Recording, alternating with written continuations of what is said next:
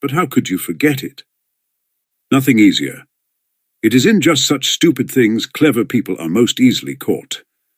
The more cunning a man is, the less he suspects that he will be caught in a simple thing. The more cunning a man is, the simpler the trap he must be caught in. Porphyry is not such a fool as you think.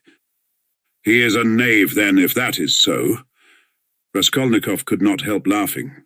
But at the very moment he was struck by the strangeness of his own frankness, and the eagerness with which he had made this explanation, though he had kept up all the preceding conversation with gloomy repulsion, obviously with a motive, from necessity. I am getting a relish for certain aspects, he thought to himself, but almost at the same instant he became suddenly uneasy, as though an unexpected and alarming idea had occurred to him. His uneasiness kept on increasing. They had just reached the entrance to Bakalaev's. "Go in alone," said Raskolnikov suddenly. "I will be back directly." "Where are you going? Why, we are just here." "I can't help it. I will come in half an hour. Tell them." "Say what you like. I will come with you." "You too want to torture me," he screamed with such bitter irritation, such despair in his eyes that Razumikhin's hands dropped. He stood for some time on the steps, looking gloomily at Raskolnikov, striding rapidly away in the direction of his lodging. At last, gritting his teeth and clenching his fist, he swore he would squeeze Porphyry like a lemon that very day, and went up the stairs to reassure Pulcheria Alexandrovna, who was by now alarmed at their long absence. When Raskolnikov got home, his hair was soaked with sweat and he was breathing heavily. He went rapidly up the stairs, walked into his unlocked room and at once fastened the latch. Then, in senseless terror, he rushed to the corner, to that hole under the paper where he had put the things, put his hand in and for some minutes felt carefully in the hole, in every crack and fold of the paper. Finding nothing, he got up and drew a deep breath. As he was reaching the steps of Bakalaev's, he suddenly fancied that something, a chain, a stud, or even a bit of paper in which they had been wrapped with the old woman's handwriting on it, might somehow have slipped out and been lost in some crack, and then might suddenly turn up as unexpected, conclusive evidence against him. He stood as though lost in thought, and a strange, humiliated, half-senseless smile strayed on his lips. He took his cap at last and went quietly out of the room. His ideas were all tangled. He went dreamily through the gateway. "Here he is himself!" shouted a loud voice. He raised his head. The porter was standing at the door of his little room and was pointing him out to a short man who looked like an artisan, wearing a long coat and a waistcoat, and looking at a distance remarkably like a woman. He stooped, and his head in a greasy cap hung forward. From his wrinkled, flabby face he looked over 50. His little eyes were lost in fat, and they looked out grimly, sternly, and discontentedly. "What is it?" Raskolnikov asked, going up to the porter. The man stole a look at him from under his brows, and he looked at him attentively, deliberately. Then he turned slowly and went out of the gate into the street, without saying a word. "What is it?" cried Raskolnikov. "Why, he there was asking whether a student lived here, mentioned your name and whom you lodged with. I saw you coming and pointed you out, and he went away. It's funny." The porter, too, seemed rather puzzled, but not much so, and after wondering for a moment he turned and went back to his room. Raskolnikov ran after the stranger, and at once caught sight of him walking along the other side of the street, with the same even, deliberate step, with his eyes fixed on the ground, as though in meditation. He soon overtook him, but for some time walked behind him. At last, moving on to a level with him, he looked at his face. The man noticed him at once, looked at him quickly, but dropped his eyes again, and so they walked for a minute side by side without uttering a word. "You were inquiring for me of the porter?" Raskolnikov said at last, but in a curiously quiet voice. The man made no answer. He didn't even look at him. Again they were both silent. "Why do you come and ask for me, and say nothing? What's the meaning of it?" Raskolnikov's voice broke, and he seemed unable to articulate the words clearly. The man raised his eyes this time and turned a gloomy, sinister look at Raskolnikov. "Murderer," he said suddenly in a quiet but clear and distinct voice. Raskolnikov went on walking beside him. His legs felt suddenly weak, a cold shiver ran down his spine, and his heart seemed to stand still for a moment, then suddenly began throbbing as though it were set free. So they walked for about 100 paces, side by side, in silence. The man did not look at him. "What do you mean? What is?" "Who is a murderer?" muttered Raskolnikov hardly audibly. "You are a murderer," the man answered still more articulately and emphatically, with a smile of triumphant hatred, and again he looked straight into Raskolnikov's pale face and stricken eyes. They had just reached the crossroads. The man turned to the left without looking behind him. Raskolnikov remained standing, gazing after him. He saw him turn round 50 paces away and look back at him still standing there. Raskolnikov could not see clearly, but he fancied that he was again smiling the same smile of cold hatred and triumph. With slow, faltering steps, with shaking knees, Raskolnikov made his way back to his little garret, feeling chilled all over. He took off his cap and put it on the table, and for 10 minutes he stood without moving. Then he sank exhausted on the sofa, and with a weak moan of pain, he stretched himself on it. So he lay for half an hour. He thought of nothing. Some thoughts, or fragments of thoughts, some images without order or coherence floated before his mind, faces of people he had seen in his childhood or met somewhere once, whom he would never have recalled, the belfry of the church at V, the billiard table in a restaurant and some officers playing billiards, the smell of cigars in some underground tobacco shop, a tavern room, a back staircase quite dark, all sloppy with dirty water and strewn with eggshells, and the Sunday bells floating in from somewhere. The images followed one another, whirling like a hurricane. Some of them he liked and tried to clutch at, but they faded, and all the while there was an oppression within him. But it was not overwhelming. Sometimes it was even pleasant. The slight shivering still persisted, but that too was an almost pleasant sensation. He heard the hurried footsteps of Razumikhin. He closed his eyes and pretended to be asleep. Razumikhin opened the door and stood for some time in the doorway as though hesitating. Then he stepped softly into the room and went cautiously to the sofa. Raskolnikov heard Nastasia's whisper, "Snap! Don't disturb him, let him sleep, he can have his dinner later." "Quite so," answered Razumikhin. Both withdrew carefully and closed the door. Another half-hour passed. Raskolnikov opened his eyes, turned on his back again, clasping his hands behind his head. Who is he? Who is that man who sprang out of the earth? Where was he? What did he see? He has seen it all, that's clear. Where was he then? And from where did he see? Why has he only now sprung out of the earth? And how could he see? Is it possible? Continued Raskolnikov, turning cold and shivering. And the jewel case Nikolai found behind the door, was that possible? A clue?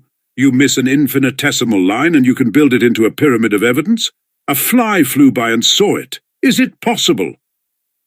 He felt with sudden loathing how weak, how physically weak he had become.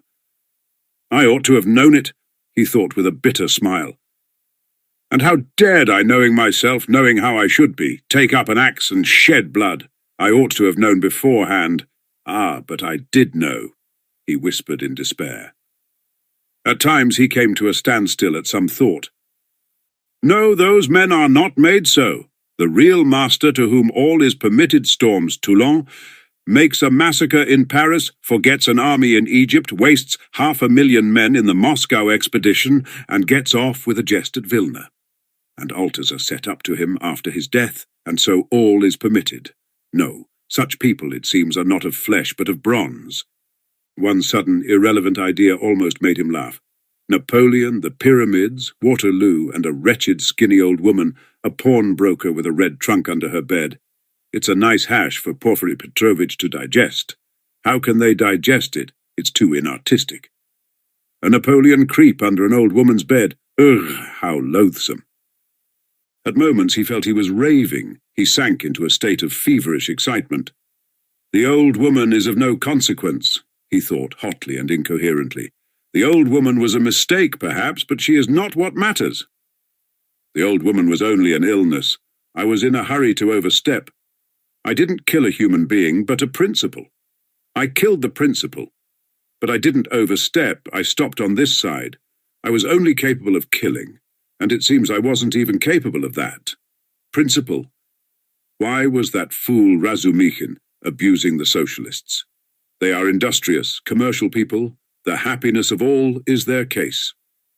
No, life is only given to me once, and I shall never have it again. I don't want to wait for the happiness of all. I want to live myself, or else better not live at all. I simply couldn't pass by my mother starving, keeping my ruble in my pocket while I waited for the happiness of all. I'm putting my little brick into the happiness of all, and so my heart is at peace. Ha ha, why have you let me slip?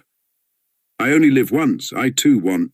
I am an aesthetic louse and nothing more, he added suddenly, laughing like a madman. Yes, I am certainly a louse, he went on, clutching at the idea, gloating over it and playing with it with vindictive pleasure.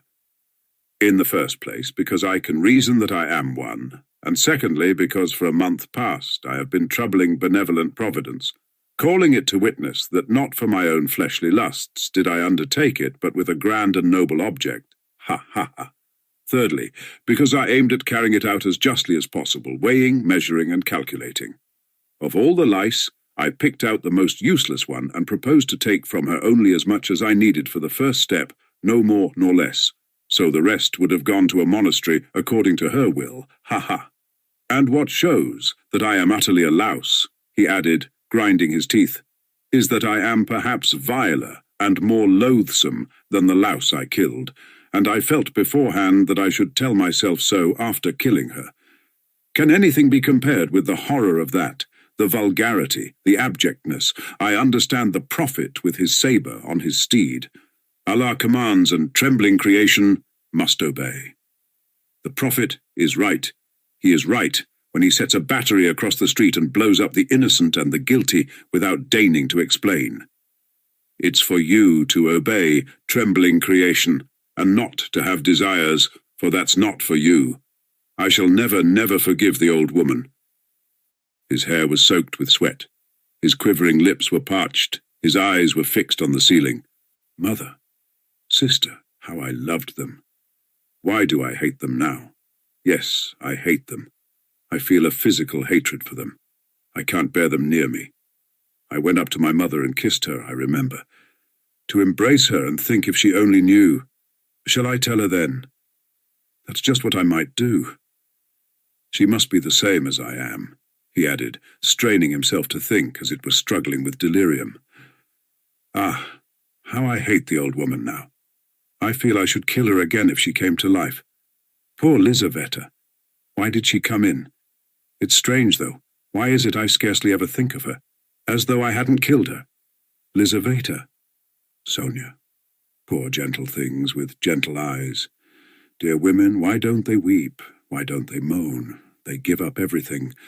Their eyes are soft and gentle. Sonia, Sonia. Gentle Sonia.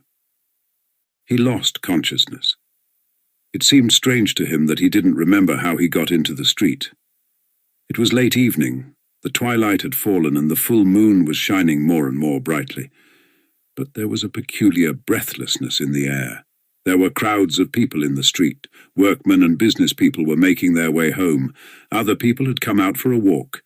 There was a smell of mortar, dust, and stagnant water. Raskolnikov walked along, mournful and anxious. He was distinctly aware of having come out with a purpose, of having to do something in a hurry, but what it was, he had forgotten. Suddenly he stood still and saw a man standing on the other side of the street, beckoning to him. He crossed over to him, but at once the man turned and walked away with his head hanging, as though he had made no sign to him. Stay. Did he really beckon?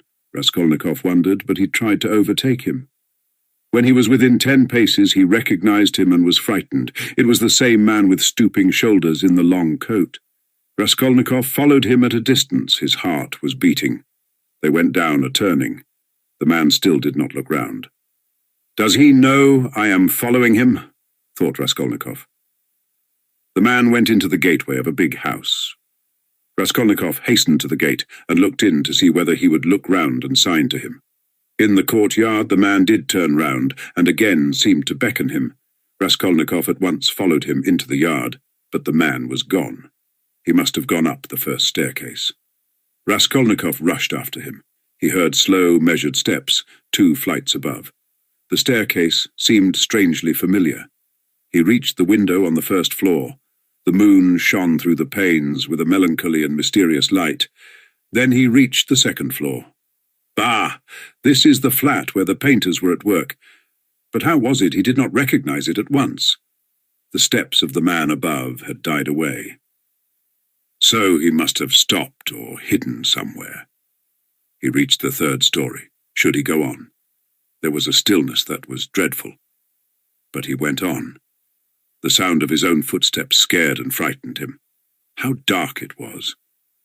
The man must be hiding in some corner here. Ah! The flat was standing wide open. He hesitated and went in. It was very dark and empty in the passage, as though everything had been removed. He crept on tiptoe into the parlour, which was flooded with moonlight. Everything there was as before. The chairs, the looking-glass, the yellow sofa, and the pictures in the frames. A huge, round, copper-red moon looked in at the windows. It's the moon that makes it so still, weaving some mystery, thought Raskolnikov. He stood and waited a long while, and the more silent the moonlight, the more violently his heart beat, till it was painful. And still the same hush. Suddenly he heard a momentary sharp crack like the snapping of a splinter, and all was still again. A fly flew up suddenly and struck the window pane with a plaintive buzz. At that moment he noticed in the corner between the window and the little cupboard something like a cloak hanging on the wall. Why is that cloak here? He thought. It wasn't there before. He went up to it quietly, and felt that there was someone hiding behind it. He cautiously moved the cloak and saw, sitting on a chair in the corner, the old woman bent double so that he couldn't see her face. But it was she. He stood over her. She is afraid, he thought. He stealthily took the axe from the noose and struck her one blow, then another on the skull. But strange to say, she did not stir, as though she were made of wood. He was frightened, bent down nearer, and tried to look at her. But she, too, bent her head lower. He bent right down to the ground and peeped up into her face from below. He peeped and turned cold with horror.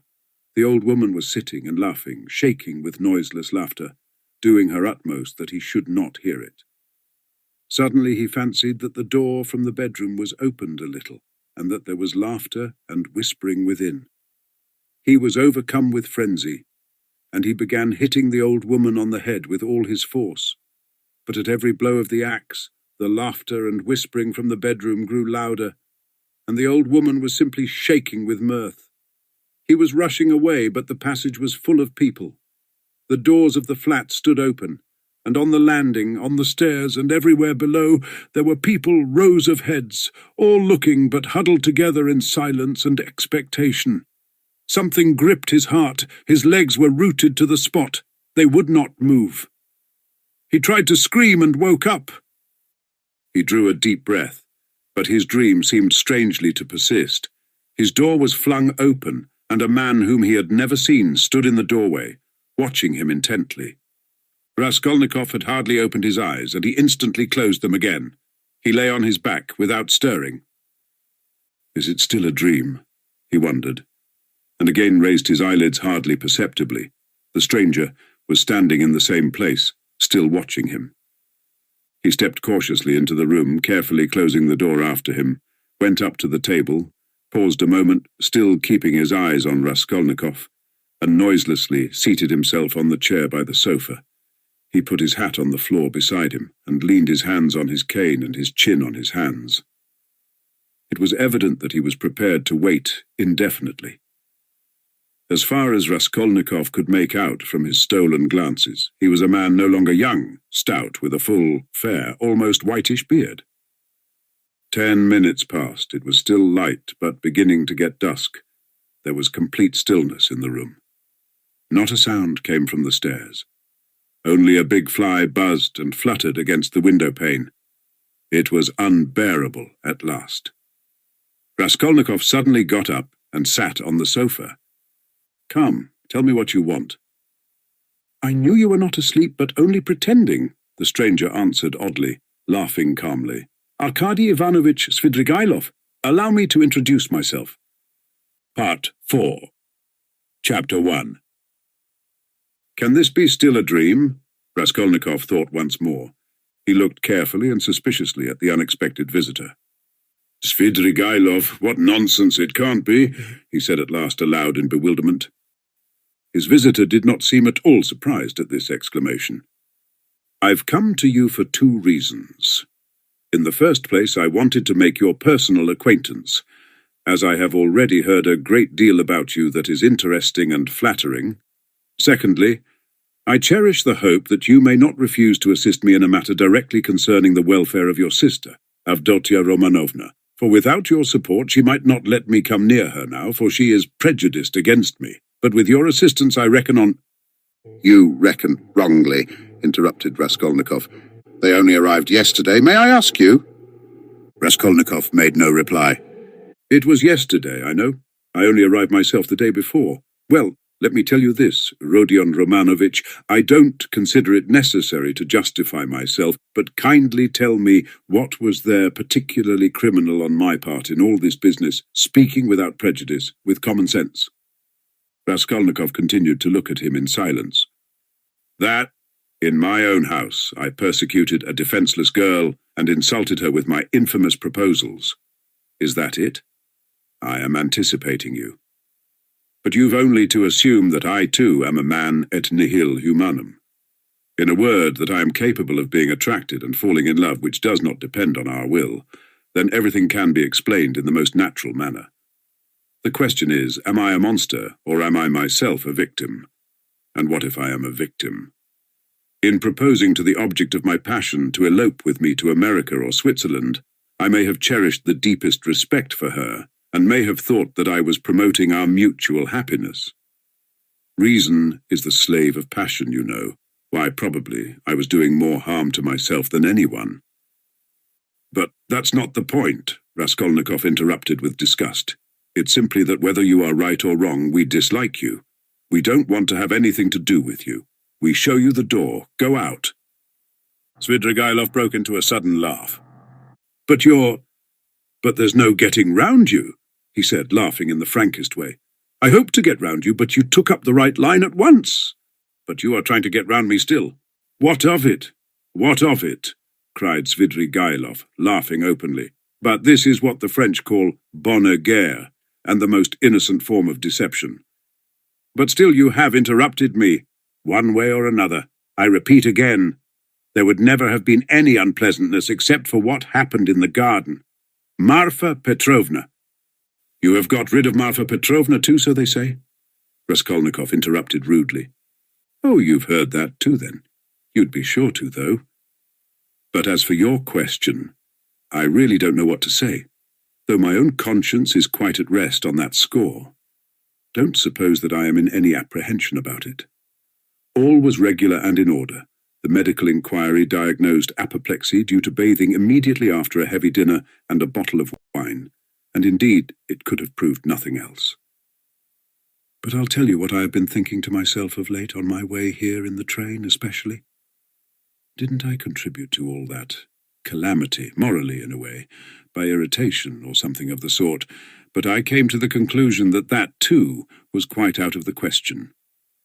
Raskolnikov laughed. I wonder you trouble yourself about it. But what are you laughing at? Only consider, I struck her just twice with a switch. There were no marks even. Don't regard me as a cynic, please. I am perfectly aware how atrocious it was of me and all that.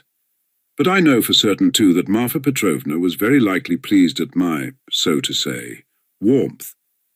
The story of your sister had been wrung out to the last drop. For the last 3 days, Marfa Petrovna had been forced to sit at home. She had nothing to show herself with in the town. Besides, she had bored them so with that letter. You heard about her reading the letter. And all of a sudden, those 2 switches fell from heaven. Her first act was to order the carriage to be got out. Not to speak of the fact that there are cases when women are very, very glad to be insulted in spite of all their show of indignation. There are instances of it with everyone. Human beings in general, indeed, greatly love to be insulted. Have you noticed that? But it's particularly so with women. One might even say it's their only amusement. At one time, Raskolnikov thought of getting up and walking out and so finishing the interview. But some curiosity and even a sort of prudence made him linger for a moment. "You are fond of fighting?" he asked carelessly. "No, not very," Svidrigailov answered calmly, "and Marfa Petrovna and I scarcely ever fought. We lived very harmoniously, and she was always pleased with me. I only used the whip twice in all our 7 years, not counting a third occasion of a very ambiguous character. The first time, 2 months after our marriage, immediately after we arrived in the country, and the last time was that of which we are speaking. Did you suppose I was such a monster, such a reactionary, such a slave driver? Ha! Ha! Ha! Ha! By the way, do you remember Rodion Romanovich, how a few years ago, in those days of beneficent publicity, a nobleman, I've forgotten his name, was put to shame everywhere, in all the papers, for having thrashed a German woman in the railway train? You remember? It was in those days, that very year, I believe, the disgraceful action of the age took place. You know, the Egyptian Nights, that public reading, you remember? The dark eyes, you know, the golden days of our youth, where are they? Well, as for the gentleman who thrashed the German, I feel no sympathy with him, because after all, what need is there for sympathy? But I must say that there are sometimes such provoking Germans that I don't believe there is a progressive who could quite answer for himself. No one looked at the subject from that point of view then, but that's the truly humane point of view, I assure you. After saying this, Svidrigailov broke into a sudden laugh again. Raskolnikov saw clearly that this was a man with a firm purpose in his mind, and able to keep it to himself. "I expect you've not talked to anyone for some days?" he asked. "Scarcely anyone. I suppose you are wondering at my being such an adaptable man?" "No, I'm only wondering at your being too adaptable a man. Because I am not offended at the rudeness of your questions. Is that it? But why take offence?" "As you asked, so I answered," he replied with a surprising expression of simplicity. "You know, there's hardly anything I take interest in," he went on, as it were dreamily. "Especially now I've nothing to do. You are quite at liberty to imagine, though, that I am making up to you with a motive, particularly as I told you I want to see your sister about something. But I'll confess frankly, I am very much bored. The last 3 days especially, so I am delighted to see you. Don't be angry, Rodion Romanovich, but you seem to be somehow awfully strange yourself. Say what you like. There's something wrong with you, and now too. Not this very minute, I mean, but now generally. Well, well, I won't. Don't scowl. I am not such a bear, you know, as you think." Raskolnikov looked gloomily at him. "You are not a bear, perhaps, at all," he said. "I fancy indeed that you are a man of very good breeding, or at least know how on occasion to behave like one." "I am not particularly interested in anyone's opinion," Svidrigailov answered, dryly and even with a shade of haughtiness. "And therefore why not be vulgar at times when vulgarity is such a convenient cloak for our climate, and especially if one has a natural propensity that way," he added, laughing again. "But I've heard you have many friends here. You are, as they say, not without connections. What can you want with me, then, unless you've some special object?" "That's true that I have friends here," Svidrigailov admitted, not replying to the chief point. "I've met some already. I've been lounging about for the last 3 days, and I've seen them, or they've seen me. That's a matter of course. I am well dressed and reckon not a poor man. The emancipation of the serfs hasn't affected me. My property consists chiefly of forests and water meadows. The revenue has not fallen off, but I am not going to see them. I was sick of them long ago. I've been here 3 days and have called on no one. What a town it is! How has it come into existence among us, tell me that? A town of officials and students of all sorts. Yes, there's a great deal I didn't notice when I was here 8 years ago, kicking up my heels. My only hope now is in anatomy. By Jove, it is." "Anatomy? But as for these clubs, douceaux, parades, or progress, indeed, maybe. Well, all that can go on without me," he went on, again without noticing the question.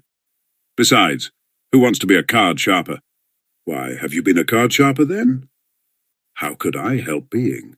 There was a regular set of us, men of the best society. 8 years ago we had a fine time, and all men of breeding, you know, poets, men of property. And indeed, as a rule, in our Russian society, the best manners are found among those who've been thrashed. Have you noticed that? I've deteriorated in the country, but I did get into prison for debt through a low Greek who came from Nezhin.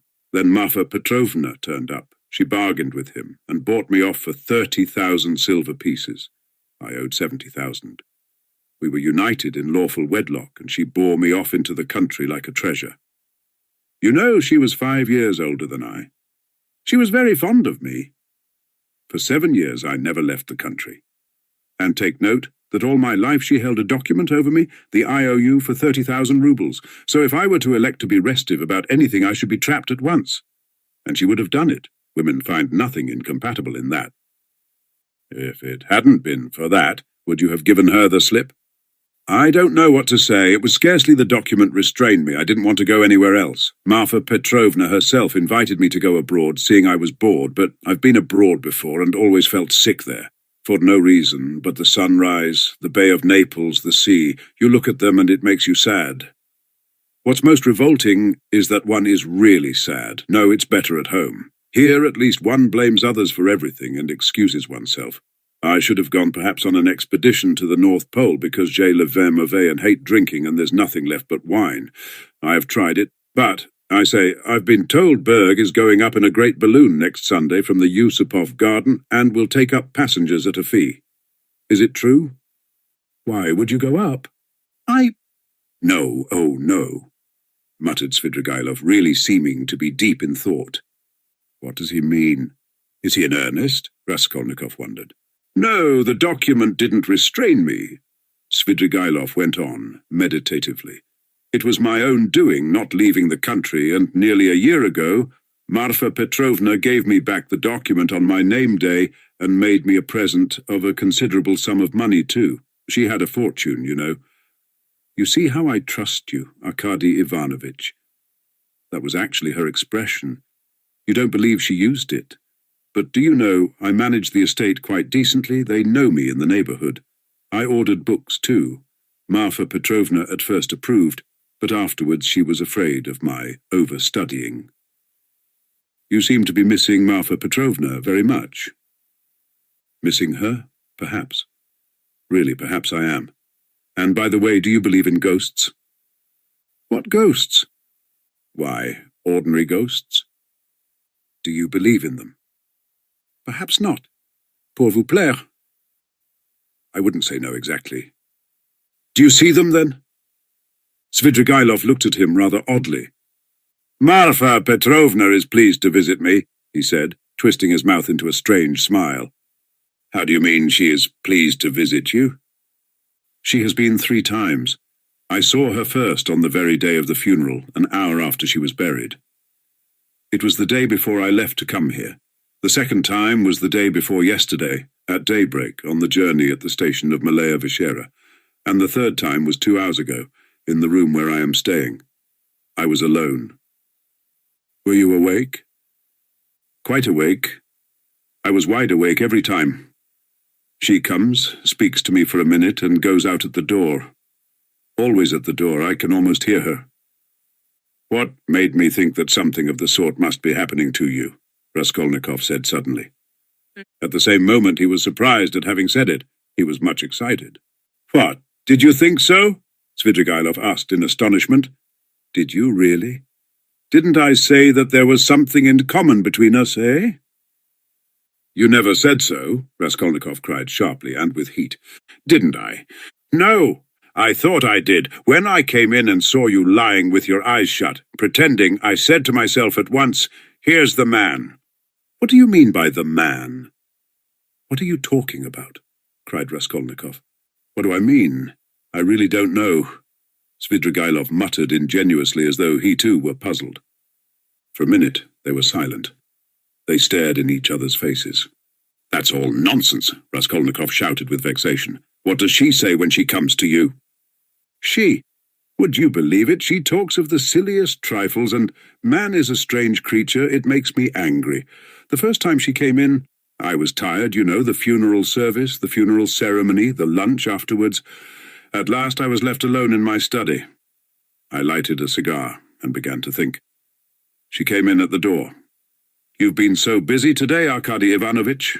You have forgotten to wind the dining room clock," she said. "All those 7 years I've wound that clock every week, and if I forgot it, she would always remind me." The next day I set off on my way here. I got out at the station at daybreak. I'd been asleep, tired out, with my eyes half open. I was drinking some coffee. I looked up, and there was suddenly Marfa Petrovna sitting beside me with a pack of cards in her hands. "Shall I tell your fortune for the journey, Arkady Ivanovitch?" She was a great hand at telling fortunes. I shall never forgive myself for not asking her to. I ran away in a fright, and besides, the bell rang. I was sitting today, feeling very heavy after a miserable dinner from a cook shop. I was sitting smoking, all of a sudden Marfa Petrovna again. She came in very smart, in a new green silk dress with a long train. "Good day, Arkady Ivanovitch. How do you like my dress? Aniska can't make like this." Aniska was a dressmaker in the country, one of our former serf girls who had been trained in Moscow, a pretty wench. She stood turning round before me. I looked at the dress, and then I looked carefully, very carefully at her face. "I wonder you trouble to come to me about such trifles, Marfa Petrovna. Good gracious, you won't let one disturb you about anything." To tease her, I said, "I want to get married, Marfa Petrovna." "That's just like you, Arkady Ivanovitch. It does you very little credit to come looking for a bride when you've hardly buried your wife. And if you could make a good choice at least, but I know it won't be for your happiness or hers, you will only be a laughing-stock to all good people." Then she went out, and her train seemed to rustle. "Isn't it nonsense, eh?" "But perhaps you're telling lies," Raskolnikov put in. "I rarely lie," answered Svidrigailov thoughtfully, apparently not noticing the rudeness of the question. "And in the past, have you ever seen ghosts before?" Yes, I have seen them, but only once in my life, 6 years ago. I had a serf, Filka. Just after his burial, I called out forgetting, 'Filka, my pipe.' He came in and went to the cupboard where my pipes were. I sat still and thought, he is doing it out of revenge, because we had a violent quarrel just before his death. 'How dare you come in with a hole in your elbow?' I said. 'Go away, you scamp.' He turned and went out, and never came again. I didn't tell Marfa Petrovna at the time. I wanted to have a service sung for him, but I was ashamed. You should go to a doctor. I know I'm not well without your telling me, though I don't know what's wrong. I believe I am 5 times as strong as you are. I didn't ask you whether you believe that ghosts are seen, but whether you believe that they exist." "No, I won't believe it," Raskolnikov cried with positive anger. "What do people generally say?" muttered Svidrigailov, as though speaking to himself, looking aside and bowing his head. "They say you are ill, so what appears to you is only unreal fantasy. But that's not strictly logical. I agree that ghosts only appear to the sick, but that only proves that they are unable to appear except to the sick, not that they don't exist." "Nothing of the sort," Raskolnikov insisted irritably. "No, you don't think so." Svidrigailov went on, looking at him deliberately. "But what do you say to this argument? Help me with it. Ghosts are, as it were, shreds and fragments of other worlds, the beginning of them. A man in health has, of course, no reason to see them, because he is above all a man of this earth, and is bound for the sake of completeness and order to live only in this life. But as soon as one is ill, as soon as the normal earthly order of the organism is broken, one begins to realize the possibility of another world, and the more seriously ill one is, the closer becomes one's contact with that other world, so that as soon as the man dies, he steps straight into that world. I thought of that long ago. If you believe in a future life, you could believe in that too." "I don't believe in a future life," said Raskolnikov.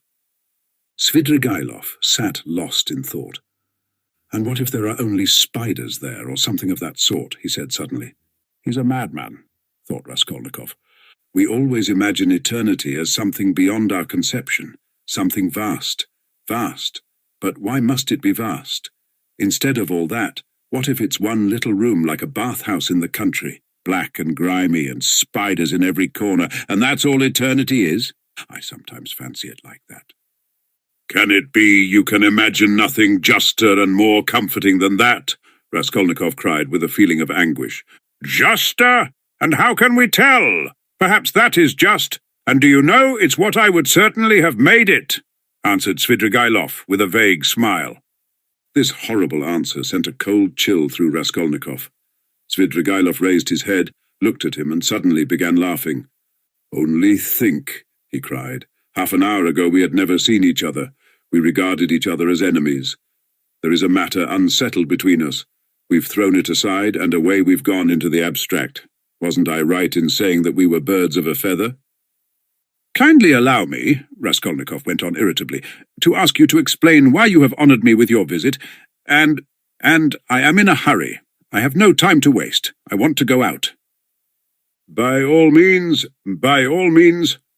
Your sister, Avdotia Romanovna, is going to be married to Mr. Luzhin Pyotr Petrovitch. Can you refrain from any question about my sister and from mentioning her name? I can't understand how you dare utter her name in my presence if you really are Svidrigailov. Why, but I've come here to speak about her. How can I avoid mentioning her? Very good, speak, but make haste. I am sure that you must have formed your own opinion of this Mr. Luzhin, who is a connection of mine through my wife, if you have only seen him for half an hour or heard any facts about him. He is no match for Avdotia Romanovna. I believe Avdotia Romanovna is sacrificing herself generously and imprudently for the sake of her family. I fancied, from all I had heard of you, that you would be very glad if the match could be broken off without the sacrifice of worldly advantages. Now I know you personally, I am convinced of it. All this is very naive. Excuse me, I should have said impudent on your part, said Raskolnikov. You mean to say that I am seeking my own ends? Don't be uneasy, Rodion Romanovich. If I were working for my own advantage, I would not have spoken out so directly. I am not quite a fool. I will confess something psychologically curious about that. Just now, defending my love for Avdotia Romanovna, I said I was myself the victim. Well, let me tell you that I've no feeling of love now, not the slightest, so that I wonder myself indeed, for I really did feel something. Through idleness and depravity, Raskolnikov put in. I certainly am idle and depraved, but your sister has such qualities that even I could not help being impressed by them. But that's all nonsense, as I see myself now. Have you seen that long? I began to be aware of it before, but was only perfectly sure of it the day before yesterday, almost at the moment I arrived in Petersburg. I still fancied in Moscow, though, that I was coming to try to get Avdotia Romanovna's hand and to cut out Mr. Luzhin. Excuse me for interrupting you. Kindly be brief and come to the object of your visit. I'm in a hurry. I want to go out. With the greatest pleasure. On arriving here and determining on a certain journey, I should like to make some necessary preliminary arrangements. I left my children with an aunt. They are well provided for, and they have no need of me personally. And a nice father I should make, too. I have taken nothing but what Marfa Petrovna gave me a year ago. That's enough for me. Excuse me, I am just coming to the point. Before the journey, which may come off, I want to settle Mr. Luzhin, too. It's not that I detest him so much, but it was through him I quarrelled with Marfa Petrovna when I learned that she had dished up this marriage. I want now to see Avdotia Romanovna through your mediation, and if you like in your presence to explain to her that in the first place she will never gain anything but harm from Mr. Luzhin. Then, begging her pardon for all past unpleasantness, to make her a present of 10,000 roubles and so assist the rupture with Mr. Luzhin, a rupture to which I believe she is herself not disinclined, if she could see the way to it. You are certainly mad, cried Raskolnikov, not so much angered as astonished. How dare you talk like that? I knew you would scream at me, but in the first place, though I am not rich, this 10,000 roubles is perfectly free. I have absolutely no need for it. If Avdotia Romanovna does not accept it, I shall waste it in some more foolish way. That's the first thing. Secondly, my conscience is perfectly easy. I make the offer with no ulterior motive. You may not believe it, but in the end, Avdotia Romanovna and you will know. The point is that I did actually cause your sister, whom I greatly respect, some trouble and unpleasantness, and so, sincerely regretting it, I want not to compensate, not to repay her for the unpleasantness, but simply to do something to her advantage, to show that I am not, after all, privileged to do nothing but harm. If there were a millionth fraction of self-interest in my offer, I should not have made it so openly, and I should not have offered her 10,000 only when 5 weeks ago I offered her more. Besides, I may, perhaps, very soon marry a young lady, and that alone ought to prevent suspicion of any design on Avdotia Romanovna. In conclusion, let me say that in marrying Mr. Luzhin, she is taking money just the same, only from another man. Don't be angry, Rodion Romanovich. Think it over, coolly and quietly. Svidrigailov himself was exceedingly cool and quiet as he was saying this. I beg you to say no more, said Raskolnikov. In any case, this is unpardonable impertinence. Not in the least. Then a man may do nothing but harm to his neighbour in this world, and is prevented from doing the tiniest bit of good by trivial, conventional formalities. That's absurd. If I died, for instance, and left that sum to your sister in my will, surely she wouldn't refuse it. Very likely she would. Oh no, indeed. However, if you refuse it, so be it, though 10,000 roubles is a capital thing to have on occasion. In any case, I beg you to repeat what I have said to Avdotia Romanovna. No, I won't. In that case, Rodion Romanovich, I shall be obliged to try and see her myself and worry her by doing so. And if I do tell her, will you not try to see her? I don't know really what to say. I should like very much to see her once more. Don't hope for it. I'm sorry, but you don't know me. Perhaps we may become better friends. You think we may become friends? And why not? Svidrigailov said, smiling. He stood up and took his hat. I didn't quite intend to disturb you, and I came here without reckoning on it, though I was very much struck by your face this morning. Where did you see me this morning? Raskolnikov asked uneasily. I saw you by chance. I kept fancying there is something about you like me. But don't be uneasy. I am not intrusive. I used to get on all right with card sharpers, and I never bored Prince Sverby, a great personage who is a distant relation of mine, and I could write about Raphael's Madonna in Madame Prilukov's album, and I never left Marfa Petrovna's side for 7 years, and I used to stay the night at Vyazemsky's house in the Haymarket in the old days, and I may go up in a balloon with Berg, perhaps. Oh, all right. Are you starting soon on your travels, may I ask? What travels? Why, on that journey. You spoke of it yourself. A journey? Oh, yes, I did speak of a journey. Well, that's a wide subject. If only you knew what you are asking, he added, and gave a sudden, loud, short laugh. Perhaps I'll get married instead of the journey. They're making a match for me. Here? Yes. How have you had time for that? But I am very anxious to see Avdotia Romanovna once. I earnestly beg it. Well, goodbye for the present. Oh, yes, I have forgotten something. Tell your sister, Rodion Romanovich, that Marfa Petrovna remembered her in her will and left her 3,000 roubles. That's absolutely certain. Marfa Petrovna arranged it a week before her death, and it was done in my presence.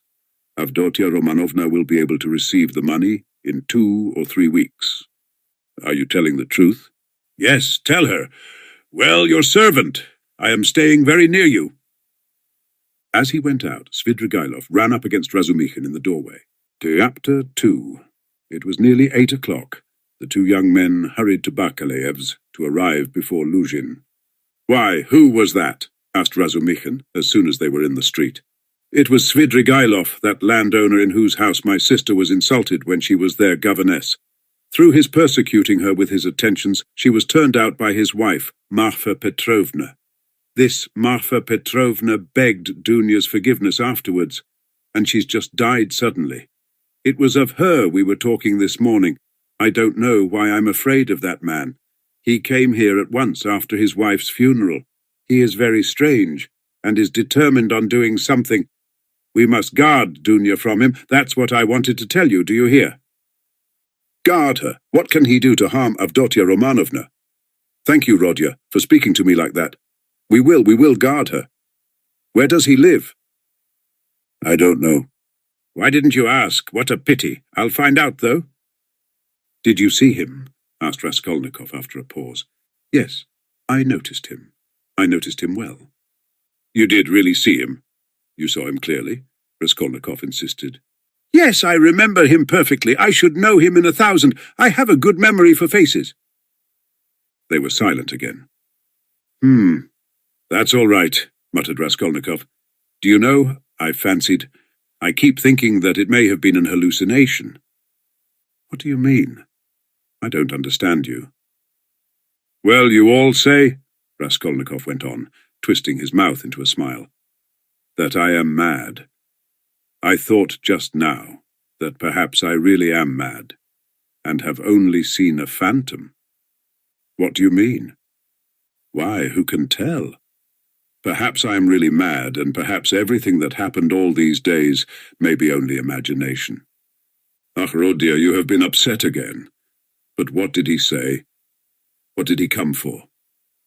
Raskolnikov did not answer. Razumikhin thought a minute. Now let me tell you my story, he began. I came to you, you were asleep. Then we had dinner, and then I went to Porfiry's. Zametov was still with him. I tried to begin, but it was no use. I couldn't speak in the right way. They don't seem to understand and can't understand, but are not a bit ashamed. I drew Porfiry to the window and began talking to him, but it was still no use. He looked away and I looked away.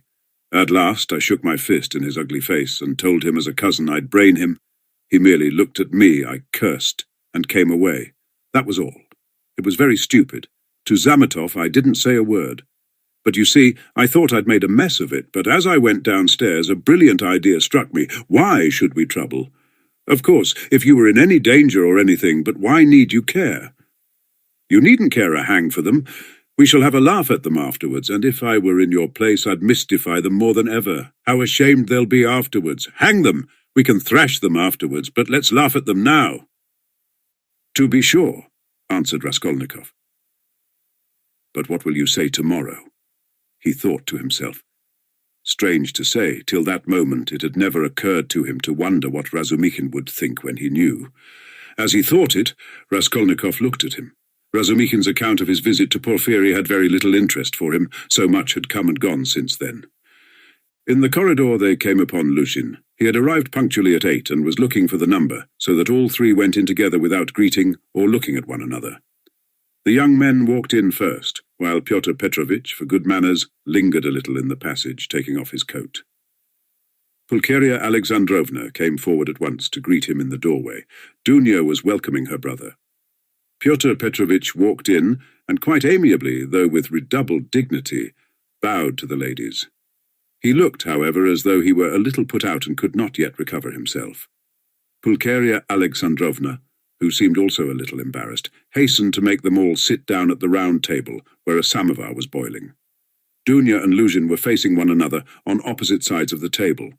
Razumikhin and Raskolnikov were facing Pulcheria Alexandrovna. Razumikhin was next to Luzhin, and Raskolnikov was beside his sister. A moment's silence followed. Pyotr Petrovitch deliberately drew out a cambric handkerchief reeking of scent, and blew his nose with an air of a benevolent man who felt himself slighted, and was firmly resolved to insist on an explanation. In the passage the idea had occurred to him to keep on his overcoat and walk away, and so give the two ladies a sharp and emphatic lesson, and make them feel the gravity of the position. But he could not bring himself to do this. Besides, he could not endure uncertainty, and he wanted an explanation. If his request had been so openly disobeyed, there was something behind it, and in that case it was better to find it out beforehand. It rested with him to punish them, and there would always be time for that. "I trust you had a favourable journey?" he inquired officially of Pulcheria Alexandrovna. "Oh, very, Pyotr Petrovitch." "I am gratified to hear it, and Avdotya Romanovna is not over-fatigued either." "I am young and strong, I don't get tired, but it was a great strain for Mother," answered Dunya. "That's unavoidable. Our national railways are of terrible length. Mother Russia, as they say, is a vast country. In spite of all my desire to do so, I was unable to meet you yesterday. But I trust all passed off without inconvenience." "Oh no, Pyotr Petrovitch, it was all terribly disheartening," Pulcheria Alexandrovna hastened to declare with peculiar intonation. "And if Dmitri Prokofitch had not been sent us, I really believe by God himself, we should have been utterly lost. Here he is, Dmitri Prokofitch Razumikhin," she added, introducing him to Luzhin. "I had the pleasure yesterday," muttered Pyotr Petrovitch, with a hostile glance, sidelong at Razumikhin. Then he scowled and was silent.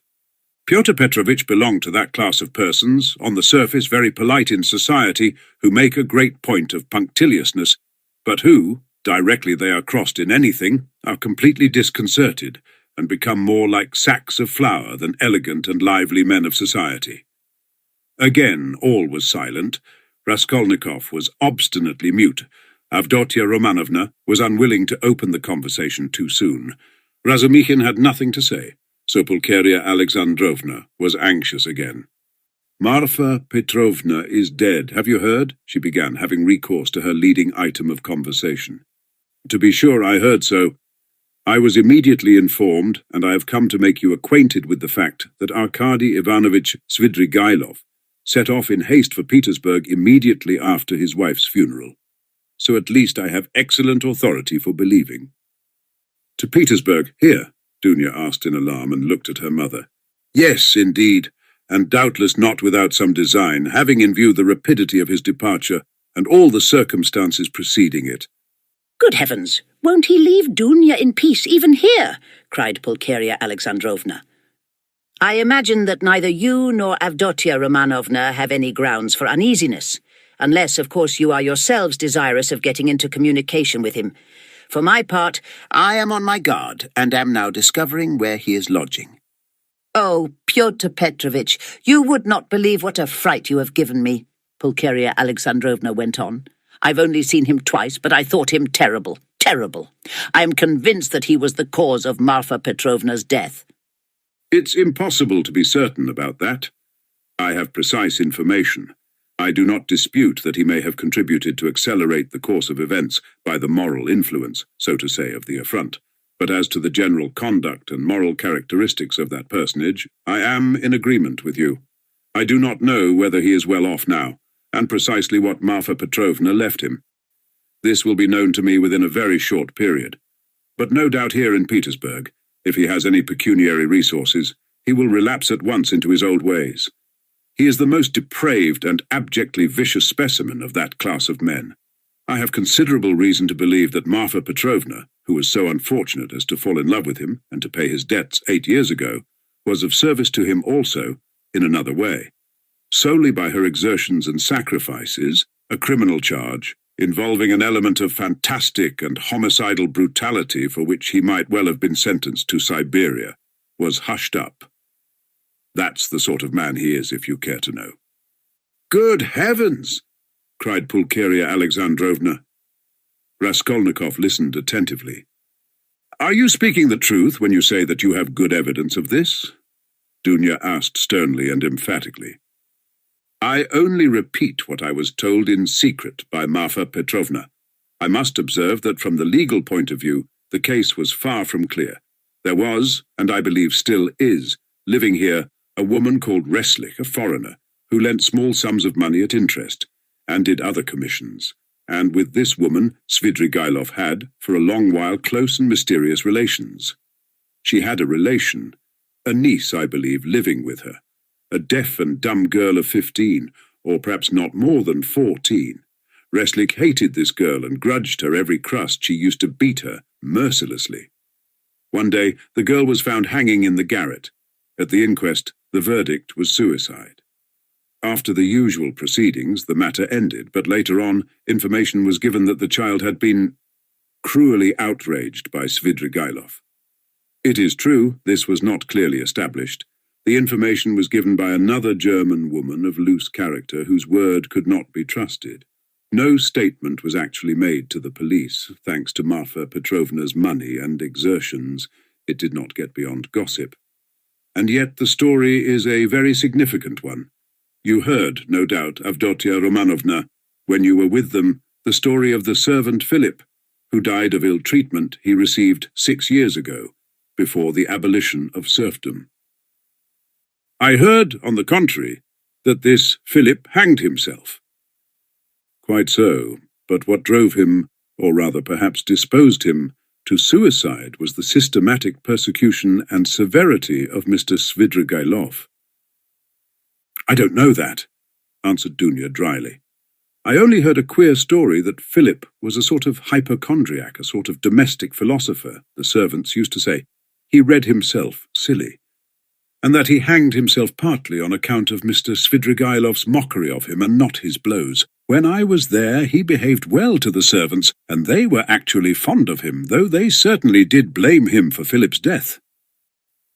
I perceive, Avdotia Romanovna, that you seem disposed to undertake his defence all of a sudden, Luzhin observed, twisting his lips into an ambiguous smile. There's no doubt that he is an astute man, and insinuating where ladies are concerned, of which Marfa Petrovna, who has died so strangely, is a terrible instance.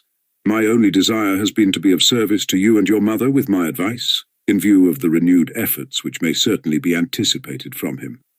For my part, it's my firm conviction that he will end in a debtor's prison again. Marfa Petrovna had not the slightest intention of settling anything substantial on him, having regard for his children's interests, and if she left him anything, it would only be the merest sufficiency, something insignificant and ephemeral, which would not last a year for a man of his habits. Pyotr Petrovitch, I beg you, said Dunya, say no more of Mr. Svidrigailov. It makes me miserable. He has just been to see me, said Raskolnikov, breaking his silence for the first time. There were exclamations from all, and they all turned to him. Even Pyotr Petrovitch was roused. An hour and a half ago he came in when I was asleep, waked me, and introduced himself, Raskolnikov continued. He was fairly cheerful and at ease, and quite hopes that we shall become friends. He is particularly anxious, by the way, Dunya, for an interview with you at which he asked me to assist. He has a proposition to make to you, and he told me about it. He told me, too, that a week before her death, Marfa Petrovna left you 3,000 roubles in her will, Dunya, and that you can receive the money very shortly. Thank God, cried Pulcheria Alexandrovna, crossing herself. Pray for her soul, Dunya. It's a fact, broke from Luzhin. Tell us, what more? Dunya urged Raskolnikov.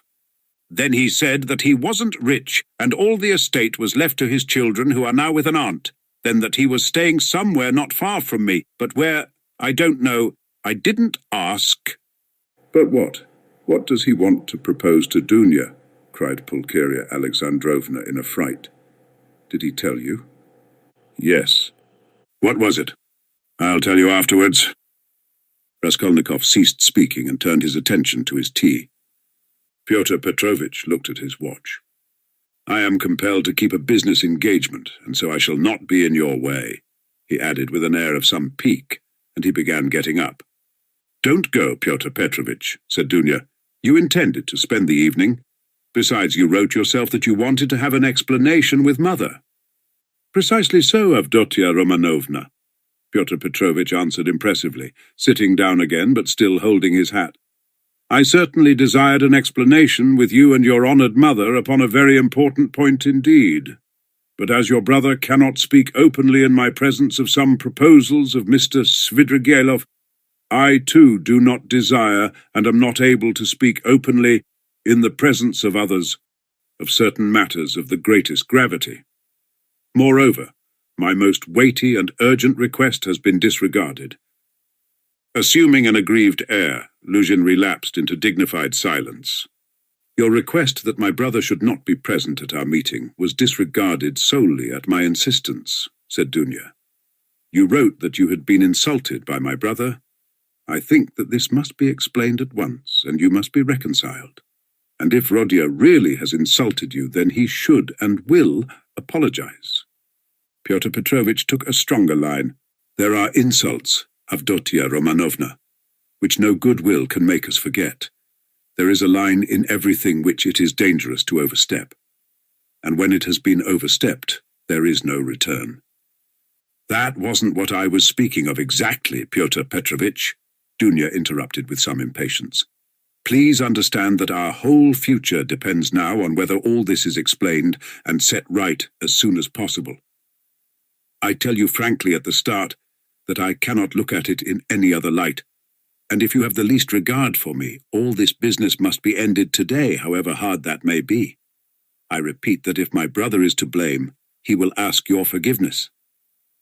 I'm surprised at your putting the question like that, said Luzhin, getting more and more irritated. Esteeming, and so to say, adoring you, I may at the same time very well indeed be able to dislike some member of your family. Though I lay claim to the happiness of your hand, I cannot accept duties incompatible with— Ah, don't be so ready to take offence, Pyotr Petrovitch, Dunya interrupted with feeling, and be the sensible and generous man I have always considered, and wish to consider, you to be. I've given you a great promise. I am your betrothed. Trust me in this matter, and believe me, I shall be capable of judging impartially. My assuming the part of judge is as much a surprise for my brother as for you. When I insisted on his coming to our interview today after your letter, I told him nothing of what I meant to do. Understand that if you are not reconciled, I must choose between you. It must be either you or he. That is how the question rests on your side and on his. I don't want to be mistaken in my choice, and I must not be. For your sake, I must break off with my brother. For my brother's sake, I must break off with you. I can find out for certain now whether he is a brother to me, and I want to know it. And of you, whether I am dear to you, whether you esteem me, whether you are the husband for me. Avdotia Romanovna, Luzhin declared huffily, your words are of too much consequence to me. I will say more, they are offensive in view of the position I have the honor to occupy in relation to you. To say nothing of your strange and offensive setting me on a level with an impertinent boy, you admit the possibility of breaking your promise to me. You say, you or he, showing thereby of how little consequence I am in your eyes.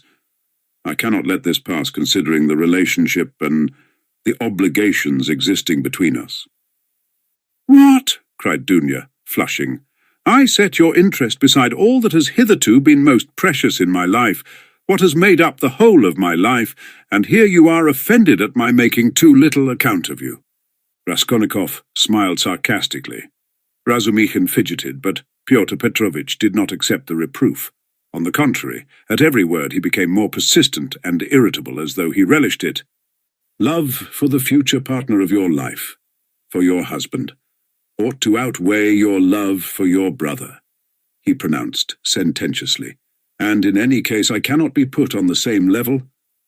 Although I said so emphatically that I would not speak openly in your brother's presence, nevertheless, I intend now to ask your honoured mother for a necessary explanation on a point of great importance closely affecting my dignity.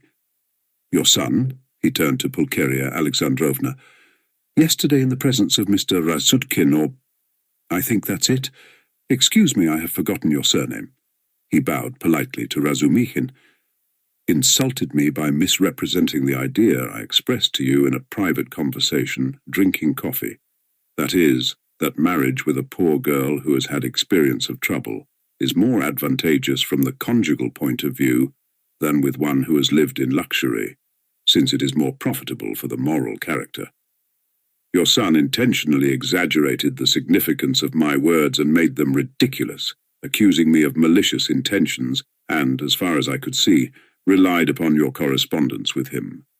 I shall consider myself happy, Pulcheria Alexandrovna, if it is possible for you to convince me of an opposite conclusion and thereby considerately reassure me. Kindly let me know in what terms precisely you repeated my words in your letter to Rodion Romanovich. I don't remember, faltered Pulcheria Alexandrovna. I repeated them as I understood them. I don't know how Rodion repeated them to you. Perhaps he exaggerated. And he could not have exaggerated them, except at your instigation. Pyotr Petrovitch, Pulcheria Alexandrovna declared with dignity, the proof that Dunya and I did not take your words in a very bad sense is the fact that we are here. Good, mother, said Dunya approvingly. Then this is my fault again, said Luzhin, aggrieved. Well, Pyotr Petrovitch, you keep blaming Rodion, but you yourself have just written what was false about him, Pulcheria Alexandrovna added, gaining courage. I don't remember writing anything false. You wrote, Raskolnikov said sharply, not turning to Luzhin, that I gave money yesterday not to the widow of the man who was killed, as was the fact, but to his daughter, whom I had never seen till yesterday. You wrote this to make dissension between me and my family, and for that object added coarse expressions about the conduct of a girl whom you don't know. All that is mean slander. Excuse me, sir, said Luzhin, quivering with fury. I enlarged upon your qualities, and conduct in my letter solely in response to your sister's and mother's inquiries, how I found you, and what impression you made on me. As for what you've alluded to in my letter, be so good as to point out one word of falsehood show, that is, that you didn't throw away your money, and that there are not worthless persons in that family, however unfortunate. To my thinking, you, with all your virtues, are not worth the little finger of that unfortunate girl at whom you throw stones. Would you go so far, then, as to let her associate with your mother and sister? I have done so already, if you care to know. I made her sit down today with mother and Dunya. Rodya! Cried Pulcheria Alexandrovna. Dunya crimsoned. Razumikhin knitted his brows. Luzhin smiled with lofty sarcasm. You may see for yourself, Avdotia Romanovna, he said, whether it is possible for us to agree. I hope now that this question is at an end, once and for all. I will withdraw, that I may not hinder the pleasures of family intimacy and the discussion of secrets. He got up from his chair and took his hat. But in withdrawing, I venture to request that for the future I may be spared similar meetings and, so to say, compromises. I appeal particularly to you, honoured Pulcheria Alexandrovna, on this subject, the more as my letter was addressed to you and to no one else. Pulcheria Alexandrovna was a little offended. You seem to think we are completely under your authority, Pyotr Petrovitch. Dunya has told you the reason your desire was disregarded. She had the best intentions, and indeed you write as though you were laying commands upon me. Are we to consider every desire of yours as a command? Let me tell you on the contrary that you ought to show particular delicacy and consideration for us now, because we have thrown up everything and have come here relying on you, and so we are in any case, in a sense, in your hands. That is not quite true, Pulcheria Alexandrovna, especially at the present moment, when the news has come of Marfa Petrovna's legacy, which seems indeed very apropos, judging from the new tone you take to me, he added sarcastically. Judging from that remark, we may certainly presume that you were reckoning on our helplessness, Dunya observed irritably, but now in any case I cannot reckon on it, and I particularly desire not to hinder your discussion of the secret proposals of Arkady Ivanovich Svidrigailov, which he has entrusted to your brother, and which have, I perceive, a great and possibly a very agreeable interest for you. Good heavens! Cried Pulcheria Alexandrovna. Razumikhin could not sit still on his chair. Aren't you ashamed now, sister? Asked Raskolnikov. I am ashamed, Rodya, said Dunya. Pyotr Petrovitch, go away. She turned to him, white with anger. Pyotr Petrovitch had apparently not at all expected such a conclusion. He had too much confidence in himself, in his power, and in the helplessness of his victims. He could not believe it even now. He turned pale, and his lips quivered.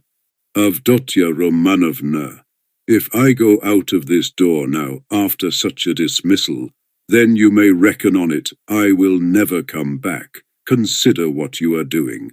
My word is not to be shaken. What insolence! Cried Dunya, springing up from her seat. I don't want you to come back again. What, so that's how it stands? cried Lucian, utterly unable to the last moment to believe in the rupture, and so completely thrown out of his reckoning now. So that's how it stands. But do you know, Avdotia Romanovna, that I might protest? What right have you to speak to her like that? Pulcheria Alexandrovna intervened hotly. And what can you protest about? What rights have you? Am I to give my Dunya to a man like you? Go away. Leave us altogether. We are to blame for having agreed to a wrong action, and I above all. But you have bound me, Pulcheria Alexandrovna, Lucian stormed in a frenzy, by your promise, and now you deny it, and, besides, I have been led on account of that into expenses. This last complaint was so characteristic of Pyotr Petrovitch that Raskolnikov, pale with anger and with the effort of restraining it, could not help breaking into laughter. But Pulcheria Alexandrovna was furious. Expenses? What expenses? Are you speaking of our trunk? But the conductor brought it for nothing for you. Mercy on us, we have bound you. What are you thinking about, Pyotr Petrovitch? It was you bound us hand and foot, not we. Enough, mother, no more, please, Avdotia Romanovna implored. Pyotr Petrovitch, do be kind and go. I'm going, but one last word, he said, quite unable to control himself. Your mamma seems to have entirely forgotten that I made up my mind to take you, so to speak, after the gossip of the town had spread all over the district in regard to your reputation. Disregarding public opinion for your sake and reinstating your reputation, I certainly might very well reckon on a fitting return, and might indeed look for gratitude on your part. And my eyes have only now been opened. I see myself that I may have acted very, very recklessly in disregarding the universal verdict. Does the fellow want his head smashed? Cried Razumikhin, jumping up. You are a mean and spiteful man, cried Dunya. Not a word, not a movement, cried Raskolnikov, holding Razumikhin back, then going close up to Luzhin. Kindly leave the room, he said quietly and distinctly, and not a word more, or... Pyotr Petrovitch gazed at him for some seconds with a pale face that worked with anger. Then he turned, went out, and rarely has any man carried away in his heart such vindictive hatred as he felt against Raskolnikov. Him, and him alone, he blamed for everything. It is noteworthy that as he went downstairs he still imagined that his case was perhaps not utterly lost, and that so far as the ladies were concerned, all might very well indeed be set right again. Chapter 3. The fact was that up to the last moment he had never expected such an ending. He had been overbearing to the last degree, never dreaming that two destitute and defenseless women could escape from his control. This conviction was strengthened by his vanity and conceit, a conceit to the point of fatuity. Pyotr Petrovitch, who had made his way up from insignificance, was morbidly given to self-admiration, had the highest opinion of his intelligence and capacities, and sometimes even gloated in solitude over his image in the glass. But what he loved and valued above all was the money he had amassed by his labour and by all sorts of devices. That money made him the equal of all who had been his superiors. When he had bitterly reminded Dunya that he had decided to take her in spite of evil report, Pyotr Petrovitch had spoken with perfect sincerity and had indeed felt genuinely indignant at such black ingratitude. And yet when he made Dunya his offer, he was fully aware of the groundlessness of all the gossip. The story had been everywhere contradicted by Marfa Petrovna, and was by then disbelieved by all the townspeople, who were warm in Dunya's defence, and he would not have denied that he knew all that at the time. Yet he still thought highly of his own resolution in lifting Dunya to his level, and regarded it as something heroic. In speaking of it to Dunya, he had let out the secret feeling he cherished and admired, and he could not understand that others should fail to admire it too. He had called on Raskolnikov with the feelings of a benefactor who is about to reap the fruits of his good deeds and to hear agreeable flattery. And as he went downstairs now, he considered himself most undeservedly injured and unrecognized. Dunya was simply essential to him. To do without her was unthinkable. For many years he had had voluptuous dreams of marriage, but he had gone on waiting and amassing money. He brooded with relish in profound secret over the image of a girl, virtuous, poor, She must be poor, very young, very pretty, of good birth and education, very timid, one who had suffered much and was completely humbled before him, one who would all her life look on him as her saviour, worship him, admire him, and only him. How many scenes, how many amorous episodes he had imagined on this seductive and playful theme when his work was over. And behold, the dream of so many years was all but realized. The beauty and education of Avdotia Romanovna had impressed him. Her helpless position had been a great allurement. In her he had found even more than he dreamed of. Here was a girl of pride, character, virtue, of education and breeding superior to his own. He felt that. And this creature would be slavishly grateful all her life for his heroic condescension, and would humble herself in the dust before him, and he would have absolute, unbounded power over her. Not long before he had too, after long reflection and hesitation, made an important change in his career, and was now entering on a wider circle of business. With this change, his cherished dreams of rising into a higher class of society seemed likely to be realized. He was, in fact, determined to try his fortune in Petersburg. He knew that women could do a very great deal. The fascination of a charming, virtuous, highly educated woman might make his way easier, might do wonders in attracting people to him, throwing an aureole round him, and now everything was in ruins.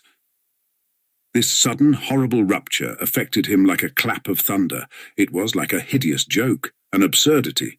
He had only been a tiny bit masterful, had not even time to speak out, had simply made a joke, been carried away, and it had ended so seriously. And of course, too, he did love Dunya in his own way. He already possessed her in his dreams, and all at once. No, the next day, the very next day, it must all be set right, smoothed over, settled. Above all, he must crush that conceited milksop who was the cause of it all. With a sick feeling, he could not help recalling Razumikin too, but he soon reassured himself on that score, as though a fellow like that could be put on a level with him. The man he really dreaded in earnest was Svidrigailov. He had, in short, a great deal to attend to. "No, I am more to blame than anyone," said Dunya, kissing and embracing her mother. "I was tempted by his money, but on my honour, brother, I had no idea he was such a base man. If I had seen through him before, nothing would have tempted me. Don't blame me, brother. God has delivered us, God has delivered us," Pulcheria Alexandrovna muttered, but half-consciously, as though scarcely able to realize what had happened. They were all relieved, and in 5 minutes they were laughing.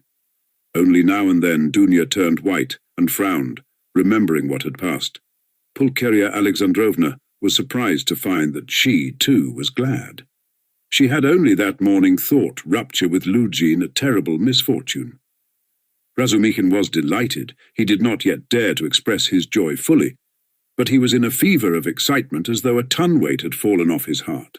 Now he had the right to devote his life to them, to serve them. Anything might happen now. But he felt afraid to think of further possibilities and dared not let his imagination range. But Raskolnikov sat still in the same place, almost sullen and indifferent. Though he had been the most insistent on getting rid of Luzhin, he seemed now the least concerned at what had happened. Dunya could not help thinking that he was still angry with her, and Pulcheria Alexandrovna watched him timidly. "What did Svidrigailov say to you?" said Dunya, approaching him. Yes, yes," cried Pulcheria Alexandrovna. Raskolnikov raised his head. "He wants to make you a present of 10,000 roubles, and he desires to see you once in my presence." "See her on no account," cried Pulcheria Alexandrovna. "And how dare he offer her money?" Then Raskolnikov repeated, rather dryly, his conversation with Svidrigailov, omitting his account of the ghostly visitations of Marfa Petrovna, wishing to avoid all unnecessary talk. "What answer did you give him?" asked Dunya. "At first I said I would not take any message to you. Then he said that he would do his utmost to obtain an interview with you without my help. He assured me that his passion for you was a passing infatuation. Now he has no feeling for you. He doesn't want you to marry Luzhin. His talk was altogether rather muddled." "How do you explain him to yourself, Rodya? How did he strike you?" "I must confess I don't quite understand him. He offers you 10,000 and yet says he is not well off.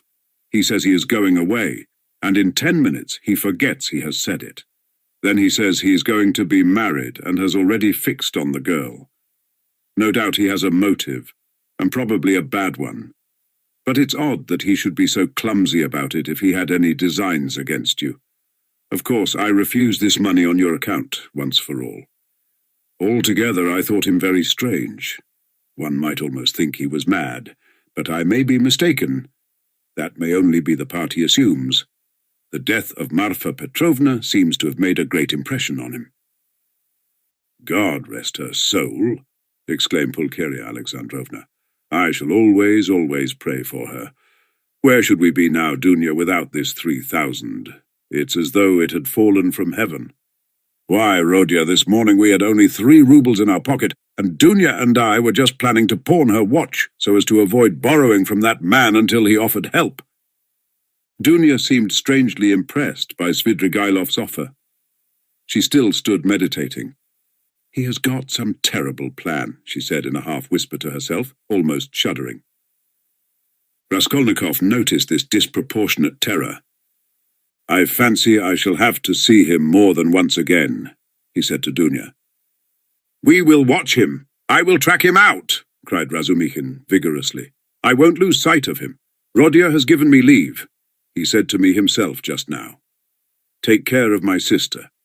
Will you give me leave too, Avdotia Romanovna? Dunya smiled and held out her hand, but the look of anxiety did not leave her face. Pulcheria Alexandrovna gazed at her timidly, but the 3,000 rubles had obviously a soothing effect on her. A quarter of an hour later, they were all engaged in a lively conversation. Even Raskolnikov listened attentively for some time, though he did not talk. Razumikhin was the speaker. And why? Why should you go away? He flowed on ecstatically. And what are you to do in a little town? The great thing is, you are all here together, and you need one another. You do need one another, believe me. For a time, anyway. Take me into partnership, and I assure you, we'll plan a capital enterprise. Listen, I'll explain it all in detail to you, the whole project. It all flashed into my head this morning, before anything had happened. I tell you what, I have an uncle. I must introduce him to you. A most accommodating and respectable old man. This uncle has got a capital of 1,000 rubles, and he lives on his pension and has no need of that money. For the last 2 years, he's been bothering me to borrow it from him and pay him 6%. Interest. I know what that means. He simply wants to help me. Last year, I had no need of it, but this year, I resolved to borrow it as soon as he arrived. Then you lend me another 1,000 of your 3, and we have enough for a start. So we'll go into partnership. And what are we going to do? Then Razumikhin began to unfold his project, and he explained at length that almost all our publishers and booksellers know nothing at all of what they are selling, and for that reason they are usually bad publishers, and that any decent publications pay as a rule and give a profit, sometimes a considerable one. Razumikhin had indeed been dreaming of setting up as a publisher. For the last 2 years he had been working in publishers' offices, and knew 3 European languages well, though he had told Raskolnikov 6 days before that he was schwach in German, with an object of persuading him to take half his translation and half the payment for it. He had told a lie then, and Raskolnikov knew he was lying. Why should we let our chance slip when we have one of the chief means of success, money of our own? Cried Razumikhin warmly. Of course there will be a lot of work, but we will work. You, Avdotia Romanovna, I, Rodion. You get a splendid profit on some books nowadays, and the great point of the business is that we shall know just what wants translating, and we shall be translating, publishing, learning all at once. I can be of use because I have experience. For nearly 2 years I've been scuttling about among the publishers, and now I know every detail of their business. You need not be a saint to make pots, believe me. And why? Why should we let our chance slip? Why, I know, and I kept the secret, 2 or 3 books which one might get 100 rubles simply for thinking of translating and publishing.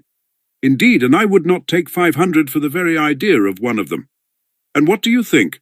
If I were to tell a publisher, I dare say he'd hesitate. They are such blockheads. And as for the business side, printing, paper, selling, you trust to me, I know my way about. We'll begin in a small way and go on to a large. In any case, it will get us our living, and we shall get back our capital." Dunya's eyes shone. "I like what you are saying, Dmitri Prokofitch," she said.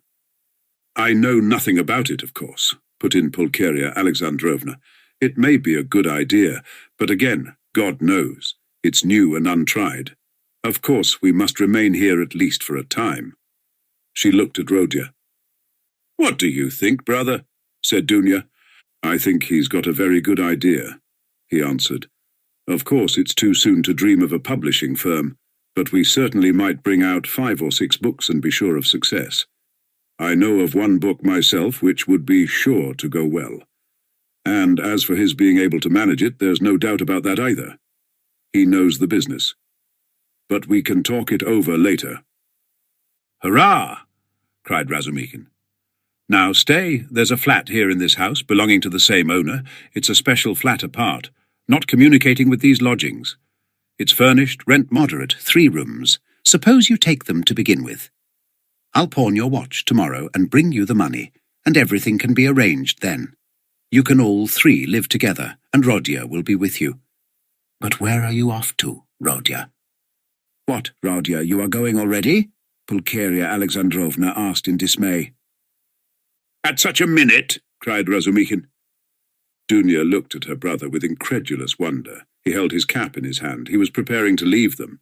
"One would think you were burying me or saying goodbye forever," he said somewhat oddly. He attempted to smile, but it did not turn out a smile. "But who knows, perhaps it is the last time we shall see each other." He let slip accidentally. It was what he was thinking, and it somehow was uttered aloud. "What is the matter with you?" cried his mother. "Where are you going, Rodia?" asked Dunya rather strangely. "Oh, I'm quite obliged to—" he answered vaguely, as though hesitating what he would say, but there was a look of sharp determination in his white face. "I meant to say, as I was coming here, I meant to tell you, Mother, and you, Dunya, that it would be better for us to part for a time. I feel ill. I am not at peace. I will come afterwards. I will come of myself. When it's possible. I remember you and love you. Leave me alone. I decided this even before. I'm absolutely resolved on it. Whatever may come to me, whether I come to ruin or not, I want to be alone. Forget me altogether, it's better. Don't inquire about me. When I can, I'll come of myself, or I'll send for you. Perhaps it will all come back, but now if you love me, give me up, else I shall begin to hate you. I feel it. Goodbye." "Good God!" cried Pulcheria Alexandrovna. Both his mother and his sister were terribly alarmed. Razumikhin was also. Rodia, be reconciled with us. Let us be as before," cried his poor mother. He turned slowly to the door and slowly went out of the room. Dunya overtook him. "Brother, what are you doing to Mother?" she whispered, her eyes flashing with indignation. He looked dully at her. "No matter, I shall come. I'm coming," he muttered in an undertone, as though not fully conscious of what he was saying, and he went out of the room. "Wicked, heartless egoist," cried Dunya. "He is insane, but not heartless. He is mad. Don't you see it? You're heartless after that," Razumikhin whispered in her ear, squeezing her hand tightly. "I shall be back directly," he shouted to the horror-stricken mother, and he ran out of the room. Raskolnikov was waiting for him at the end of the passage. "I knew you would run after me," he said. "Go back to them. Be with them. Be with them tomorrow and always. Perhaps I shall come, if I can. Goodbye." And without holding out his hand, he walked away. "But where are you going? What are you doing? What's the matter with you? How can you go on like this?" Razumikhin muttered, at his wits' end. Raskolnikov stopped once more. "Once for all, never ask me about anything. I have nothing to tell you. Don't come to see me. Maybe I'll come here. Leave me, but don't leave them. Do you understand me?" It was dark in the corridor. They were standing near the lamp. For a minute they were looking at one another in silence. Razumikhin remembered that minute all his life. Raskolnikov's burning and intent eyes grew more penetrating every moment, piercing into his soul, into his consciousness. Suddenly Razumikhin started. Something strange, as it were, passed between them. Some idea, some hint, as it were, slipped. Something awful, hideous, and suddenly understood on both sides. Razumikhin turned pale. "Do you understand now?" said Raskolnikov, his face twitching nervously. "Go back, go to them," he said suddenly, and turning quickly, he went out of the house. I will not attempt to describe how Razumikhin went back to the ladies, how he soothed them, how he protested that Rodya needed rest in his illness, protested that Rodya was sure to come, that he would come every day, that he was very, very much upset, that he must not be irritated, that he, Razumikhin, would watch over him, would get him a doctor, the best doctor, a consultation. In fact, from that evening, Razumikhin took his place with them as a son and a brother. Chapter 4.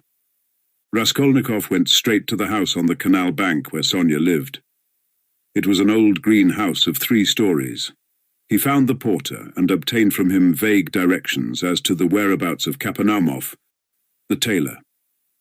Having found in the corner of the courtyard the entrance to the dark and narrow staircase, he mounted to the 2nd floor and came out into a gallery that ran round the whole 2nd story over the yard. While he was wandering in the darkness, uncertain where to turn for Kapernaumov's door, a door opened 3 paces from him. He mechanically took hold of it. "Who is there?" a woman's voice asked uneasily. "It's I. Come to see you," answered Raskolnikov, and he walked into the tiny entry. On a broken chair stood a candle in a battered copper candlestick. "It's you! Good heavens!" cried Sonia weakly, and she stood rooted to the spot. "Which is your room? This way?" And Raskolnikov, trying not to look at her, hastened in. A minute later Sonia too came in with the candle, set down the candlestick and, completely disconcerted, stood before him, inexpressibly agitated, and apparently frightened by his unexpected visit. The colour rushed suddenly to her pale face, and tears came into her eyes. She felt sick and ashamed and happy too. Raskolnikov turned away quickly and sat on a chair by the table. He scanned the room in a rapid glance. It was a large, but exceedingly low-pitched room, the only one let by the Kapernaumovs, to whose rooms a closed door led in the wall on the left. In the opposite side, on the right-hand wall, was another door, always kept locked. That led to the next flat, which formed a separate lodging. Sonia's room looked like a barn. It was a very irregular quadrangle, and this gave it a grotesque appearance. A wall with 3 windows looking out onto the canal ran aslant, so that one corner formed a very acute angle, and it was difficult to see in it without very strong light.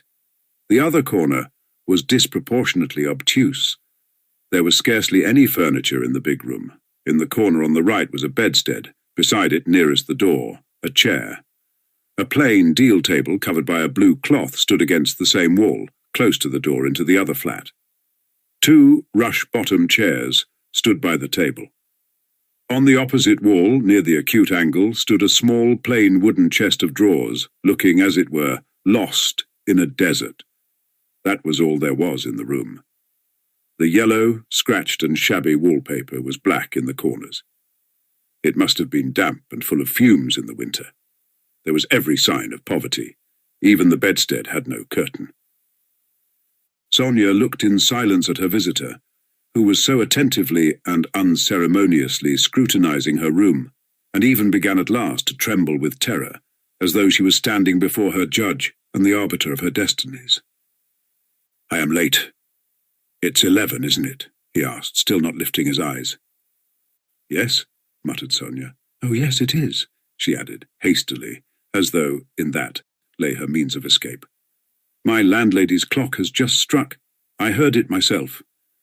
"I've come to you for the last time," Raskolnikov went on gloomily, although this was the first time. "I may perhaps not see you again. Are you going away?"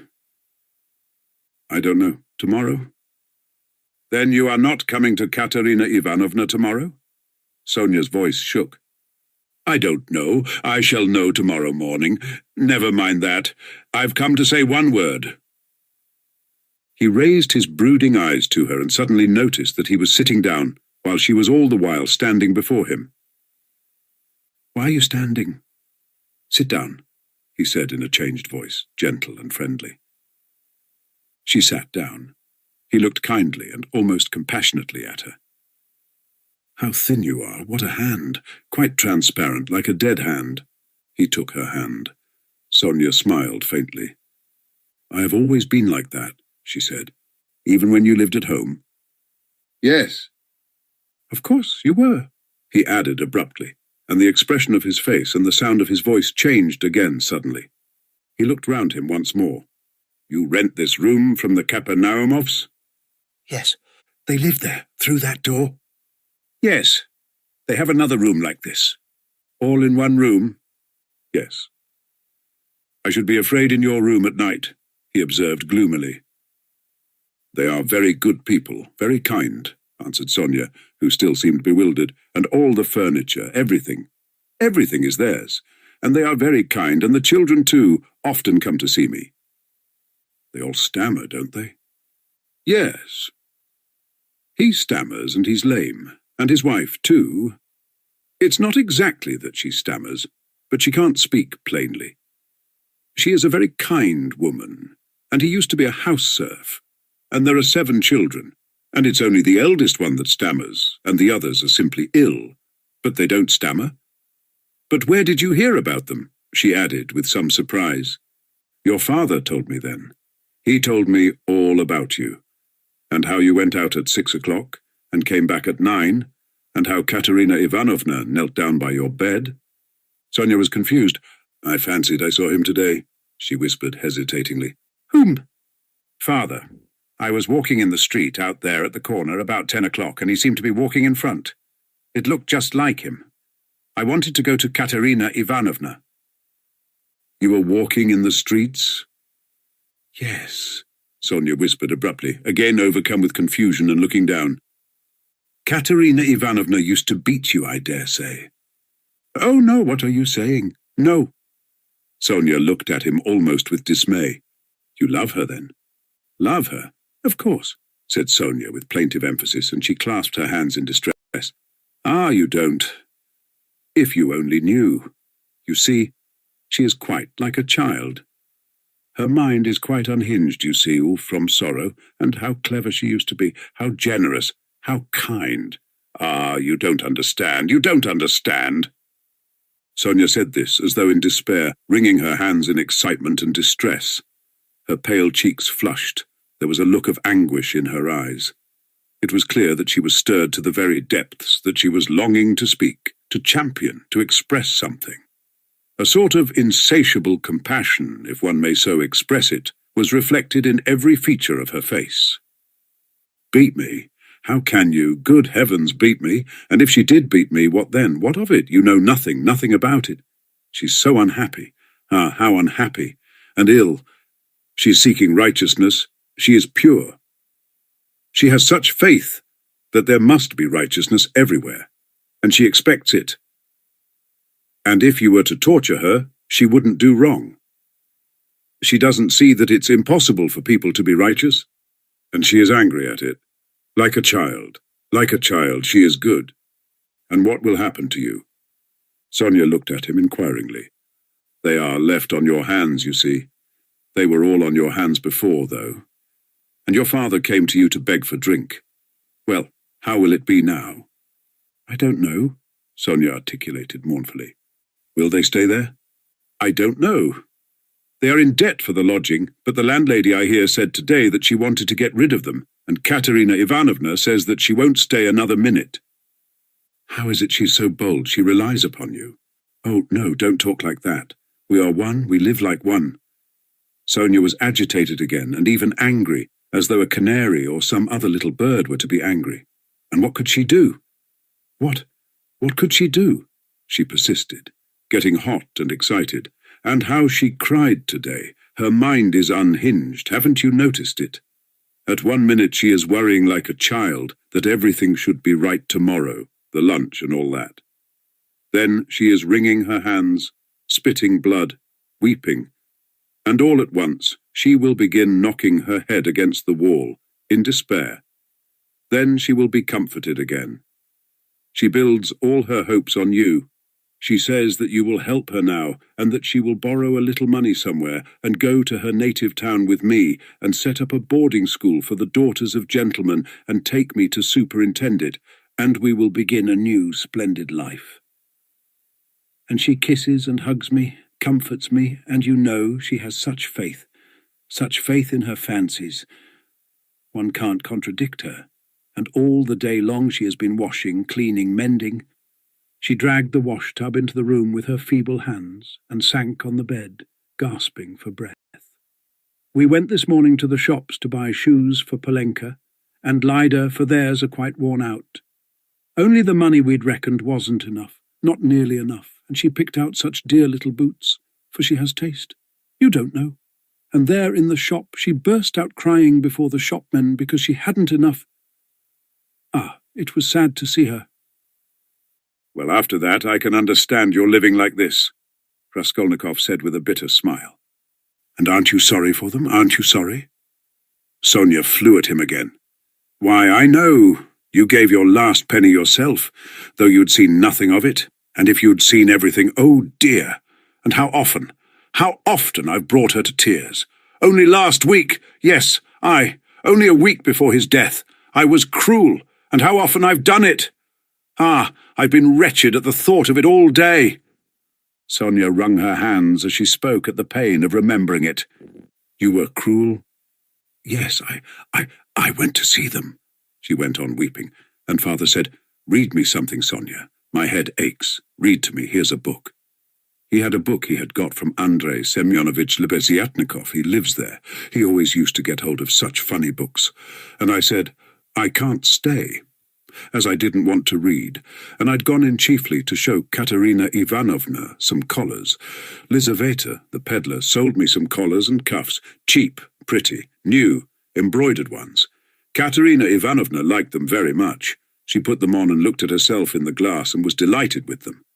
Make me a present of them, Sonia, she said. Please do. Please do, she said.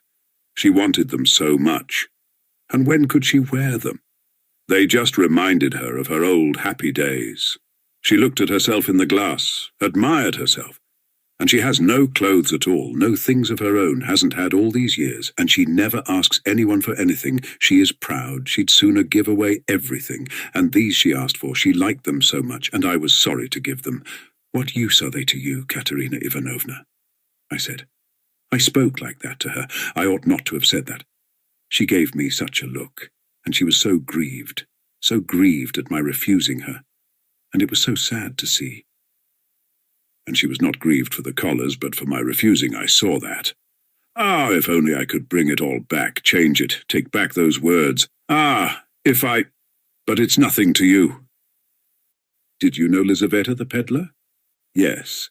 Did you know her? Sonia asked with some surprise. Katerina Ivanovna is in consumption, rapid consumption. She will soon die, said Raskolnikov after a pause, without answering her question. Oh, no, no, no. And Sonia unconsciously clutched both his hands, as though imploring that she should not.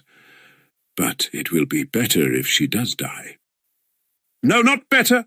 Not at all better, Sonia unconsciously repeated in dismay. And the children? What can you do except take them to live with you? Oh, I don't know, cried Sonia, almost in despair, and she put her hands to her head. It was evident that that idea had very often occurred to her before, and he had only roused it again. And what, if even now, while Katerina Ivanovna is alive, you get ill and are taken to the hospital? What will happen then? He persisted pitilessly. How can you? That cannot be. And Sonia's face worked with awful terror. Cannot be. Raskolnikov went on with a harsh smile. You are not insured against it, are you? What will happen to them then? They will be in the street, all of them. She will cough and beg and knock her head against some wall as she did today, and the children will cry. Then she will fall down, be taken to the police station and to the hospital. She will die, and the children. Oh, no, God will not let it be, broke at last from Sonia's overburdened bosom. She listened, looking imploringly at him, clasping her hands in dumb entreaty, as though it all depended upon him. Raskolnikov got up and began to walk about the room. A minute passed. Sonia was standing with her hands and her head hanging in terrible dejection. "And can't you save? Put by for a rainy day?" he asked, stopping suddenly before her. "No," whispered Sonia. "Of course not. Have you tried?" he added almost ironically. "Yes." "And it didn't come off? Of course not. No need to ask." And again he paced the room. Another minute passed. "You don't get money every day." Sonia was more confused than ever, and colour rushed into her face again. "No," she whispered with a painful effort. "It will be the same with Polenka, no doubt," he said suddenly. No, it can't be, no." Sonia cried aloud in desperation, as though she had been stabbed. God would not allow anything so awful. He lets others come to it. No, God will protect her, God," she repeated beside herself. "But perhaps there is no God at all," Raskolnikov answered with a sort of malignance, laughed and looked at her. Sonia's face suddenly changed. A tremor passed over it. She looked at him with unutterable reproach, tried to say something, but could not speak, and broke into bitter, bitter sobs, hiding her face in her hands. "You say Katerina Ivanovna's mind is unhinged, your own mind is unhinged," he said after a brief silence. 5 minutes passed. He still paced up and down the room in silence, not looking at her. At last he went up to her. His eyes glittered. He put his 2 hands on her shoulders and looked straight into her tearful face. His eyes were hard, feverish and piercing, his lips were twitching. All at once he bent down quickly and, dropping to the ground, kissed her foot. Sonia drew back from him as from a madman, and certainly he looked like a madman. "What are you doing to me?" she muttered, turning pale, and a sudden anguish clutched at her heart. He stood up at once. "I did not bow down to you. I bowed down to all the suffering of humanity," he said wildly, and walked away to the window. "Listen," he added, turning to her a minute later. "I said just now to an insolent man that he was not worth your little finger, and that I did my sister honour making her sit beside you." "Ah, you said that to them? And in her presence?" cried Sonia, frightened. "Sit down with me. An honour. Why, I'm dishonourable." "Ah, why did you say that?" "It was not because of your dishonour and your sin I said that of you, but because of your great suffering. But you are a great sinner, that's true," he added, almost solemnly. "And your worst sin is that you have destroyed and betrayed yourself for nothing. Isn't that fearful? Isn't it fearful that you are living in this filth which you loathe so, and at the same time you know yourself, you've only to open your eyes, that you are not helping anyone by it, not saving anyone from anything? Tell me," he went on almost in a frenzy, "how this shame and degradation can exist in you side by side with other, opposite, holy feelings. It would be better, 1,000 times better and wiser to leap into the water and end it all." "But what would become of them?" Sonia asked faintly, gazing at him with eyes of anguish, but not seeming surprised at his suggestion. Raskolnikov looked strangely at her. He read it all in her face, so she must have had that thought already, perhaps many times, and earnestly she had thought out in her despair how to end it, and so earnestly that now she scarcely wondered at his suggestion. She had not even noticed the cruelty of his words. The significance of his reproaches and his peculiar attitude to her shame she had, of course, not noticed either, and that too was clear to him. But he saw how monstrously the thought of her disgraceful, shameful position was torturing her, and had long tortured her. What, he thought, could hitherto have hindered her from putting an end to it? Only then he realized what those poor little orphan children and that pitiful, half-crazy Katerina Ivanovna, knocking her head against the wall in her consumption, meant for Sonia. But, nevertheless, it was clear to him again that with her character and the amount of education she had, after all, received, she could not in any case remain so. He was still confronted by the question, how could she have remained so long in that position without going out of her mind, since she could not bring herself to jump into the water? Of course, he knew that Sonia's position was an exceptional case, though unhappily not unique and not infrequent indeed, but that very exceptionalness, her tinge of education, her previous life might, one would have thought, have killed her at the first step on that revolting path. What held her up? Surely not depravity. All that infamy had obviously only touched her mechanically. Not one drop of real depravity had penetrated to her heart. He saw that. He saw through her as she stood before him. There are three ways before her, he thought. The canal, the madhouse, or at last to sink into depravity, which obscures the mind and turns the heart to stone. The last idea was the most revolting, but he was a skeptic. He was young, abstract, and therefore cruel. And so he could not help believing that the last end was the most likely. But can that be true? He cried to himself. Can that creature who has still preserved the purity of her spirit be consciously drawn at last into that sink of filth and iniquity? Can the process already have begun? Can it be that she has only been able to bear it till now because vice has begun to be less loathsome to her? No, no, that cannot be, he cried, as Sonia had just before. No, what has kept her from the canal till now is the idea of sin and they, the children. And if she has not gone out of her mind, but who says she has not gone out of her mind? Is she in her senses? Can one talk?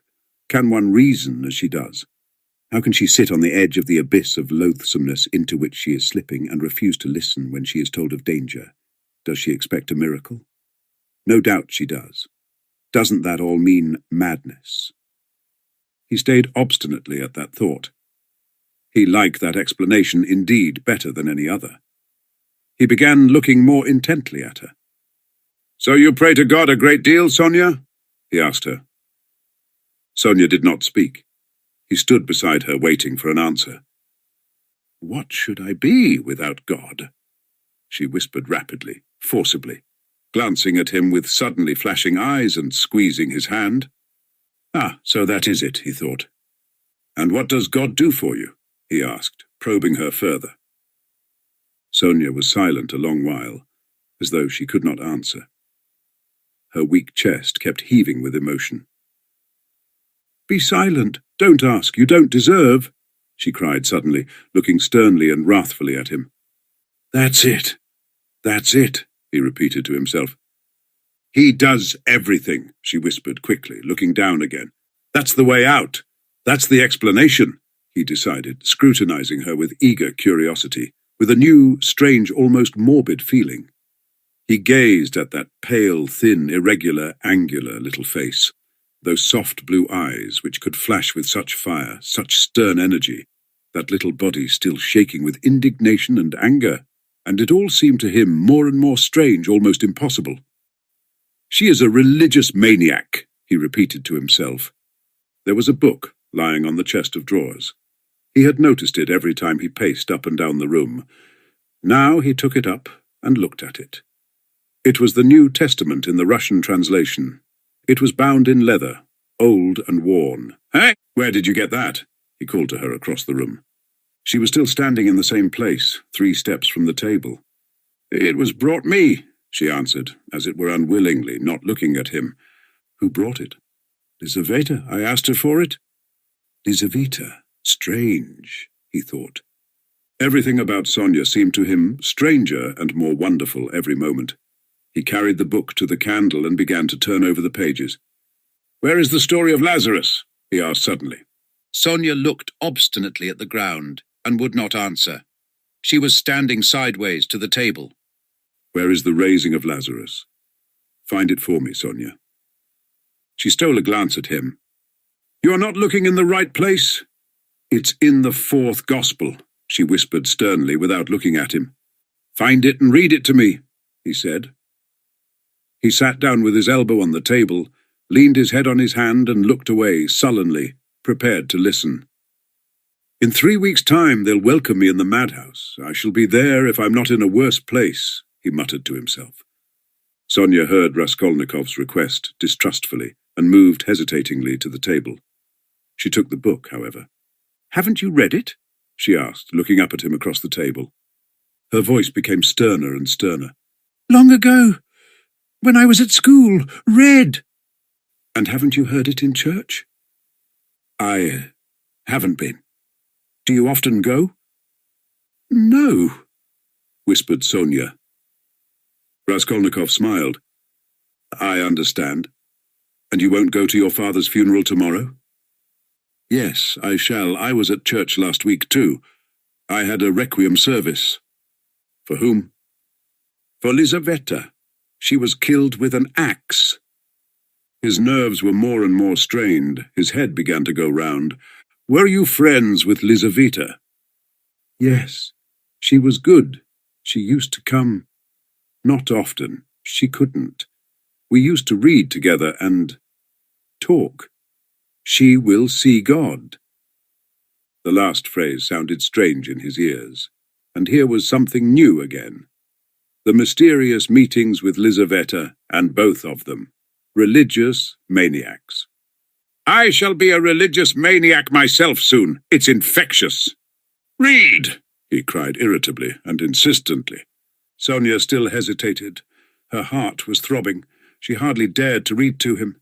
He looked almost with exasperation at the unhappy lunatic. "What for? You don't believe?" she whispered softly, and as it were, breathlessly. "Read, I want you to," he persisted. "You used to read to Lizaveta." Sonia opened the book and found the place. Her hands were shaking, her voice failed her. Twice she tried to begin and could not bring out the first syllable. "Now a certain man was sick, named Lazarus of Bethany." She forced herself at last to read, but at the third word her voice broke like an overstrained string. There was a catch in her breath. Raskolnikov saw in part why Sonia could not bring herself to read to him, and the more he saw this, the more roughly and irritably he insisted on her doing so. He understood only too well how painful it was for her to betray and unveil all that was her own.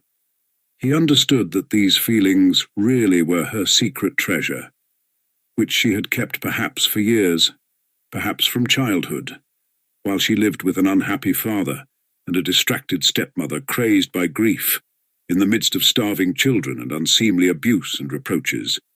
But at the same time he knew now and knew for certain that, although it filled her with dread and suffering, yet she had a tormenting desire to read and to read to him, that he might hear it, and to read now, whatever might come of it. He read this in her eyes, he could see it in her intense emotion. She mastered herself, controlled the spasm in her throat, and went on reading the 11th chapter of St. John. She went on to the 19th verse. "And many of the Jews came to Martha and Mary to comfort them concerning their brother. Then Martha, as soon as she heard that Jesus was coming, went and met him, but Mary sat still in the house. Then said Martha unto Jesus, Lord, if thou hadst been here, my brother had not died. But I know that even now whatsoever thou wilt ask of God, God will give it thee." Then she stopped again with a shamefaced feeling that her voice would quiver and break again. Jesus said unto her, Thy brother shall rise again. Martha saith unto him, I know that he shall rise again in the resurrection at the last day. Jesus said unto her, I am the resurrection and the life. He that believeth in me, though he were dead, yet shall he live. And whosoever liveth and believeth in me shall never die. Believest thou this? She saith unto him. And drawing a painful breath, Sonia read distinctly and forcibly, as though she were making a public confession of faith. Yea, Lord, I believe that thou art the Christ, the Son of God, which should come into the world. She stopped and looked up quickly at him, but controlling herself went on reading. Raskolnikov sat without moving, his elbows on the table and his eyes turned away. She read to the 32nd verse. Then when Mary was come where Jesus was and saw him, she fell down at his feet, saying unto him, Lord, if thou hadst been here, my brother had not died. When Jesus therefore saw her weeping, and the Jews also weeping which came with her, he groaned in the spirit and was troubled, and said, Where have ye laid him? They said unto him, Lord, come and see. Jesus wept. Then said the Jews, Behold how he loved him. And some of them said, Could not this man which opened the eyes of the blind have caused that even this man should not have died? Raskolnikov turned and looked at her with emotion. Yes, he had known it. She was trembling in a real physical fever. He had expected it. She was getting near the story of the greatest miracle, and a feeling of immense triumph came over her. Her voice rang out like a bell. Triumph and joy gave it power. The lines danced before her eyes, but she knew what she was reading by heart. At the last verse, Could not this man which opened the eyes of the blind? Dropping her voice, she passionately reproduced the doubt, the reproach and censure of the blind, disbelieving Jews, who in another moment would fall at his feet as though struck by thunder, sobbing and believing. And he, too, is blinded and unbelieving. He, too, will hear. He, too, will believe. Yes, at once now, was what she was dreaming, and she was quivering with happy anticipation. Jesus, therefore, again groaning in himself, cometh to the grave. It was a cave, and a stone lay upon it. Jesus said, Take ye away the stone. Martha, the sister of him that was dead, saith unto him, Lord, by this time he stinketh, for he hath been dead 4 days. She laid emphasis on the word 4. Jesus saith unto her, Said I not unto thee, that if thou wouldest believe, thou shouldest see the glory of God? Then they took away the stone from the place where the dead was laid. And Jesus lifted up his eyes and said, Father, I thank thee that thou hast heard me. And I knew that thou hearest me always, but because of the people which stand by I said it, that they may believe that thou hast sent me. And when he thus had spoken, he cried with a loud voice, Lazarus, come forth. And he that was dead came forth? She read loudly, cold and trembling with ecstasy, as though she was seeing it before her eyes. Bound hand and foot with grave clothes, and his face was bound about with a napkin, Jesus saith unto them, Loose him and let him go. Then many of the Jews which came to Mary and had seen the things which Jesus did, believed on him. She could read no more, closed the book and got up from her chair quickly. That is all about the raising of Lazarus, she whispered severely and abruptly, and turning away she stood motionless, not daring to raise her eyes to him. She still trembled feverishly. The candle end was flickering out in the battered candlestick, dimly lighting up in the poverty-stricken room the murderer and the harlot, who had so strangely been reading together the eternal book. 5 minutes or more passed. I came to speak of something, Raskolnikov said aloud, frowning. He got up and went to Sonia. She lifted her eyes to him in silence. His face was particularly stern, and there was a sort of savage determination in it. I have abandoned my family today, he said. My mother and sister. I'm not going to see them. I've broken with them completely. What for? Asked Sonia, amazed. Her recent meeting with his mother and sister had left a great impression which she could not analyze. She heard his news almost with horror. I have only you now, he added. Let us go together. I've come to you. We are both accursed. Let us go our way together. His eyes glittered, as though he were mad, Sonia thought in her turn. Go where? She asked in alarm, and she involuntarily stepped back. How do I know? I only know it's the same road. I know that and nothing more. It's the same goal. She looked at him and understood nothing. She knew only that he was terribly, infinitely unhappy. No one of them will understand, if you tell them, but I have understood. I need you. That is why I have come to you. I don't understand, whispered Sonia. You'll understand later. Haven't you done the same? You too have transgressed, have had the strength to transgress. You have laid hands on yourself. You have destroyed a life. Your own. It's all the same. You might have lived in spirit and understanding, but you'll end in the Haymarket. But you won't be able to stand it. And if you remain alone, you'll go out of your mind like me. You're like a mad creature already. So we must go together on the same road. Let us go. What for? What's all this for? Said Sonia, strangely and violently agitated by his words. What for? Because you can't remain like this, that's why.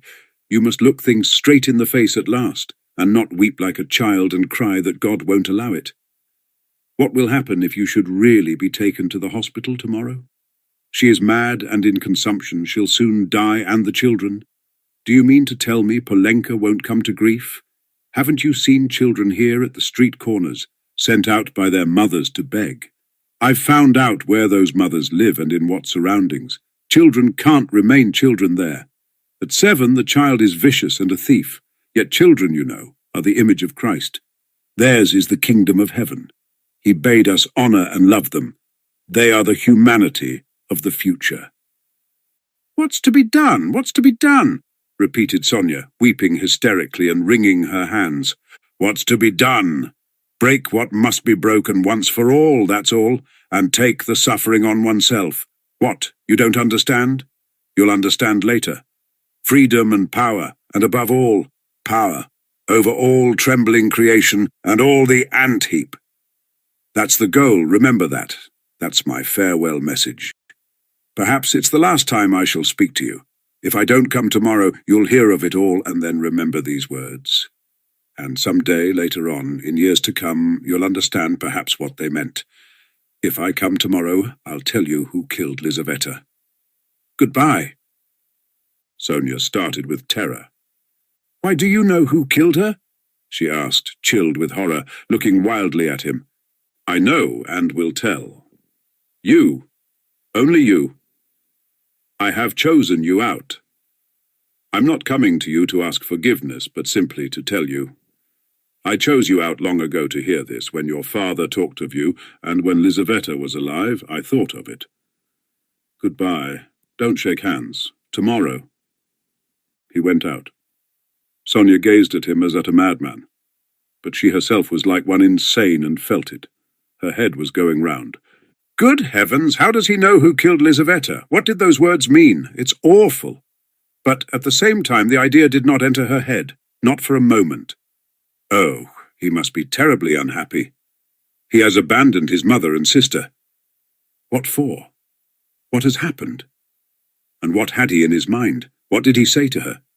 He had kissed her foot and said, yes, he had said it clearly, that he could not live without her. Oh, merciful heavens! Sonia spent the whole night feverish and delirious. She jumped up from time to time, wept and wrung her hands, then sank again into feverish sleep, and dreamt of Polenka, Katerina Ivanovna and Lizaveta, of reading the Gospel and him with pale face, with burning eyes, kissing her feet, weeping.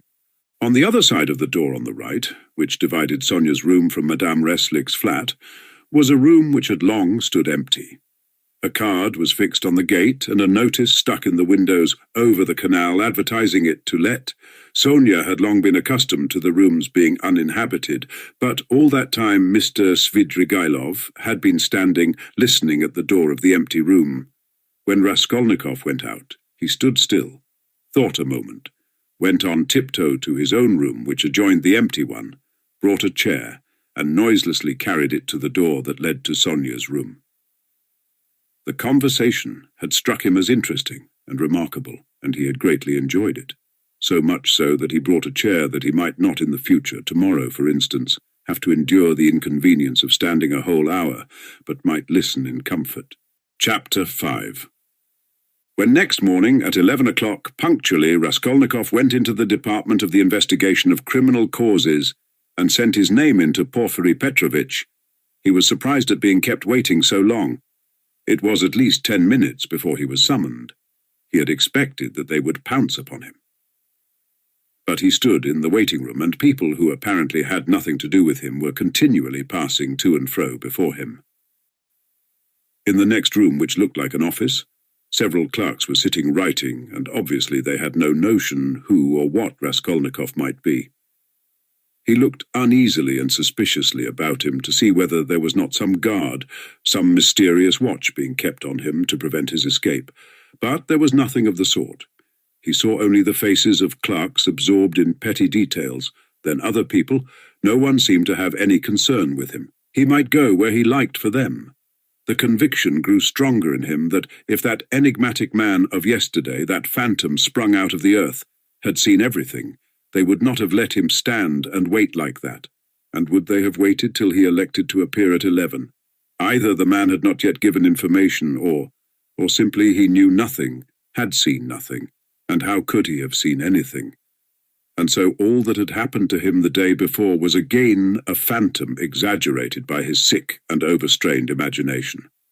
This conjecture had begun to grow strong the day before, in the midst of all his alarm and despair. Thinking it all over now and preparing for a fresh conflict, he was suddenly aware that he was trembling, and he felt a rush of indignation at the thought that he was trembling with fear at facing that hateful Porfiry Petrovitch. What he dreaded above all was meeting that man again. He hated him with an intense, unmitigated hatred, and was afraid his hatred might betray him. His indignation was such that he ceased trembling at once. He made ready to go in with a cold and arrogant bearing, and vowed to himself to keep as silent as possible, to watch and listen, and for once at least to control his overstrained nerves. At that moment he was summoned to Porfiry Petrovitch. He found Porfiry Petrovitch alone in his study. His study was a room neither large nor small, furnished with a large writing table that stood before a sofa, upholstered in checked material, a bureau, a bookcase in the corner, and several chairs, all government furniture of polished yellow wood. In the further wall there was a closed door. Beyond it there were no doubt other rooms. On Raskolnikov's entrance, Porfiry Petrovitch had at once closed the door by which he had come in, and they remained alone. He met his visitor with an apparently genial and good-tempered air, and it was only after a few minutes that Raskolnikov saw signs of a certain awkwardness in him, as though he had been thrown out of his reckoning or caught in something very secret. "Ah, my dear fellow, here you are, in our domain," began Porfiry, holding out both hands to him. "Come, sit down, old man. Or perhaps you don't like to be called my dear fellow and old man. Tout court, please don't think it too familiar. Here on the sofa." Raskolnikov sat down, keeping his eyes fixed on him. In our domain, the apologies for familiarity, the French phrase tout court, were all characteristic signs. He held out both hands to me, but he did not give me one. He drew it back in time, struck him suspiciously. Both were watching each other, but when their eyes met, quick as lightning, they looked away. "I brought you this paper. About the watch. Here it is. Is it all right, or shall I copy it again?" "What? A paper? Yes, yes. Don't be uneasy, it's all right," Porfiry Petrovitch said, as though in haste, and after he had said it, he took the paper and looked at it. "Yes, it's all right. Nothing more is needed," he declared with the same rapidity, and he laid the paper on the table. A minute later, when he was talking of something else, he took it from the table and put it on his bureau. "I believe you said yesterday you would like to question me, formally, about my acquaintance with the murdered woman?" Raskolnikov was beginning again. "Why did I put in 'I believe'?" passed through his mind in a flash. "Why am I so uneasy at having put in that 'I believe'?" came in a second flash. And he suddenly felt that his uneasiness at the mere contact with Porfiry, at the first words, at the first looks, had grown in an instant to monstrous proportions, and that this was fearfully dangerous. His nerves were quivering, his emotion was increasing. "It's bad, it's bad. I shall say too much again." "Yes, yes, yes, there's no hurry, muttered Porfiry Petrovitch, moving to and fro about the table without any apparent aim, as it were making dashes towards the window, the bureau, and the table, at one moment avoiding Raskolnikov's suspicious glance, then again standing still and looking him straight in the face. His fat, round little figure looked very strange, like a ball rolling from one side to the other and rebounding back. "We've plenty of time. Do you smoke? Have you your own? Here, a cigarette," he went on, offering his visitor a cigarette. "You know I'm receiving you here, but my own quarters are through there. You know, my government quarters. But I am living outside for the time. I had to have some repairs done here. It's almost finished now. Government quarters, you know, are a capital thing. What do you think?" "Yes, a capital thing. answered Raskolnikov, looking at him almost ironically. A capital thing, repeated Porfiry Petrovitch, as though he had just thought of something quite different. Yes, a capital thing, he almost shouted at last, suddenly staring at Raskolnikov and stopping short 2 steps from him. This stupid repetition was too incongruous in its ineptitude with the serious, brooding and enigmatic glance he turned upon his visitor. But this stirred Raskolnikov's spleen more than ever, and he could not resist an ironical and rather incautious challenge. "Tell me, please," he asked suddenly, looking almost insolently at him and taking a kind of pleasure in his own insolence. "I believe it's a sort of legal rule, a sort of legal tradition, for all investigating lawyers to begin their attack from afar with a trivial or at least an irrelevant subject, so as to encourage, or rather to divert the man they are cross-examining, to disarm his caution and then all at once to give him an unexpected knockdown blow with some fatal question. Isn't that so? It's a sacred tradition mentioned, I fancy, in all the manuals of the art." "Yes, yes. Why, do you imagine that was why I spoke about government quarters, eh?" And as he said this, Porfiry Petrovitch screwed up his eyes and winked. A good-humoured, crafty look passed over his face. The wrinkles on his forehead were smoothed out, his eyes contracted, his features broadened, and he suddenly went off into a nervous, prolonged laugh, shaking all over and looking Raskolnikov straight in the face. The latter forced himself to laugh too, but when Porfiry, seeing that he was laughing, broke into such a guffaw that he turned almost crimson, Raskolnikov's repulsion overcame all precaution. He left off laughing, scowled and stared with hatred at Porfiry, keeping his eyes fixed on him while his intentionally prolonged laughter lasted. There was lack of precaution on both sides, however, for Porfiry Petrovitch seemed to be laughing in his visitor's face, and to be very little disturbed at the annoyance with which the visitor received it. The latter fact was very significant in Raskolnikov's eyes. He saw that Porfiry Petrovitch had not been embarrassed just before either, but that he, Raskolnikov, had perhaps fallen into a trap, that there must be something, some motive here unknown to him, that, perhaps, everything was in readiness, and in another moment would break upon him. He went straight to the point at once, rose from his seat, and took his cap. "Porfiry Petrovitch," he began resolutely, though with considerable irritation, "yesterday you expressed a desire that I should come to you for some inquiries." He laid special stress on the word inquiries. "I have come, and if you have anything to ask me, ask it, and if not, allow me to withdraw. I have no time to spare. I have to be at the funeral of that man who was run over, of whom you know also," he added, feeling angry at once at having made this addition, and more irritated at his anger. "I am sick of it all, do you hear? And have long been. It's partly what made me ill. In short," he shouted, feeling that the phrase about his illness was still more out of place. "In short, kindly examine me or let me go at once, and if you must examine me, do so in the proper form. I will not allow you to do so otherwise, and so meanwhile goodbye, as we have evidently nothing to keep us now." "Good heavens, what do you mean? What shall I question you about?" cackled Porfiry Petrovitch with a change of tone, instantly leaving off laughing. "Please don't disturb yourself," he began, fidgeting from place to place and fussily making Raskolnikov sit down. There's no hurry, it's all nonsense. Oh no, I'm very glad you've come to see me at last. I look upon you simply as a visitor, and as for my confounded laughter, please excuse it, Rodion Romanovich. Rodion Romanovich, that is your name? It's my nerves, you tickled me so with your witty observation. I assure you, sometimes I shake with laughter, like an India rubber ball for half an hour at a time. I'm often afraid of an attack of paralysis. Do sit down, please do, or I shall think you are angry." Raskolnikov did not speak. He listened, watching him, still frowning angrily. He did sit down, but still held his cap.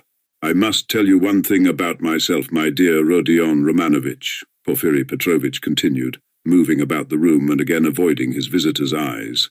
"You see, I am a bachelor, a man of no consequence and not used to society. Besides, I have nothing before me. I'm set, I'm running to seed, and have you noticed, Rodion Romanovich, that in our Petersburg circles, If two clever men meet who are not intimate, but respect each other, like you and me, it takes them half an hour before they can find a subject for conversation.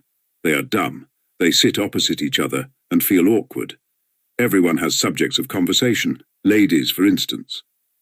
People in high society always have their subjects of conversation, c'est de rigueur. But people of the middle sort like us, thinking people, that is, are always tongue-tied and awkward. What is the reason of it?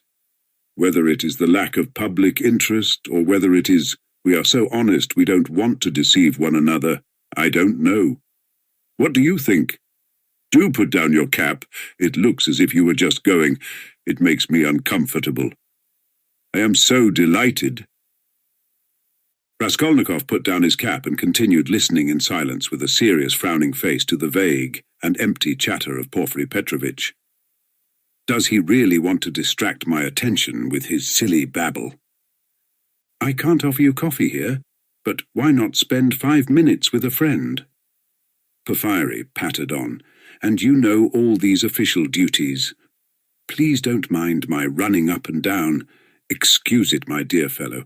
I am very much afraid of offending you, but exercise is absolutely indispensable for me. I'm always sitting and so glad to be moving about for 5 minutes. I suffer from my sedentary life. I always intend to join a gymnasium. They say that officials of all ranks, even privy councillors, may be seen skipping gaily there. There you have it, modern science. Yes, yes. But as for my duties here, inquiries and all such formalities, you mentioned inquiries yourself just now. Now I assure you these interrogations are sometimes more embarrassing for the interrogator than for the interrogated. You made the observation yourself just now, very aptly and wittily. Raskolnikov had made no observation of the kind. One gets into a muddle, a regular muddle. One keeps harping on the same note like a drum. There is to be a reform, and we shall be called by a different name at least. Hey, hey, hey. And as for our legal tradition, as you so wittily called it, I thoroughly agree with you. Every prisoner on trial, even the rudest peasant, knows that they begin by disarming him with irrelevant questions, as you so happily put it, and then deal him a knockdown blow, he. Your felicitous comparison, he. So, you really imagined that I meant by government quarters, he. You are an ironical person. Come, I won't go on. Ah, by the way, yes, one word leads to another. You spoke of formality just now, apropos of the inquiry, you know. But what's the use of formality? In many cases, it's nonsense. Sometimes one has a friendly chat and gets a good deal more out of it. One can always fall back on formality, allow me to assure you. And after all, what does it amount to? An examining lawyer cannot be bounded by formality at every step. The work of investigation is, so to speak, a free art in its own way. Hey. Porfiry Petrovitch took breath a moment. He had simply babbled on uttering empty phrases, letting slip a few enigmatic words, and again reverting to incoherence. He was almost running about the room, moving his fat little legs quicker and quicker, looking at the ground with his right hand behind his back, while with his left making gesticulations that were extraordinarily incongruous with his words. Raskolnikov suddenly noticed that as he ran about the room, he seemed twice to stop for a moment near the door, as though he were listening. Is he expecting anything? You are certainly quite right about it, Porfiry began gaily, looking with extraordinary simplicity at Raskolnikov, which startled him and instantly put him on his guard.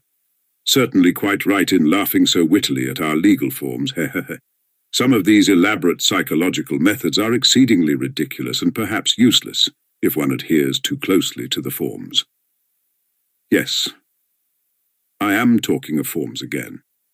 Well, if I recognize, or more strictly speaking, if I suspect someone or other to be a criminal in any case entrusted to me, you're reading for the law, of course, Rodion Romanovich. Yes, I was. Well, then it is a precedent for you for the future, though don't suppose I should venture to instruct you after the articles you publish about crime. No, I simply make bold to state it by way of fact. If I took this man or that for a criminal, why, I ask, should I worry him prematurely, even though I had evidence against him? In one case, I may be bound, for instance, to arrest a man at once, but another may be in quite a different position, you know, so why shouldn't I let him walk about the town a bit? Hey. But I see you don't quite understand, so I'll give you a clearer example. If I put him in prison too soon, I may very likely give him, so to speak, moral support. He he. You're laughing. Raskolnikov had no idea of laughing. He was sitting with compressed lips, his feverish eyes fixed on Porfiri Petrovitch's. Yet that is the case, with some types especially, for men are so different. You say evidence. Well, there may be evidence. But evidence, you know, can generally be taken two ways. I am an examining lawyer, and a weak man, I confess it. I should like to make a proof, so to say, mathematically clear. I should like to make a chain of evidence such as 2 × 2 are 4. It ought to be a direct, irrefutable proof. And if I shut him up too soon, even though I might be convinced he was the man, I should very likely be depriving myself of the means of getting further evidence against him. And how? By giving him, so to speak, a definite position, I shall put him out of suspense and set his mind at rest, so that he will retreat into his shell. They say that at Sevastopol, soon after Alma, the clever people were in a terrible fright that the enemy would attack openly and take Sevastopol at once. But when they saw that the enemy preferred a regular siege, they were delighted, I am told, and reassured, for the thing would drag on for 2 months at least. You're laughing. You don't believe me again. Of course you're right too. You're right. These are special cases, I admit. But you must observe this, my dear Rodion Romanovich, the general case, the case for which all legal forms and rules are intended, for which they are calculated and laid down in books, does not exist at all. For the reason that every case, every crime, for instance, so soon as it actually occurs, at once becomes a thoroughly special case, and sometimes a case unlike any that's gone before. Very comic cases of that sort sometimes occur. If I leave one man quite alone, if I don't touch him and don't worry him, but let him know or at least suspect every moment that I know all about it, and am watching him day and night, and if he is in continual suspicion and terror, he'll be bound to lose his head. He'll come of himself or maybe do something which will make it as plain as 2 × 2 are 4. It's delightful. It may be so with a simple peasant, but with one of our sort, an intelligent man cultivated on a certain side, it's a dead certainty. For, my dear fellow, it's a very important matter to know on what side a man is cultivated. And then there are nerves, you have overlooked them. Why, they are all sick, nervous and irritable. And then how they all suffer from spleen, that I assure you is a regular gold mine for us. And it's no anxiety to me, his running about the town free. Let him walk about for a bit. I know well enough that I've caught him and that he won't escape me. Where could he escape to? He? Abroad, perhaps. A Pole will escape abroad, but not here, especially as I am watching and have taken measures. Will he escape into the depths of the country, perhaps? But you know, peasants live there, real rude Russian peasants. A modern cultivated man would prefer prison to living with such strangers as our peasants. But that's all nonsense, and on the surface. It's not merely that he has nowhere to run to, he is psychologically unable to escape me. What an expression. Through a law of nature he can't escape me if he had anywhere to go. Have you seen a butterfly round a candle? That's how he will keep circling and circling round me. Freedom will lose its attractions. He'll begin to brood. He'll weave a tangle round himself. He'll worry himself to death. What's more, he will provide me with a mathematical proof, if I only give him long enough interval. And he'll keep circling round me, getting nearer and nearer, and then flop!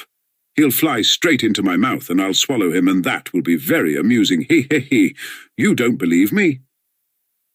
Raskolnikov made no reply. He sat pale and motionless, still gazing with the same intensity into Porfiry's face. It's a lesson, he thought, turning cold. This is beyond the cat playing with a mouse like yesterday. He can't be showing off his power with no motive, prompting me. He is far too clever for that. He must have another object. What is it? It's all nonsense, my friend. You are pretending to scare me. You've no proofs, and the man I saw had no real existence. You simply want to make me lose my head, to work me up beforehand, and so to crush me. But you are wrong. You won't do it. But why give me such a hint? Is he reckoning on my shattered nerves? No, my friend, you are wrong. You won't do it, even though you have some trap for me. Let us see what you have in store for me. and he braced himself to face a terrible and unknown ordeal. At times he longed to fall on Porfiry and strangle him. This anger was what he dreaded from the beginning. He felt that his parched lips were flecked with foam. His heart was throbbing. But he was still determined not to speak till the right moment. He realized that this was the best policy in his position, because instead of saying too much, he would be irritating his enemy by his silence and provoking him into speaking too freely. Anyhow, this was what he hoped for. "No, I see you don't believe me. You think I am playing a harmless joke on you." Porfiry began again, getting more and more lively, chuckling at every instant, and again pacing round the room. "And to be sure you're right, God has given me a figure that can awaken none but comic ideas in other people, a buffoon. But let me tell you, and I repeat it, excuse an old man, my dear Rodion Romanovich. You are a man still young, so to say, in your first youth, and so you put intellect above everything, like all young people. Playful wit and abstract arguments fascinate you, and that's for all the world like the old Austrian Hof Kriegsrath. As far as I can judge of military matters, that is, on paper they'd beaten Napoleon and taken him prisoner, and there in their study they worked it all out in the cleverest fashion. But look you, General Mack surrendered with all his army. I see, Rodion Romanovich. You are laughing at a civilian like me, taking examples out of military history, but I can't help it. It's my weakness. I am fond of military science, and I'm ever so fond of reading all military histories. I've certainly missed my proper career. I ought to have been in the army, upon my word I ought. I shouldn't have been a Napoleon, but I might have been a major. Well, I'll tell you the whole truth, my dear fellow, about this special case. I mean, actual fact and a man's temperament, my dear sir, are weighty matters, and it's astonishing how they sometimes deceive the sharpest calculation. I listen to an old man, am speaking seriously, Rodion Romanovich. As he said this, Porfiry Petrovitch, who was scarcely 35, actually seemed to have grown old.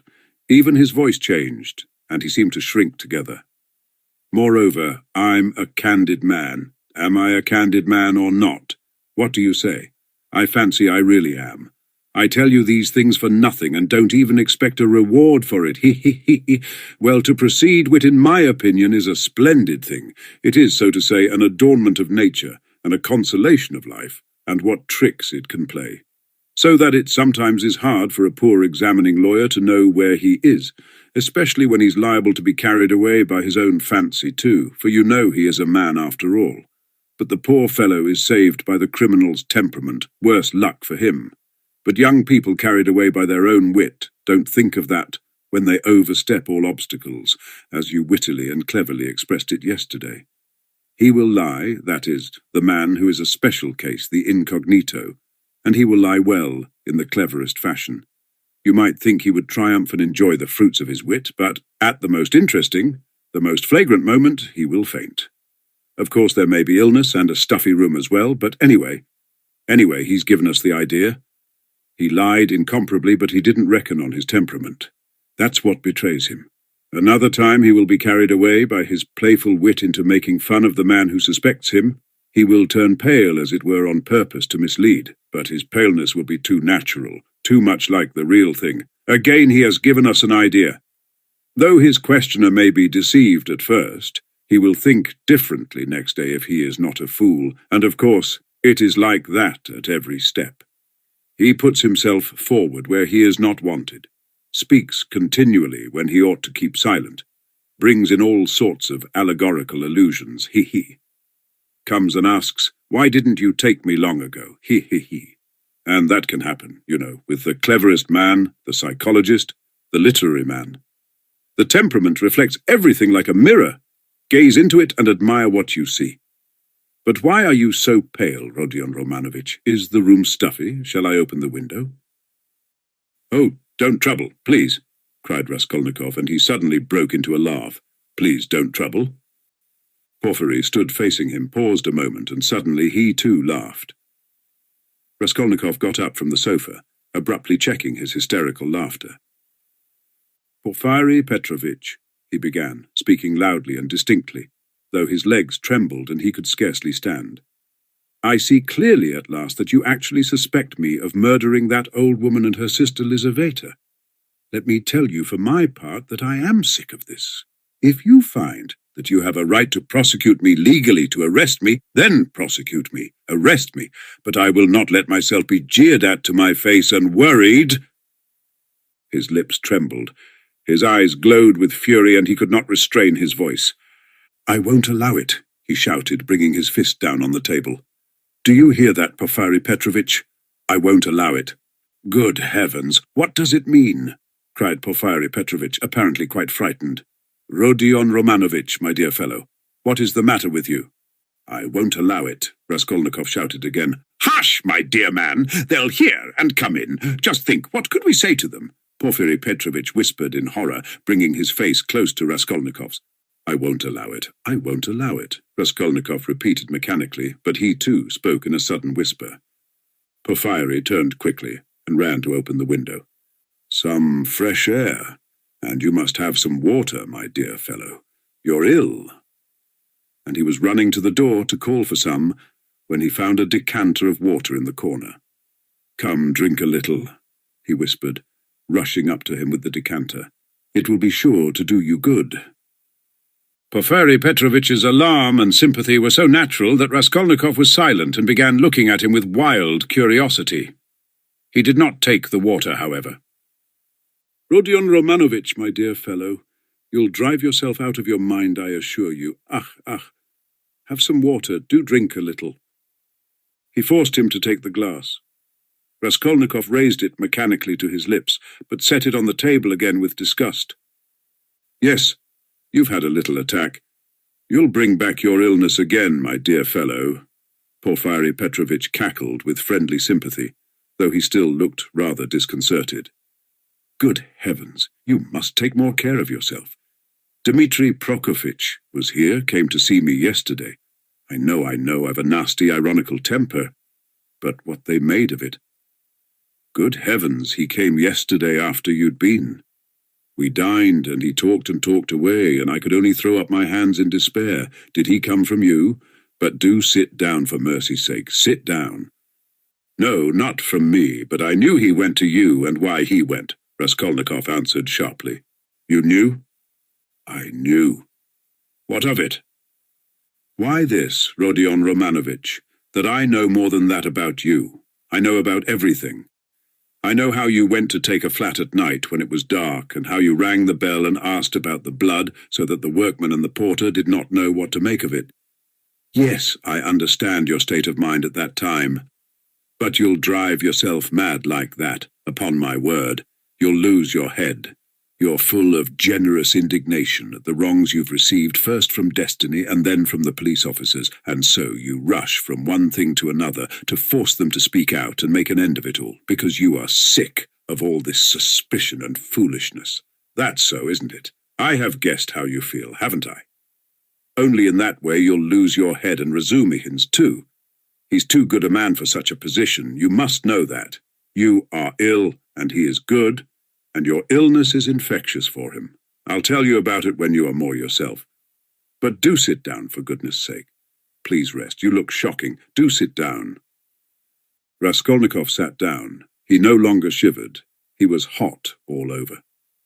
In amazement, he listened with strained attention to Porfiry Petrovitch, who still seemed frightened as he looked after him with friendly solicitude, but he did not believe a word he said, though he felt a strange inclination to believe. Porfiry's unexpected words about the flat had utterly overwhelmed him. "How can it be? He knows about the flat then," he thought suddenly. "And he tells it me himself." "Yes, in our legal practice there was a case almost exactly similar. A case of morbid psychology," Porfiry went on quickly. "A man confessed to murder, and how he kept it up. It was a regular hallucination. He brought forward facts. He imposed upon everyone. And why? He had been partly, but only partly, unintentionally, the cause of a murder. And when he knew that he had given the murderers the opportunity, he sank into dejection. It got on his mind and turned his brain. He began imagining things, and he persuaded himself that he was the murderer. But at last the High Court of Appeal went into it, and the poor fellow was acquitted and put under proper care. Thanks to the Court of Appeal. Tut, tut, tut. Why, my dear fellow, you may drive yourself into delirium if you have the impulse to work upon your nerves, to go ringing bells at night and asking about blood. I've studied all this morbid psychology in my practice. A man is sometimes tempted to jump out of a window or from a belfry. Just the same with bell ringing. It's all illness, Rodion Romanovich. You have begun to neglect your illness. You should consult an experienced doctor. What's the good of that fat fellow? You are light-headed. You were delirious when you did all this. For a moment Raskolnikov felt everything going round. Is it possible, flashed through his mind, that he is still lying? He can't be. He can't be. He rejected that idea, feeling to what a degree of fury it might drive him, feeling that that fury might drive him mad. I was not delirious. I knew what I was doing, he cried, straining every faculty to penetrate Porfiry's game. I was quite myself, do you hear? Yes, I hear and understand. You said yesterday you were not delirious. You were particularly emphatic about it. I understand all you can tell me. Listen, Rodion Romanovich, my dear fellow, if you were actually a criminal, or were somehow mixed up in this damnable business, would you insist that you were not delirious but in full possession of your faculties? And so emphatically and persistently, would it be possible, quite impossible to my thinking, if you had anything on your conscience, you certainly ought to insist that you were delirious. That's so, isn't it? There was a note of slyness in this inquiry. Raskolnikov drew back on the sofa as Porfiry bent over him and stared in silent perplexity at him.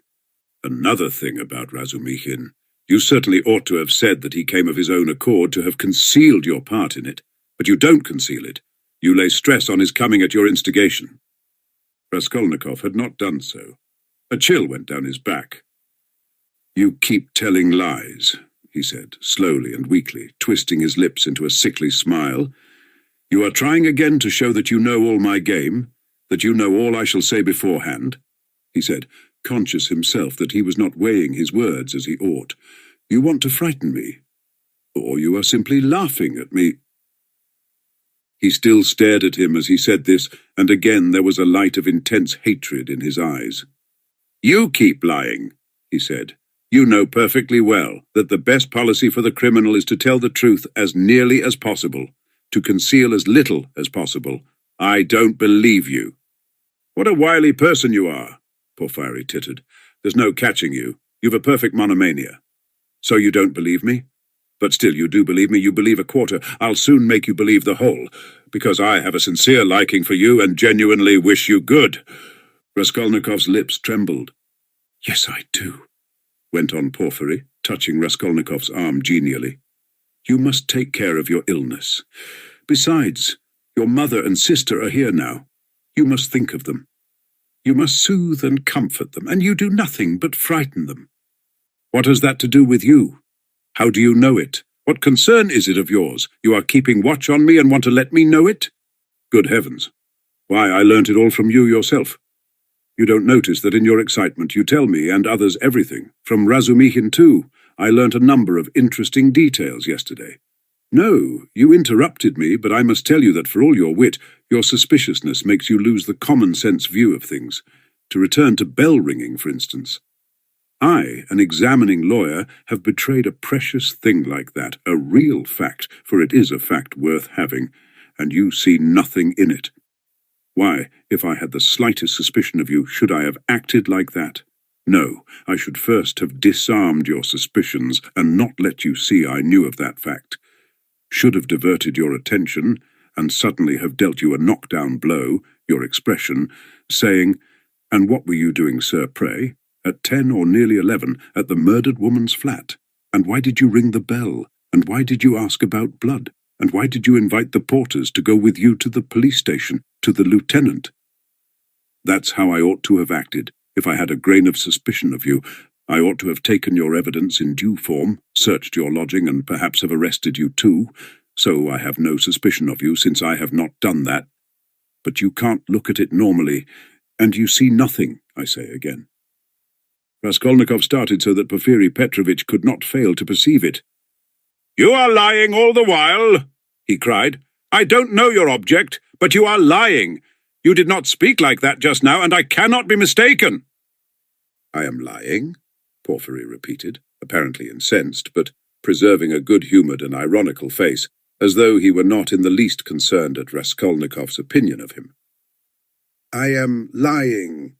But how did I treat you just now? I, the examining lawyer, prompting you and giving you every means for your defence. Illness, I said, delirium, injury, melancholy, and the police officers, and all the rest of it. Ah, he. Though, indeed, all those psychological means of defence are not very reliable and cut both ways. Illness, delirium, I don't remember. That's all right, but why, my good sir? In your illness and in your delirium were you haunted by just those delusions and not by any others? There may have been others, eh? He. Raskolnikov looked haughtily and contemptuously at him.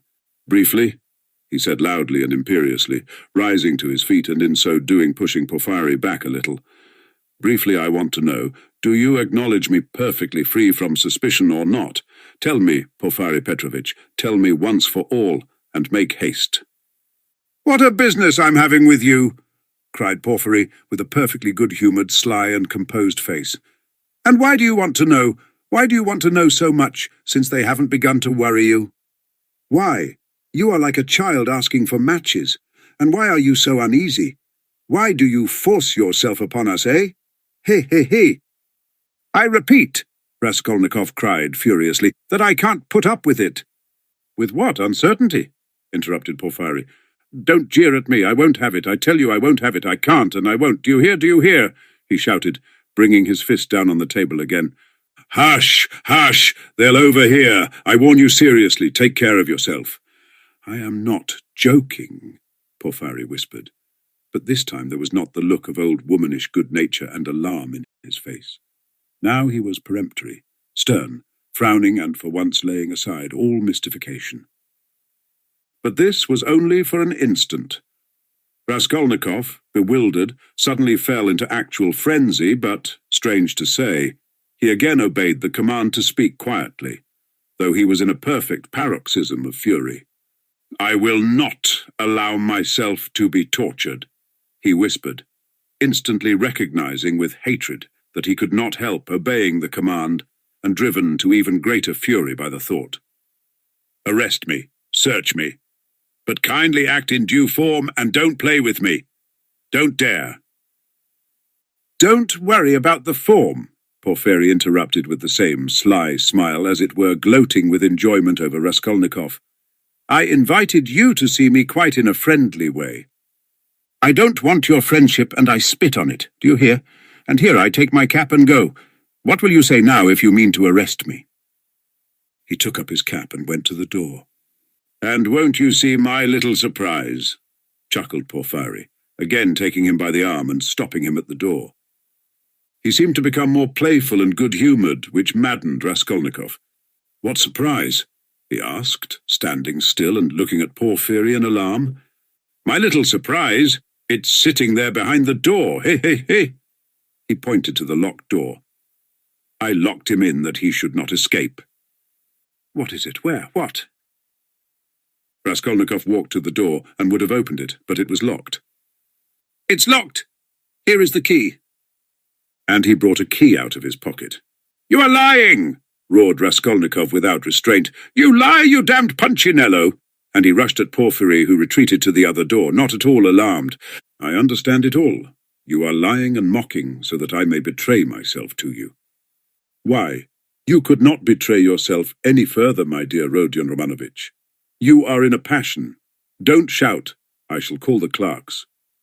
"You are lying. Call the clerks. You knew I was ill and tried to work me into a frenzy to make me betray myself. That was your object. Produce your facts. I understand it all. You've no evidence. You have only wretched, rubbishly suspicions like Zametov's. You knew my character. You wanted to drive me to fury and then to knock me down with priests and deputies. Are you waiting for them? Eh? What are you waiting for? Where are they? Produce them." "Why deputies, my good man?" What things people will imagine. And to do so would not be acting in form, as you say. You don't know the business, my dear fellow. And there's no escaping form, as you see, Porphyry muttered, listening at the door through which a noise could be heard. Ah, they're coming, cried Raskolnikov. You've sent for them. You expected them. Well, produce them all. Your deputies, your witnesses, what you like. I am ready.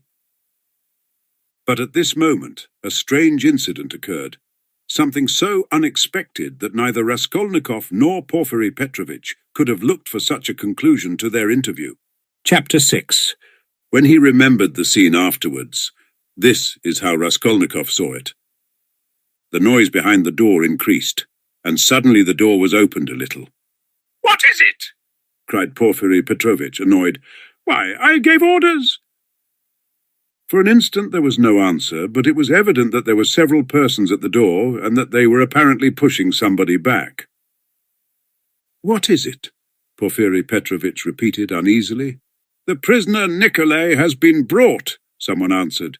He is not wanted. Take him away. Let him wait. What's he doing here? How irregular, cried Porphyry, rushing to the door. But he... began the same voice, and suddenly ceased. 2 seconds, not more, were spent in actual struggle. Then someone gave a violent shove, and then a man, very pale, strode into the room. This man's appearance was at first sight very strange. He stared straight before him, as though seeing nothing. There was a determined gleam in his eyes. At the same time there was a deathly pallor in his face, as though he were being led to the scaffold. His white lips were faintly twitching. He was dressed like a workman, and was of medium height, very young, slim, his hair cut in round crop with thin spare features. The man whom he had thrust back followed him into the room, and succeeded in seizing him by the shoulder. He was a warder, but Nikolai pulled his arm away. Several persons crowded inquisitively into the doorway. Some of them tried to get in. All this took place almost instantaneously. Go away, it's too soon. Wait till you are sent for. Why have you brought him so soon? Porphyry Petrovitch muttered, extremely annoyed, and as it were thrown out of his reckoning. But Nikolai suddenly knelt down. What's the matter? Cried Porphyry, surprised. I am guilty. Mine is the sin. I am the murderer. Nikolai articulated suddenly, rather breathless, but speaking fairly loudly. For 10 seconds there was silence, as though all had been struck dumb. Even the warder stepped back, mechanically retreated to the door, and stood immovable. What is it? Cried Porphyry Petrovitch, recovering from his momentary stupefaction. I am the murderer, repeated Nikolai, after a brief pause. What? You... what? Whom did you kill? Porphyry Petrovitch was obviously bewildered. Nikolai again was silent for a moment. Alyona Ivanovna and her sister Lizaveta Ivanovna I killed with an axe. Darkness came over me, he added suddenly, and was again silent. He still remained on his knees. Porphyry Petrovitch stood for some moments as though meditating, but suddenly roused himself and waved back the uninvited spectators. They instantly vanished and closed the door. Then he looked towards Raskolnikov, who was standing in the corner, staring wildly at Nikolai, and moved towards him.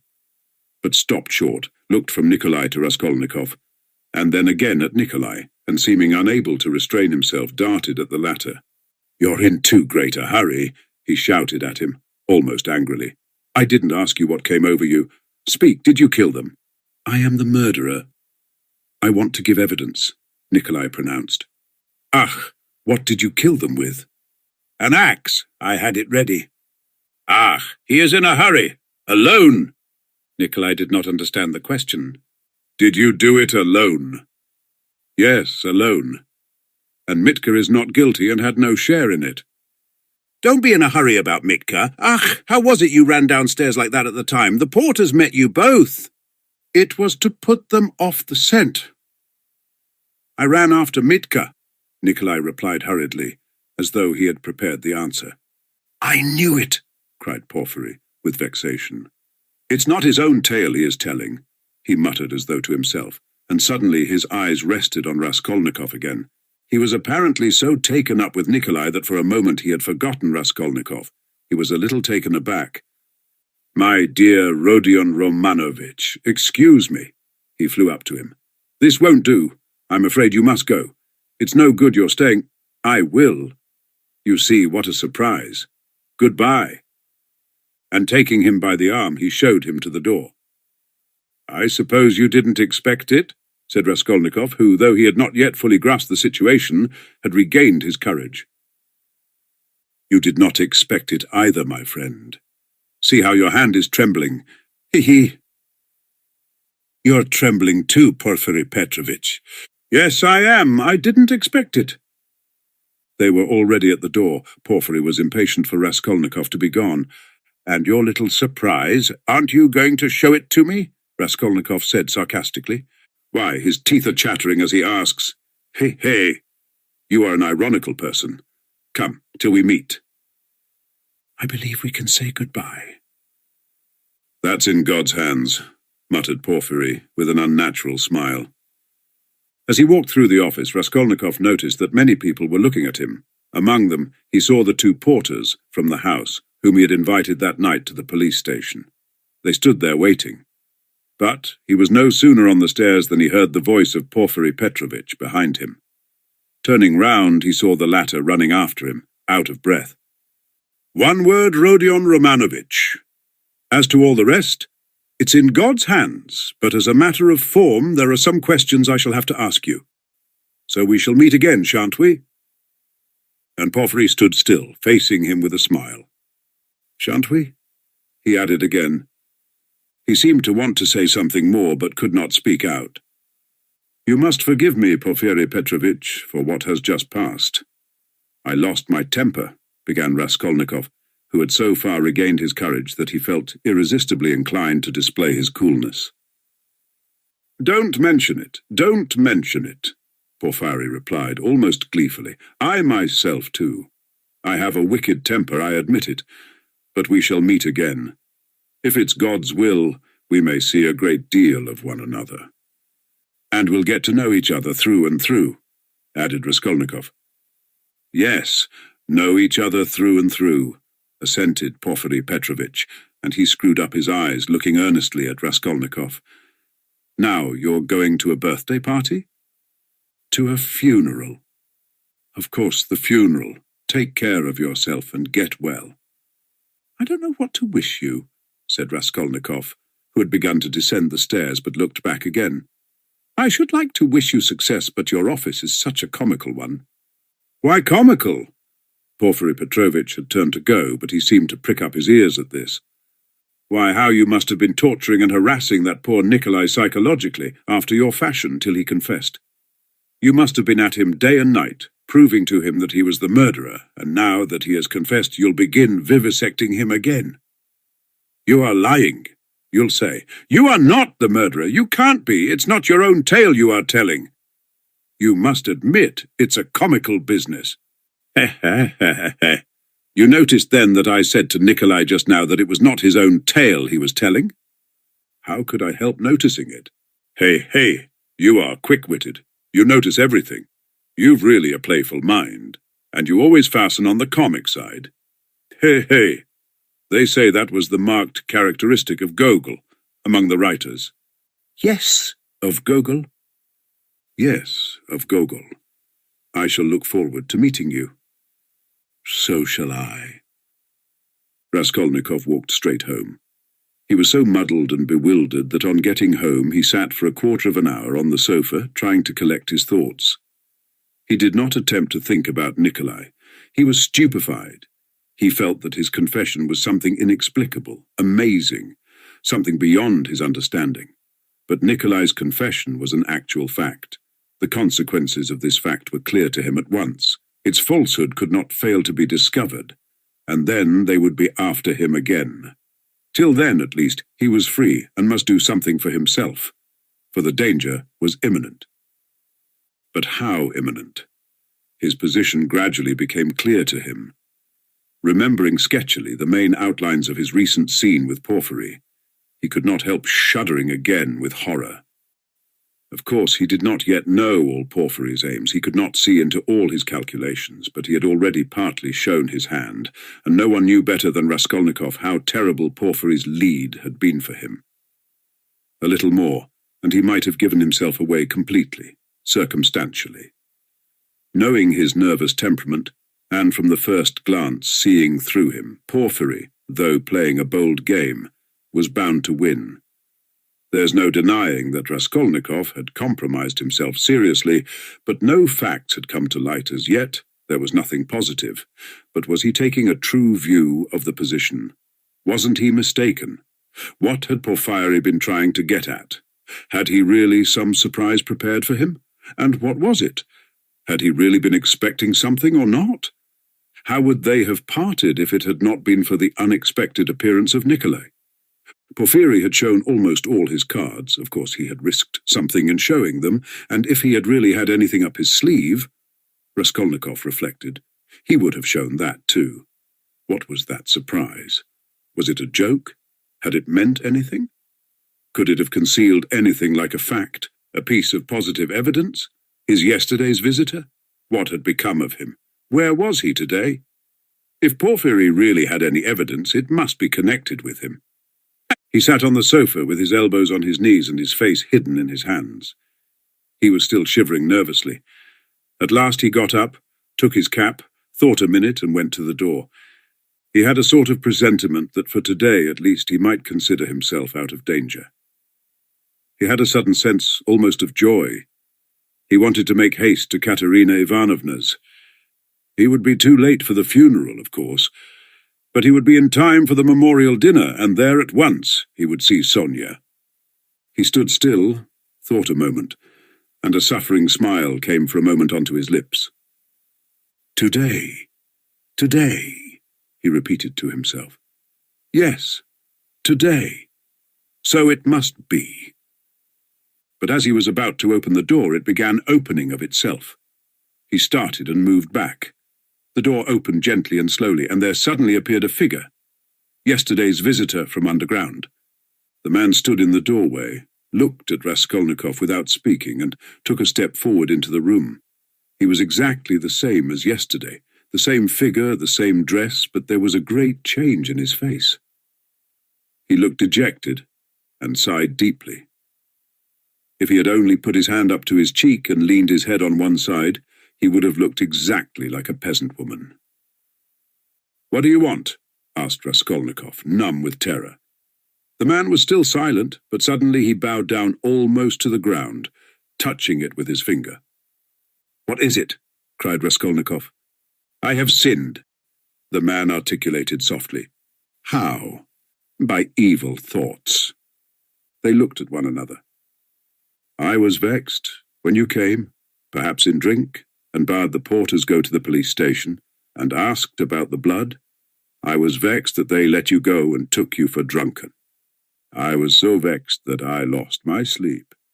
And remembering the address, we came here yesterday and asked for you." "Who came?" Raskolnikov interrupted, instantly beginning to recollect. "I did. I've wronged you." "Then you come from that house?" "I was standing at the gate with them. Don't you remember? We have carried on our trade in that house for years past.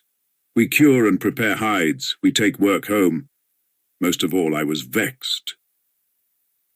And the whole scene of the day before yesterday in the gateway came clearly before Raskolnikov's mind. He recollected that there had been several people there besides the porters, women among them. He remembered one voice had suggested taking him straight to the police station.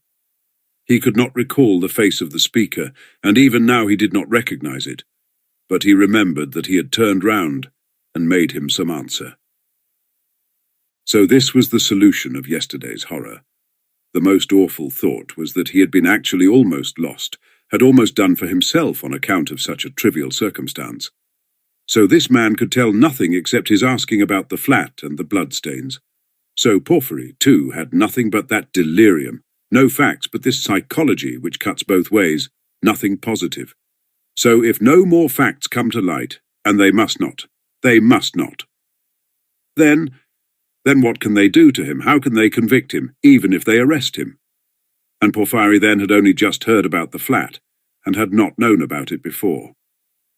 "Was it you who told Porphyry that I'd been there?" he cried, struck by a sudden idea. "What Porphyry?"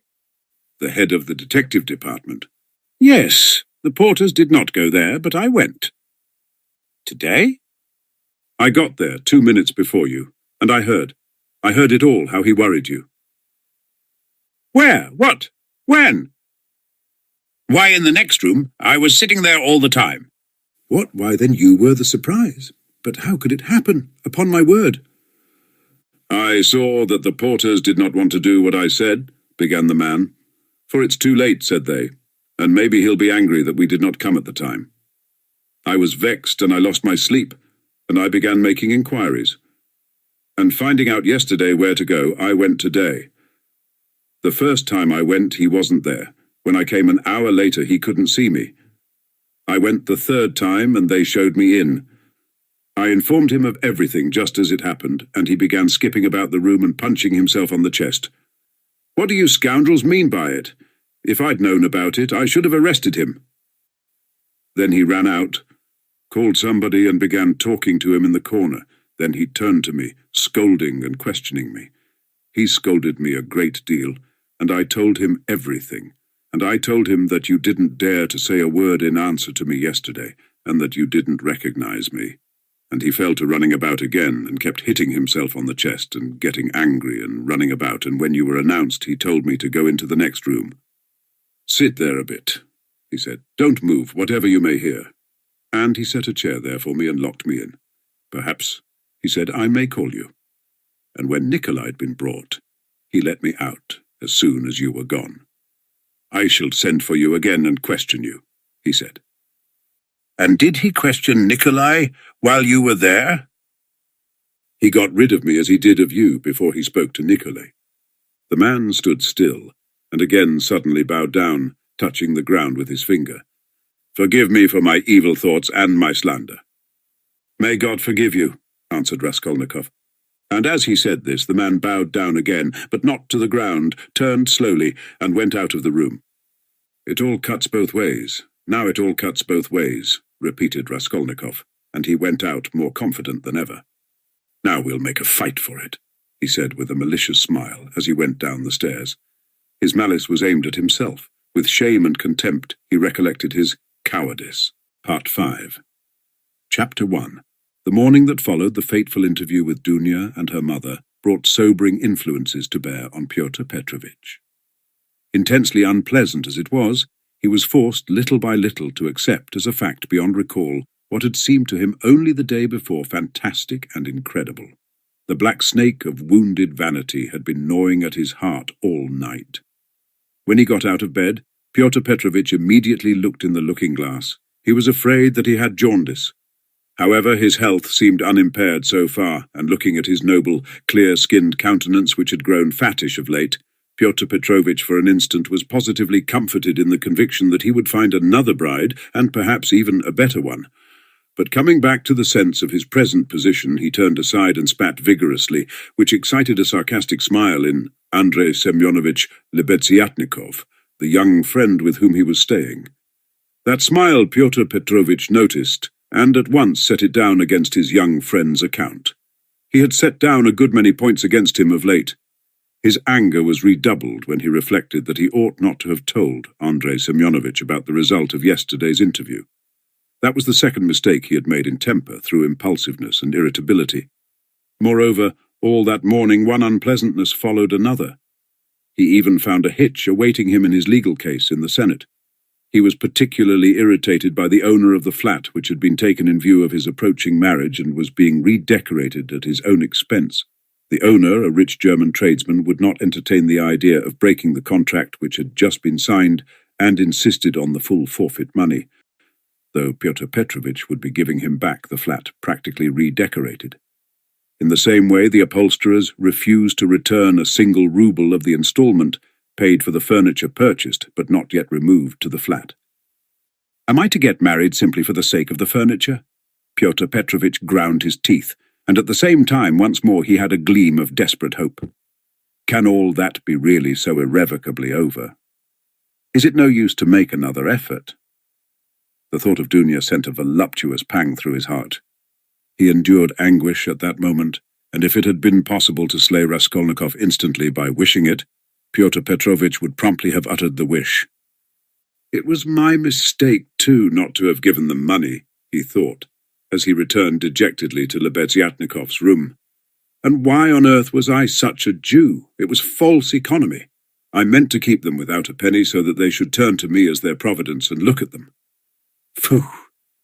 If I'd spent some 1,500 roubles on them for the trousseau and presents, on knickknacks, dressing cases, jewellery, materials, and all that sort of trash from Knopf's and the English shop, my position would have been better and stronger.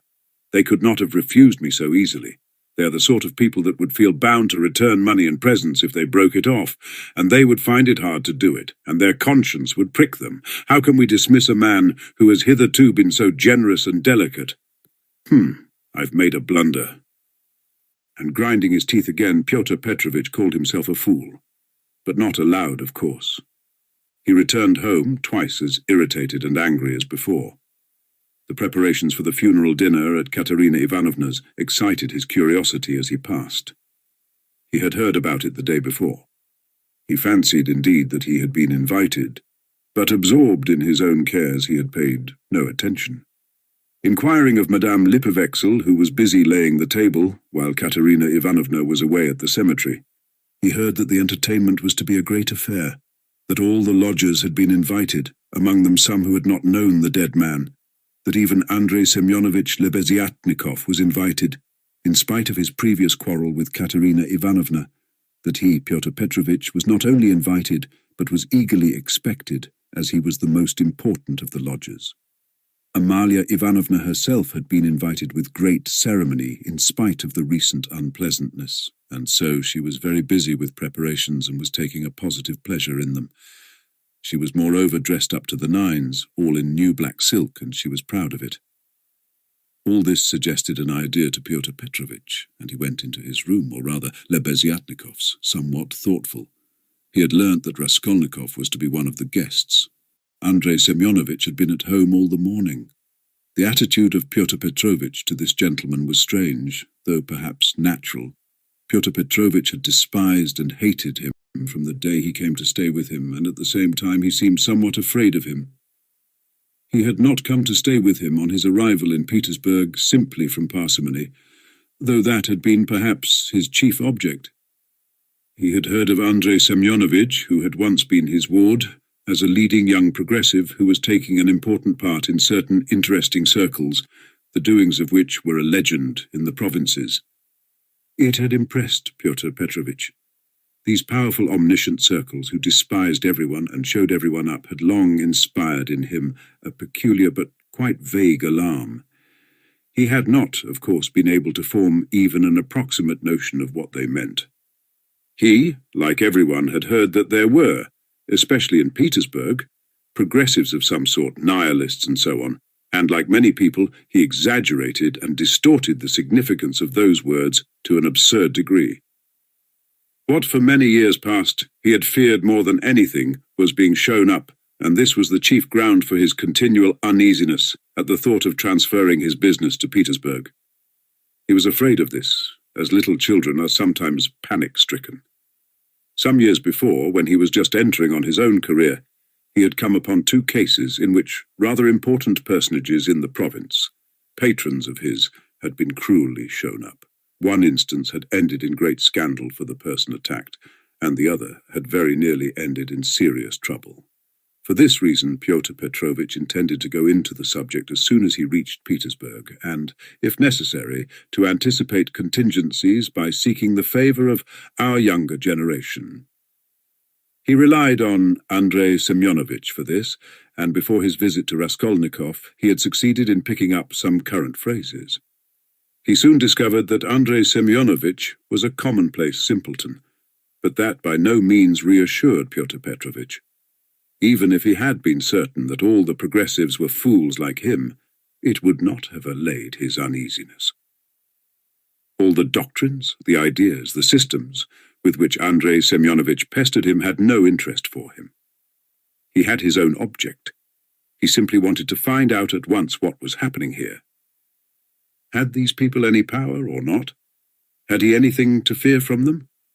Would they expose any enterprise of his? And what precisely was now the object of their attacks? Could he somehow make up to them and get round them if they really were powerful? Was this the thing to do, or not? Couldn't he gain something through them? In fact, hundreds of questions presented themselves. Andrei Semyonovich was an anemic, scrofulous little man with strangely flaxen mutton-chop whiskers of which he was very proud. He was a clerk and had almost always something wrong with his eyes. He was rather soft-hearted but self-confident and sometimes extremely conceited in speech, which had an absurd effect, incongruous with his little figure. He was one of the lodgers most respected by Amalia Ivanovna, for he did not get drunk and paid regularly for his lodgings. Andrei Semyonovich really was rather stupid. He attached himself to the cause of progress and our younger generation from enthusiasm. He was one of the numerous and varied legion of dullards, of half-animate abortions, conceited half-educated coxcombs, who attach themselves to the idea most in fashion only to vulgarize it, and who caricature every cause they serve, however sincerely. Though Lebeziatnikov was so good-natured, he too was beginning to dislike Pyotr Petrovitch. This happened on both sides unconsciously. However simple Andrei Semyonovich might be, he began to see that Pyotr Petrovitch was duping him and secretly despising him, and that he was not the right sort of man. He had tried expounding to him the system of Fourier and the Darwinian theory, but of late Pyotr Petrovitch began to listen too sarcastically and even to be rude. The fact was, he had begun instinctively to guess that Lebeziatnikov was not merely a commonplace simpleton, but perhaps a liar too, and that he had no connections of any consequence, even in his own circle, but had simply picked things up third-hand, and that very likely he did not even know much about his own work of propaganda, for he was in too great a muddle. A fine person he would be to show anyone up. It must be noted, by the way, that Pyotr Petrovitch had, during those 10 days, eagerly accepted the strangest praise from Andrei Semyonovich. He had not protested, for instance, when Andrei Semyonovich belauded him for being ready to contribute to the establishment of the new commune, or to abstain from christening his future children, or to acquiesce if Dunya were to take a lover a month after marriage, and so on. Pyotr Petrovitch so enjoyed hearing his own praises that he did not disdain even such virtues when they were attributed to him. Pyotr Petrovitch had had occasion that morning to realize some 5% bonds, and now he sat down to the table and counted over bundles of notes. Andrei Semyonovich, who hardly ever had any money, walked about the room pretending to himself to look at all those banknotes with indifference and even contempt. Nothing would have convinced Pyotr Petrovitch that Andrei Semyonovich could really look on the money unmoved, and the latter on his side kept thinking bitterly that Pyotr Petrovitch was capable of entertaining such an idea about him, and was, perhaps, glad of the opportunity of teasing his young friend by reminding him of his inferiority and the great difference between them. He found him incredibly inattentive and irritable, though he, Andrei Semyonovich, began enlarging on his favourite subject, the foundation of a new special commune. The brief remarks that dropped from Pyotr Petrovitch between the clicking of the beads on the reckoning frame betrayed unmistakable and discourteous irony. But the humane Andrei Semyonovich ascribed Pyotr Petrovitch's ill humour to his recent breach with Dunya, and he was burning with impatience to discourse on that theme. He had something progressive to say on the subject which might console his worthy friend and could not fail to promote his development. There is some sort of festivity being prepared at the widow's, isn't there? Pyotr Petrovitch asked suddenly, interrupting Andrei Semyonovich at the most interesting passage. Why, don't you know? Why, I was telling you last night what I think about all such ceremonies, and she invited you too, I heard. You were talking to her yesterday.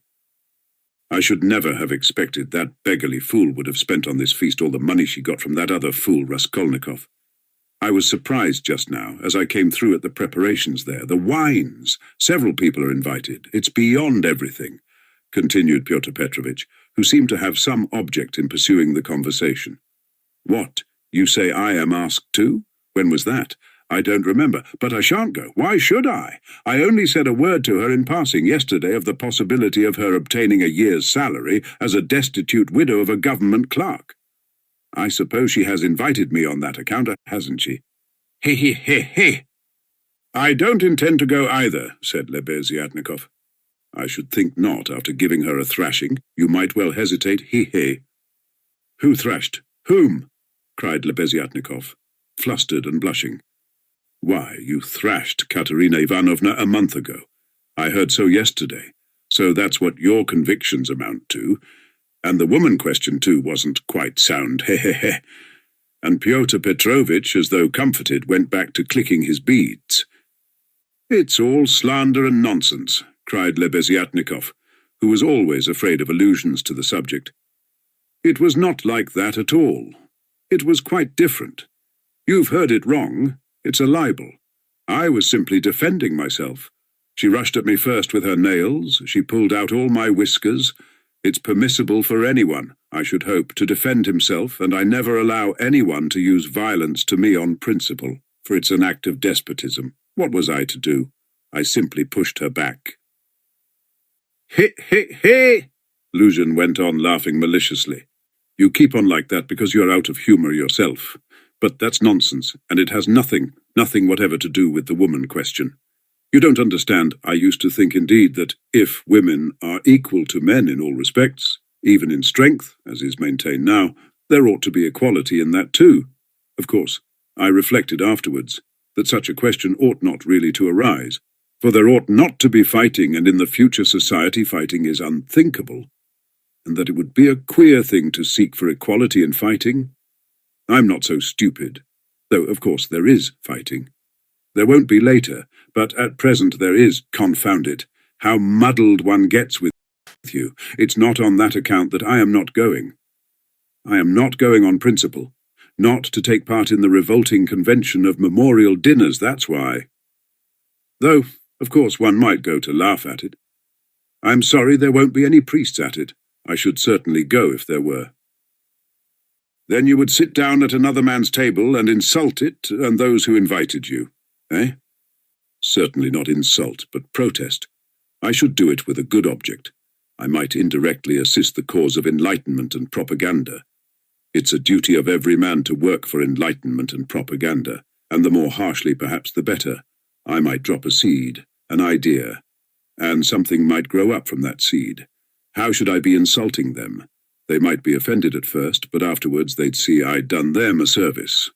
You know, Terebieva, who is in the community now, was blamed because when she left her family and devoted herself, she wrote to her father and mother that she wouldn't go on living conventionally and was entering on a free marriage, and it was said that that was too harsh, that she might have spared them and have written more kindly. I think that's all nonsense, and there's no need of softness. On the contrary, what's wanted is protest. Varens had been married 7 years. She abandoned her 2 children. She told her husband straight out in a letter, I have realized that I cannot be happy with you. I can never forgive you that you have deceived me by concealing from me that there is another organization of society by means of the communities. I have only lately learned it from a great-hearted man to whom I have given myself and with whom I'm establishing a community. I speak plainly because I consider it dishonest to deceive you. Do as you think best. Do not hope to get me back. You are too late. I hope you will be happy. That's how letters like that ought to be written.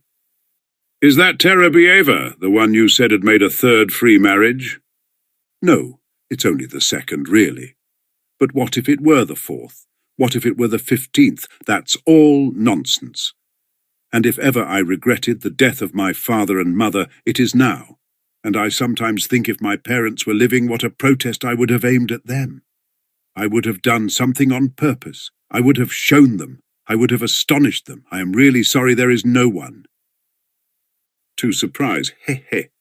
Well, be that as you will, Pyotr Petrovitch interrupted. But tell me this. Do you know the dead man's daughter? The delicate-looking little thing? It's true what they say about her, isn't it? What of it? I think, that is, it is my own personal conviction that this is the normal condition of women.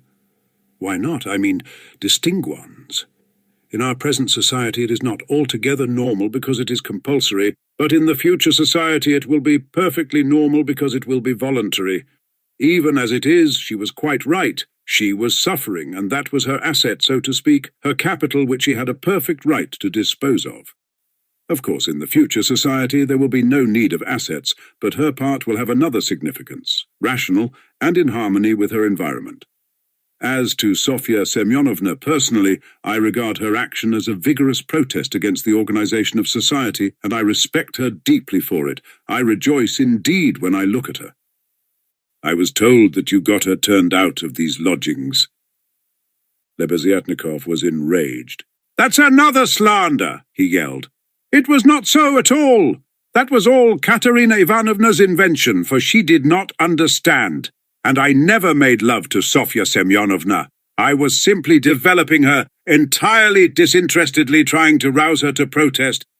All I wanted was her protest, and Sofya Semyonovna could not have remained here anyway. Have you asked her to join your community? You keep on laughing, and very inappropriately, allow me to tell you. You don't understand. There is no such role in a community. The community is established that there should be no such roles. In a community, such a role is essentially transformed, and what is stupid here is sensible there. What, under present conditions, is unnatural becomes perfectly natural in the community. It all depends on the environment. It's all the environment, and man himself is nothing. And I am on good terms with Sofya Semyonovna to this day, which is a proof that she never regarded me as having wronged her. I am trying now to attract her to the community, but on quite a different footing. What are you laughing at? We are trying to establish a community of our own, a special one, on a broader basis. We have gone further in our convictions. We reject more. And meanwhile, I'm still developing Sofya Semyonovna. She has a beautiful, beautiful character. And you take advantage of her fine character, eh? No, oh no, on the contrary.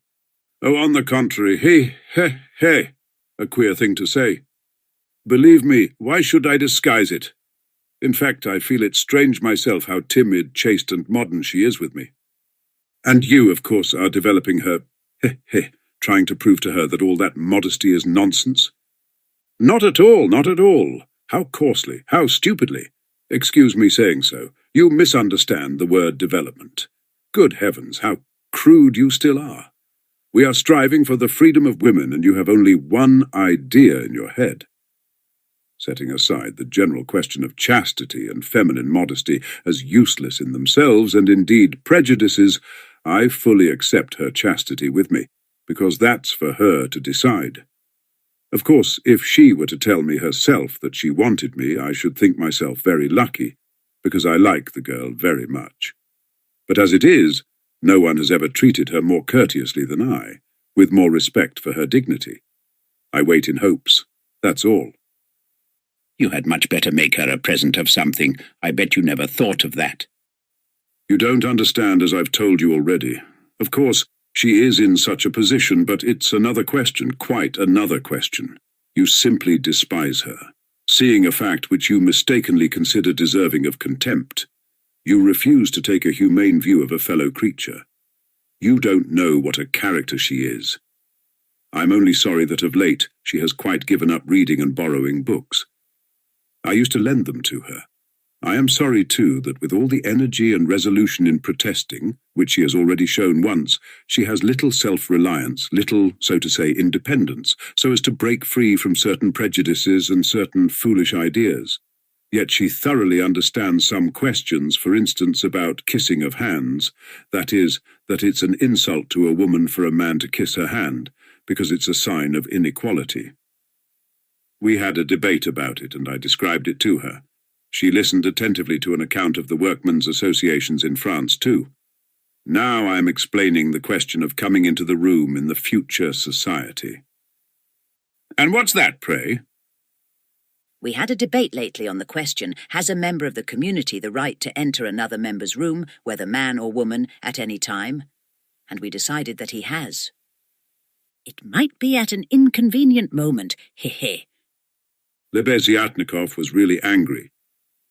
You are always thinking of something unpleasant, he cried with aversion. Phoo, How vexed I am that when I was expounding our system, I referred prematurely to the question of personal privacy. It's always a stumbling block to people like you. They turn it into ridicule before they understand it, and how proud they are of it too. Tfu! I've often maintained that that question should not be approached by a novice till he has a firm faith in the system. And tell me, please, what do you find so shameful even in cesspools? I should be the first to be ready to clean out any cesspool you like. And it's not a question of self-sacrifice, it's simply work, honourable, useful work, which is as good as any other and much better than the work of a Raphael and a Pushkin, because it is more useful. And more honourable, he he he. What do you mean by more honourable? I don't understand such expressions to describe human activity. More honourable, nobler. All those are old-fashioned prejudices which I reject. Everything which is of use to mankind is honourable. I only understand one word. Useful. You can snigger as much as you like, but that's so. Pyotr Petrovitch laughed heartily. He had finished counting the money and was putting it away. But some of the notes he left on the table, the cesspool question, had already been a subject of dispute between them. What was absurd was that it made Lebeziatnikov really angry, while it amused Luzhin, and at that moment he particularly wanted to anger his young friend. "It's your ill luck yesterday that makes you so ill-humoured and annoying," blurted out Lebeziatnikov, who, in spite of his independence and his protests, did not venture to oppose Pyotr Petrovitch and still behaved to him with some of the respect habitual in earlier years. "You'd better tell me this," Pyotr Petrovitch interrupted with haughty displeasure. "Can you... or rather, are you really friendly enough with that young person to ask her to step in here for a minute? I think they've all come back from the cemetery. I heard the sound of steps. I want to see her, that young person." "What for?" Lebeziatnikov asked with surprise. "Oh, I want to. I am leaving here today or tomorrow, and therefore I wanted to speak to her about... However, you may be present during the interview. It's better you should be indeed, for there's no knowing what you might imagine." "I shan't imagine anything. I only asked. And if you've anything to say to her, nothing is easier than to call her in. I'll go directly, and you may be sure I won't be in your way." 5 minutes later, Lebeziatnikov came in with Sonia. She came in very much surprised and overcome with shyness, as usual. She was always shy in such circumstances and was always afraid of new people. She had been as a child and was even more so now. Pyotr Petrovitch met her politely and affably, but with a certain shade of bantering familiarity which in his opinion was suitable for a man of his respectability and weight in dealing with a creature so young and so interesting as she. He hastened to reassure her and made her sit down facing him at the table. Sonia sat down, looked about her, at Lebeziatnikov, at the notes lying on the table, and then again at Pyotr Petrovitch, and her eyes remained riveted on him. Lebeziatnikov was moving to the door. Pyotr Petrovitch signed to Sonia to remain seated, and stopped Lebeziatnikov. "Is Raskolnikov in there? Has he come?" he asked him in a whisper. "Raskolnikov? Yes. Why? Yes, he is there. I saw him just come in. Why? Well, I particularly beg you to remain here with us, and not to leave me alone with this young woman. I only want a few words with her, but God knows what they may make of it. I shouldn't like Raskolnikov to repeat anything. You understand what I mean?" "I understand." Lebeziatnikov saw the point. "Yes, you are right. Of course, I am convinced personally that you have no reason to be uneasy, but still, you are right. Certainly I'll stay. I'll stand here at the window and not be in your way. I think you are right." Pyotr Petrovitch returned to the sofa, sat down opposite Sonia, looked attentively at her, and assumed an extremely dignified, even severe expression, as much as to say, "Don't you make any mistake, madam." Sonia was overwhelmed with embarrassment. "In the first place, Sofya Semyonovna, will you make my excuses to your respected mamma?" "That's right, isn't it? Katerina Ivanovna stands in the place of a mother to you?" Pyotr Petrovitch began with great dignity, though affably. It was evident that his intentions were friendly. "Quite so, yes. The place of a mother," Sonia answered timidly and hurriedly. Then will you make my apologies to her? Through inevitable circumstances, I am forced to be absent and shall not be at the dinner in spite of your mamma's kind invitation. Yes, I'll tell her. At once. And Sonia hastily jumped up from her seat. Wait, that's not all. Pyotr Petrovitch detained her, smiling at her simplicity and ignorance of good manners. And you know me little, my dear Sofya Semyonovna. If you suppose I would have ventured to trouble a person like you for a matter of so little consequence affecting myself only, I have another object. Sonia sat down hurriedly. Her eyes rested again for an instant on the grey and rainbow-coloured notes that remained on the table, but she quickly looked away and fixed her eyes on Pyotr Petrovitch. She felt it horribly indecorous, especially for her, to look at another person's money. She stared at the gold eyeglass, which Pyotr Petrovitch held in his left hand, and at the massive and extremely handsome ring with a yellow stone on his middle finger. But suddenly she looked away, and, not knowing where to turn, ended by staring Pyotr Petrovitch again straight in the face. After a pause of still greater dignity, he continued, I chanced yesterday in passing to exchange a couple of words with Katerina Ivanovna, poor woman. That was sufficient to enable me to ascertain that she is in a position preternatural, if one may so express it. Yes, preternatural, Sonia hurriedly assented. Or it would be simpler and more comprehensible to say ill. Yes, simpler and more yes, ill. Quite so. So then, from a feeling of humanity and, so to speak, compassion, I should be glad to be of service to her in any way, foreseeing her unfortunate position. I believe the whole of this poverty-stricken family depends now entirely on you. Allow me to ask, Sonia rose to her feet, did you say something to her yesterday of the possibility of a pension? Because she told me you had undertaken to get her one. Was that true? Not in the slightest. And indeed, it's an absurdity. I merely hinted at her obtaining temporary assistance as the widow of an official who had died in the service, if only she has patronage. But apparently your late parent had not served his full term, and had not indeed been in the service at all of late. In fact, if there could be any hope, it would be very ephemeral, because there would be no claim for assistance in that case, far from it. And she's dreaming of a pension already. He. A go-ahead lady. Yes, she is. For she is credulous and good-hearted, and she believes everything from the goodness of her heart, and she is like that. Yes. You must excuse her, said Sonia, and again she got up to go. But you haven't heard what I have to say. No, I haven't heard, muttered Sonia. Then sit down. She was terribly confused. She sat down again a third time. Seeing her position with her unfortunate little ones, I should be glad, as I have said before, so far as lies in my power, to be of service, that is, so far as is in my power, not more. One might, for instance, get up a subscription for her, or a lottery, something of the sort, such as is always arranged in such cases by friends or even outsiders desirous of assisting people. It was of that I intended to speak to you. It might be done. Yes, God will repay you for it, faltered Sonia, gazing intently at Pyotr Petrovitch. It might be, but we will talk of it later. We might begin it today, we will talk it over this evening, and lay the foundation, so to speak. Come to me at 7 o'clock. Mr. Lebeziatnikov, I hope, will assist us. But there is one circumstance of which I ought to warn you beforehand, and for which I venture to trouble you, Sofya Semyonovna, to come here. In my opinion, money cannot be. Indeed, it's unsafe to put it into Katerina Ivanovna's own hands.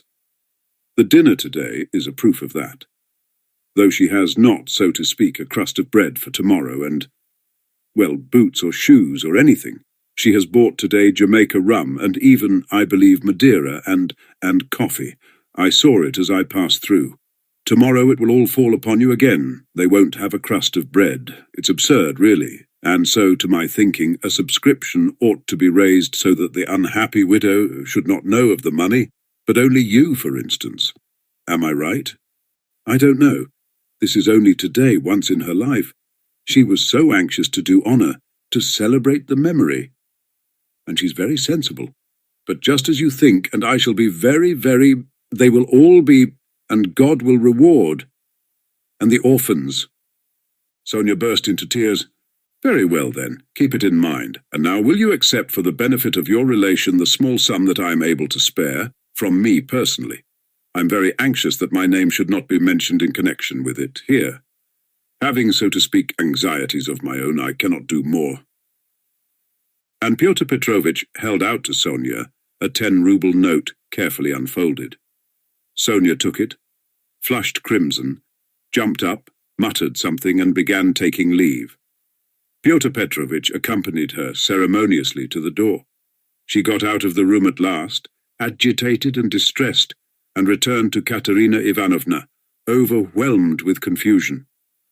All this time Lebeziatnikov had stood at the window or walked about the room, anxious not to interrupt the conversation. When Sonia had gone, he walked up to Pyotr Petrovitch and solemnly held out his hand. "I heard and saw everything," he said, laying stress on the last verb. "That is honourable. I mean to say it's humane.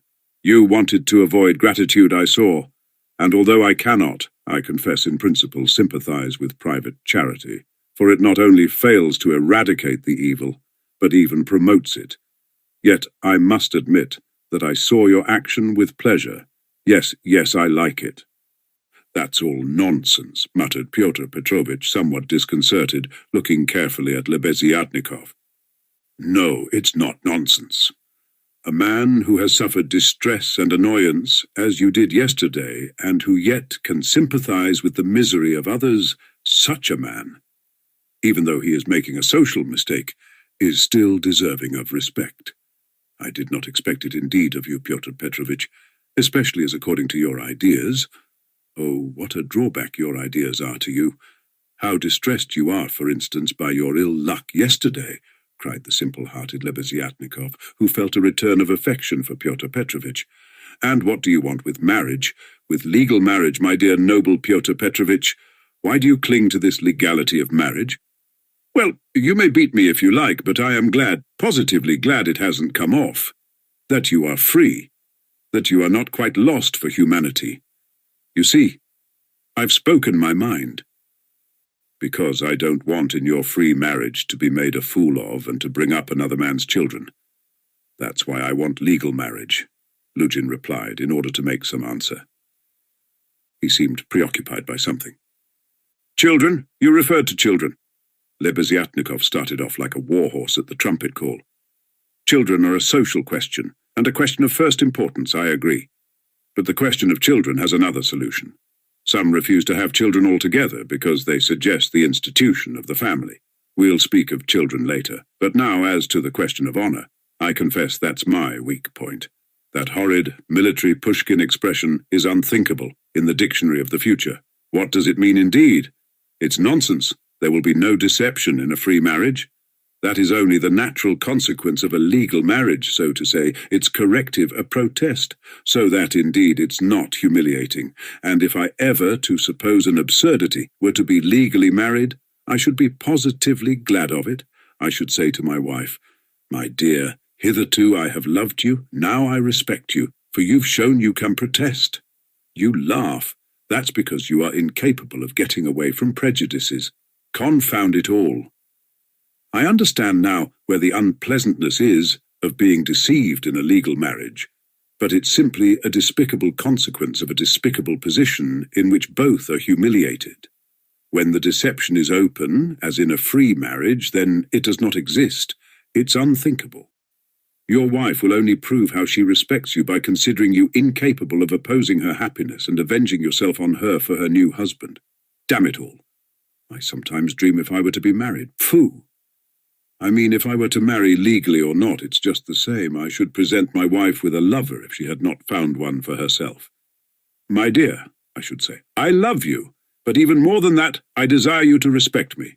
See? Am I not right?' Pyotr Petrovitch sniggered as he listened, but without much merriment. He hardly heard it, indeed. He was preoccupied with something else, and even Lebeziatnikov at last noticed it. Pyotr Petrovitch seemed excited and rubbed his hands. Lebeziatnikov remembered all this and reflected upon it afterwards. Chapter 2. It would be difficult to explain exactly what could have originated the idea of that senseless dinner in Katerina Ivanovna's disordered brain. Nearly 10 of the 20 rubles given by Raskolnikov for Marmeladov's funeral were wasted upon it. Possibly Katerina Ivanovna felt obliged to honour the memory of the deceased suitably, that all the lodgers, and still more Amalia Ivanovna, might know that he was in no way their inferior, and perhaps very much their superior, and that no one had the right to turn up his nose at him. Perhaps the chief element was that peculiar poor man's pride, which compels many poor people to spend their last savings on some traditional social ceremony, simply in order to do like other people, and not to be looked down upon. It is very probable, too, that Katerina Ivanovna longed on this occasion, at the moment when she seemed to be abandoned by everyone, to show those wretched, contemptible lodgers that she knew how to do things, how to entertain, and that she had been brought up in a genteel, she might almost say, aristocratic colonel's family, and had not been meant for sweeping floors and washing the children's rags at night. Even the poorest and most broken-spirited people are sometimes liable to these paroxysms of pride and vanity, which take the form of an irresistible nervous craving. And Katerina Ivanovna was not broken-spirited. She might have been killed by circumstance, but her spirit could not have been broken. That is, she could not have been intimidated. Her will could not be crushed. Moreover, Sonia had said with good reason that her mind was unhinged. She could not be said to be insane, but for a year past she had been so harassed that her mind might well be overstrained. The later stages of consumption are apt, doctors tell us, to affect the intellect. There was no great variety of wines, nor was there Madeira, but wine there was. There was vodka, rum, and Lisbon wine, all of the poorest quality but in sufficient quantity. Besides the traditional rice and honey, there were 3 or 4 dishes, one of which consisted of pancakes, all prepared in Amalia Ivanovna's kitchen. 2 samovars were boiling, that tea and punch might be offered after dinner. Katerina Ivanovna had herself seen to purchasing the provisions with the help of one of the lodgers, an unfortunate little Pole who had somehow been stranded at Madame Lipovexel's. He promptly put himself at Katerina Ivanovna's disposal, and had been all that morning and all the day before running about as fast as his legs could carry him, and very anxious that everyone should be aware of it. For every trifle he ran to Katerina Ivanovna, even hunting her out at the bazaar, at every instant called her Pani. She was heartily sick of him before the end, though she had declared at first that she could not have got on without this serviceable and magnanimous man. It was one of Katerina Ivanovna's characteristics, to paint everyone she met in the most glowing colours. Her praises were so exaggerated as sometimes to be embarrassing. She would invent various circumstances to the credit of her new acquaintance, and quite genuinely believe in their reality. Then all of a sudden she would be disillusioned and would rudely and contemptuously repulse the person she had, only a few hours before, been literally adoring. She was naturally of a gay, lively, and peace-loving disposition, but from continual failures and misfortunes she had come to desire so keenly that all should live in peace and joy, and should not dare to break the peace, that the slightest jar, the smallest disaster, reduced her almost to frenzy, and she would pass in an instant from the brightest hopes and fancies to cursing her fate and raving, and knocking her head against the wall. Amalia Ivanovna, too, suddenly acquired extraordinary importance in Katerina Ivanovna's eyes, and was treated by her with extraordinary respect, probably only because Amalia Ivanovna had thrown herself heart and soul into the preparations. She had undertaken to lay the table, to provide the linen, crockery, etc., and to cook the dishes in her kitchen, and Katerina Ivanovna had left it all in her hands and gone herself to the cemetery. Everything had been well done. Even the tablecloth was nearly clean.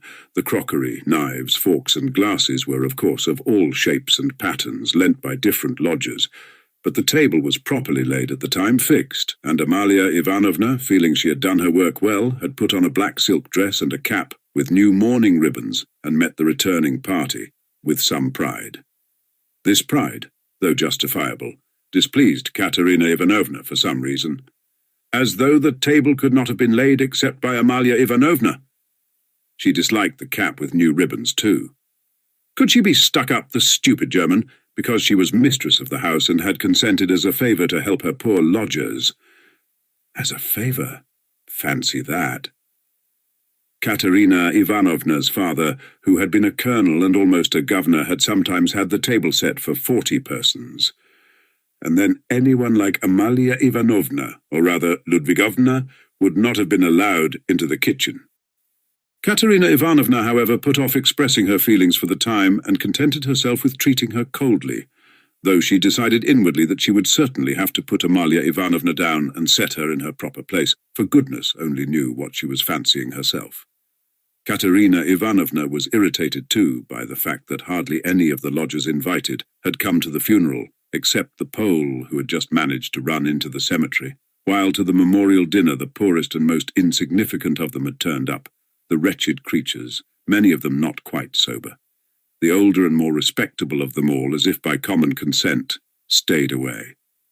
Pyotr Petrovich Luzhin, for instance, who might be said to be the most respectable of all the lodgers, did not appear, though Katerina Ivanovna had the evening before told all the world, that is Amalia Ivanovna, Polenka, Sonia, and the Pole, that he was the most generous, noble-hearted man with a large property and vast connections, who had been a friend of her first husband's and a guest in her father's house, and that he had promised to use all his influence to secure her a considerable pension.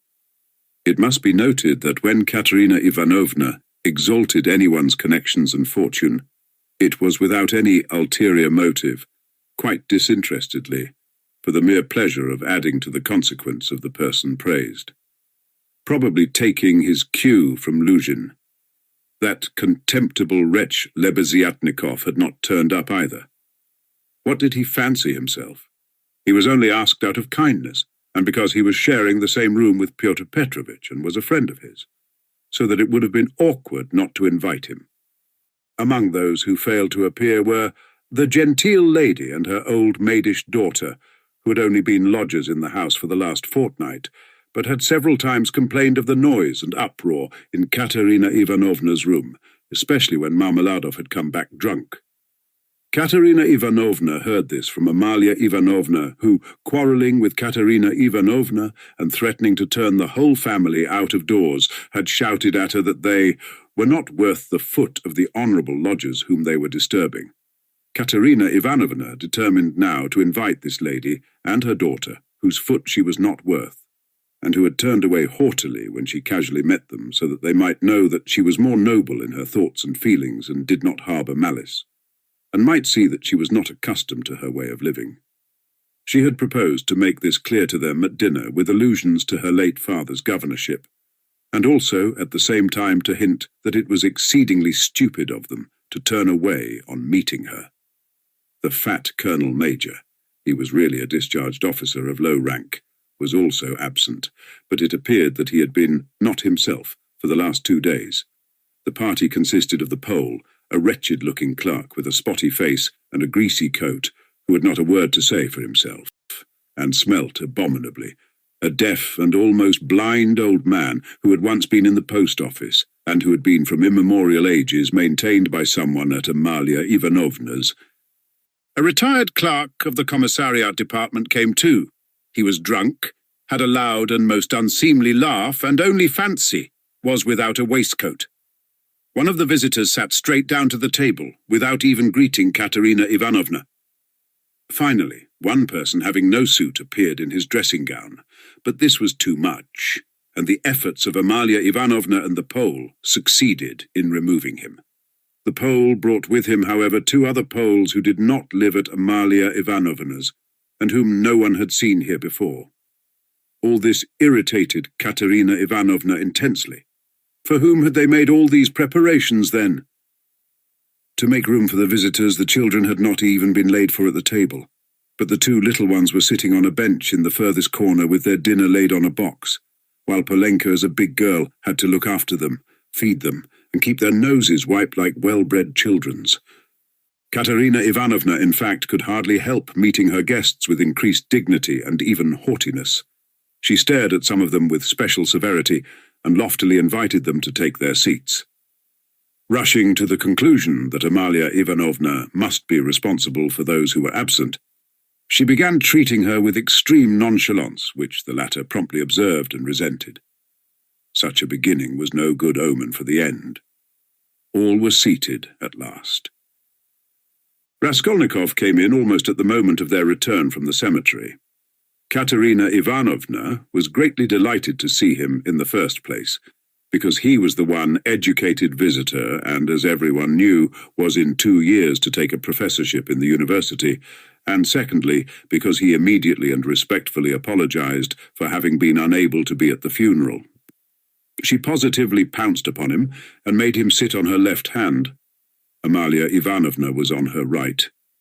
In spite of her continual anxiety that the dishes should be passed round correctly and that everyone should taste them, in spite of the agonizing cough which interrupted her every minute and seemed to have grown worse during the last few days, she hastened to pour out in a half-whisper to Raskolnikov all her suppressed feelings and her just indignation at the failure of the dinner, interspersing her remarks with lively and uncontrollable laughter at the expense of her visitors, and especially of her landlady. "It's all that cuckoo's fault! You know whom I mean? Her! Her!" Katerina Ivanovna nodded towards the landlady. "Look at her, she's making round eyes. She feels that we are talking about her and can't understand. Phoo, the owl! Ha, ha, ha!" Cough, cough, cough. "And what does she put on that cap for?" Cough, cough, cough. "Have you noticed that she wants everyone to consider that she is patronizing me and doing me an honor by being here?"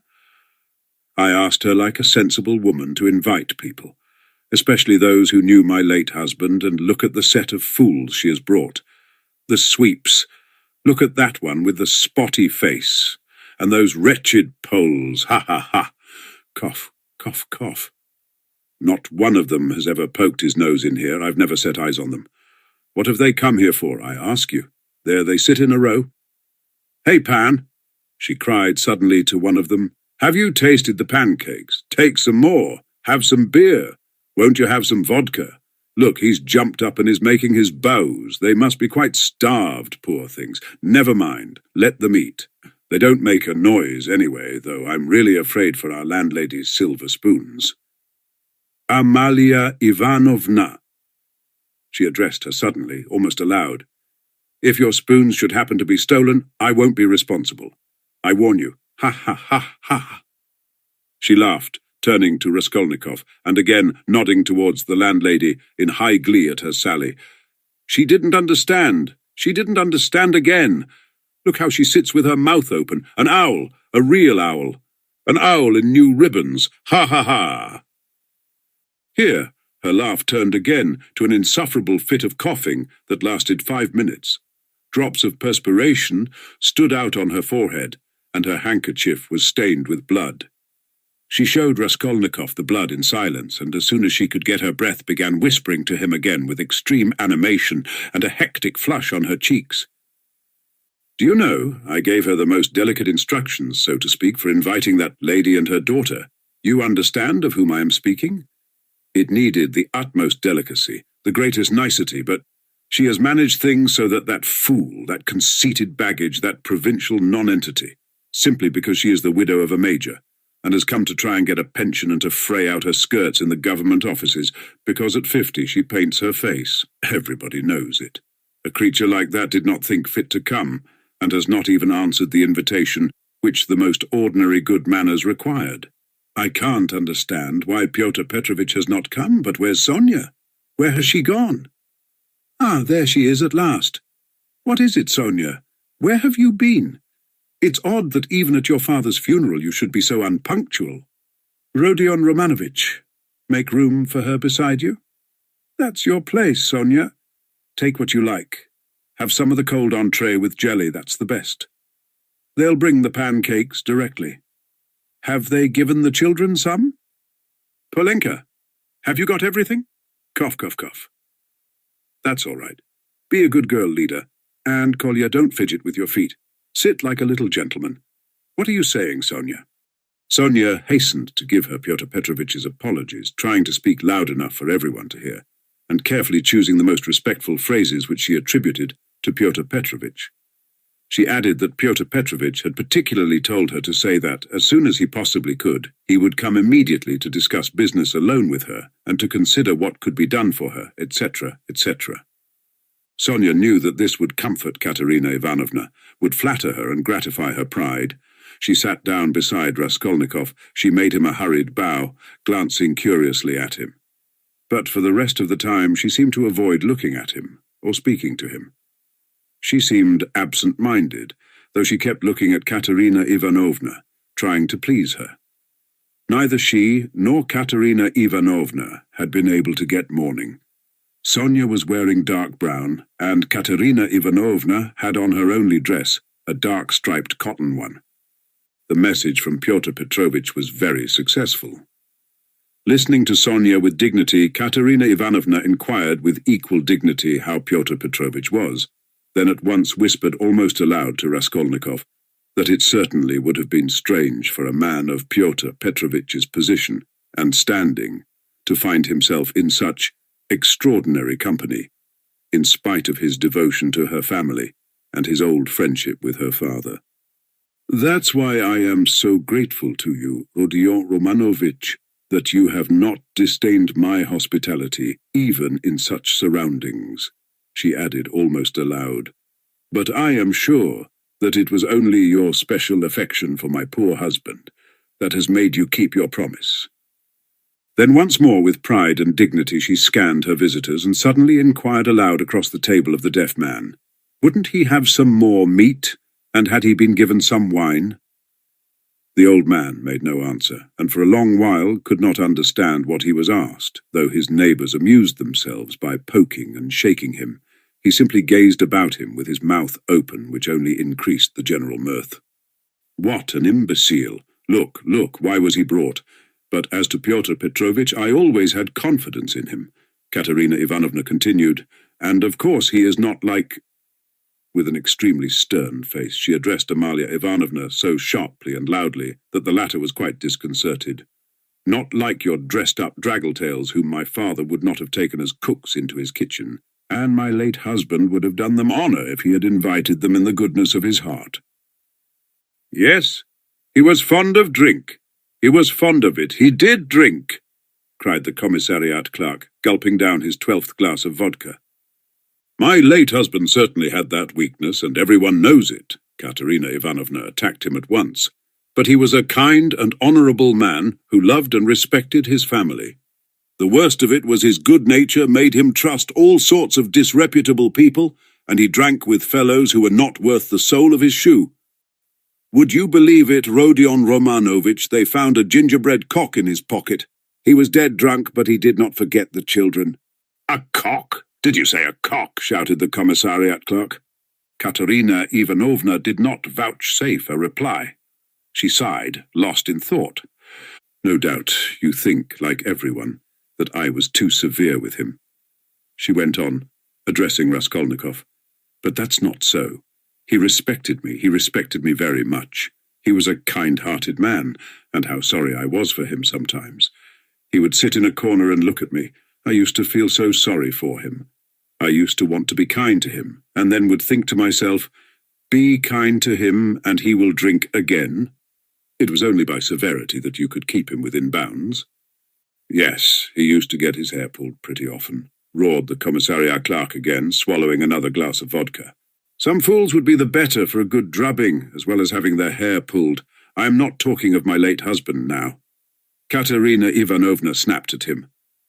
The flush on her cheeks grew more and more marked, her chest heaved. In another minute she would have been ready to make a scene. Many of the visitors were sniggering, evidently delighted. They began poking the commissariat clerk and whispering something to him. They were evidently trying to egg him on.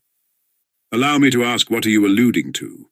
began the clerk. "That is to say, about whom, did you say just now?" "But I don't care. That's nonsense. Widow, I forgive you. Pass." And he took another drink of vodka. Raskolnikov sat in silence, listening with disgust. He only ate from politeness, just tasting the food that Katerina Ivanovna was continually putting on his plate to avoid hurting her feelings. He watched Sonia intently. But Sonia became more and more anxious and distressed. She too foresaw that the dinner would not end peaceably, and saw with terror Katerina Ivanovna's growing irritation. She knew that she, Sonia, was the chief reason for the genteel lady's contemptuous treatment of Katerina Ivanovna's invitation. She had heard from Amalia Ivanovna that the mother was positively offended at the invitation, and had asked the question, how could she let her daughter sit down beside that young person? Sonia had a feeling that Katerina Ivanovna had already heard this, and an insult to Sonia meant more to Katerina Ivanovna than an insult to herself, her children, or her father. Sonia knew that Katerina Ivanovna would not be satisfied now, till she had shown those draggle-tails that they were both. To make matters worse, someone passed Sonia from the other end of the table a plate with 2 hearts pierced with an arrow, cut out of black bread. Katerina Ivanovna flushed crimson, and at once said aloud across the table that the man who sent it was a drunken ass. Amalia Ivanovna was foreseeing something amiss, and at the same time deeply wounded by Katerina Ivanovna's haughtiness, and to restore the good humour of the company and raise herself in their esteem, she began, apropos of nothing, telling a story about an acquaintance of hers, Karl from the chemist's, who was driving one night in a cab, and that the cabman wanted him to kill, and Karl very much begged him not to kill, and wept and clasped hands, and frightened and from fear pierced his heart. Though Katerina Ivanovna smiled, she observed at once that Amalia Ivanovna ought not to tell anecdotes in Russian. The latter was still more offended, and she retorted that her Vater aus Berlin was a very important man, and always went with his hands in pockets. Katerina Ivanovna could not restrain herself, and laughed so much that Amalia Ivanovna lost patience and could scarcely control herself. "Listen to the owl," Katerina Ivanovna whispered at once, her good humour almost restored. She meant to say he kept his hands in his pockets, but she said he put his hands in people's pockets. Cough, cough. "And have you noticed, Rodion Romanovich, that all these Petersburg foreigners, the Germans especially, are all stupider than we? Can you fancy any one of us telling how Karl from the chemist's pierced his heart from fear, and that the idiot, instead of punishing the cabman, clasped his hands and wept, and much begged? Ah, the fool! And you know she fancies it's very touching, and does not suspect how stupid she is. To my thinking, that drunken commissariat clerk is a great deal cleverer. Anyway, one can see that he has addled his brains with drink, but you know, these foreigners are always so well behaved and serious. Look how she sits glaring. She is angry. Ha ha! Cough, cough, cough."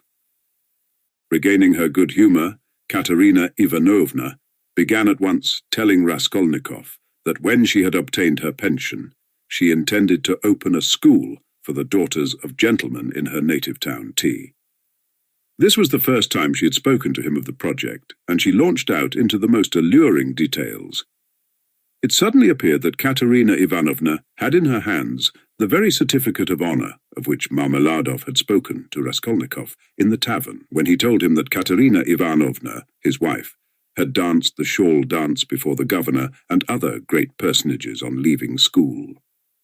This certificate of honour was obviously intended now to prove Katerina Ivanovna's right to open a boarding school, but she had armed herself with it chiefly with the object of overwhelming those 2 stuck-up draggle-tails if they came to the dinner, and proving incontestably that Katerina Ivanovna was of the most noble, she might even say aristocratic family, a colonel's daughter, and was far superior to certain adventuresses who have been so much to the fore of late.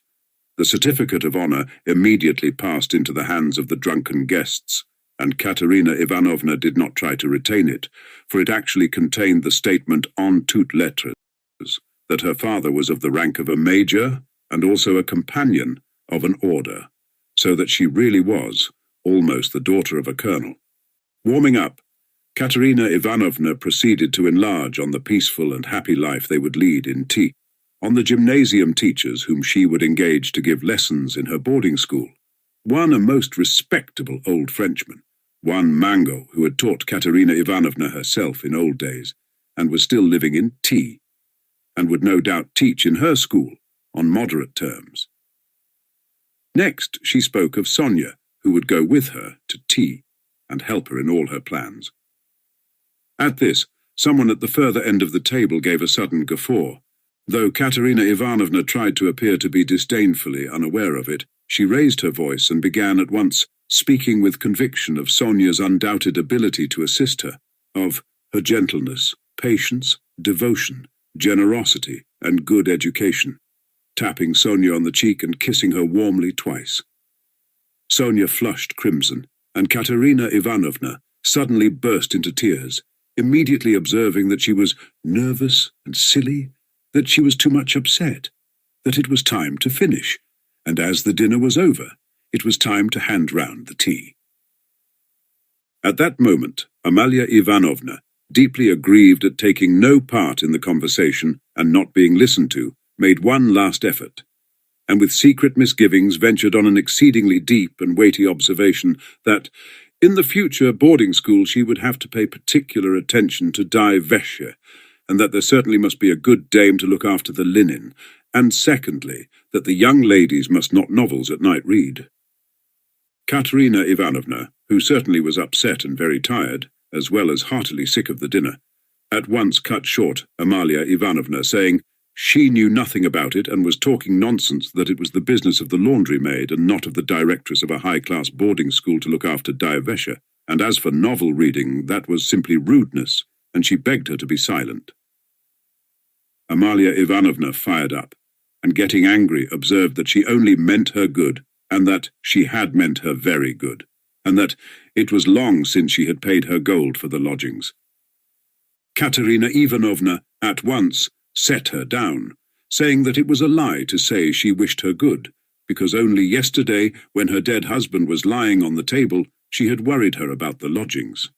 To this Amalia Ivanovna very appropriately observed that she had invited those ladies, but those ladies had not come because those ladies are ladies and cannot come to a lady who is not a lady. Katerina Ivanovna at once pointed out to her that as she was a slut she could not judge what made one really a lady. Amalia Ivanovna at once declared that her Vater aus Berlin was a very, very important man, and both hands in pockets went and always used to say, "Poof, poof." And she leapt up from the table to represent her father, sticking her hands in her pockets, puffing her cheeks, and uttering vague sounds resembling poof, poof, amid loud laughter from all the lodgers, who purposely encouraged Amalia Ivanovna, hoping for a fight. But this was too much for Katerina Ivanovna, and she at once declared, so that all could hear, that Amalia Ivanovna probably never had a father, but was simply a drunken Petersburg Finn, and had certainly once been a cook and probably something worse. Amalia Ivanovna turned as red as a lobster and squealed that perhaps Katerina Ivanovna never had a father, but she had a Vater aus Berlin, and that he wore a long coat and always said poof, poof, poof. Katerina Ivanovna observed contemptuously that all knew what her family was, and that on that very certificate of honour it was stated in print that her father was a colonel, while Amalia Ivanovna's father, if she really had one, was probably some Finnish milkman, but that probably she never had a father at all, since it was still uncertain whether her name was Amalia Ivanovna or Amalia Ludwigovna.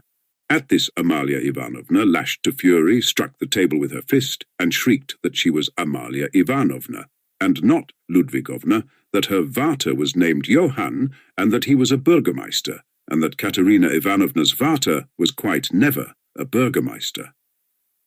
Katerina Ivanovna rose from her chair, and with a stern and apparently calm voice, though she was pale and her chest was heaving, observed that if she dared for one moment to set her contemptible wretch of a father on a level with her papa, she, Katerina Ivanovna, would tear her cap off her head and trample it underfoot.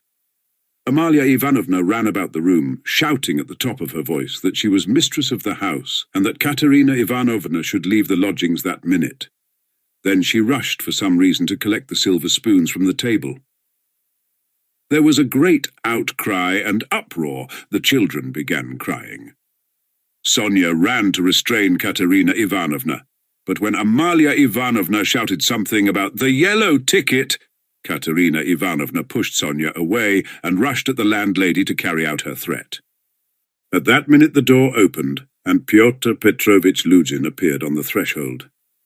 He stood scanning the party with severe and vigilant eyes. Katerina Ivanovna rushed to him. Chapter 3. "Pyotr Petrovitch," she cried, "protect me. You, at least. Make this foolish woman understand that she can't behave like this to a lady in misfortune, that there is a law for such things. I'll go to the Governor-General himself. She shall answer for it. Remembering my father's hospitality, protect these orphans." "Allow me, madam. Allow me." Pyotr Petrovitch waved her off.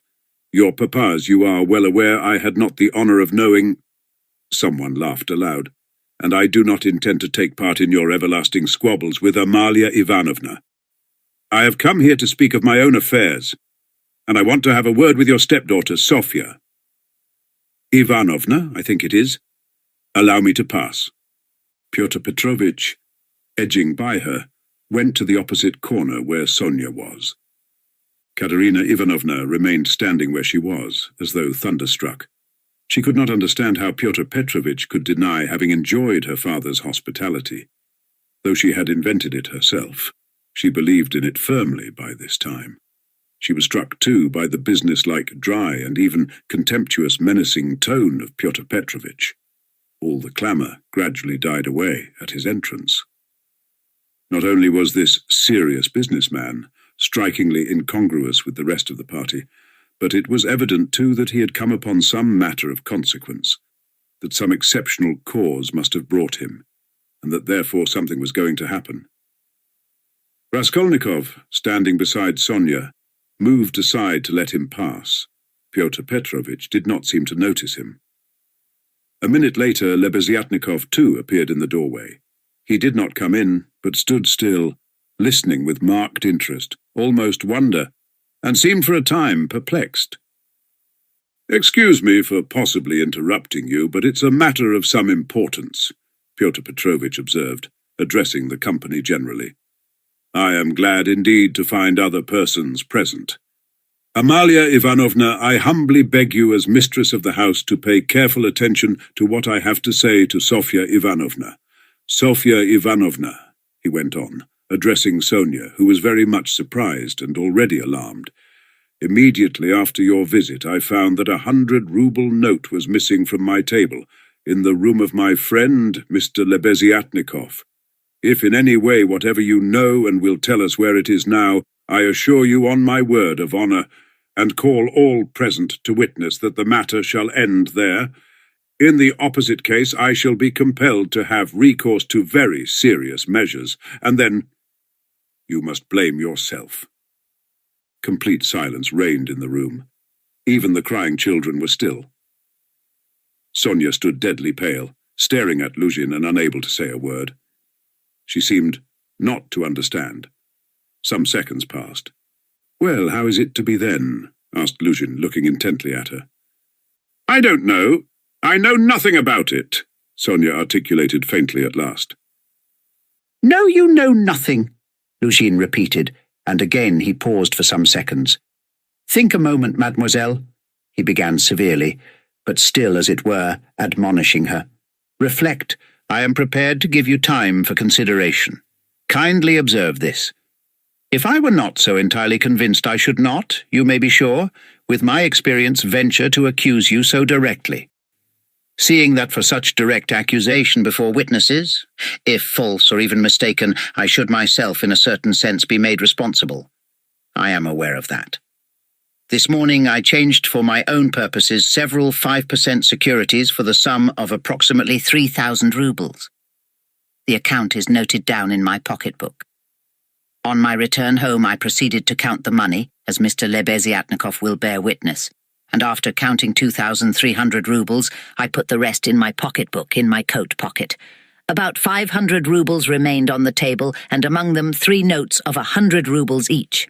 At that moment you entered, at my invitation, and all the time you were present, you were exceedingly embarrassed, so that 3 times you jumped up in the middle of the conversation and tried to make off. Mr. Lebeziatnikov can bear witness to this. You yourself, mademoiselle, probably will not refuse to confirm my statement that I invited you through Mr. Lebeziatnikov, solely in order to discuss with you the hopeless and destitute position of your relative, Katerina Ivanovna, whose dinner I was unable to attend, and the advisability of getting up something of the nature of a subscription, lottery, or the like, for her benefit. You thanked me, and even shed tears. I describe all this as it took place, primarily to recall it to your mind, and secondly to show you that not the slightest detail has escaped my recollection. Then I took a 10-ruble note from the table and handed it to you by way of first installment on my part for the benefit of your relative. Mr. Lebeziatnikov saw all this. Then I accompanied you to the door, you being still in the same state of embarrassment, after which, being left alone with Mr. Lebeziatnikov, I talked to him for 10 minutes. Then Mr. Lebeziatnikov went out, and I returned to the table with the money lying on it, intending to count it and to put it aside, as I proposed doing before. To my surprise, 100-ruble note had disappeared. Kindly consider the position. Mr. Lebeziatnikov I cannot suspect. I am ashamed to allude to such a supposition. I cannot have made a mistake in my reckoning, for the minute before your entrance I had finished my accounts and found the total correct. You will admit that recollecting your embarrassment, your eagerness to get away, and the fact that you kept your hands for some time on the table, and taking into consideration your social position and the habits associated with it, I was, so to say, with horror, and positively against my will, compelled to entertain a suspicion, a cruel but justifiable suspicion. I will add further and repeat that in spite of my positive conviction, I realize that I run a certain risk in making this accusation, but as you see, I could not let it pass. I have taken action, and I will tell you why, solely, madam, solely owing to your black ingratitude. Why? I invite you for the benefit of your destitute relative. I present you with my donation of 10 rubles, and you, on the spot, repay me for all that with such an action. It is too bad. You need a lesson. Reflect. Moreover, like a true friend, I beg you, and you could have no better friend at this moment. Think what you are doing, otherwise I shall be immovable. Well, what do you say? I have taken nothing, Sonia whispered in terror. You gave me 10 rubles. Here it is. Take it. Sonia pulled her handkerchief out of her pocket, untied a corner of it, took out the 10-ruble note and gave it to Luzhin. And the 100 rubles you do not confess to taking? He insisted reproachfully, not taking the note. Sonia looked about her. All were looking at her with such awful, stern, ironical, hostile eyes. She looked at Raskolnikov. He stood against the wall, with his arms crossed, looking at her with glowing eyes. "Good God!" broke from Sonia. "Amalia Ivanovna, we shall have to send word to the police, and therefore I humbly beg you meanwhile to send for the house porter," Luzhin said softly and even kindly. "Gott der Barmherzige, I knew she was the thief," cried Amalia Ivanovna, throwing up her hands. "You knew it?" Luzhin caught her up. "Then I suppose you had some reason before this for thinking so. I beg you, worthy Amalia Ivanovna, to remember your words which have been uttered before witnesses." There was a buzz of loud conversation on all sides. All were in movement. "What?" cried Katerina Ivanovna, suddenly realizing the position, and she rushed at Luzhin. "What? You accuse her of stealing? Sonia! Ah, the wretches, the wretches!" And running to Sonia, she flung her wasted arms round her and held her as in a vice. "Sonia, how dared you take 10 rubles from him? Foolish girl, give it to me! Give me the 10 rubles at once! Here!" And snatching the note from Sonia, Katerina Ivanovna crumpled it up and flung it straight into Luzhin's face. It hit him in the eye and fell on the ground. Amalia Ivanovna hastened to pick it up. Pyotr Petrovitch lost his temper. "Hold that madwoman!" he shouted. At that moment several other persons, besides Lebeziatnikov, appeared in the doorway, among them the 2 ladies. "What? Mad? Am I mad? Idiot!" shrieked Katerina Ivanovna. "You are an idiot yourself, petty-fogging lawyer base man. Sonia! Sonia, take his money. Sonia a thief. Why, she'd give away her last penny." And Katerina Ivanovna broke into hysterical laughter. Did you ever see such an idiot? She turned from side to side. And you too? She suddenly saw the landlady.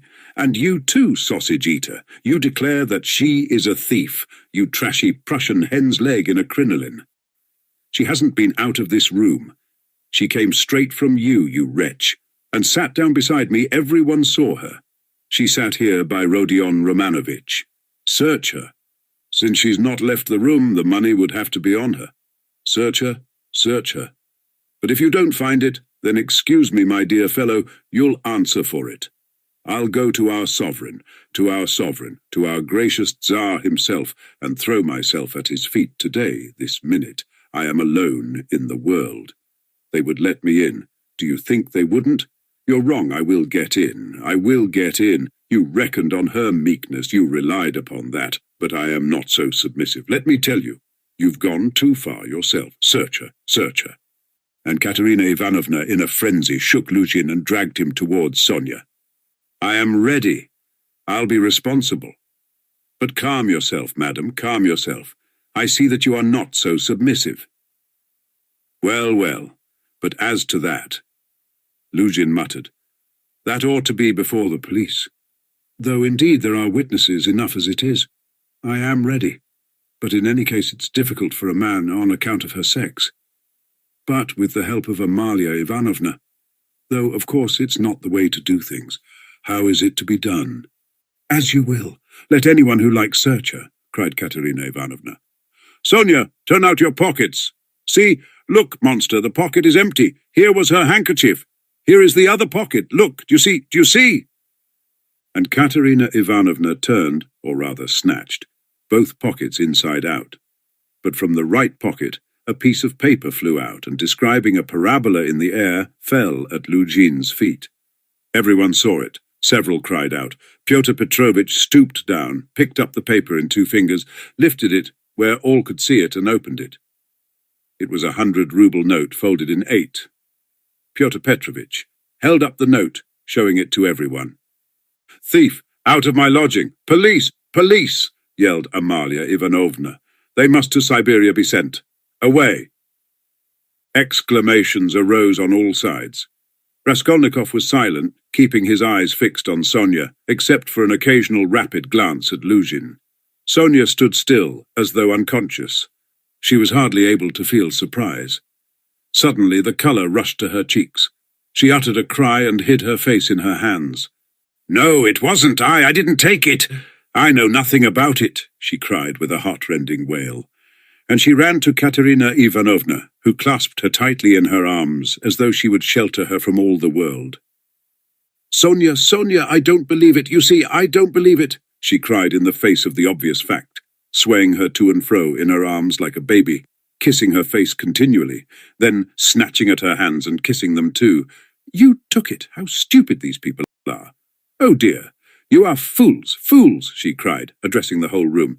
You don't know what a heart she has, what a girl she is. She'd take it, she'd sell her last rag. She'd go barefoot to help you if you needed it. That's what she is. She has the yellow passport because my children were starving. She sold herself for us. Ah, husband, husband. Do you see? Do you see? What a memorial dinner for you. Merciful heavens. Defend her. Why are you all standing still? Rodion Romanovich, why don't you stand up for her? Do you believe it too? You are not worth her little finger, all of you together. Good God, defend her now at least. The wail of the poor, consumptive, helpless woman seemed to produce a great effect on her audience. The agonized, wasted, consumptive face, the parched, blood-stained lips, the hoarse voice, the tears unrestrained as a child's, the trustful, childish, and yet despairing prayer for help were so piteous that everyone seemed to feel for her. Pyotr Petrovitch, at any rate, was at once moved to compassion. Madam, this incident does not reflect upon you, he cried impressively. No one would take upon himself to accuse you of being an instigator, or even an accomplice in it, especially as you have proved her guilt by turning out her pockets, showing that you had no previous idea of it. I am most ready to show compassion, if poverty, so to speak, drove Sofya Semyonovna to it. But Why did you refuse to confess, mademoiselle? Were you afraid of the disgrace? The first step? You lost your head, perhaps? One can quite understand it. But how could you have lowered yourself to such an action? Gentlemen, he addressed the whole company. Gentlemen, compassionate and, so to say, commiserating these people, I am ready to overlook it even now in spite of the personal insult lavished upon me. And may this disgrace be a lesson to you for the future, he said, addressing Sonia. And I will carry the matter no further. Enough! Pyotr Petrovitch stole a glance at Raskolnikov. Their eyes met, and the fire in Raskolnikov's seemed ready to reduce him to ashes. Meanwhile, Katerina Ivanovna apparently heard nothing. She was kissing and hugging Sonia like a madwoman. The children, too, were embracing Sonia on all sides. And Polenka, though she did not fully understand what was wrong, was drowned in tears and shaking with sobs as she hid her pretty little face, swollen with weeping, on Sonia's shoulder. "How vile!" a loud voice cried suddenly in the doorway. Pyotr Petrovitch looked round quickly. "What vileness?" Lebeziatnikov repeated, staring him straight in the face. Pyotr Petrovitch gave a positive start. All noticed it and recalled it afterwards. Lebeziatnikov strode into the room. "And you dared to call me as witness," he said, going up to Pyotr Petrovitch. "What do you mean? What are you talking about?" muttered Luzhin. "I mean that you are a slanderer. That's what my words mean," Lebeziatnikov said hotly, looking sternly at him with his short-sighted eyes. He was extremely angry. Raskolnikov gazed intently at him, as though seizing and weighing each word. Again there was a silence. Pyotr Petrovitch, indeed, seemed almost dumbfounded for the first moment. "If you mean that for me," he began, stammering. "But what's the matter with you? Are you out of your mind?" "I'm in my mind, but you are a scoundrel. How vile! I have heard everything. I kept waiting on purpose to understand it. For I must own even now it is not quite logical. What you have done it all for, I can't understand. Why, what have I done then? Give over talking in your nonsensical riddles. Or maybe you are drunk. You may be a drunkard, perhaps, vile man, but I'm not. I never touch vodka, for it's against my convictions. Would you believe it? He himself with his own hands gave Sofya Semyonovna that 100-ruble note. I saw it. I was a witness. I'll take my oath. He did it, he, repeated Lebeziatnikov, addressing all. Are you crazy, milksop? Squealed Luzhin. She is herself before you. She herself here declared just now before everyone that I gave her only 10 rubles. How could I have given it to her? I saw it, Lebeziatnikov repeated. And though it is against my principles, I am ready this very minute to take any oath you like before the court, for I saw how you slipped it in her pocket. Only like a fool I thought you did it out of kindness. When you were saying goodbye to her at the door, while you held her hand in one hand, with the other, the left, you slipped the note into her pocket. I saw it. Luzhin turned pale. What lies? He cried impudently. Why, how could you, standing by the window, see the note? You fancied it with your short-sighted eyes? You are raving! No, I didn't fancy it. And though I was standing some way off, I saw it all. And though it certainly would be hard to distinguish a note from the window, that's true, I knew for certain that it was a 100-ruble note, because when you were going to give Sofya Semyonovna 10 rubles, you took up from the table a 100-ruble note. I saw it because I was standing near then, and an idea struck me at once so that I did not forget you had it in your hand. You folded it and kept it in your hand all the time. I didn't think of it again until, when you were getting up, you changed it from your right hand to your left and nearly dropped it. I noticed it because the same idea struck me again, that you meant to do her a kindness without my seeing. You can fancy how I watched you, and I saw how you succeeded in slipping it into her pocket. I saw it, I'll take my oath. Lebeziatnikov was almost breathless. Exclamations arose on all hands, chiefly expressive of wonder, but some were menacing in tone. They all crowded round Pyotr Petrovitch. Katerina Ivanovna flew to Lebeziatnikov. I was mistaken in you. Protect her. You're the only one to take her part. She is an orphan. God has sent you. Katerina Ivanovna, hardly knowing what she was doing, sank on her knees before him. A pack of nonsense, yelled Luzhin, roused to fury. It's all nonsense. You've been talking. An idea struck you. You didn't think. You noticed. What does it amount to? So I gave it to her on the sly, on purpose. What for? With what object? What have I to do with this? What for? That's what I can't understand, but that what I'm telling you is the fact. That's certain. So far from my being mistaken, you infamous criminal man, I remember how, on account of it, a question occurred to me at once, just when I was thanking you and pressing your hand. What made you put it secretly in her pocket? Why, you did it secretly, I mean. Could it be simply to conceal it from me, knowing that my convictions are opposed to yours and that I do not approve of private benevolence, which effects no radical cure? Well, I decided that you really were ashamed of giving such a large sum before me. Perhaps, too, I thought, he wants to give her a surprise when she finds a whole 100-ruble note in her pocket, for I know some benevolent people are very fond of decking out their charitable actions in that way. Then the idea struck me, too, that you wanted to test her, to see whether, when she found it, she would come to thank you. Then, too, that you wanted to avoid thanks, and that, as the saying is, your right hand should not know. Something of that sort, in fact. I thought of so many possibilities that I put off considering it, but still thought it indelicate to show you that I knew your secret. But another idea struck me again, that Sofya Semyonovna might easily lose the money before she noticed it. That was why I decided to come in here to call her out of the room and to tell her that you put 100 rubles in her pocket. But on my way, I went first to Madame Kobilatnikov's to take them the general treatise on the positive method, and especially to recommend Piderit's article, and also Wagner's. Then I come on here, and what a state of things I find.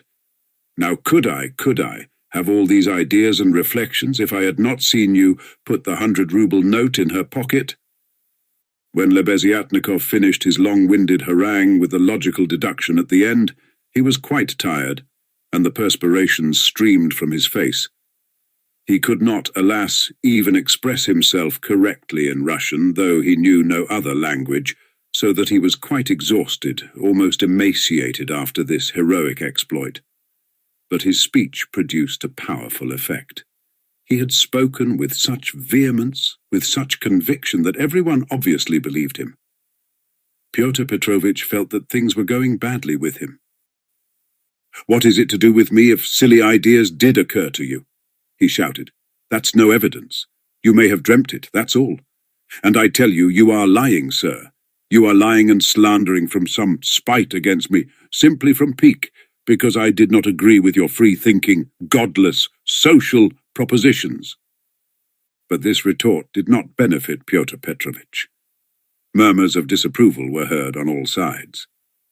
"Ah, that's your line now, is it?" cried Lebeziatnikov. "That's nonsense. Call the police and I'll take my oath. There's only one thing I can't understand. What made him risk such a contemptible action? Oh, pitiful, despicable man. I can explain why he risked such an action, and if necessary I, too, will swear to it," Raskolnikov said at last in a firm voice, and he stepped forward. He appeared to be firm and composed. Everyone felt clearly, from the very look of him, that he really knew about it, and that the mystery would be solved. "Now I can explain it all to myself," said Raskolnikov, addressing Lebeziatnikov. "From the very beginning of the business, I suspected that there was some scoundrelly intrigue at the bottom of it. I began to suspect it from some special circumstances known to me only, which I will explain at once to everyone. They account for everything. Your valuable evidence has finally made everything clear to me. I beg all to listen. This gentleman," he pointed to Luzhin, "was recently engaged to be married to a young lady, my sister, Avdotia Romanovna Raskolnikov. But coming to Petersburg, he quarrelled with me the day before yesterday at our first meeting, and I drove him out of my room. I have 2 witnesses to prove it. He is a very spiteful man. The day before yesterday, I did not know that he was staying here, in your room, and that consequently, on the very day we quarrelled, the day before yesterday, he saw me give Katerina Ivanovna some money for the funeral, as a friend of the late Mr. Marmeladov. He at once wrote a note to my mother and informed her that I had given away all my money, not to Katerina Ivanovna, but to Sofya Semyonovna, and referred in a most contemptible way to the character of Sofya Semyonovna, that is, hinted at the character of my attitude to Sofya Semyonovna. All this, you understand, was with the object of dividing me from my mother and sister by insinuating that I was squandering on unworthy objects the money which they had sent me, and which was all they had. Yesterday evening, before my mother and sister, and in his presence, I declared that I had given the money to Katerina Ivanovna for the funeral, and not to Sofya Semyonovna, and that I had no acquaintance with Sofya Semyonovna, and had never seen her before indeed. At the same time I added that he, Pyotr Petrovitch Luzhin, with all his virtues, was not worth Sofya Semyonovna's little finger, though he spoke so ill of her. To his question, would I let Sofya Semyonovna sit down beside my sister, I answered that I had already done so that day. Irritated that my mother and sister were unwilling to quarrel with me at his insinuations, he gradually began being unpardonably rude to them. A final rupture took place, and he was turned out of the house. All this happened yesterday evening. Now I beg your special attention. Consider, if he had now succeeded in proving that Sofya Semyonovna was a thief, he would have shown to my mother and sister that he was almost right in his suspicions, that he had reason to be angry at my putting my sister on a level with Sofya Semyonovna, that, in attacking me, he was protecting and preserving the honour of my sister, his betrothed. In fact, he might even, through all this, have been able to estrange me from my family, and no doubt he hoped to be restored to favour with them, to say nothing of revenging himself on me personally. For he has grounds for supposing that the honour and happiness of Sofya Semyonovna are very precious to me. That was what he was working for. That's how I understand it. That's the whole reason for it, and there can be no other. It was like this, or somewhat like this, that Raskolnikov wound up his speech, which was followed very attentively, though often interrupted by exclamations from his audience. But in spite of interruptions, he spoke clearly, calmly, exactly, firmly. His decisive voice, his tone of conviction, and his stern face made a great impression on everyone. Yes, that's it. Lebeziatnikov assented gleefully. That must be it, for he asked me, as soon as Sofya Semyonovna came into our room, whether you were here, whether I had seen you among Katerina Ivanovna's guests. He called me aside to the window and asked me in secret. It was essential for him that you should be here. That's it. Luzhin smiled contemptuously and did not speak, but he was very pale. He seemed to be deliberating on some means of escape. Perhaps he would have been glad to give up everything and get away, but at the moment this was scarcely possible. It would have implied admitting the truth of the accusations brought against him. Moreover, the company, which had already been excited by drink, was now too much stirred to allow it. The commissariat clerk, though indeed he had not grasped the whole position, was shouting louder than anyone and was making some suggestions very unpleasant to Luzhin. But not all those present were drunk. Lodgers came in from all the rooms. The three Poles were tremendously excited and were continually shouting at him, "The pan is a lajdak," and muttering threats in Polish. Sonia had been listening with strained attention, though she too seemed unable to grasp it all. She seemed as though she had just returned to consciousness. She did not take her eyes off Raskolnikov, feeling that all her safety lay in him. Katerina Ivanovna breathed hard and painfully, and seemed fearfully exhausted. Amalia Ivanovna stood looking more stupid than anyone, with her mouth wide open, unable to make out what had happened. She only saw that Pyotr Petrovitch had somehow come to grief. Raskolnikov was attempting to speak again, but they did not let him. Everyone was crowding round Luzhin with threats and shouts of abuse, but Pyotr Petrovitch was not intimidated. Seeing that his accusation of Sonia had completely failed, he had recourse to insolence. "Allow me, gentlemen, allow me! Don't squeeze, let me pass," he said, making his way through the crowd. "And no threats, if you please. I assure you it will be useless. You will gain nothing by it. On the contrary, you will have to answer, gentlemen, for violently obstructing the course of justice. The thief has been more than unmasked, and I shall prosecute. Our judges are not so blind, and not so drunk, and will not believe the testimony of two notorious infidels, agitators, and atheists who accuse me from motives of personal revenge, which they are foolish enough to admit. Yes, allow me to pass. Don't let me find a trace of you in my room. Kindly leave at once, and everything is at an end between us. When I think of the trouble I've been taking, the way I've been expounding, all this fortnight. I told you myself today that I was going when you tried to keep me. Now I will simply add that you are a fool. I advise you to see a doctor for your brains and your short sight.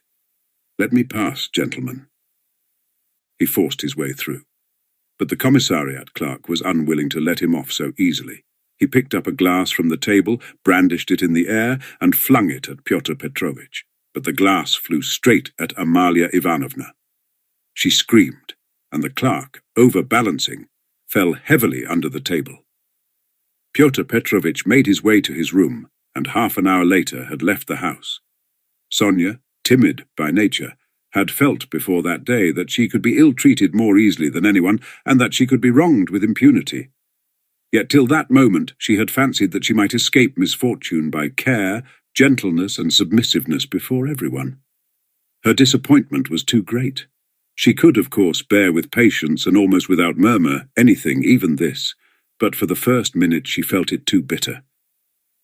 In spite of her triumph and her justification, when her first terror and stupefaction had passed, and she could understand it all clearly, the feeling of her helplessness and of the wrong done to her made her heart throb with anguish, and she was overcome with hysterical weeping. At last, unable to bear any more, she rushed out of the room and ran home almost immediately after Lujin's departure. When amidst loud laughter the glass flew at Amalia Ivanovna, it was more than the landlady could endure. With a shriek she rushed like a fury at Katerina Ivanovna, considering her to blame for everything. "Out of my lodgings, at once! Quick march!" And with these words she began snatching up everything she could lay her hands on that belonged to Katerina Ivanovna and throwing it on the floor.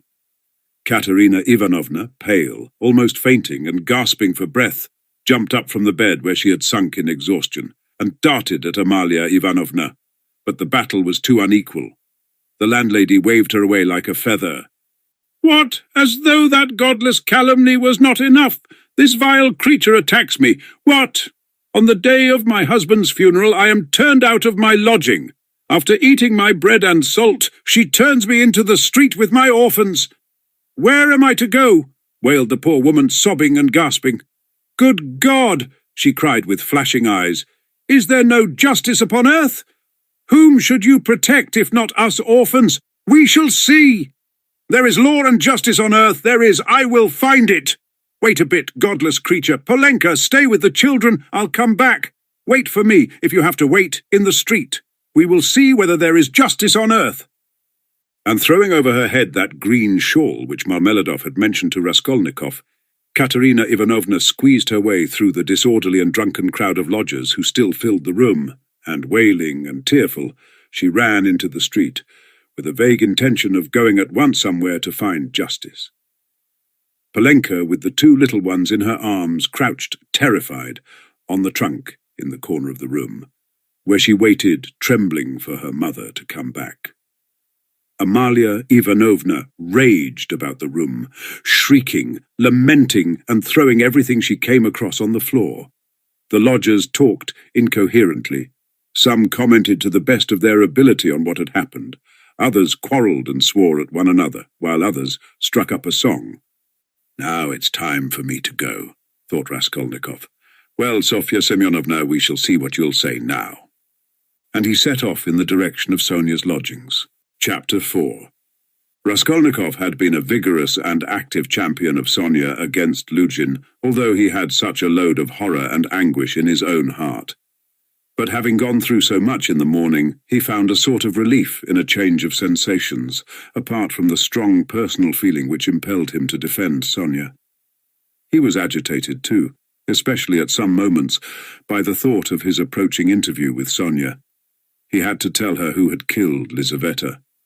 He knew the terrible suffering it would be to him, and, as it were, brushed away the thought of it. So when he cried, as he left Katerina Ivanovna's, "Well, Sofya Semyonovna, we shall see what you'll say now," he was still superficially excited, still vigorous and defiant from his triumph over Luzhin. But strange to say, by the time he reached Sonia's lodging, he felt a sudden impotence and fear.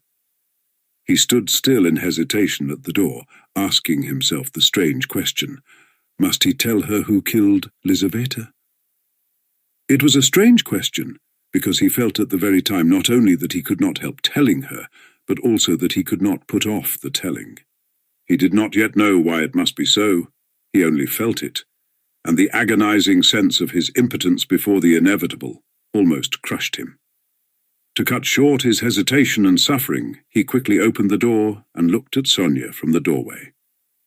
She was sitting with her elbows on the table and her face in her hands, but seeing Raskolnikov, she got up at once and came to meet him as though she were expecting him. "What would have become of me but for you?" she said quickly, meeting him in the middle of the room. Evidently she was in haste to say this to him. It was what she had been waiting for. Raskolnikov went to the table and sat down on the chair from which she had only just risen. She stood facing him, 2 steps away, just as she had done the day before. "Well, Sonia," he said, and felt that his voice was trembling. "It was all due to your social position and the habits associated with it. Did you understand that just now?" Her face showed her distress. "Only don't talk to me as you did yesterday," she interrupted him. "Please don't begin it. There is misery enough without that." She made haste to smile, afraid that he might not like the reproach. "I was silly to come away from there. What is happening there now? I wanted to go back directly, but I kept thinking that you would come." He told her that Amalia Ivanovna was turning them out of their lodging, and that Katerina Ivanovna had run off somewhere to seek justice. "My God!" cried Sonia. "Let's go at once!" And she snatched up her cape. "It's everlastingly the same thing," said Raskolnikov, irritably. "You've no thought except for them! Stay a little with me." "But Katerina Ivanovna?" "You won't lose Katerina Ivanovna, you may be sure. She'll come to you herself, since she has run out," he added peevishly. "If she doesn't find you here, you'll be blamed for it." Sonia sat down in painful suspense. Raskolnikov was silent, gazing at the floor and deliberating. "This time Luzhin did not want to prosecute you," he began, not looking at Sonia. "But if he had wanted to, if it had suited his plans, he would have sent you to prison if it had not been for Lebeziatnikov and me. Huh?" "Yes," she assented in a faint voice. "Yes," she repeated, preoccupied and distressed, "but I might easily not have been there, and it was quite an accident, Lebeziatnikov's turning up." Sonia was silent. "And if you'd gone to prison, what then?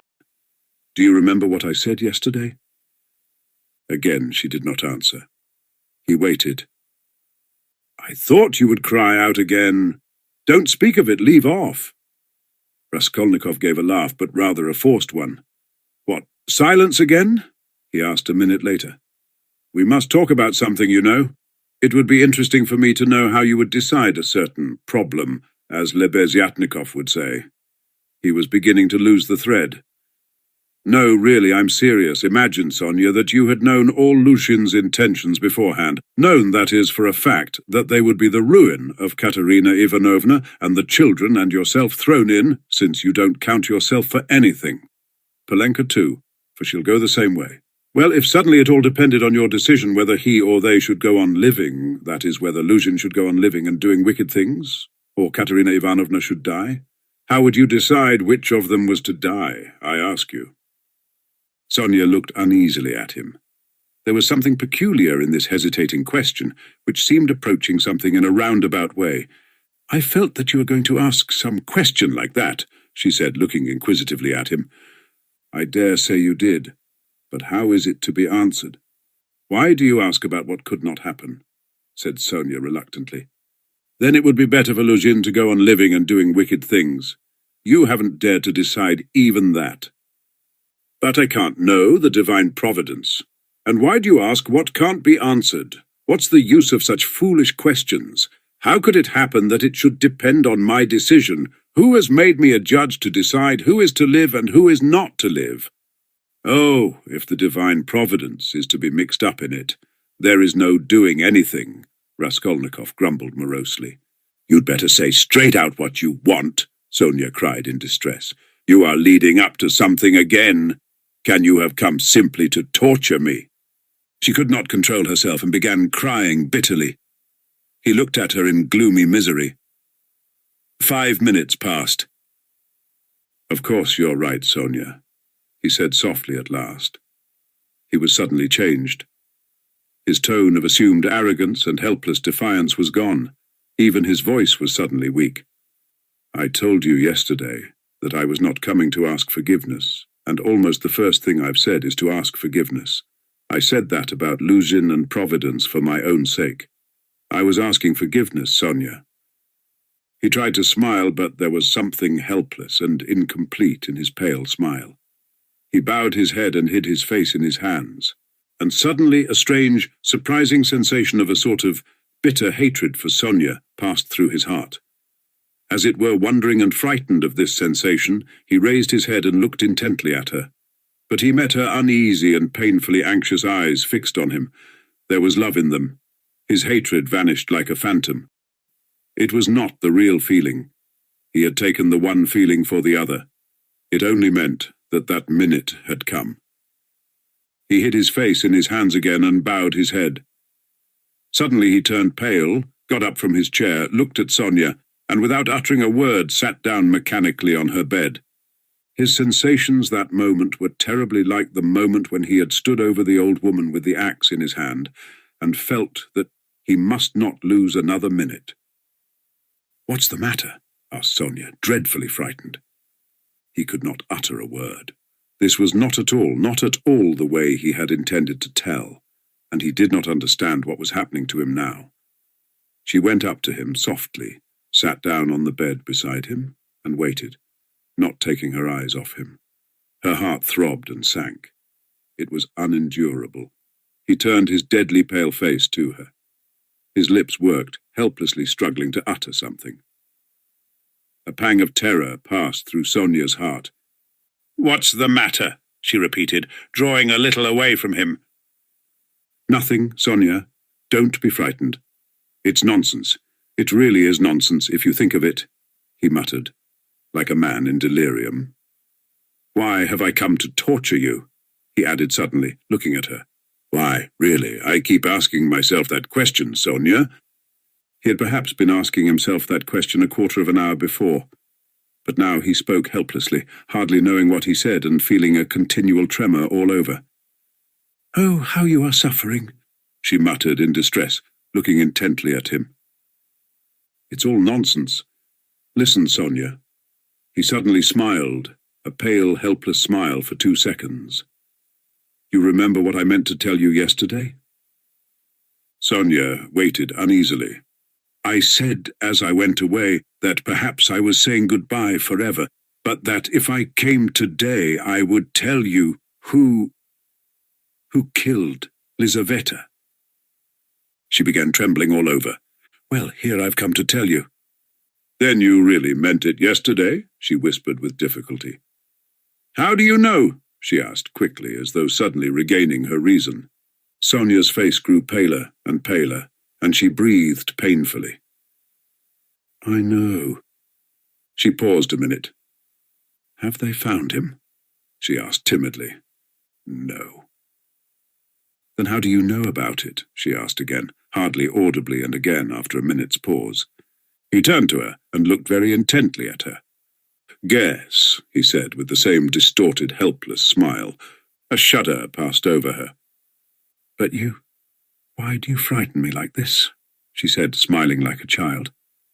"I must be a great friend of his, since I know," Raskolnikov went on, still gazing into her face, as though he could not turn his eyes away. "He did not mean to kill that Lizaveta. He killed her accidentally.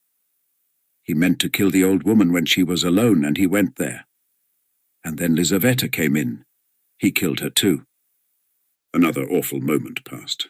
Both still gazed at one another. "You can't guess, then?" he asked suddenly, feeling as though he were flinging himself down from a steeple. No, whispered Sonia. "Take a good look." As soon as he had said this again, the same familiar sensation froze his heart. He looked at her, and all at once seemed to see in her face the face of Lizaveta. He remembered clearly the expression in Lizaveta's face when he approached her with the axe, and she stepped back to the wall, putting out her hand, with childish terror in her face, looking as little children do when they begin to be frightened of something, looking intently and uneasily at what frightens them, shrinking back and holding out their little hands on the point of crying. Almost the same thing happened now to Sonia. With the same helplessness and the same terror, she looked at him for a while, and suddenly putting out her left hand, pressed her fingers faintly against his breast and slowly began to get up from the bed, moving further from him and keeping her eyes fixed even more immovably on him. Her terror infected him. The same fear showed itself on his face. In the same way he stared at her, and almost with the same childish smile. "Have you guessed?" he whispered at last. "Good God!" broke in an awful wail from her bosom. She sank helplessly on the bed with her face in the pillows, but a moment later she got up, moved quickly to him, seized both his hands, and gripping them tight in her thin fingers, began looking into his face again with the same intent stare. In this last desperate look, she tried to look into him and catch some last hope. But there was no hope. There was no doubt remaining. It was all true. Later on, indeed, when she recalled that moment, she thought it strange and wondered why she had seen at once that there was no doubt. She could not have said, for instance, that she had foreseen something of the sort, and yet now, as soon as he told her, she suddenly fancied that she had really foreseen this very thing. "Stop! Sonia! Enough! Don't torture me!" he begged her miserably. It was not at all like this he had thought of telling her. But this is how it happened. She jumped up, seeming not to know what she was doing, and wringing her hands, walked into the middle of the room, but quickly went back and sat down again beside him, her shoulder almost touching his. All of a sudden, she started as though she had been stabbed, uttered a cry, and fell on her knees before him. She did not know why. "What have you done? What have you done to yourself?" she said in despair, and jumping up, she flung herself on his neck, threw her arms round him, and held him tightly. Raskolnikov drew back and looked at her with a mournful smile. "You are a strange girl, Sonia. You kiss me and hug me when I tell you about that. You don't think what you are doing. There is no one in the whole world, now so unhappy as you," she cried in a frenzy, not hearing what he said, and she suddenly broke into violent, hysterical weeping. A feeling long unfamiliar to him flooded his heart and softened it at once. He did not struggle against it. 2 tears started into his eyes and hung on his eyelashes. "Then you won't leave me, Sonia," he said, looking at her almost with hope. No, never, nowhere," cried Sonia. "I will follow you. I will follow you everywhere. Oh, my God! Oh, how miserable I am! Why didn't I know you before? Why didn't you come before? Oh, dear! Here I have come. Yes, now. What's to be done now?" Together. She repeated, as it were, unconsciously, and she hugged him again. "I'll follow you to Siberia." He recoiled at this, and the same hostile, almost haughty smile came to his lips. "Perhaps I don't want to go to Siberia yet, Sonia," he said. Sonia looked at him quickly. Again, after her first passionate, agonizing sympathy for the unhappy man, the terrible idea of the murder overwhelmed her. In his changed tone, she seemed to hear the murderer speaking. She looked at him bewildered. She knew nothing as yet, why, how, with what object it had been. Now all these questions rushed at once into her mind, and again she could not believe it. He is a murderer. Could it be true? "What's the meaning of it? Where am I?" she said in complete bewilderment, as though still unable to recover herself. "How could you, a man like you, how could you bring yourself to it? What does it mean?" "Oh, well, to plunder. Leave off, Sonia," he answered wearily, almost with vexation. Sonia stood as though struck dumb, but suddenly she cried, "You were hungry. It was to help your mother, yes?" "No, Sonia, no," he muttered, turning away and hanging his head. "I was not so hungry. I certainly did want to help my mother, but that's not the real thing either. Don't torture me, Sonia." Sonia clasped her hands. Could it all be true? Good God, what a truth! Who could believe it? And how could you give away your last farthing and yet rob and murder? "Ah," she cried suddenly, "that money you gave Katerina Ivanovna. That money. Can that money—" "No, Sonia," he broke in hurriedly. "That money was not it. Don't worry yourself. That money my mother sent me, and it came when I was ill, the day I gave it to you. Razumikhin saw it. He received it for me. That money was mine. My own." Sonia listened to him in bewilderment and did her utmost to comprehend. "And that money? I don't even know really whether there was any money," he added softly as though reflecting. "I took a purse off her neck made of chamois leather. A purse stuffed full of something, but I didn't look in it. I suppose I hadn't time. And the things, chains and trinkets, I buried under a stone with the purse next morning in a yard off the V. Prospect. They are all there now." Sonia strained every nerve to listen. "Then why? Why? You said you did it to rob, but you took nothing?" she asked quickly, catching at a straw. "I don't know. I haven't yet decided whether to take that money or not," he said, musing again, and seeming to wake up with a start, he gave a brief ironical smile. "Ah, what silly stuff I am talking, eh?" The thought flashed through Sonia's mind. Wasn't he mad? But she dismissed it at once. No, it was something else. She could make nothing of it. Nothing. "Do you know, Sonia," he said suddenly with conviction, "let me tell you, if I'd simply killed because I was hungry," laying stress on every word and looking enigmatically but sincerely at her, "I should be happy now. You must believe that. What would it matter to you?" he cried a moment later with a sort of despair.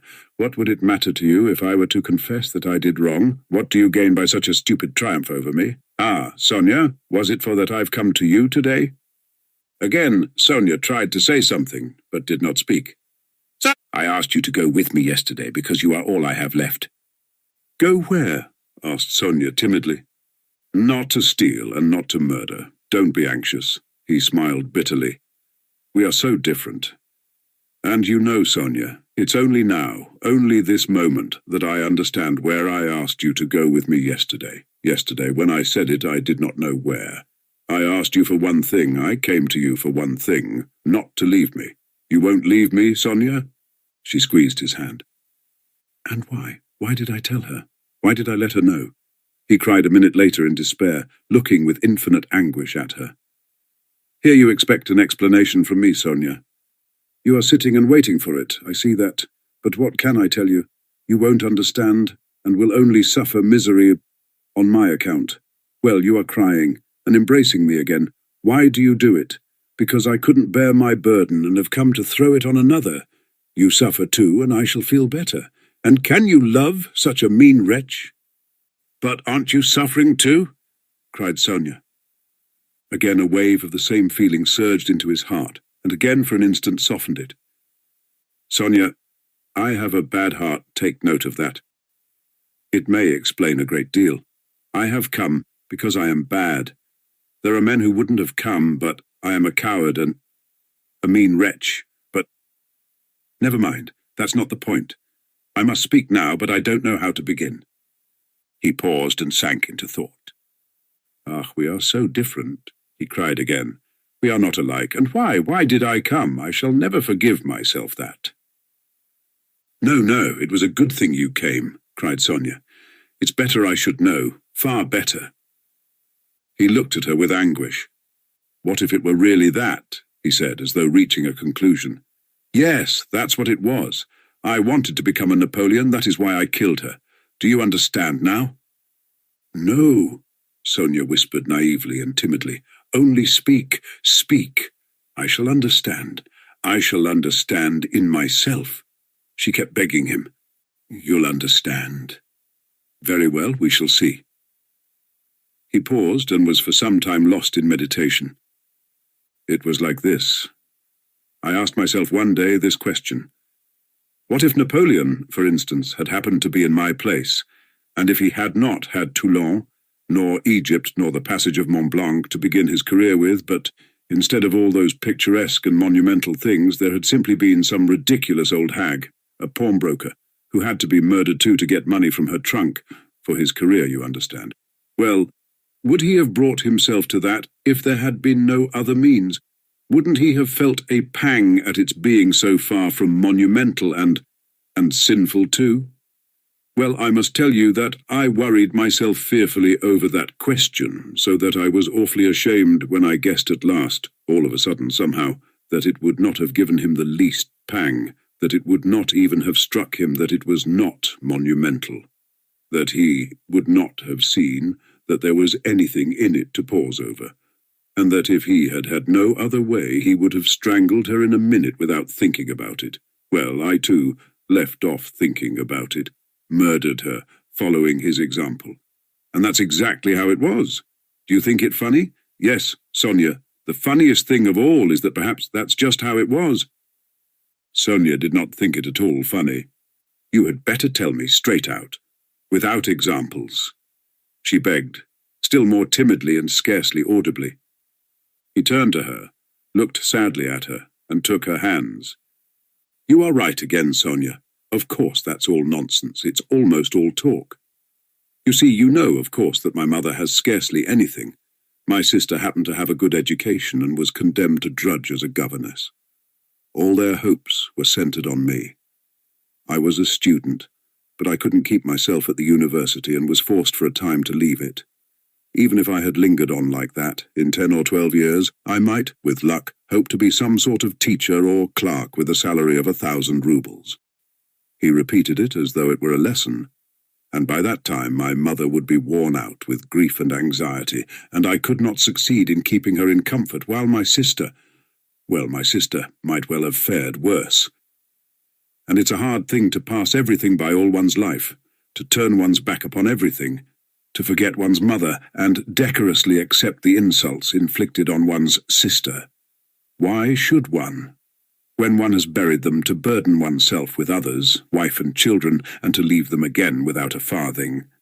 So I resolved to gain possession of the old woman's money and to use it for my first years, without worrying my mother, to keep myself at the university, and for a little while after leaving it, and to do this all on a broad, thorough scale, so as to build up a completely new career and enter upon a new life of independence.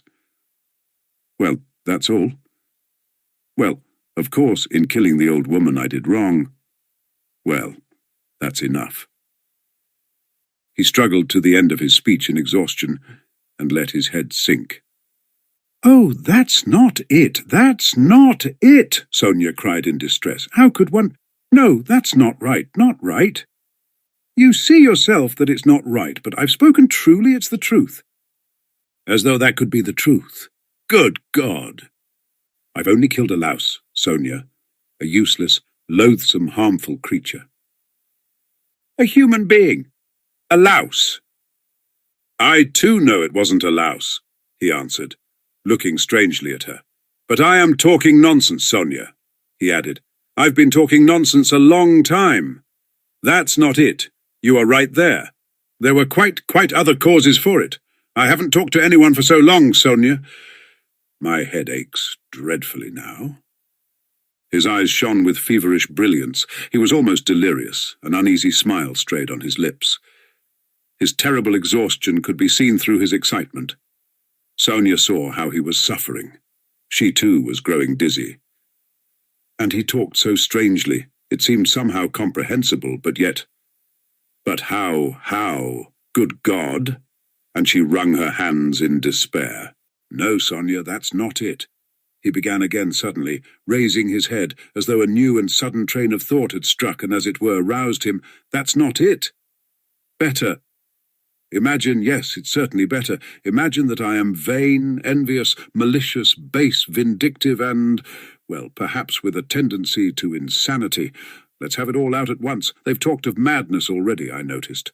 I told you just now I could not keep myself at the university, but do you know that perhaps I might have done? My mother would have sent me what I needed for the fees, and I could have earned enough for clothes, boots, and food, no doubt. Lessons had turned up at half a rouble. Razumichin works, but I turned sulky and wouldn't. Yes, sulkiness. That's the right word for it.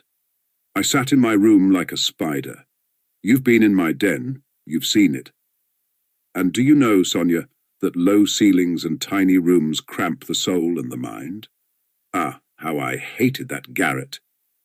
And yet I wouldn't go out of it. I wouldn't on purpose. I didn't go out for days together, and I wouldn't work, I wouldn't even eat. I just lay there doing nothing. If Nastasia brought me anything, I ate it. If she didn't, I went all day without. I wouldn't ask on purpose from sulkiness. At night I had no light. I lay in the dark, and I wouldn't earn money for candles. I ought to have studied, but I sold my books, and the dust lies an inch thick on the notebooks on my table. I preferred lying still and thinking, and I kept thinking. And I had dreams all the time, strange dreams of all sorts, no need to describe. Only then I began to fancy that, no, that's not it. Again, I'm telling you wrong. You see, I kept asking myself then, why am I so stupid that if others are stupid, and I know they are, yet I won't be wiser? Then I saw, Sonia, that if one waits for everyone to get wiser, it will take too long. Afterwards I understood that that would never come to pass, that men won't change, and that nobody can alter it, and that it's not worth wasting effort over it.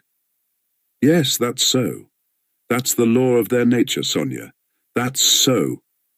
And I know now, Sonia, that whoever is strong in mind and spirit will have power over them.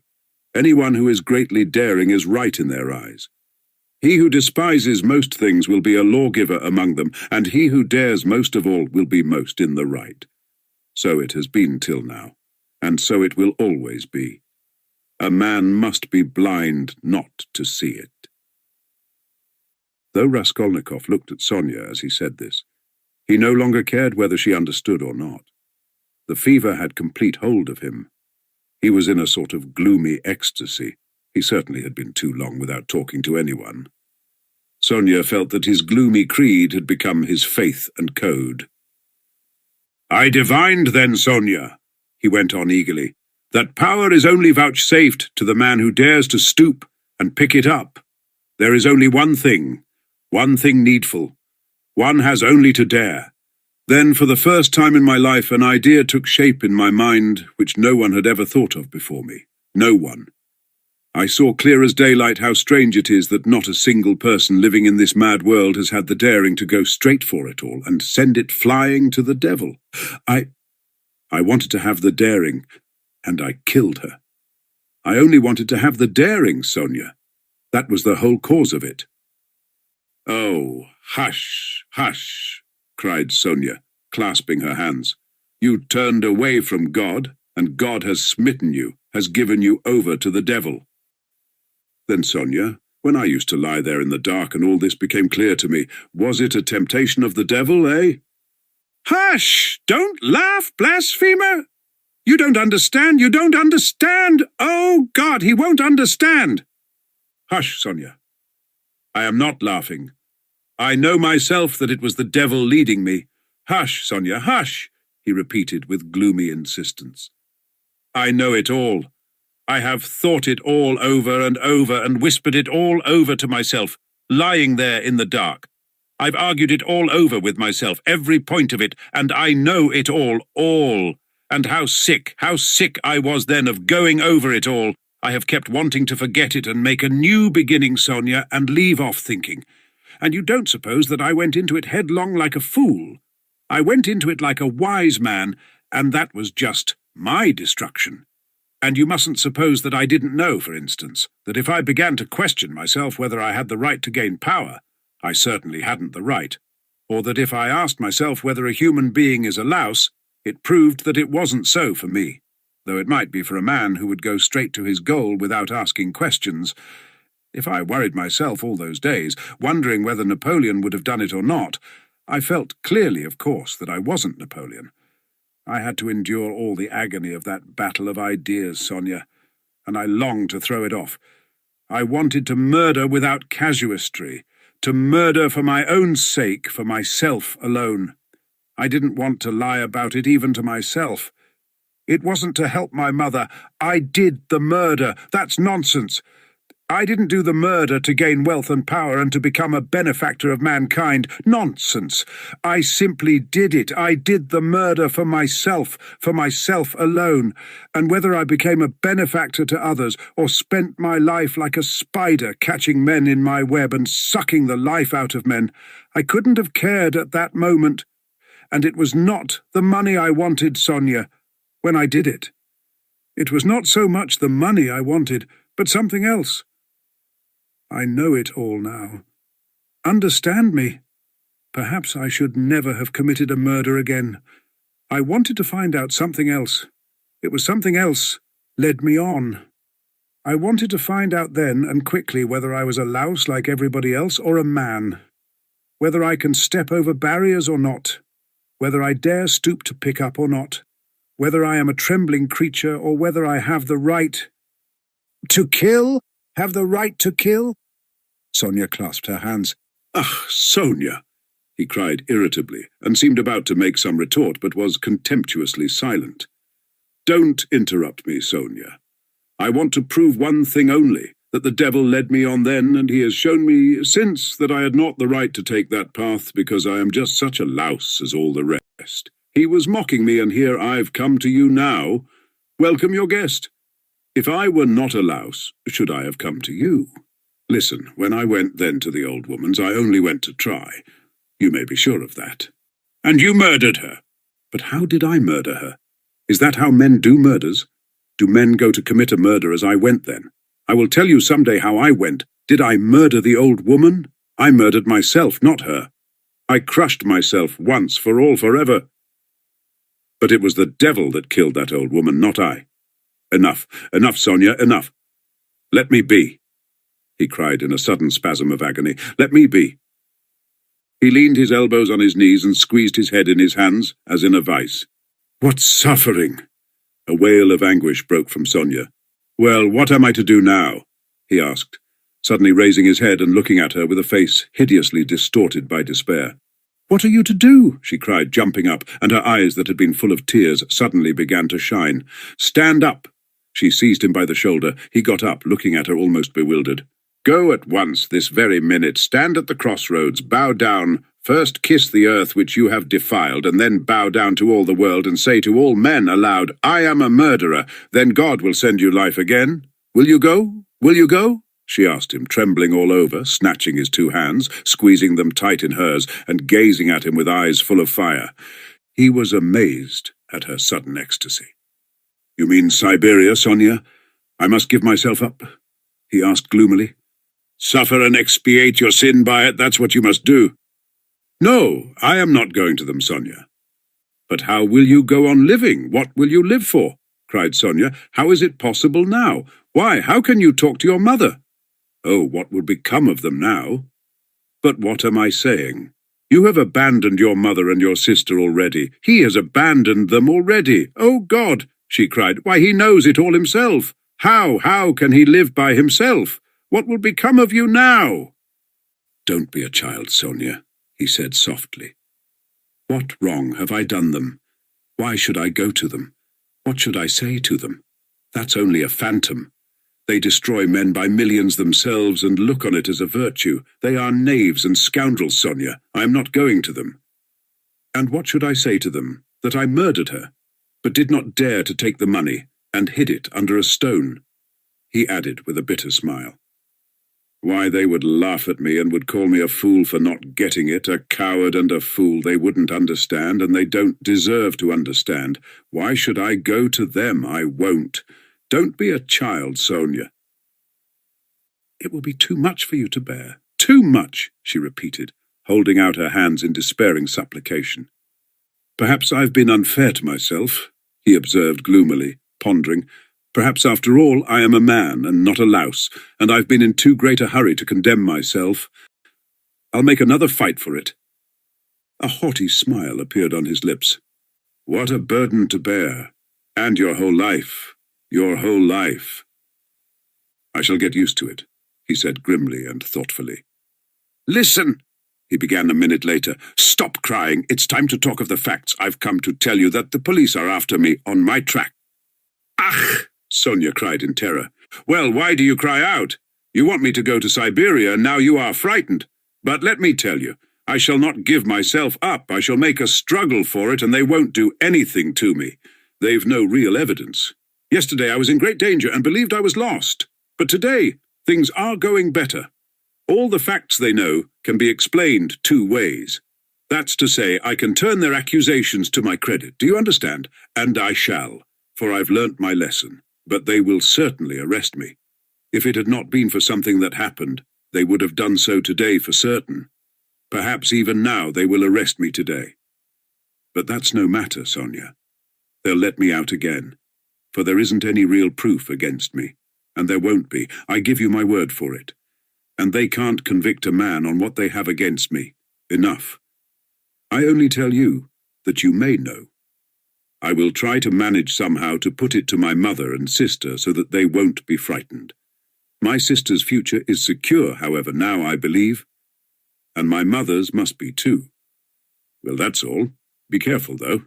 Will you come and see me in prison when I am there?" "Oh, I will. They sat side by side, both mournful and dejected, as though they had been cast up by the tempest alone on some deserted shore. He looked at Sonia and felt how great was her love for him, and strange to say, he felt it suddenly burdensome and painful to be so loved. Yes, it was a strange and awful sensation. On his way to see Sonia, he had felt that all his hopes rested on her. He expected to be rid of at least part of his suffering. And now, when all her heart turned towards him, he suddenly felt that he was immeasurably unhappier than before. "Sonia," he said, "you'd better not come and see me when I'm in prison." Sonia did not answer. She was crying. Several minutes passed. "Have you a cross on you?" she asked, as though suddenly thinking of it. He did not at first understand the question. "No, of course not. Here, take this one of cypress wood. I have another, a copper one, that belonged to Lizaveta. I changed with Lizaveta. She gave me her cross, and I gave her my little icon. I will wear Lizaveta's now, and give you this. Take it. It's mine. It's mine, you know," she begged him. "We will go to suffer together, and together we will bear our cross." "Give it me," said Raskolnikov. He did not want to hurt her feelings. But immediately he drew back the hand he held out for the cross. "Not now, Sonia. Better later," he added to comfort her. Yes, better," she repeated with conviction. "When you go to meet your suffering, then put it on. You will come to me. I'll put it on you. We will pray and go together." At that moment, someone knocked 3 times at the door. "Sofya Semyonovna, may I come in?" they heard in a very familiar and polite voice. Sonia rushed to the door in a fright. The flaxen head of Mr. Lebeziatnikov appeared at the door. Chapter 5. Lebeziatnikov looked perturbed. "I've come to you, Sofya Semyonovna," he began. "Excuse me. I thought I should find you," he said, addressing Raskolnikov suddenly. "That is, I didn't mean anything of that sort, but I just thought—" "Katerina Ivanovna has gone out of her mind," he blurted out suddenly, turning from Raskolnikov to Sonia. Sonia screamed. "At least it seems so. But we don't know what to do, you see. She came back. She seems to have been turned out somewhere, perhaps beaten. So it seems, at least, she had run to your father's former chief. She didn't find him at home. He was dining at some other general's. Only fancy, she rushed off there to the other generals, and imagine she was so persistent that she managed to get the chief to see her. Had him fetched out from dinner, it seems. You can imagine what happened. She was turned out, of course, but, according to her own story, she abused him and threw something at him. One may well believe it. How it is she wasn't taken up, I can't understand. Now she is telling everyone, including Amalia Ivanovna. But it's difficult to understand her. She is screaming and flinging herself about. Oh yes, she shouts, that since everyone has abandoned her, she will take the children and go into the street with a barrel organ, and the children will sing and dance, and she too, and collect money, and will go every day under the general's window, to let everyone see well-born children whose father was an official begging in the street. She keeps beating the children, and they are all crying. She is teaching Lida to sing My Village, the boy to dance, Polenka the same. She is tearing up all the clothes and making them little caps like actors. She means to carry a tin basin and make it tinkle instead of music. She won't listen to anything. Imagine the state of things. It's beyond anything. Lebeziatnikov would have gone on, but Sonia, who had heard him almost breathless, snatched up her cloak and hat and ran out of the room, putting on her things as she went. Raskolnikov followed her, and Lebeziatnikov came after him. "She has certainly gone mad," he said to Raskolnikov as they went out into the street. "I didn't want to frighten Sofya Semyonovna, so I said it seemed like it, but there isn't a doubt of it. They say that in consumption the tubercles sometimes occur in the brain. It's a pity I know nothing of medicine. I did try to persuade her, but she wouldn't listen." "Did you talk to her about the tubercles?" "Not precisely of the tubercles. Besides, she wouldn't have understood. But what I say is that if you convince a person logically that he has nothing to cry about, he'll stop crying. That's clear. Is it your conviction that he won't?" "Life would be too easy if it were so," answered Raskolnikov. Excuse me, of course it would be rather difficult for Katerina Ivanovna to understand, but do you know that in Paris they have been conducting serious experiments as to the possibility of curing the insane simply by logical argument? One professor there, a scientific man of standing, lately dead, believed in the possibility of such treatment. His idea was that there's nothing really wrong with the physical organism of the insane, and that insanity is, so to say, a logical mistake, an error of judgment, an incorrect view of things. He gradually showed the madman his error, and, would you believe it, they say he was successful. But as he made use of douches too, how far success was due to that treatment remains uncertain. So it seems, at least. Raskolnikov had long ceased to listen. Reaching the house where he lived, he nodded to Lebeziatnikov and went in at the gate. Lebeziatnikov woke up with a start, looked about him and hurried on. Raskolnikov went into his little room and stood still in the middle of it. Why had he come back here? He looked at the yellow and tattered paper, at the dust, at his sofa. From the yard came a loud, continuous knocking. Someone seemed to be hammering. He went to the window, rose on tiptoe, and looked out into the yard for a long time with an air of absorbed attention. But the yard was empty, and he could not see who was hammering. In the house on the left he saw some open windows. On the windowsills were pots of sickly-looking geraniums. Linen was hung out of the windows. He knew it all by heart. He turned away and sat down on the sofa. Never had he felt himself so fearfully alone. Yes, he felt once more that he would perhaps come to hate Sonia, now that he had made her more miserable. Why had he gone to her to beg for her tears? What need had he to poison her life? Oh, the meanness of it. "I will remain alone," he said resolutely, "and she shall not come to the prison." 5 minutes later, he raised his head with a strange smile. That was a strange thought. Perhaps it really would be better in Siberia, he thought suddenly. He could not have said how long he sat there with vague thoughts surging through his mind. All at once the door opened and Dunya came in. At first she stood still and looked at him from the doorway, just as he had done at Sonia. Then she came in and sat down in the same place as yesterday, on the chair facing him. He looked silently and almost vacantly at her. "Don't be angry, brother, I've only come for 1 minute," said Dunya. Her face looked thoughtful but not stern. Her eyes were bright and soft. He saw that she too had come to him with love. "Brother, now I know all. Dmitri Prokofitch has explained and told me everything. They are worrying and persecuting you through a stupid and contemptible suspicion. Dmitri Prokofitch told me that there is no danger, and that you are wrong in looking upon it with such horror. I don't think so, and I fully understand how indignant you must be, and that indignation may have a permanent effect on you. That's what I'm afraid of. As for your cutting yourself off from us, I don't judge you. I don't venture to judge you, and forgive me for having blamed you for it. I feel that I too, if I had so great a trouble, should keep away from everyone. I shall tell Mother nothing of this, but I shall talk about you continually, and shall tell her from you that you will come very soon. Don't worry about her. I will set her mind at rest. But don't you try her too much. Come once at least. Remember that she is your mother. And now I have come simply to say," Dunya began to get up, "that if you should need me, or should need all my life or anything, call me and I'll come. Goodbye." She turned abruptly and went towards the door. "Dunya!" Raskolnikov stopped her and went towards her. "That Razumikhin, Dmitri Prokofitch, is a very good fellow." Dunya flushed slightly. "Well?"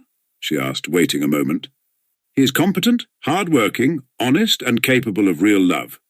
Goodbye, Dunya." Dunya flushed crimson, then suddenly she took alarm. "But what does it mean, brother? Are we really parting forever that you... Give me such a parting message." "Never mind. Goodbye." He turned away and walked to the window. She stood a moment, looked at him uneasily, and went out troubled. No, he was not cold to her. There was an instant, the very last one, when he had longed to take her in his arms and say goodbye to her, and even to tell her, but he had not dared even to touch her hand. Afterwards, she may shudder when she remembers that I embraced her and will feel that I stole her kiss. And would she stand that test? He went on a few minutes later to himself. No, she wouldn't. Girls like that can't stand things. They never do. And he thought of Sonia. There was a breath of fresh air from the window. The daylight was fading. He took up his cap and went out.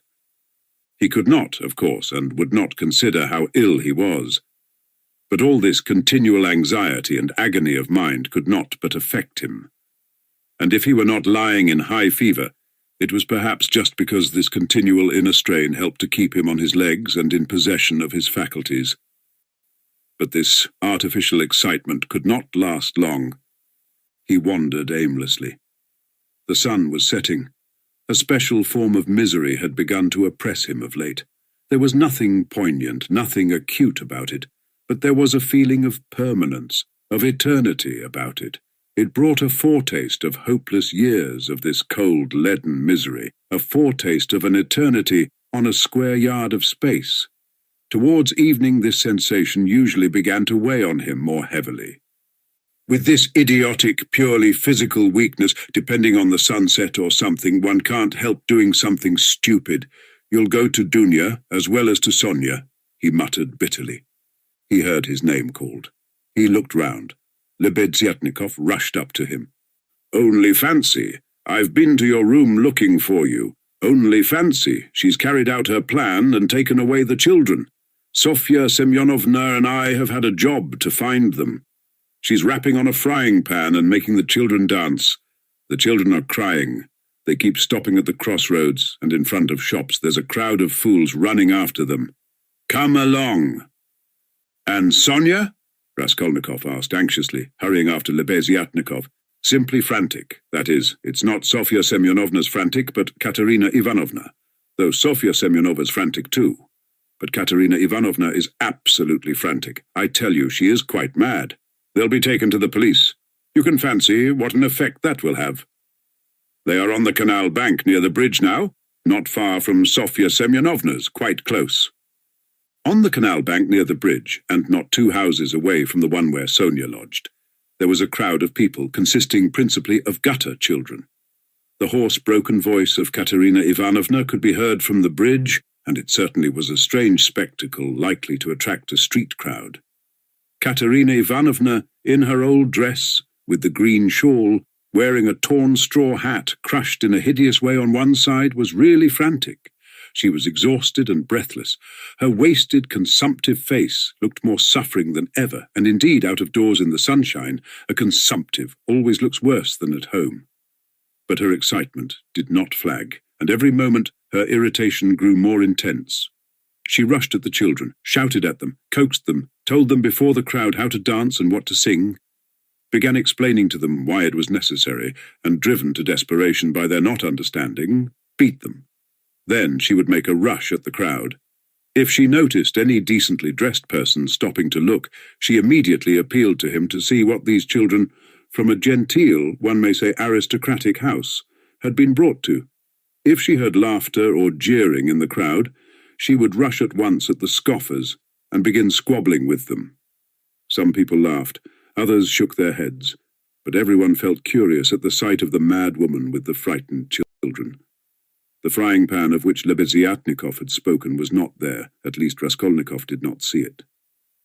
But instead of rapping on the pan, Katerina Ivanovna began clapping her wasted hands, when she made Lida and Kolya dance and Polenka sing. She too joined in the singing, but broke down at the second note with a fearful cough, which made her curse in despair, and even shed tears. What made her most furious was the weeping and terror of Kolya and Lida. Some effort had been made to dress the children up as street singers are dressed.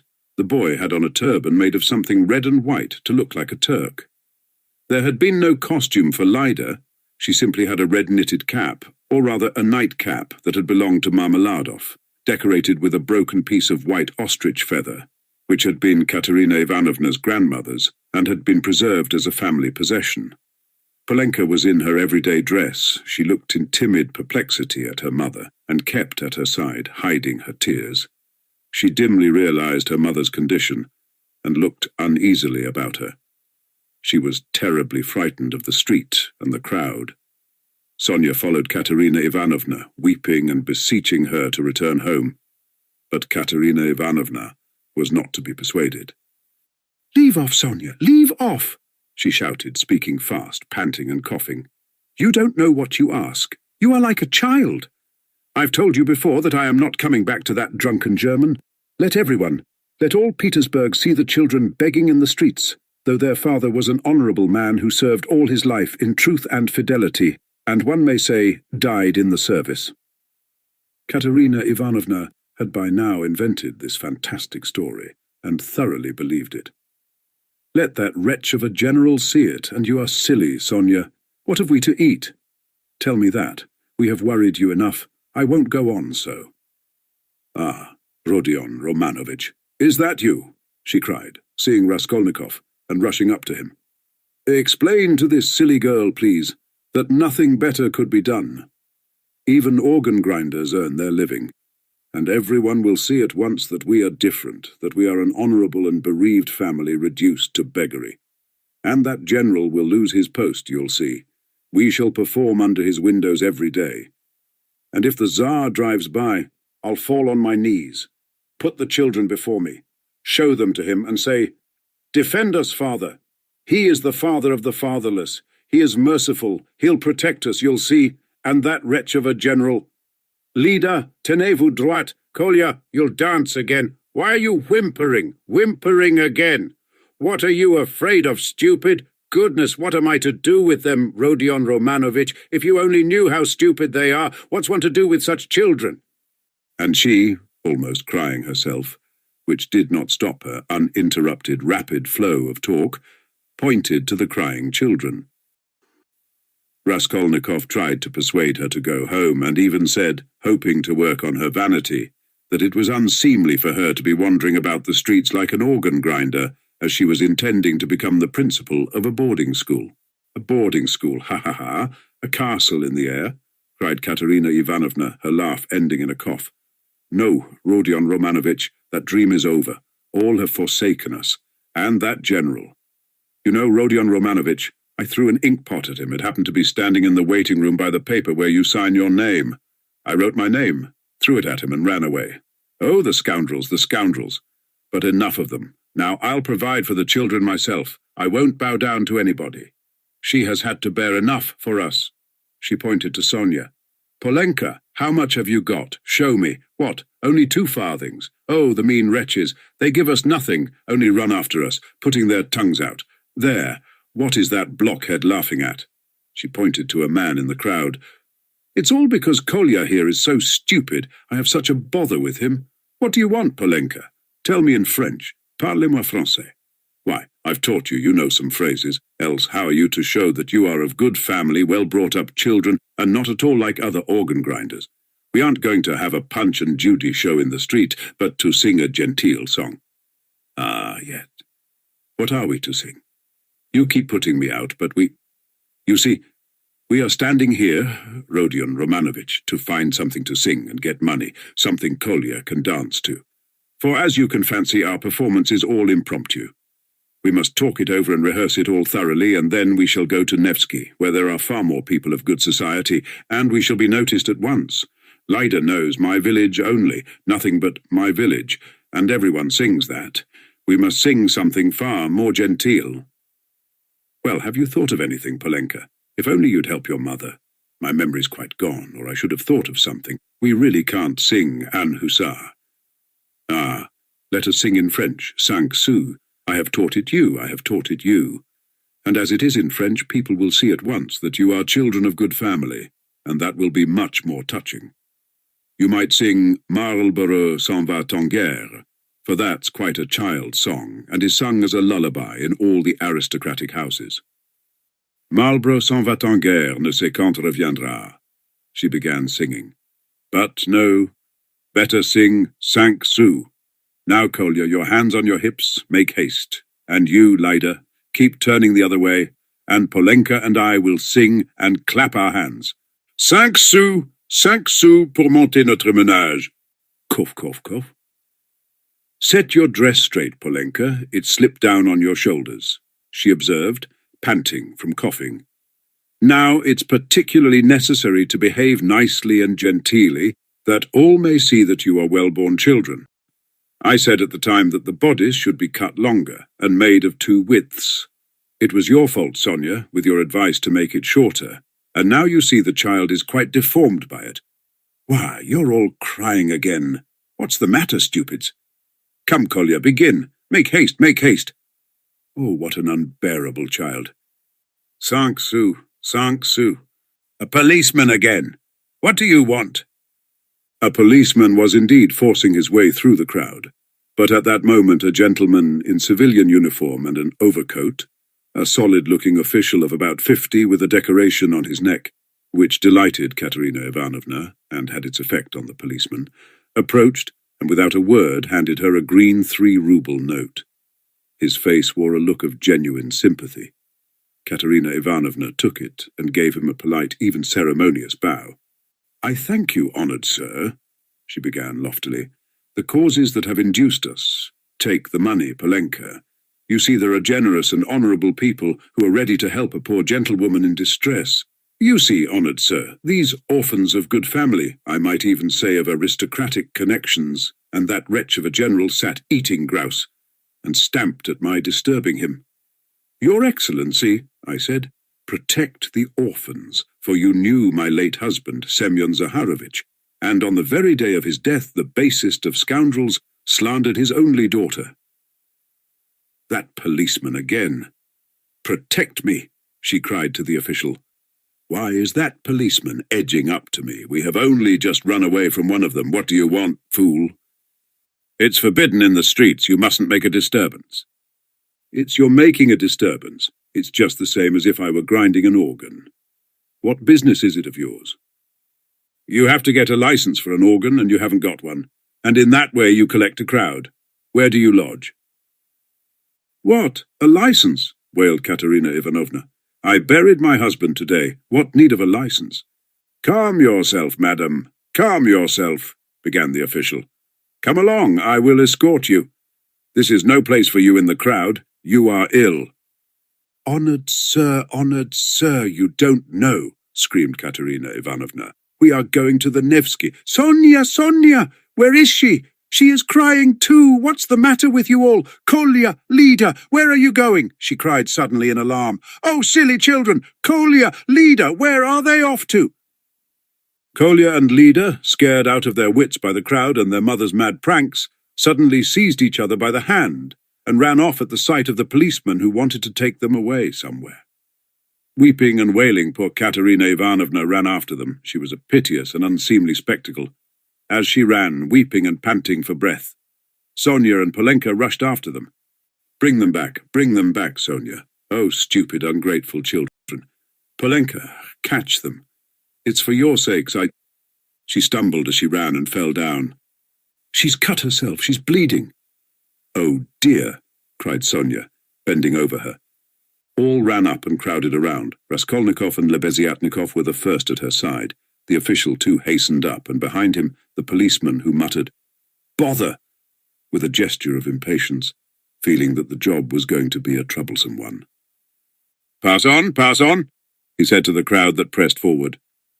She's dying, someone shouted. She's gone out of her mind, said another. Lord, have mercy upon us, said a woman crossing herself. Have they caught the little girl and the boy? They're being brought back. The elder one's got them. Ah, the naughty imps.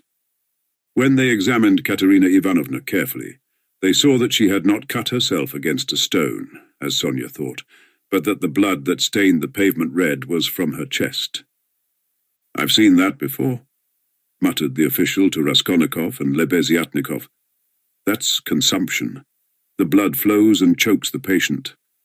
I saw the same thing with a relative of my own not long ago.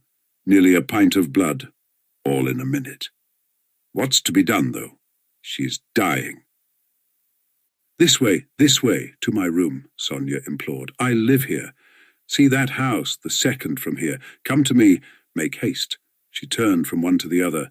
Send for the doctor. Oh, dear. Thanks to the officials' efforts, this plan was adopted, the policeman even helping to carry Katerina Ivanovna. She was carried to Sonia's room, almost unconscious, and laid on the bed. The blood was still flowing, but she seemed to be coming to herself. Raskolnikov, Lebeziatnikov, and the official accompanied Sonia into the room and were followed by the policeman, who first drove back the crowd, which followed to the very door. Polenka came in holding Kolya and Lida, who were trembling and weeping. Several persons came in too from the Kapernaumovs' room. The landlord, a lame, one-eyed man of strange appearance with whiskers and hair that stood up like a brush, his wife, a woman with an everlastingly scared expression, and several open-mouthed children with wonder-struck faces. Among these, Svidrigailov suddenly made his appearance. Raskolnikov looked at him with surprise, not understanding where he had come from and not having noticed him in the crowd. A doctor and priest were spoken of. The official whispered to Raskolnikov that he thought it was too late now for the doctor, but he ordered him to be sent for. Kapernaumov ran himself. Meanwhile, Katerina Ivanovna had regained her breath. The bleeding ceased for a time. She looked with sick, but intent and penetrating eyes at Sonia, who stood pale and trembling, wiping the sweat from her brow with a handkerchief. At last she asked to be raised. They sat her up on the bed, supporting her on both sides. "Where are the children?" she said in a faint voice. "You've brought them, Polenka. Oh, the sillies! Why did you run away?" Oh! Once more her parched lips were covered with blood. She moved her eyes, looking about her. "So that's how you live, Sonia? Never once have I been in your room." She looked at her with a face of suffering. "We have been your ruin, Sonia. Polenka, Lida, Kolya, come here. Well, here they are, Sonia. Take them all. I hand them over to you. I've had enough. The ball is over." Cough. "Lay me down. Let me die in peace." They laid her back on the pillow. "What, the priest? I don't want him. You haven't got a rouble to spare. I have no sins. God must forgive me without that. He knows how I have suffered. And if he won't forgive me, I don't care." She sank more and more into uneasy delirium. At times, she shuddered, turned her eyes from side to side, recognized everyone for a minute, but at once sank into delirium again. Her breathing was hoarse and difficult. There was a sort of rattle in her throat. "I said to him, Your Excellency," she ejaculated, gasping after each word, "that Amalia Ludwigovna— Lida, Kolya, hands on your hips, make haste! Glissez! Pas de basque. Tap with your heels. Be a graceful child. Du hast Diamanten und Perlen. What next? That's the thing to sing. And du hast die schönsten Augenmädchen. Was willst du mehr? What an idea. Was willst du mehr? What things the fool invents. Ah, yes. In the heat of midday in the Vale of Dagestan. Oh, how I loved it. I love that song to distraction, Polenka. Your father, you know, used to sing it when we were engaged. Oh, those days. Oh, that's the thing for us to sing. How does it go? I've forgotten. Remind me, how was it? She was violently excited and tried to sit up. At last, in a horribly hoarse, broken voice, she began shrieking and gasping at every word, with a look of growing terror. In the heat of midday, in the Vale of Dagestan, with lead in my breast. Your Excellency, she wailed suddenly with a heart-rending scream and a flood of tears. Protect the orphans. You have been their father's guest, one may say aristocratic. She started, regaining consciousness, and gazed at all with a sort of terror, but at once recognized Sonia. Sonia, Sonia, she articulated softly and caressingly, as though surprised to find her there. Sonia, darling, are you here too? They lifted her up again. Enough. It's over. Farewell, poor thing. I'm done for. I'm broken, she cried with vindictive despair, and her head fell heavily back on the pillow. She sank into unconsciousness again, but this time it did not last long. Her pale, yellow-wasted face dropped back, her mouth fell open, her leg moved convulsively. She gave a deep, deep sigh and died. Sonia fell upon her, flung her arms about her, and remained motionless, with her head pressed to the dead woman's wasted bosom. Polenka threw herself at her mother's feet, kissing them and weeping violently. Though Kolya and Lyda did not understand what had happened, they had a feeling that it was something terrible. They put their hands on each other's little shoulders, stared straight at one another, and both at once opened their mouths and began screaming. They were both still in their fancy dress, one in a turban, the other in the cap with the ostrich feather.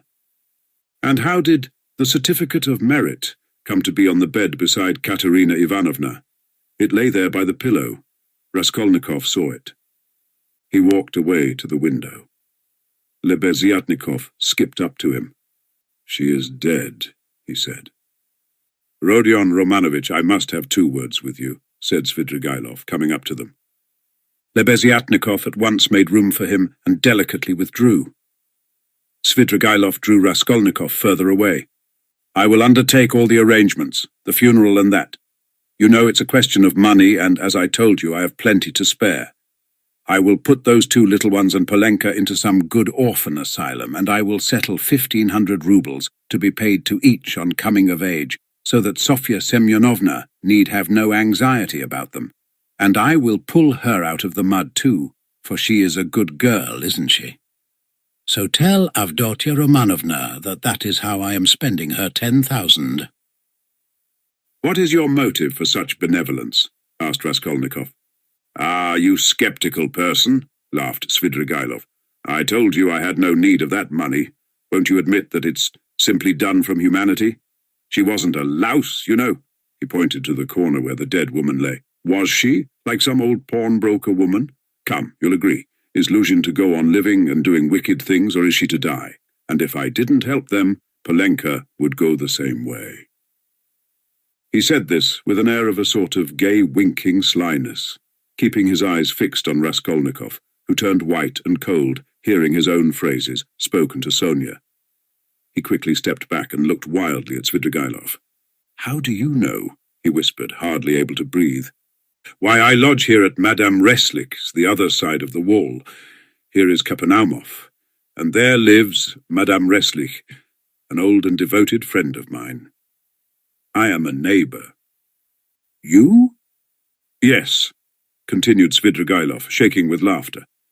I assure you on my honour, dear Rodion Romanovich, that you have interested me enormously. I told you we should become friends. I foretold it. Well, here we have.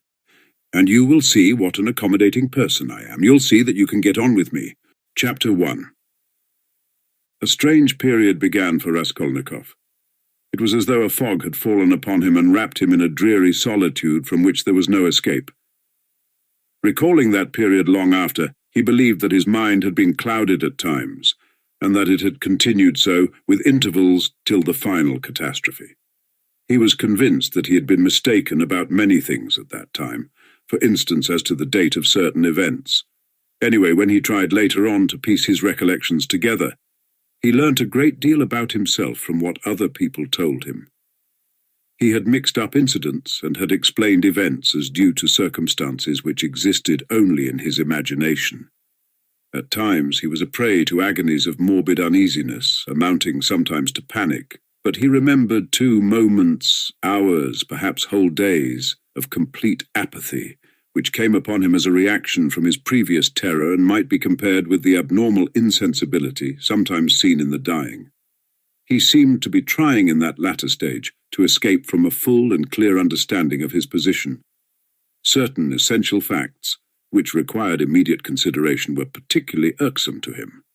How glad he would have been to be free from some cares, the neglect of which would have threatened him with complete, inevitable ruin. He was particularly worried about Svidrigailov. He might be said to be permanently thinking of Svidrigailov. From the time of Svidrigailov's two menacing and unmistakable words in Sonia's room at the moment of Katerina Ivanovna's death, the normal working of his mind seemed to break down. But although this new fact caused him extreme uneasiness, Raskolnikov was in no hurry for an explanation of it. At times, finding himself in a solitary and remote part of the town, in some wretched eating-house, sitting alone lost in thought, hardly knowing how he had come there, he suddenly thought of Svidrigailov. He recognized suddenly, clearly, and with dismay, that he ought at once to come to an understanding with that man, and to make what terms he could. Walking outside the city gates one day, he positively fancied that they had fixed a meeting there, that he was waiting for Svidrigailov. Another time he woke up before daybreak, lying on the ground under some bushes, and could not at first understand how he had come there. But during the 2 or 3 days after Katerina Ivanovna's death, he had 2 or 3 times met Svidrigailov at Sonia's lodging, where he had gone aimlessly for a moment. They exchanged a few words, and made no reference to the vital subject, as though they were tacitly agreed not to speak of it for a time. Katerina Ivanovna's body was still lying in the coffin. Svidrigailov was busy making arrangements for the funeral. Sonia, too, was very busy. At their last meeting, Svidrigailov informed Raskolnikov that he had made an arrangement, and a very satisfactory one, for Katerina Ivanovna's children, that he had, through certain connections, succeeded in getting hold of certain personages by whose help the 3 orphans could be at once placed in very suitable institutions, that the money he had settled on them had been of great assistance, as it is much easier to place orphans with some property than destitute ones. He said something, too, about Sonia, and promised to come himself in a day or 2 to see Raskolnikov, mentioning that he would like to consult with him, that there were things they must talk over. This conversation took place in the passage on the stairs. Svidrigailov looked intently at Raskolnikov and suddenly, after a brief pause, dropping his voice, asked, "But how is it, Rodion Romanovich? You don't seem yourself. You look and you listen, but you don't seem to understand. Cheer up. We'll talk things over. I'm only sorry I've so much to do of my own business and other people's. Ah, Rodion Romanovich," he added suddenly, "what all men need is fresh air, more than anything." He moved to one side to make way for the priest and server who were coming up the stairs. They had come for the requiem service. By Svidrigailov's orders it was sung twice a day, punctually. Svidrigailov went his way. Raskolnikov stood still a moment, thought, and followed the priest into Sonia's room. He stood at the door. They began quietly, slowly and mournfully singing the service. From his childhood, the thought of death, and the presence of death, had something oppressive and mysteriously awful, and it was long since he had heard the requiem service. And there was something else here as well, too awful and disturbing. He looked at the children. They were all kneeling by the coffin. Polenka was weeping. Behind them Sonia prayed softly and, as it were, timidly weeping. "These last 2 days she hasn't said a word to me. She hasn't glanced at me," Raskolnikov thought suddenly. The sunlight was bright in the room. The incense rose in clouds. The priest read, "Give rest, O Lord." Raskolnikov stayed all through the service. As he blessed them and took his leave, the priest looked round strangely. After the service, Raskolnikov went up to Sonia. She took both his hands and let her head sink on his shoulder. This slight, friendly gesture bewildered Raskolnikov. It seemed strange to him that there was no trace of repugnance, no trace of disgust, no tremor in her hand. It was the furthest limit of self-abnegation, at least so he interpreted it. Sonia said nothing. Raskolnikov pressed her hand and went out. He felt very miserable. If it had been possible to escape to some solitude, he would have thought himself lucky, even if he had to spend his whole life there.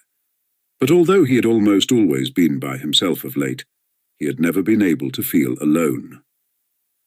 Sometimes he walked out of the town onto the high road. Once he had even reached a little wood, but the lonelier the place was, the more he seemed to be aware of an uneasy presence near him. It did not frighten him, but greatly annoyed him, so that he made haste to return to the town, to mingle with the crowd, to enter restaurants and taverns, to walk in busy thoroughfares. There he felt easier and even more solitary. One day at dusk he sat for an hour, listening to songs in a tavern, and he remembered that he positively enjoyed it. But at last he had suddenly felt the same uneasiness again, as though his conscience smote him. Here I sit listening to singing, is that what I ought to be doing? He thought. Yet he felt at once that that was not the only cause of his uneasiness. There was something requiring immediate decision, but it was something he could not clearly understand or put into words. It was a hopeless tangle. No, better the struggle again, better Porfiry again, or Svidrigailov, better some challenge again, some attack. Yes, yes, he thought. He went out of the tavern and rushed away, almost at a run. The thought of Dunya and his mother suddenly reduced him almost to a panic. That night, he woke up before morning among some bushes in Krestovsky Island, trembling all over with fever.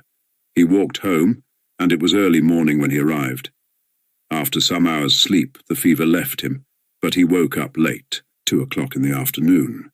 He remembered that Katerina Ivanovna's funeral had been fixed for that day, and was glad that he was not present at it. Nastasia brought him some food. He ate and drank with appetite, almost with greediness. His head was fresher, and he was calmer than he had been for the last 3 days. He even felt a passing wonder at his previous attacks of panic. The door opened and Razumikhin came in. "Ah, he's eating, then he's not ill," said Razumikhin. He took a chair and sat down at the table opposite Raskolnikov. He was troubled and did not attempt to conceal it. He spoke with evident annoyance, but without hurry or raising his voice. He looked as though he had some special fixed determination. "Listen," he began resolutely. "As far as I am concerned, you may all go to hell, but from what I see, it's clear to me that I can't make head or tail of it. Please don't think I've come to ask you questions. I don't want to know, hang it. If you begin telling me your secrets, I dare say I shouldn't stay to listen. I should go away cursing. I have only come to find out once for all whether it's a fact that you are mad. There is a conviction in the air that you are mad, or very nearly so.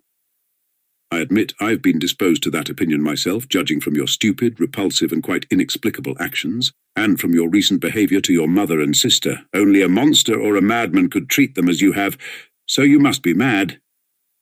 When did you see them last?" "Just now. Haven't you seen them since then?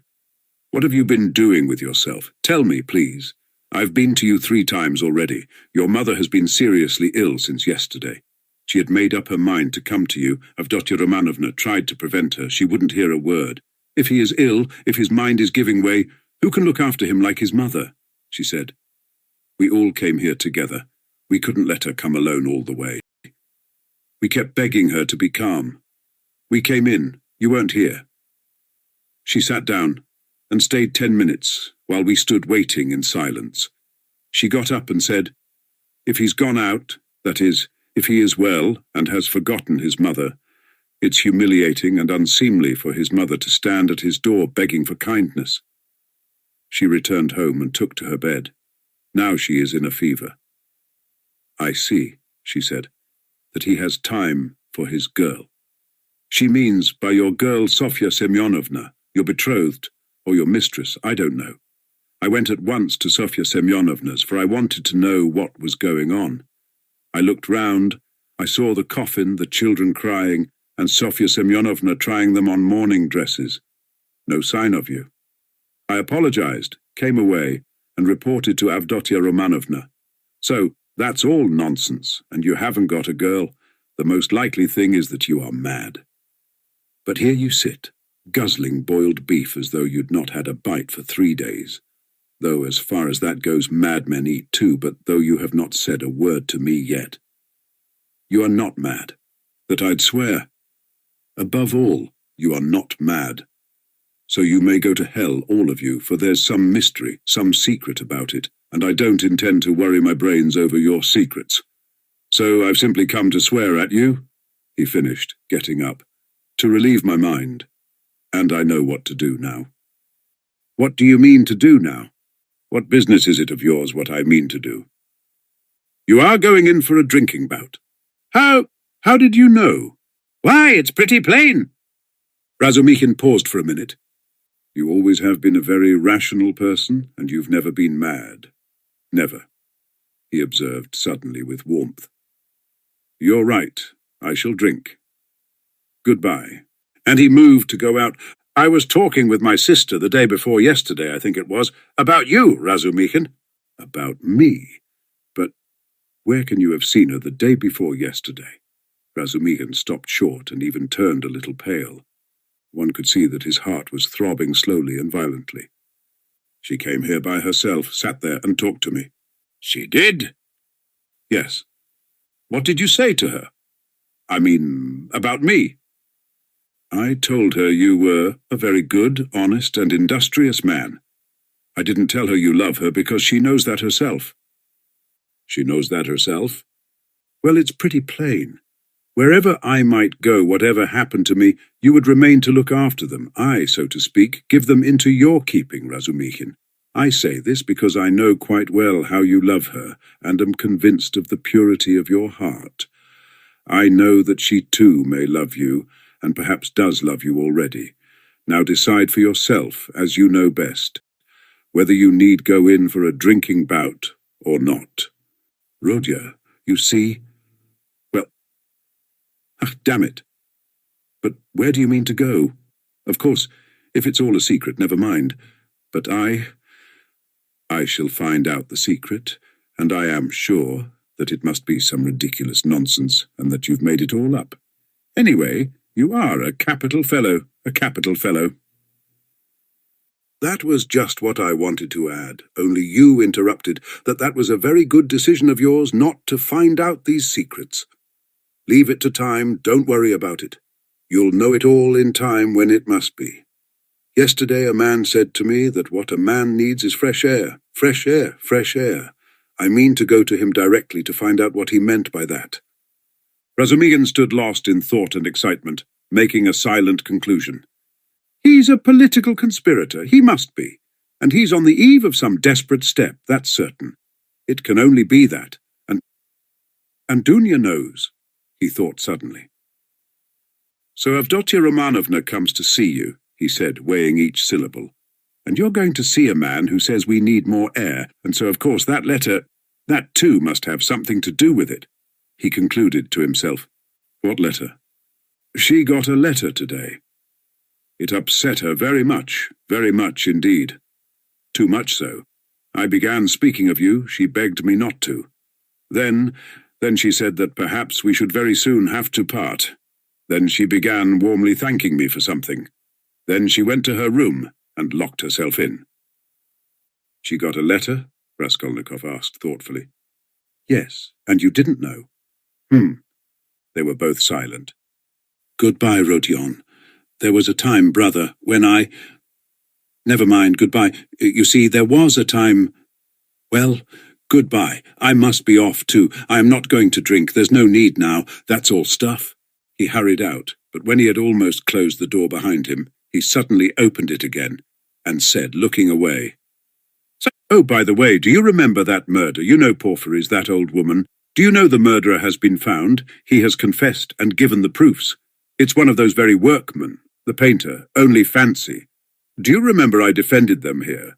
Would you believe it, all that scene of fighting and laughing with his companions on the stairs while the porter and the two witnesses were going up? He got up on purpose to disarm suspicion. The cunning, The presence of mind of the young dog. One can hardly credit it. But it's his own explanation. He has confessed it all. And what a fool I was about it. Well, he's simply a genius of hypocrisy and resourcefulness in disarming the suspicions of the lawyers, so there's nothing much to wonder at, I suppose. Of course, people like that are always possible, and the fact that he couldn't keep up the character, but confessed, makes him easier to believe in. But what a fool I was! I was frantic on their side. Tell me, please, from whom did you hear that, and why does it interest you so? Raskolnikov asked with unmistakable agitation. What next? You ask me why it interests me. Well, I heard it from Porphyry, among others. It was from him I heard almost all about it. From Porphyry? From Porphyry. What did he say? Raskolnikov asked in dismay. He gave me a capital explanation of it, psychologically, after his fashion. He explained it? Explained it himself? Yes, goodbye. I'll tell you all about it another time, but now I'm busy. There was a time when I fancied, but no matter, another time. What need is there for me to drink now? You have made me drunk without wine. I am drunk, Roger. Goodbye, I'm going. I'll come again very soon. He went out. He's a political conspirator, there's not a doubt about it, Razumikhin decided as he slowly descended the stairs. And he's drawn his sister in. That's quite in keeping with Avdotia Romanovna's character. There are interviews between them. She hinted at it too. So many of her words and hints bear that meaning. And how else can all this tangle be explained? And I was almost thinking, good heavens, what I thought. Yes, I took leave of my senses and I wronged him. It was his doing, under the lamp in the corridor that day. Pooh! What a crude, nasty, vile idea on my part. Nikolai is a brick for confessing. And how clear it all is now. His illness then, all his strange actions. Before this, in the university, how morose he used to be, how gloomy. But what's the meaning now of that letter? There's something in that, too, perhaps. Whom was it from, I suspect? No, I must find out. He thought of Dunya, realizing all he had heard, and his heart throbbed, and he suddenly broke into a run.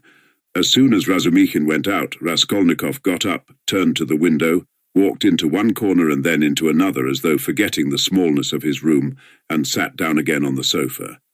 He felt, so to speak, renewed. Again the struggle, so a means of escape had come. Yes, a means of escape had come. It had been too stifling, too cramping. The burden had been too agonizing. A lethargy had come upon him at times. From the moment of the scene with Nikolai at Porphyry's, he had been suffocating, penned in without hope of escape.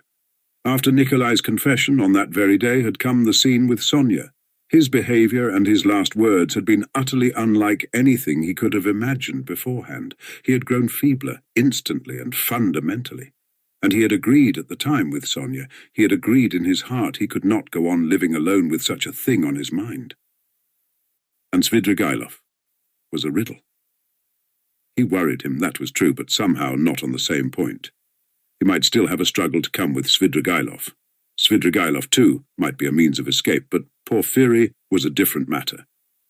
And so Porphyry himself had explained it to Razumikhin, had explained it psychologically. He had begun bringing in his damned psychology again. Porphyry? But to think that Porphyry should for one moment believe that Nikolai was guilty after what had passed between them before Nikolai's appearance, after that tete-a-tete interview, which could have only one explanation. During those days, Raskolnikov had often recalled passages in that scene with Porphyry. He could not bear to let his mind rest on it. Such words, such gestures had passed between them. They had exchanged such glances, things had been said in such a tone, and had reached such a pass, that Nikolai, whom Porphyry had seen through at the first word, at the first gesture, could not have shaken his conviction. And to think that even Razumikhin had begun to suspect. The scene in the corridor under the lamp had produced its effect then. He had rushed to Porphyry. But what had induced the latter to receive him like that? What had been his object in putting Razumikhin off with Nikolai? He must have some plan. There was some design. But what was it? It was true that a long time had passed since that morning, too long a time, and no sight nor sound of Porphyry. Well, That was a bad sign. Raskolnikov took his cap and went out of the room, still pondering. It was the first time for a long while that he had felt clear in his mind, at least. I must settle Svidrigailov, he thought, and as soon as possible. He too seems to be waiting for me to come to him of my own accord. And at that moment there was such a rush of hate in his weary heart that he might have killed either of those two, Porfiry or Svidrigailov. At least he felt that he would be capable of doing it later, if not now. We shall see. We shall see, he repeated to himself. But no sooner had he opened the door than he stumbled upon Porfiry himself in the passage. He was coming in to see him. Raskolnikov was dumbfounded for a minute, but only for 1 minute. Strange to say, he was not very much astonished at seeing Porfiry, and scarcely afraid of him. He was simply startled, but was quickly, instantly on his guard. Perhaps this will mean the end? But how could Porfiry have approached so quietly, like a cat, so that he had heard nothing? Could he have been listening at the door? You didn't expect a visitor, Rodion Romanovich, Porfiry explained, laughing. I've been meaning to look in a long time. I was passing by and thought, why not go in for 5 minutes? Are you going out? I won't keep you long. Just let me have one cigarette.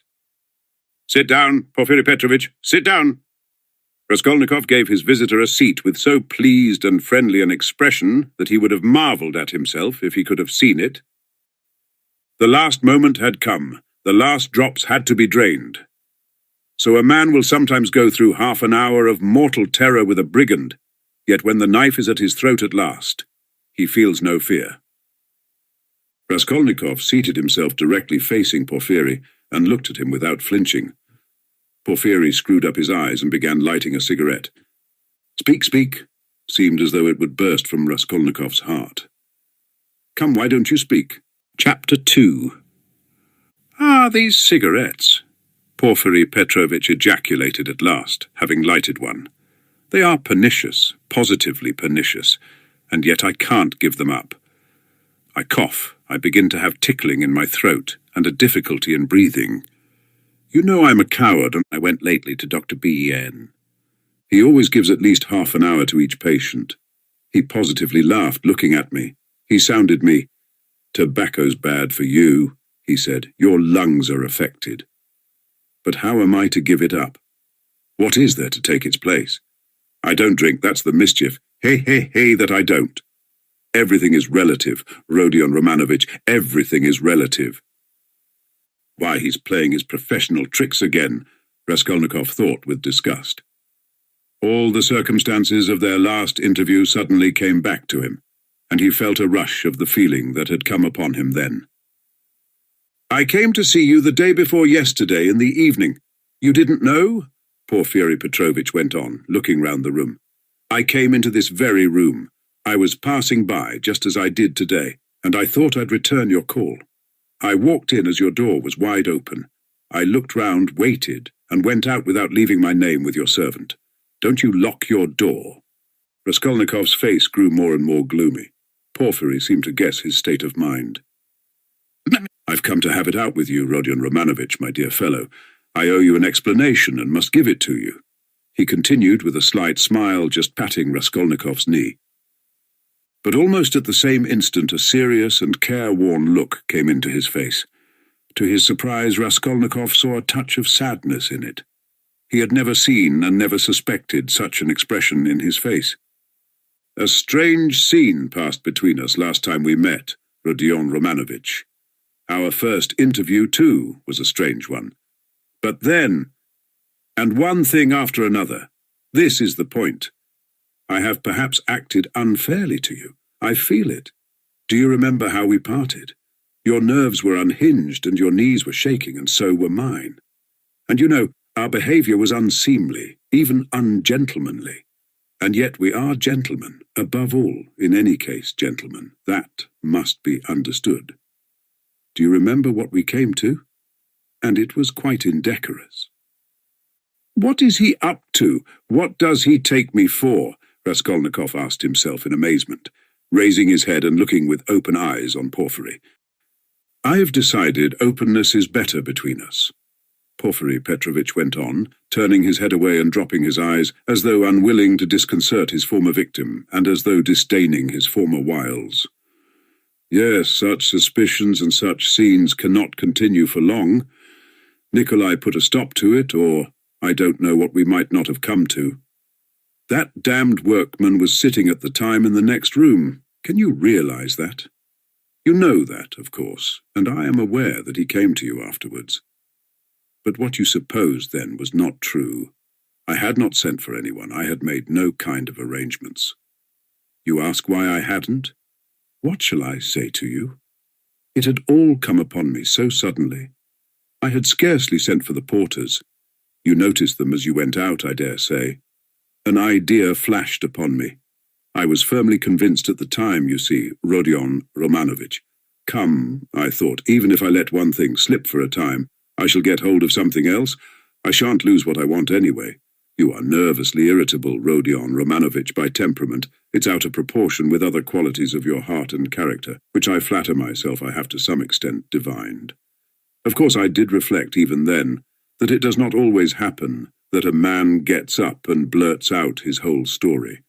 It does happen sometimes, if you make a man lose all patience, though even then it's rare. I was capable of realizing that. If I only had a fact, I thought, the least little fact to go upon, something I could lay hold of, something tangible, not merely psychological.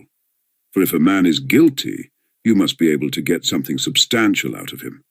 One may reckon upon most surprising results indeed. I was reckoning on your temperament, Rodion Romanovich. On your temperament above all things. I had great hopes of you at that time. But what are you driving at now? Raskolnikov muttered at last, asking the question without thinking. What is he talking about? He wondered distractedly. Does he really take me to be innocent? What am I driving at? I've come to explain myself. I consider it my duty, so to speak. I want to make clear to you how the whole business, the whole misunderstanding arose. I've caused you a great deal of suffering, Rodion Romanovich. I'm not a monster.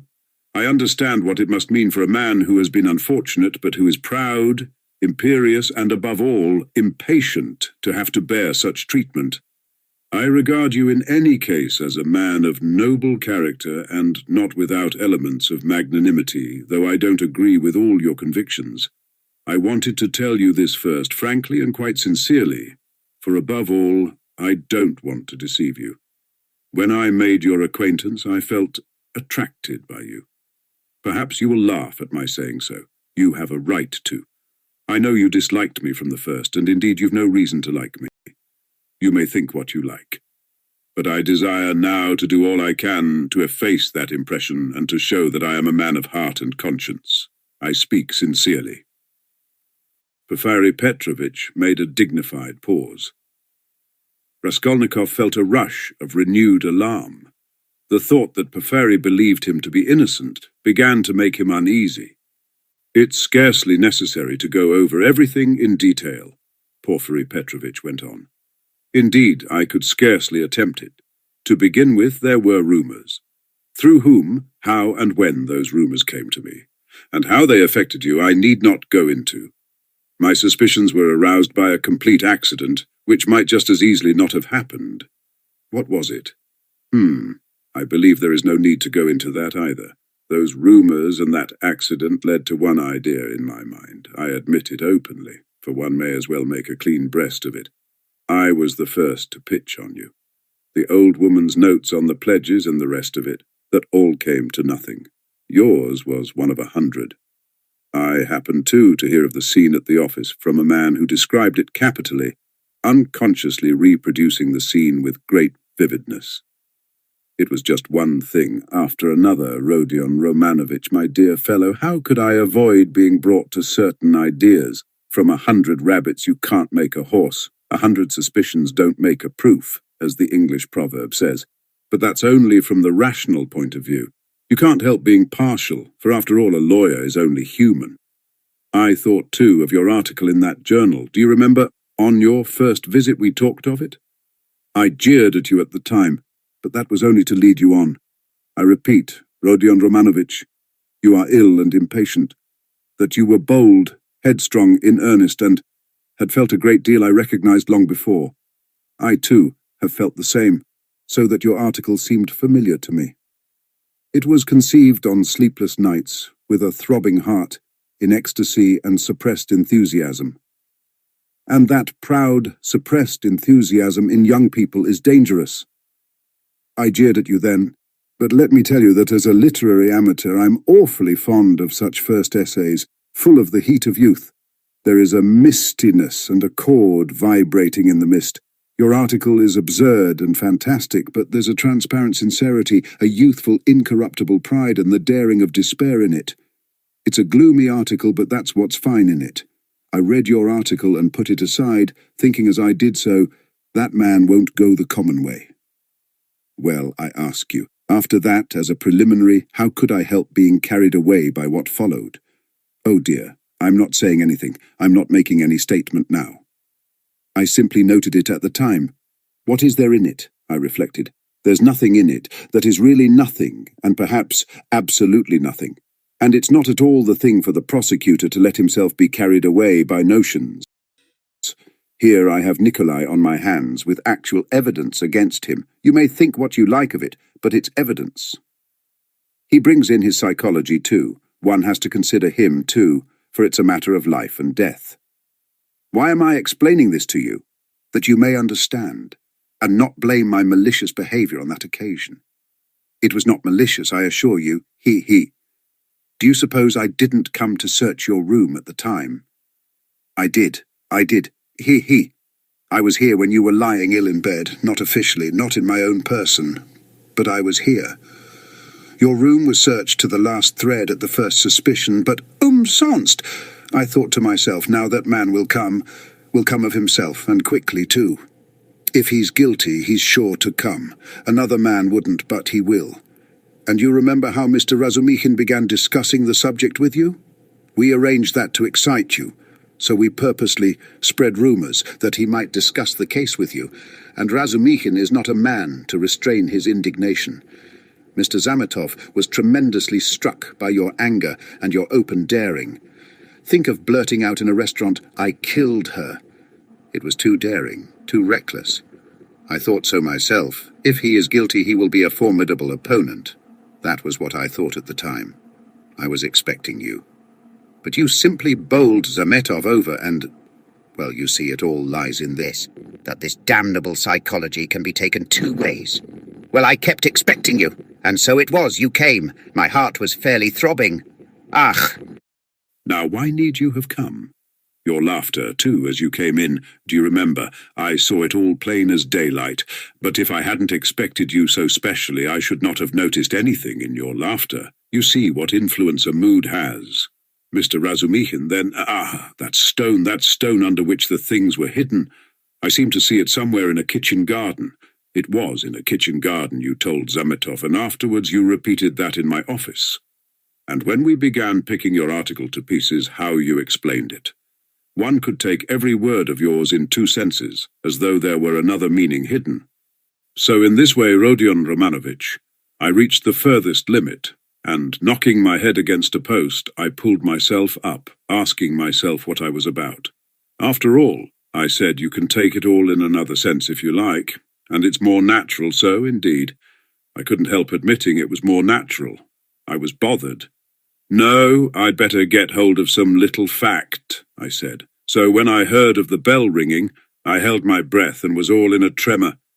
Here is my little fact, thought I, and I didn't think it over. I simply wouldn't. I would have given 1,000 rubles at that minute to have seen you with my own eyes when you walked 100 paces beside that workman after he had called you murderer to your face, and you did not dare to ask him a question all the way. And then what about your trembling? What about your bell ringing in your illness in semi-delirium? And so, Rodion Romanovich, can you wonder that I played such pranks on you? And what made you come at that very minute? Someone seemed to have sent you, by Jove. And if Nikolai had not parted us?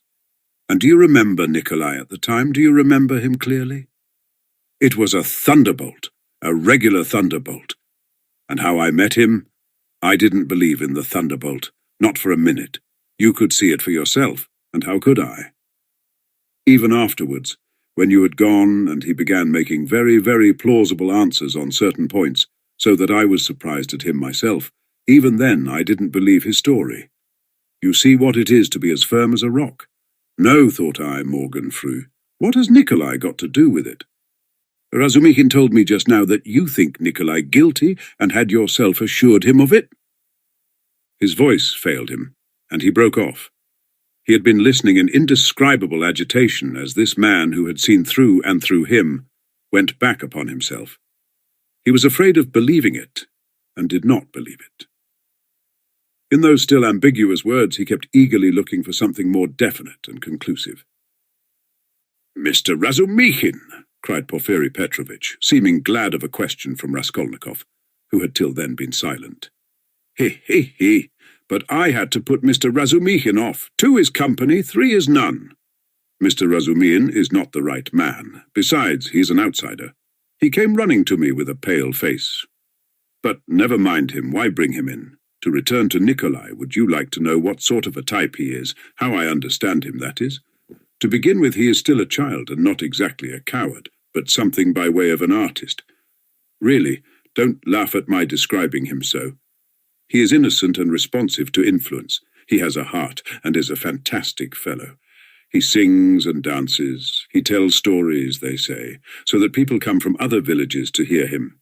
He attends school too, and laughs till he cries if you hold up a finger to him.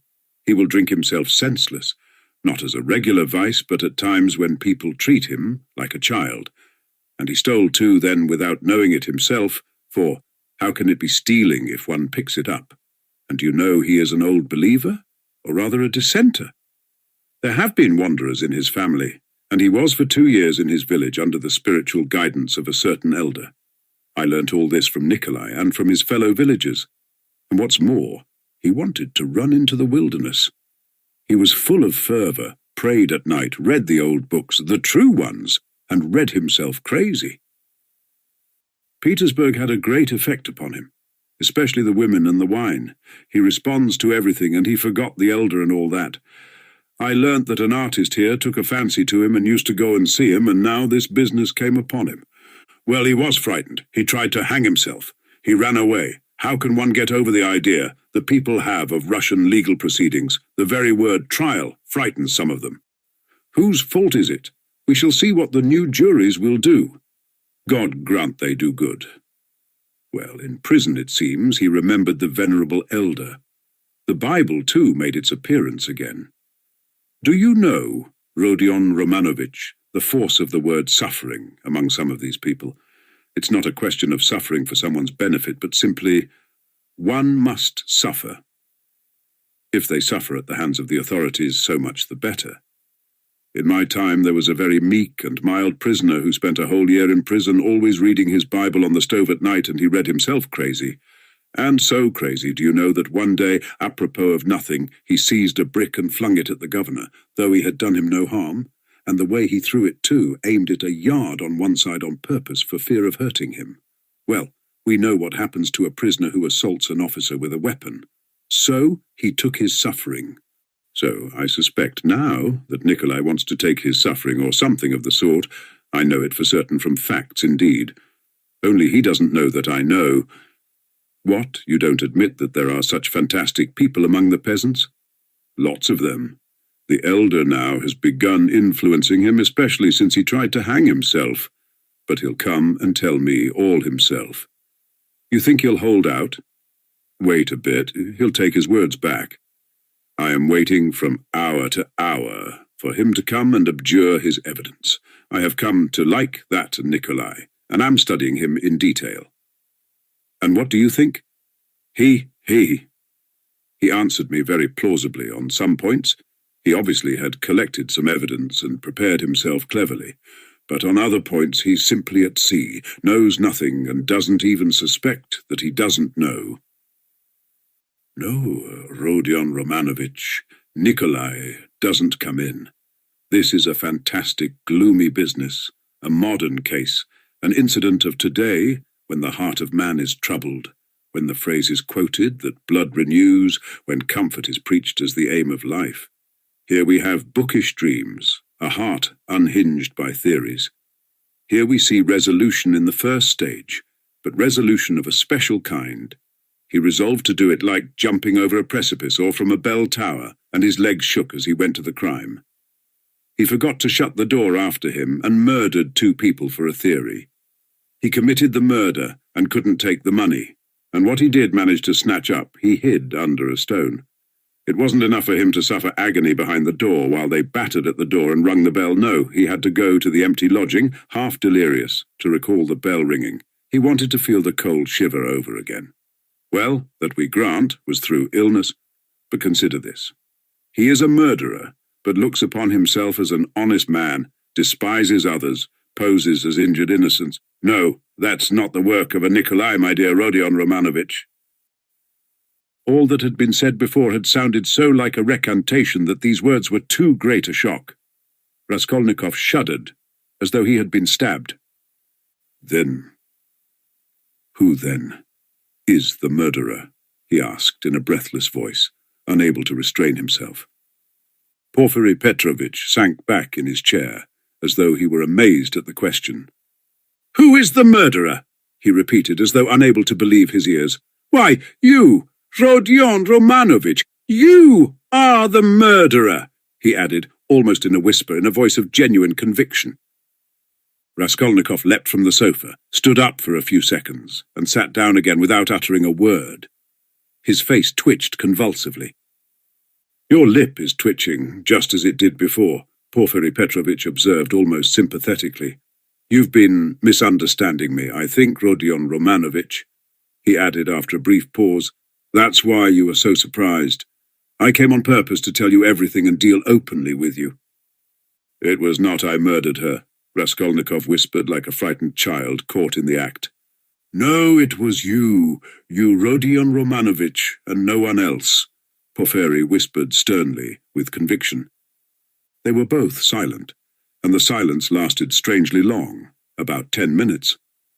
Raskolnikov put his elbow on the table and passed his fingers through his hair. Porfiry Petrovitch sat quietly waiting. Suddenly, Raskolnikov looked scornfully at Porfiry. "You are at your old tricks again, Porfiry Petrovitch. Your old method again. I wonder you don't get sick of it." "Oh, stop that. What does that matter now? It would be a different matter if there were witnesses present, but we are whispering alone.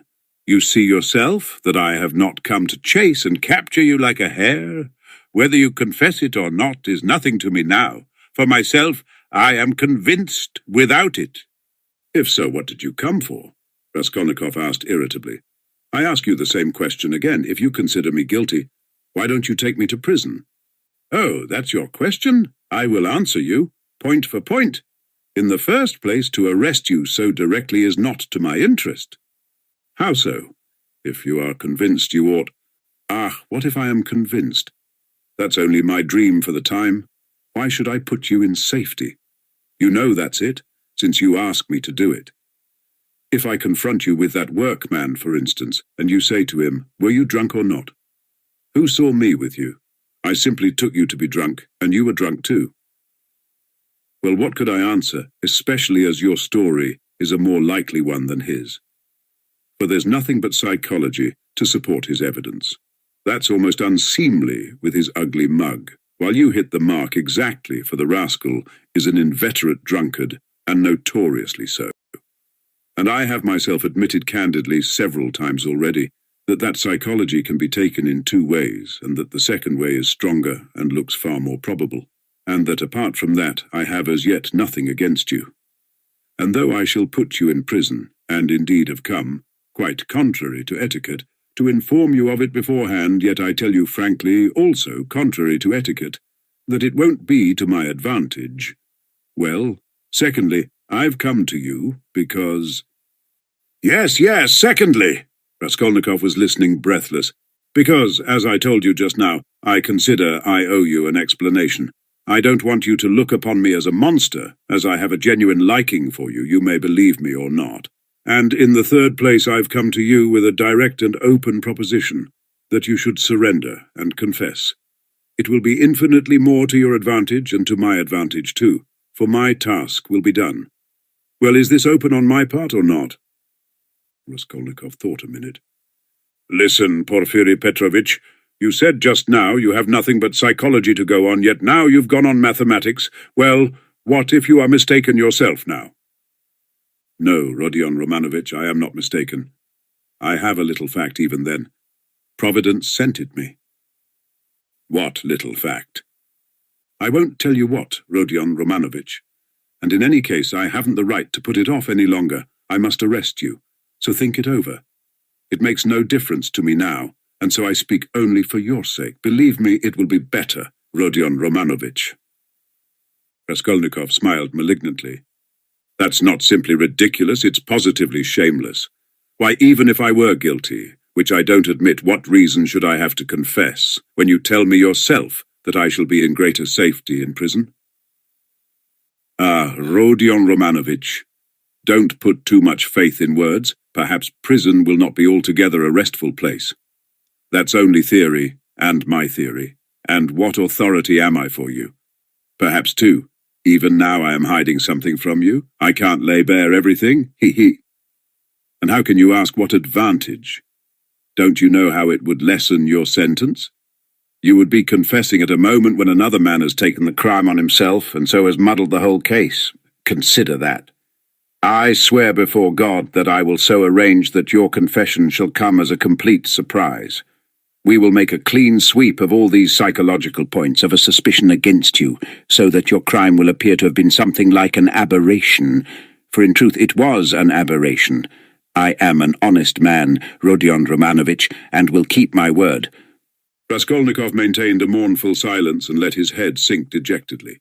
He pondered a long while and at last smiled again, but his smile was sad and gentle. No, he said, apparently abandoning all attempt to keep up appearances with Porfiry. It's not worth it. I don't care about lessening the sentence. That's just what I was afraid of, Porfiry cried warmly, and, as it seemed, involuntarily. That's just what I feared, that you wouldn't care about the mitigation of sentence. Raskolnikov looked sadly and expressively at him. Ah, don't disdain life, Porfiry went on. You have a great deal of it still before you. How can you say you don't want a mitigation of sentence? You are an impatient fellow. A great deal of what lies before me? Of life. What sort of prophet are you? Do you know much about it? Seek and ye shall find. This may be God's means for bringing you to him, and it's not forever, the bondage. The time will be shortened, laughed Raskolnikov. Why, is it the bourgeois disgrace you are afraid of? It may be that you are afraid of it without knowing it, because you are young. But anyway, you shouldn't be afraid of giving yourself up and confessing. Ah, hang it! Raskolnikov whispered with loathing and contempt, as though he did not want to speak aloud. He got up again as though he meant to go away, but sat down again in evident despair. Hang it, if you like. You've lost faith, and you think that I am grossly flattering you. But how long has your life been? How much do you understand? You made up a theory, and then were ashamed that it broke down and turned out to be not at all original. It turned out something base, that's true, but you are not hopelessly base. By no means so base. At least you didn't deceive yourself for long. You went straight to the furthest point at one bound. How do I regard you?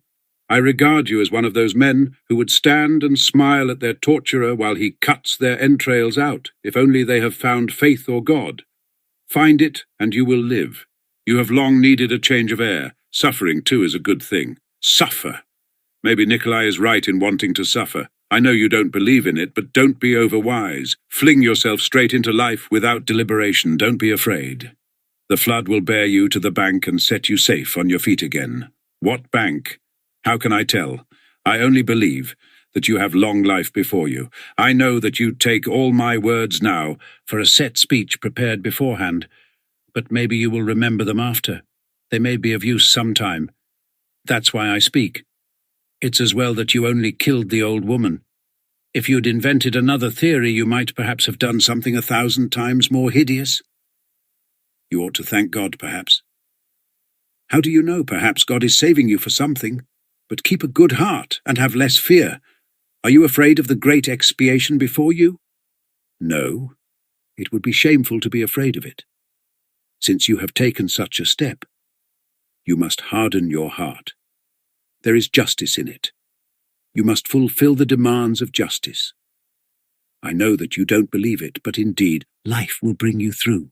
You will live it down in time. What you need now is fresh air, fresh air, fresh air. Raskolnikov positively started. But who are you? What prophet are you? From the height of what majestic calm do you proclaim these words of wisdom? Who am I?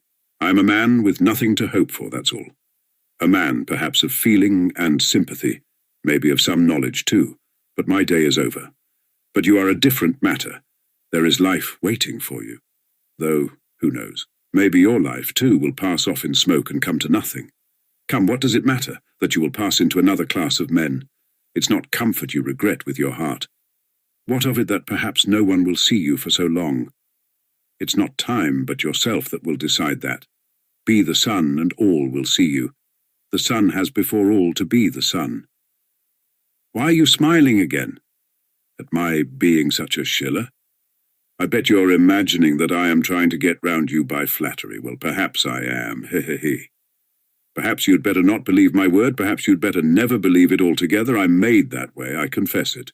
But let me add, you can judge for yourself, I think, how far I am a base sort of man, and how far I am honest.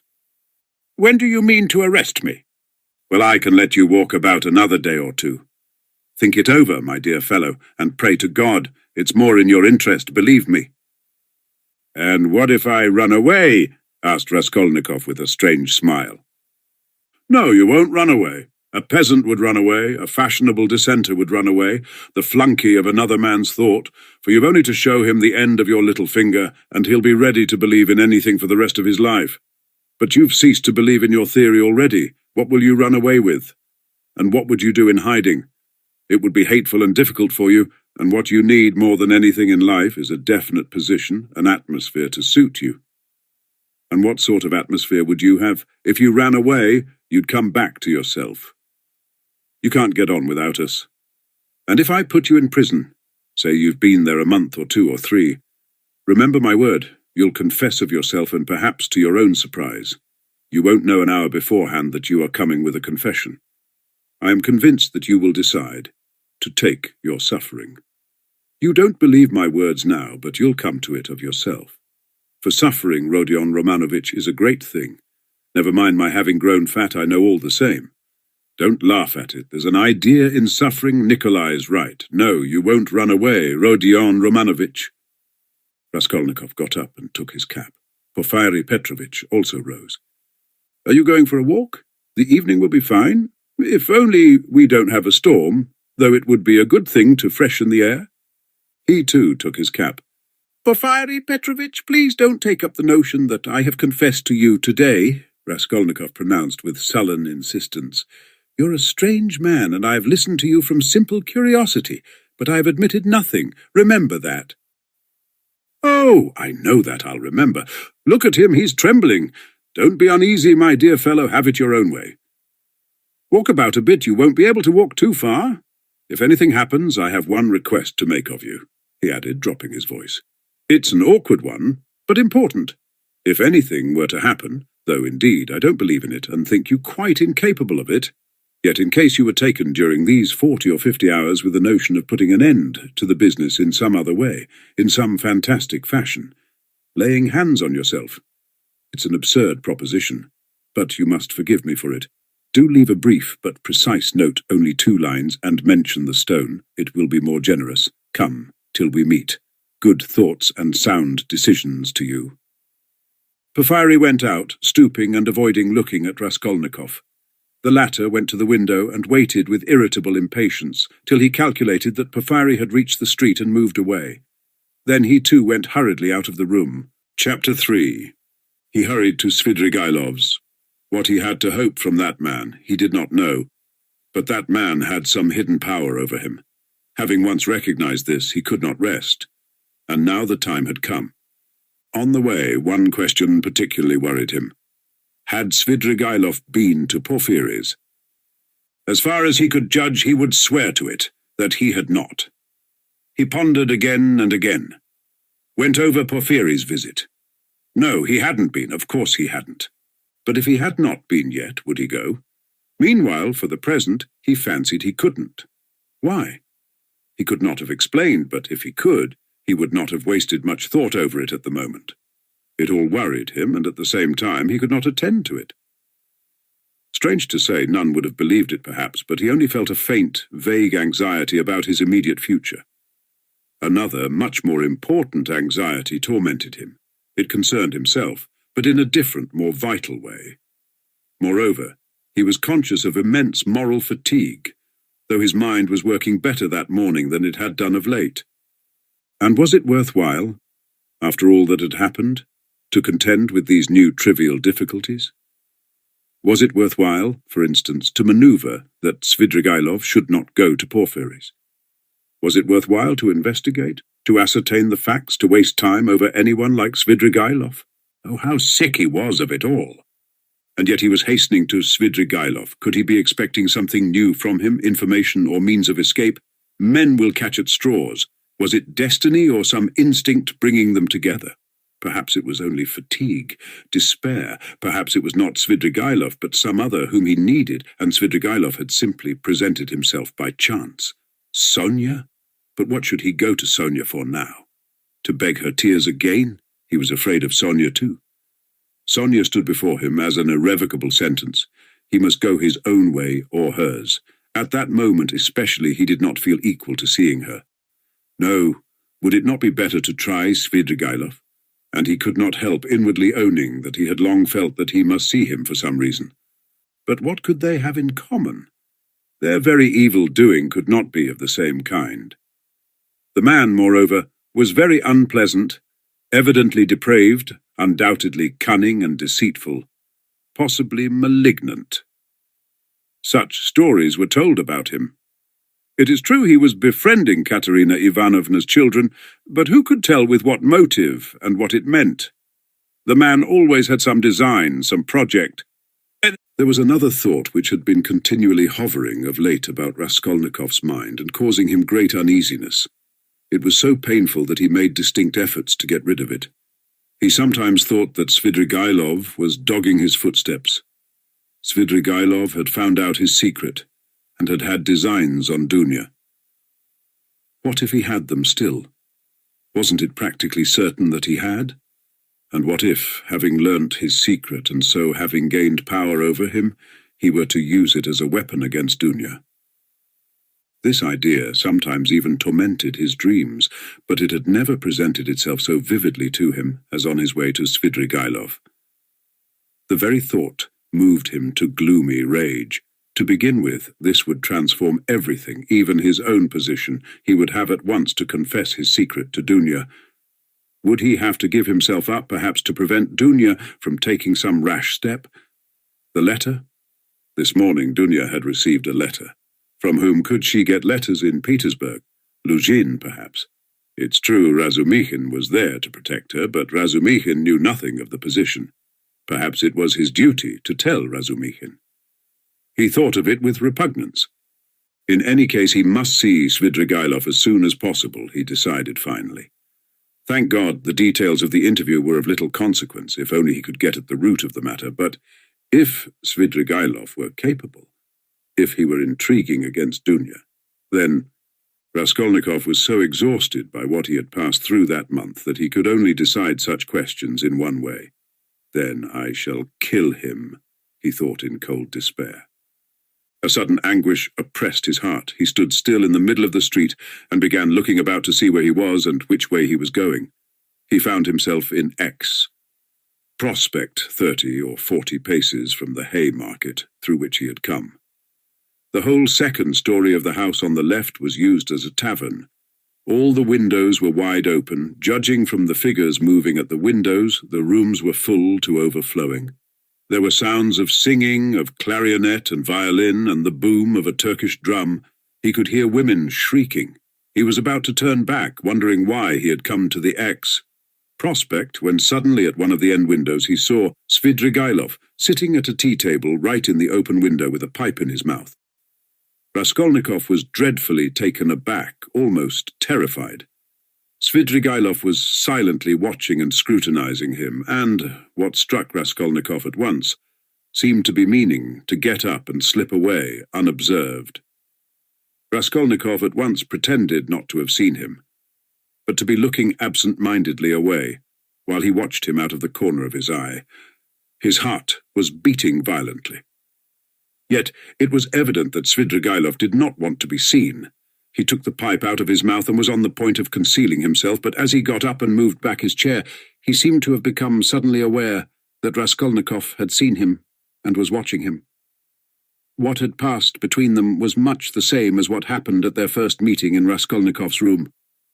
A sly smile came into Svidrigailov's face and grew broader and broader. Each knew that he was seen and watched by the other. At last, Svidrigailov broke into a loud laugh. "Well, well, come in if you want me. I am here," he shouted from the window. Raskolnikov went up into the tavern. He found Svidrigailov in a tiny back room, adjoining the saloon in which merchants, clerks, and numbers of people of all sorts were drinking tea at 20 little tables to the desperate bawling of a chorus of singers. The click of billiard balls could be heard in the distance. On the table before Svidrigailov stood an open bottle and a glass half full of champagne. In the room he found also a boy with a little hand organ, a healthy-looking red-cheeked girl of 18. Wearing a tucked-up striped skirt and a Tyrolese hat with ribbons. In spite of the chorus in the other room, she was singing some servants' hall song in a rather husky contralto to the accompaniment of the organ. "Come, that's enough." Svidrigailov stopped her at Raskolnikov's entrance.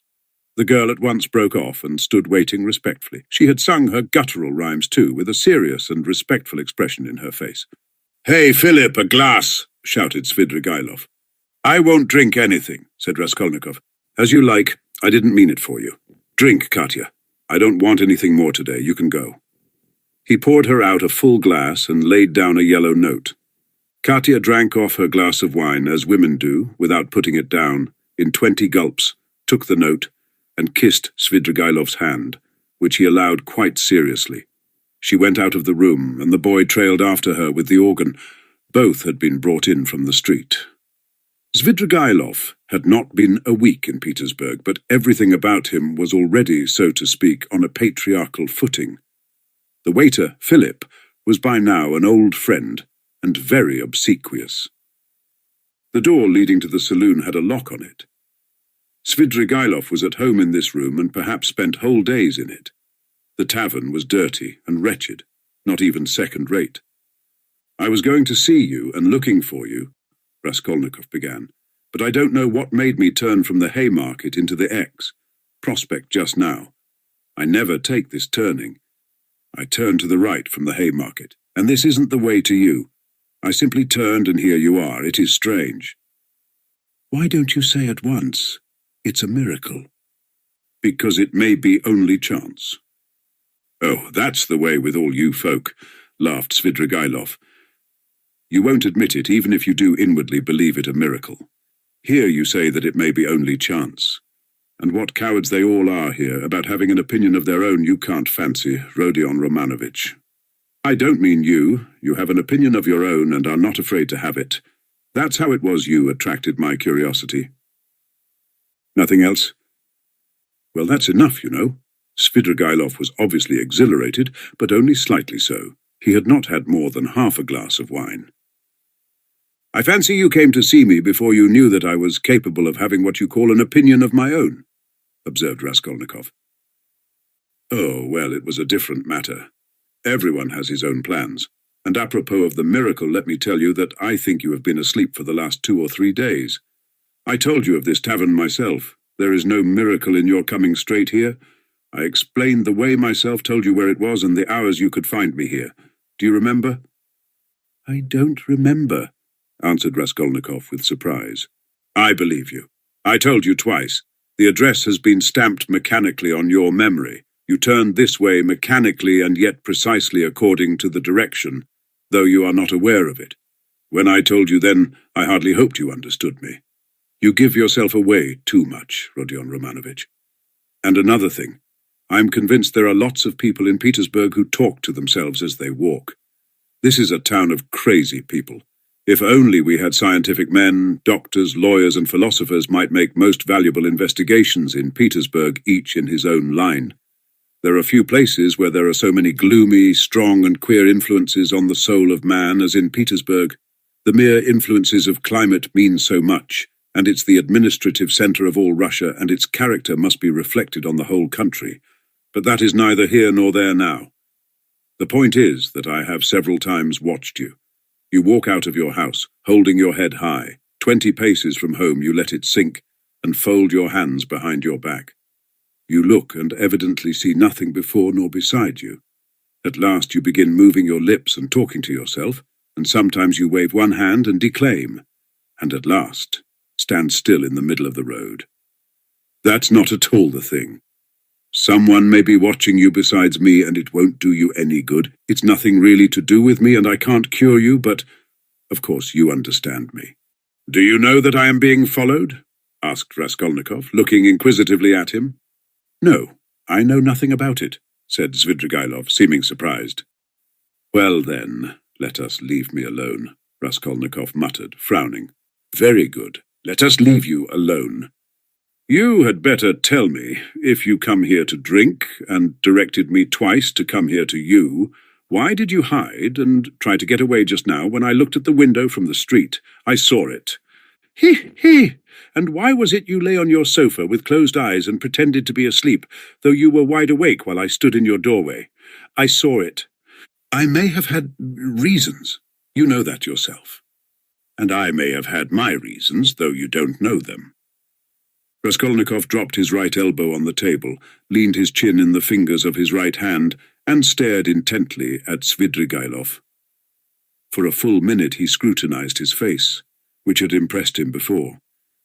It was a strange face, like a mask, white and red, with bright red lips, with a flaxen beard, and still thick, flaxen hair. His eyes were somehow too blue, and their expression somehow too heavy and fixed. There was something awfully unpleasant in that handsome face, which looked so wonderfully young for his age. Svidrigailov was smartly dressed in light summer clothes, and was particularly dainty in his linen. He wore a huge ring with a precious stone in it. "Have I got to bother myself about you too now?" said Raskolnikov suddenly, coming with nervous impatience straight to the point. "Even though perhaps you are the most dangerous man, if you care to injure me, I don't want to put myself out any more. I will show you at once that I don't prize myself as you probably think I do. I've come to tell you at once that if you keep to your former intentions with regard to my sister, and if you think to derive any benefit in that direction from what has been discovered of late, I will kill you before you get me locked up. You can reckon on my word. You know that I can keep it. And in the second place, if you want to tell me anything, for I keep fancying all this time that you have something to tell me, make haste and tell it, for time is precious, and very likely it will soon be too late." "Why in such haste?" asked Svidrigailov, looking at him curiously. "Everyone has his plans," Raskolnikov answered gloomily and impatiently. "You urged me yourself to frankness just now, and at the first question you refused to answer," Svidrigailov observed with a smile. "You keep fancying that I have aims of my own, and so you look at me with suspicion. Of course it's perfectly natural in your position, but though I should like to be friends with you, I shan't trouble myself to convince you of the contrary. The game isn't worth the candle, and I wasn't intending to talk to you about anything special." "What did you want me for, then? It was you who came hanging about me." "Why, simply as an interesting subject for observation. I liked the fantastic nature of your position. That's what it was.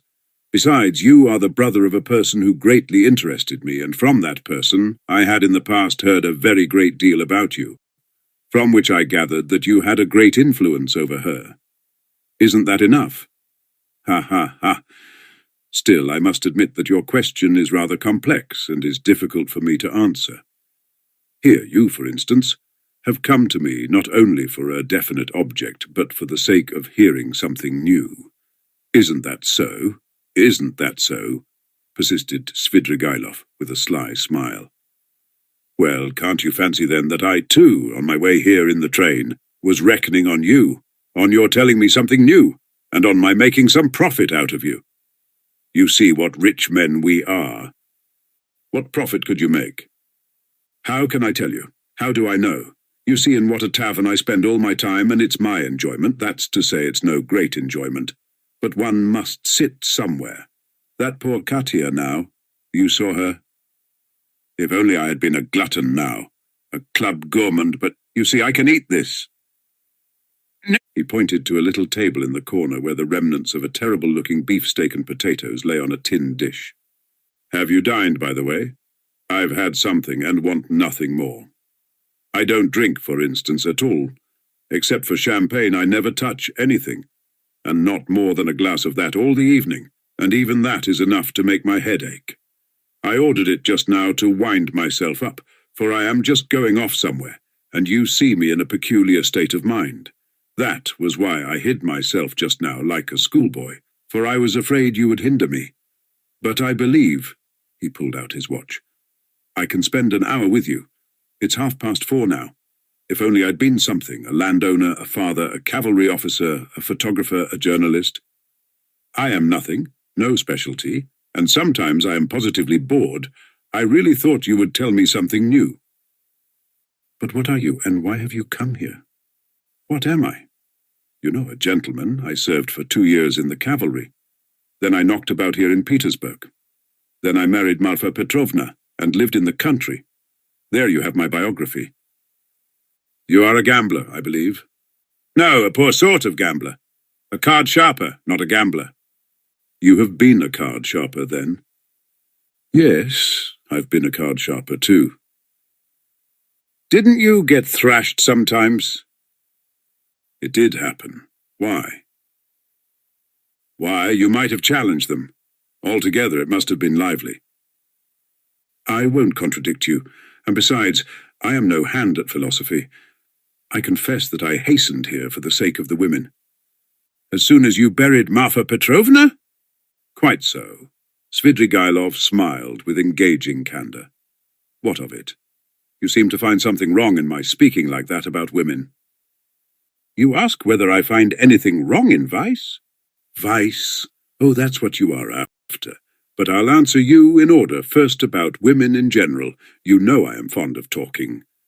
Tell me, what should I restrain myself for? Why should I give up women, since I have a passion for them? It's an occupation, anyway. So you hope for nothing here but vice? Oh, very well, for vice, then. You insist on its being vice. But anyway, I like a direct question. In this vice, at least, there is something permanent, founded indeed upon nature and not dependent on fantasy, something present in the blood like an ever-burning ember, forever setting one on fire, and maybe not to be quickly extinguished, even with years. You'll agree it's an occupation of a sort. That's nothing to rejoice at? It's a disease and a dangerous one. Oh, that's what you think, is it? I agree that it is a disease like everything that exceeds moderation. And of course in this one must exceed moderation.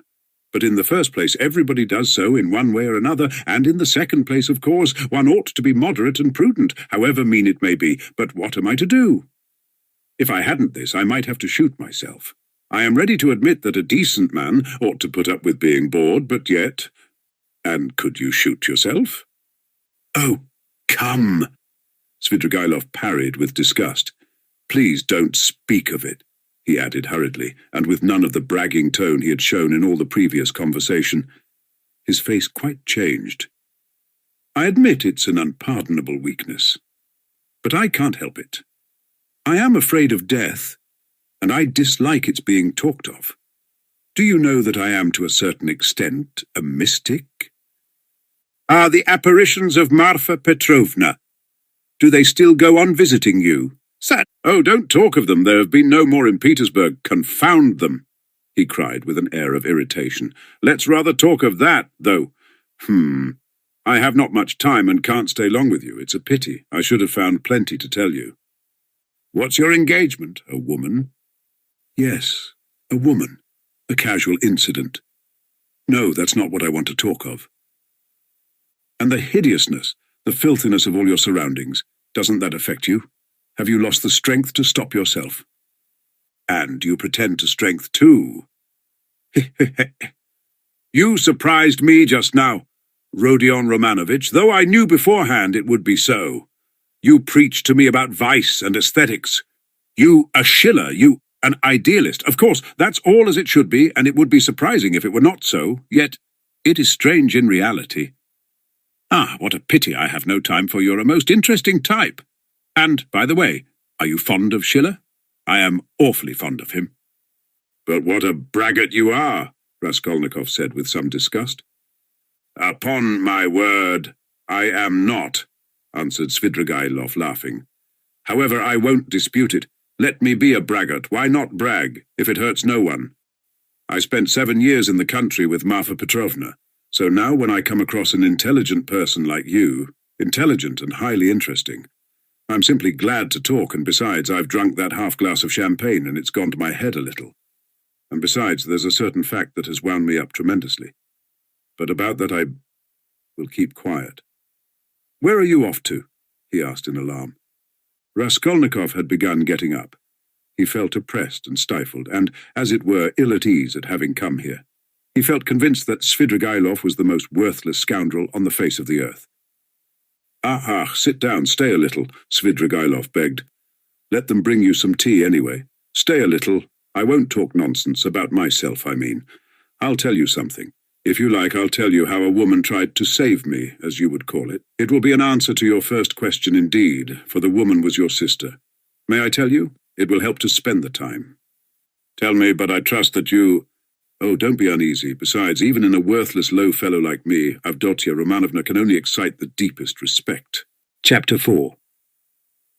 You know, perhaps... Yes, I told you myself, began Svidrigailov, that I was in the debtor's prison here for an immense sum, and had not any expectation of being able to pay it.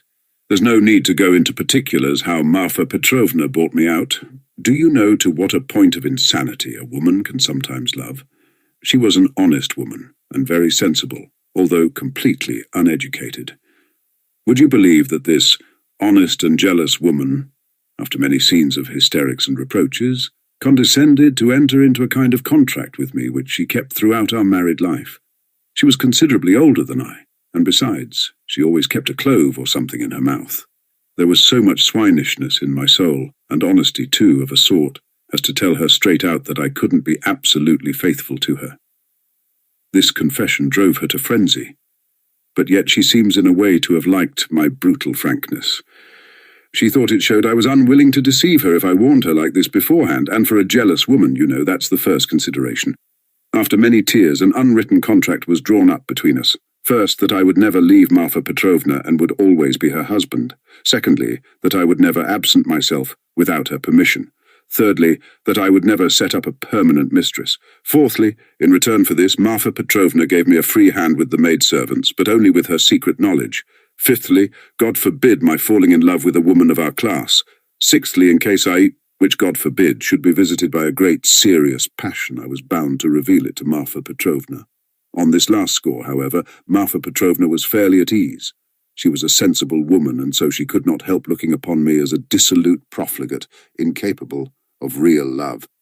But a sensible woman and a jealous woman are two very different things, and that's where the trouble came in.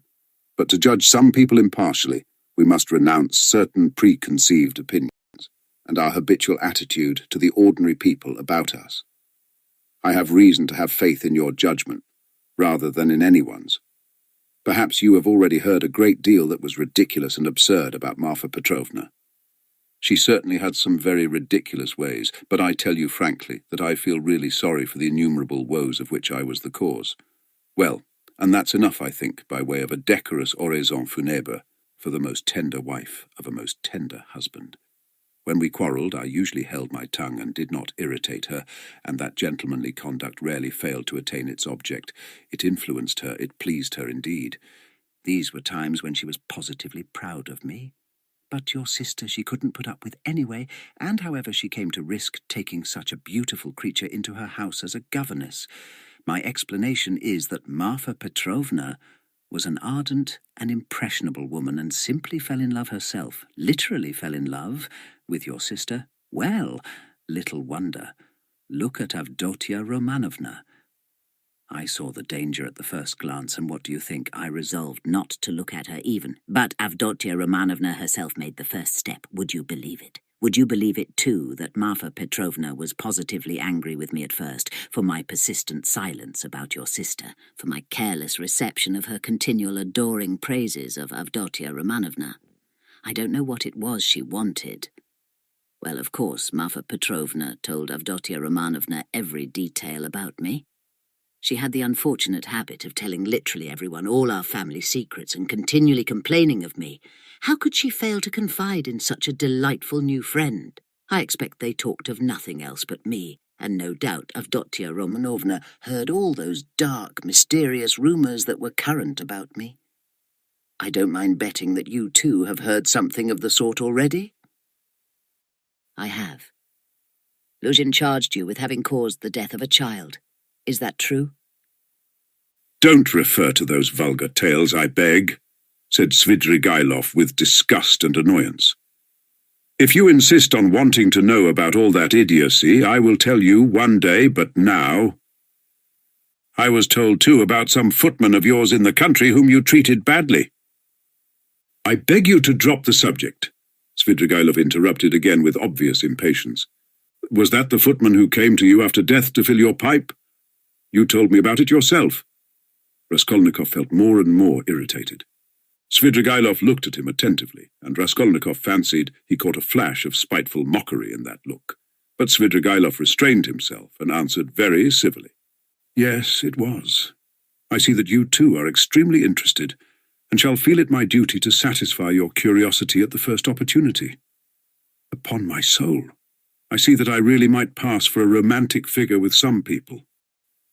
Judge how grateful I must be to Marfa Petrovna for having repeated to Avdotia Romanovna such mysterious and interesting gossip about me. I dare not guess what impression it made on her, but in any case it worked in my interests. With all Avdotia Romanovna's natural aversion, and in spite of my invariably gloomy and repellent aspect, she did at least feel pity for me, pity for a lost soul, and if once a girl's heart is moved to pity, it's more dangerous than anything. She is bound to want to save him, to bring him to his senses, and lift him up and draw him to nobler aims, and restore him to new life and usefulness. Well, we all know how far such dreams can go. I saw at once that the bird was flying into the cage of herself. And I too made ready. I think you are frowning, Rodion Romanovich. There's no need. As you know, it all ended in smoke. Hang it all, what a lot I am drinking. Do you know, I always, from the very beginning, regretted that it wasn't your sister's fate to be born in the 2nd or 3rd century A.D. as the daughter of a reigning prince or some governor or proconsul in Asia Minor. She would undoubtedly have been one of those who would endure martyrdom and would have smiled when they branded her bosom with hot pincers, and she would have gone to it of herself. And in the 4th or 5th century, she would have walked away into the Egyptian desert and would have stayed there 30 years living on roots and ecstasies and visions. She is simply thirsting to face some torture for someone, and if she can't get her torture, she'll throw herself out of a window. I've heard something of a Mr. Razumikhin. He's said to be a sensible fellow. His surname suggests it, indeed. He's probably a divinity student. Well, he'd better look after your sister. I believe I understand her, and I am proud of it. But at the beginning of an acquaintance, as you know, one is apt to be more heedless and stupid. One doesn't see clearly. Hang it all, why is she so handsome? It's not my fault. In fact, it began on my side with a most irresistible physical desire. Avdotia Romanovna is awfully chaste, incredibly and phenomenally so.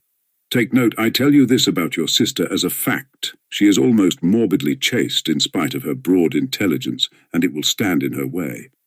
There happened to be a girl in the house then, Parasha, a black-eyed wench, whom I had never seen before. She had just come from another village. Very pretty, but incredibly stupid.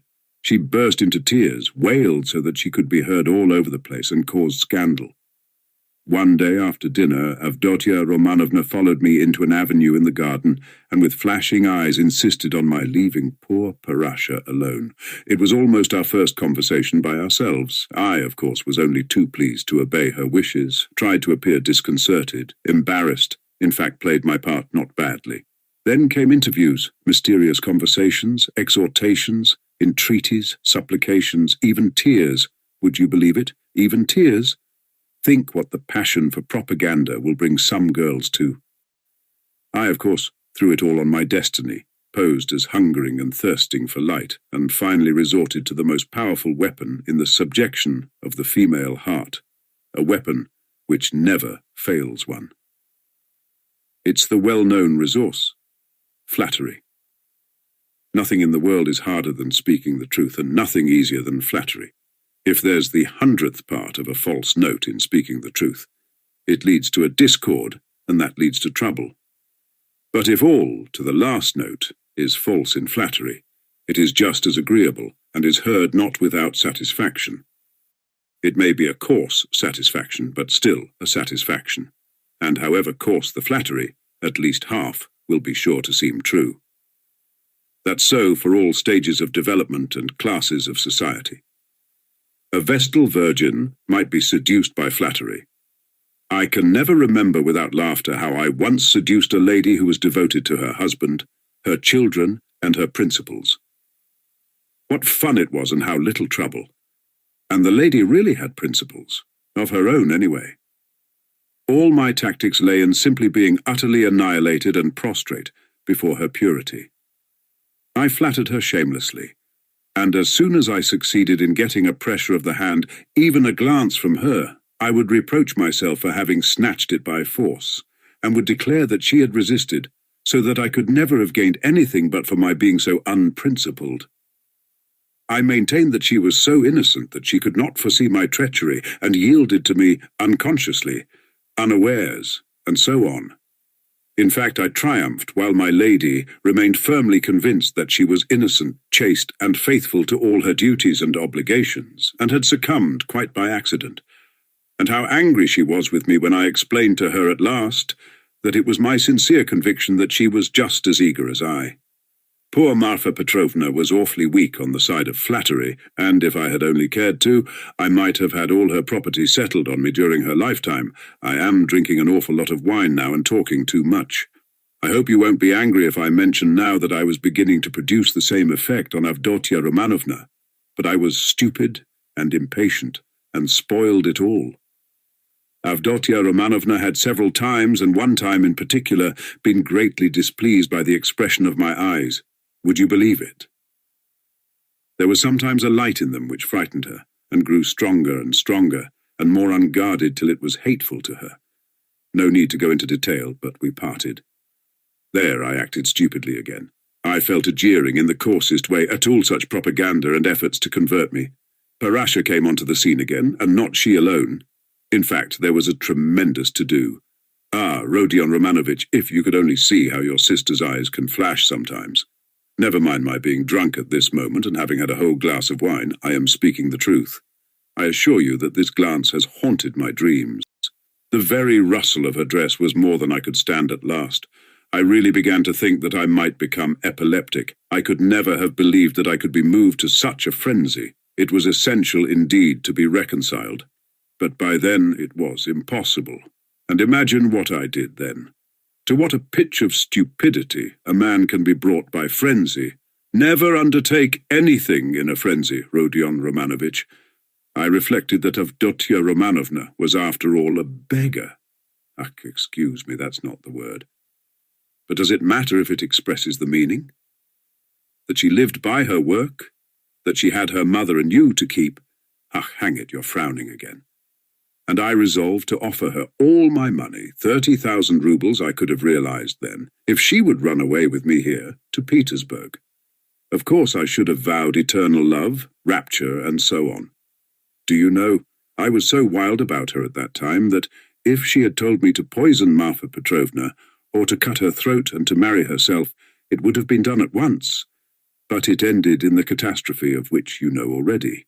You can fancy how frantic I was when I heard that Marfa Petrovna had got hold of that scoundrelly attorney Luzhin and had almost made a match between them, which would really have been just the same thing as I was proposing.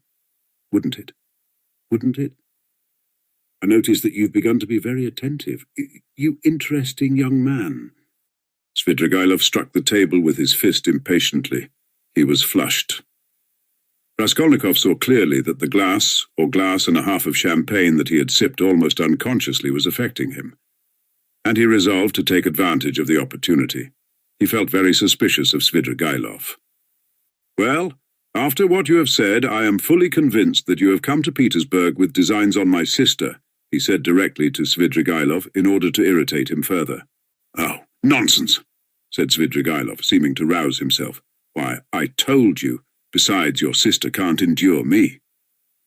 Yes, I am certain that she can't, but that's not the point. Are you so sure that she can't? Svidrigailov screwed up his eyes and smiled mockingly. You are right, she doesn't love me, but you can never be sure of what has passed between husband and wife, or lover and mistress.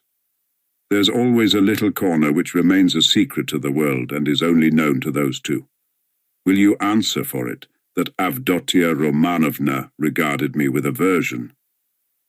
From some words you've dropped, I notice that you still have designs, and of course evil ones, on Dunya, and mean to carry them out promptly.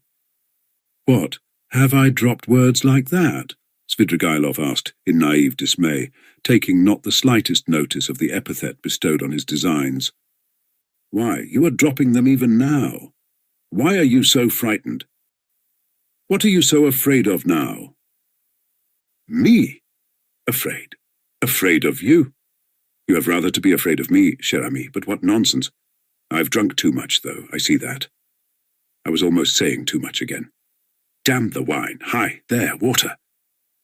He snatched up the champagne bottle and flung it without ceremony out of the window. Philip brought the water. That's all nonsense, said Svidrigailov, wetting a towel and putting it to his head. But I can answer you in one word and annihilate all your suspicions. Do you know that I'm going to get married? You told me so before. Did I? I've forgotten. But I couldn't have told you so for certain, for I had not even seen my betrothed. I only meant to. But now I really have a betrothed, and it's a settled thing.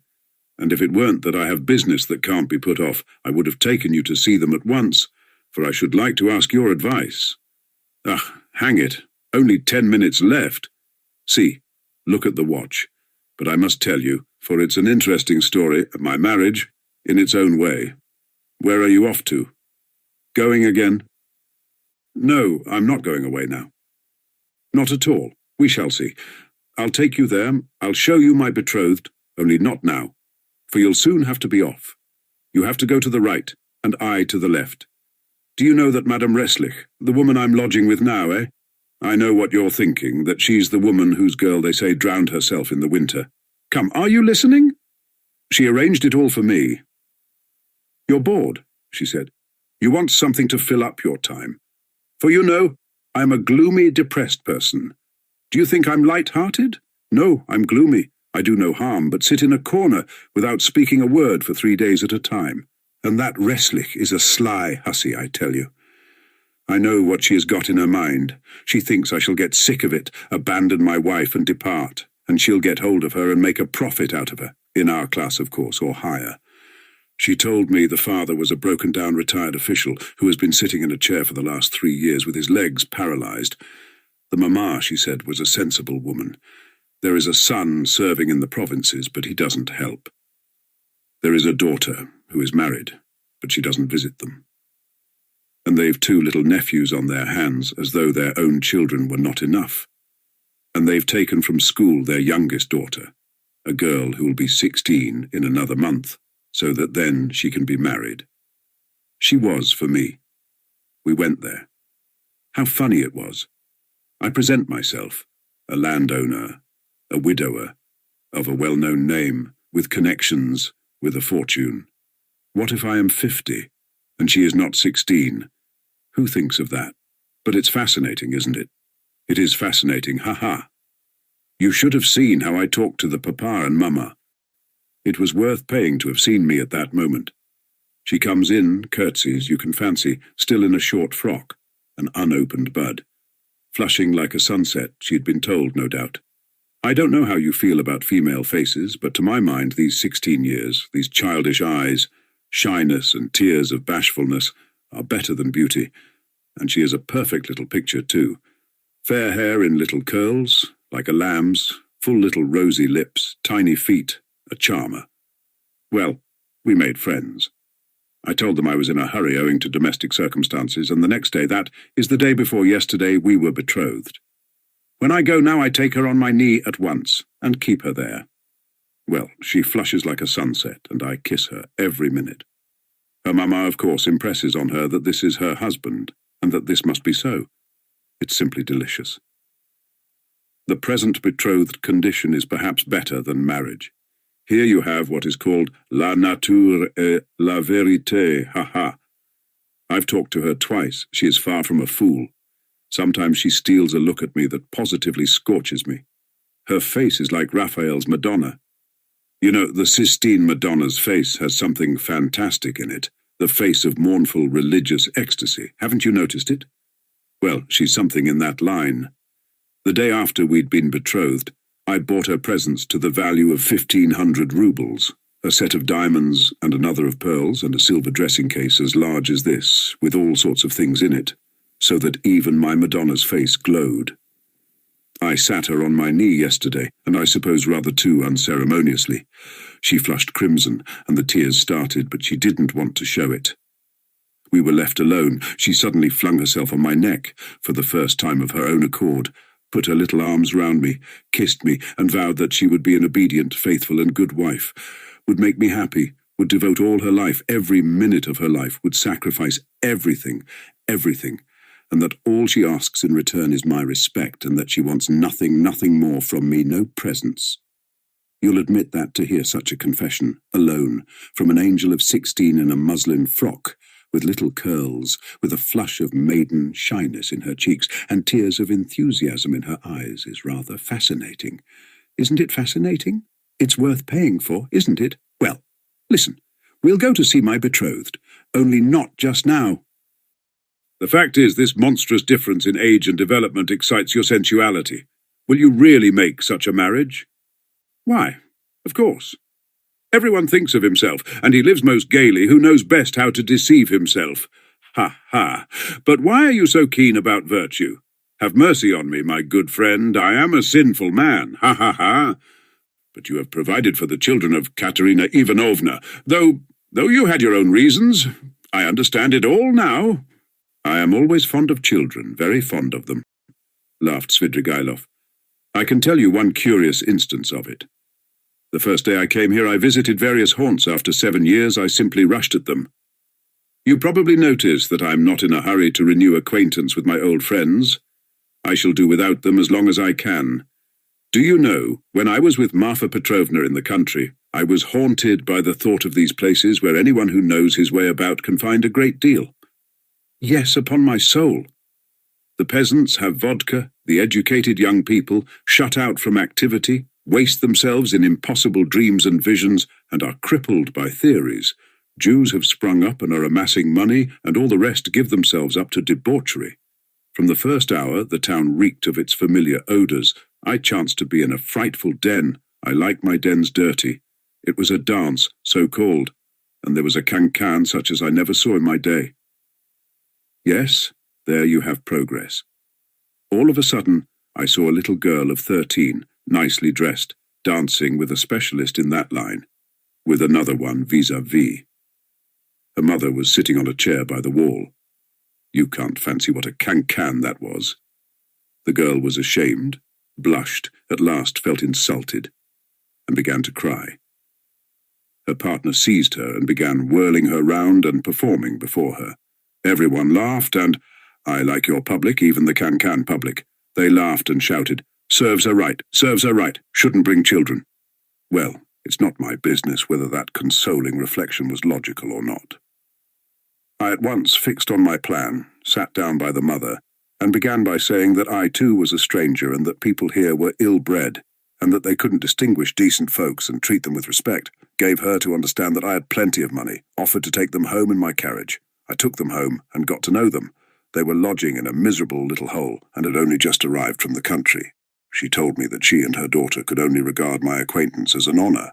I found out that they had nothing of their own and had come to town upon some legal business. I proffered my services and money.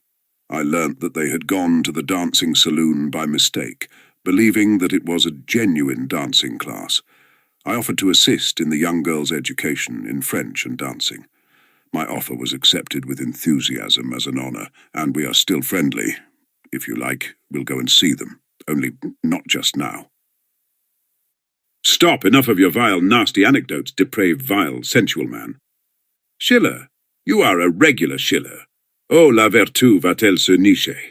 But you know I shall tell you these things on purpose, for the pleasure of hearing your outcries. I dare say, I can see I am ridiculous myself, muttered Raskolnikov angrily. Svidrigailov laughed heartily. Finally he called Philip, paid his bill, and began getting up. I say, but I am drunk, assez causé, he said. It's been a pleasure. I should rather think it must be a pleasure, cried Raskolnikov, getting up. No doubt it is a pleasure for a worn-out profligate to describe such adventures with a monstrous project of the same sort in his mind, especially under such circumstances and to such a man as me. It's stimulating. Well, if you come to that, Svidrigailov answered, scrutinizing Raskolnikov with some surprise, if you come to that, you are a thorough cynic yourself. You've plenty to make you so anyway. You can understand a great deal, and you can do a great deal too. But enough. I sincerely regret not having had more talk with you, but I shan't lose sight of you. Only wait a bit. Svidrigailov walked out of the restaurant. Raskolnikov walked out after him. Svidrigailov was not, however, very drunk. The wine had affected him for a moment, but it was passing off every minute. He was preoccupied with something of importance and was frowning. He was apparently excited and uneasy in anticipation of something. His manner to Raskolnikov had changed during the last few minutes, and he was ruder and more sneering every moment. Raskolnikov noticed all this, and he too was uneasy. He became very suspicious of Svidrigailov and resolved to follow him. They came out onto the pavement. You go to the right, and I to the left, or if you like, the other way. Only adieu, mon plaisir. May we meet again? And he walked to the right towards the hay market. Chapter 5. Raskolnikov walked after him. What's this? Cried Svidrigailov, turning round. I thought I said... It means that I am not going to lose sight of you now. What? Both stood still and gazed at one another as though measuring their strength. From all your half-tipsy stories, Raskolnikov observed harshly, I am positive that you have not given up your designs on my sister, but are pursuing them more actively than ever. I have learnt that my sister received a letter this morning. You have hardly been able to sit still all this time. You may have unearthed a wife on the way, but that means nothing. I should like to make certain myself. Raskolnikov could hardly have said himself what he wanted, and of what he wished to make certain. Upon my word, I'll call the police. Call away. Again they stood for a minute facing each other. At last Svidrigailov's face changed. Having satisfied himself that Raskolnikov was not frightened at his threat, he assumed a mirthful and friendly air. What a fellow! I purposely refrained from referring to your affair, though I am devoured by curiosity.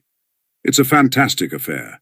I've put it off till another time, but you're enough to rouse the dead. Well, let us go, only I warn you beforehand, I'm only going home for a moment to get some money.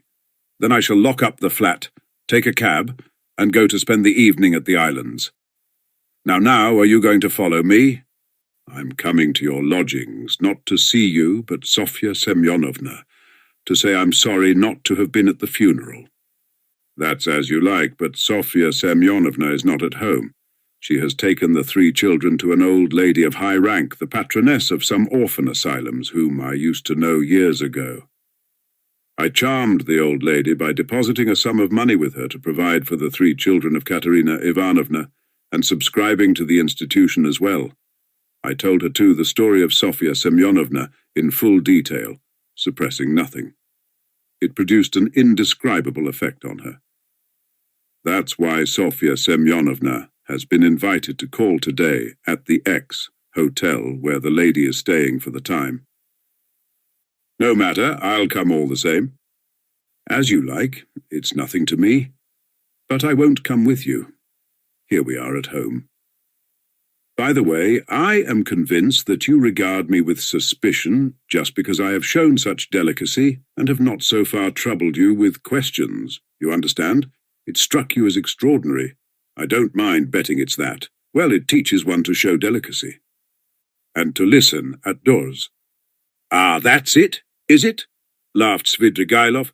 Yes, I should have been surprised if you had let that pass after all that has happened. Ha ha. Though I did understand something of the pranks you had been up to and were telling Sofya Semyonovna about. What was the meaning of it?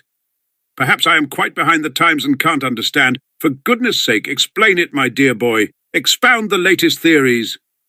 You couldn't have heard anything. You're making it all up. But I'm not talking about that, though I did hear something. No, I'm talking of the way you keep sighing and groaning now. The Schiller in you is in revolt every moment, and now you tell me not to listen at doors. If that's how you feel, go and inform the police that you had this mischance. You made a little mistake in your theory.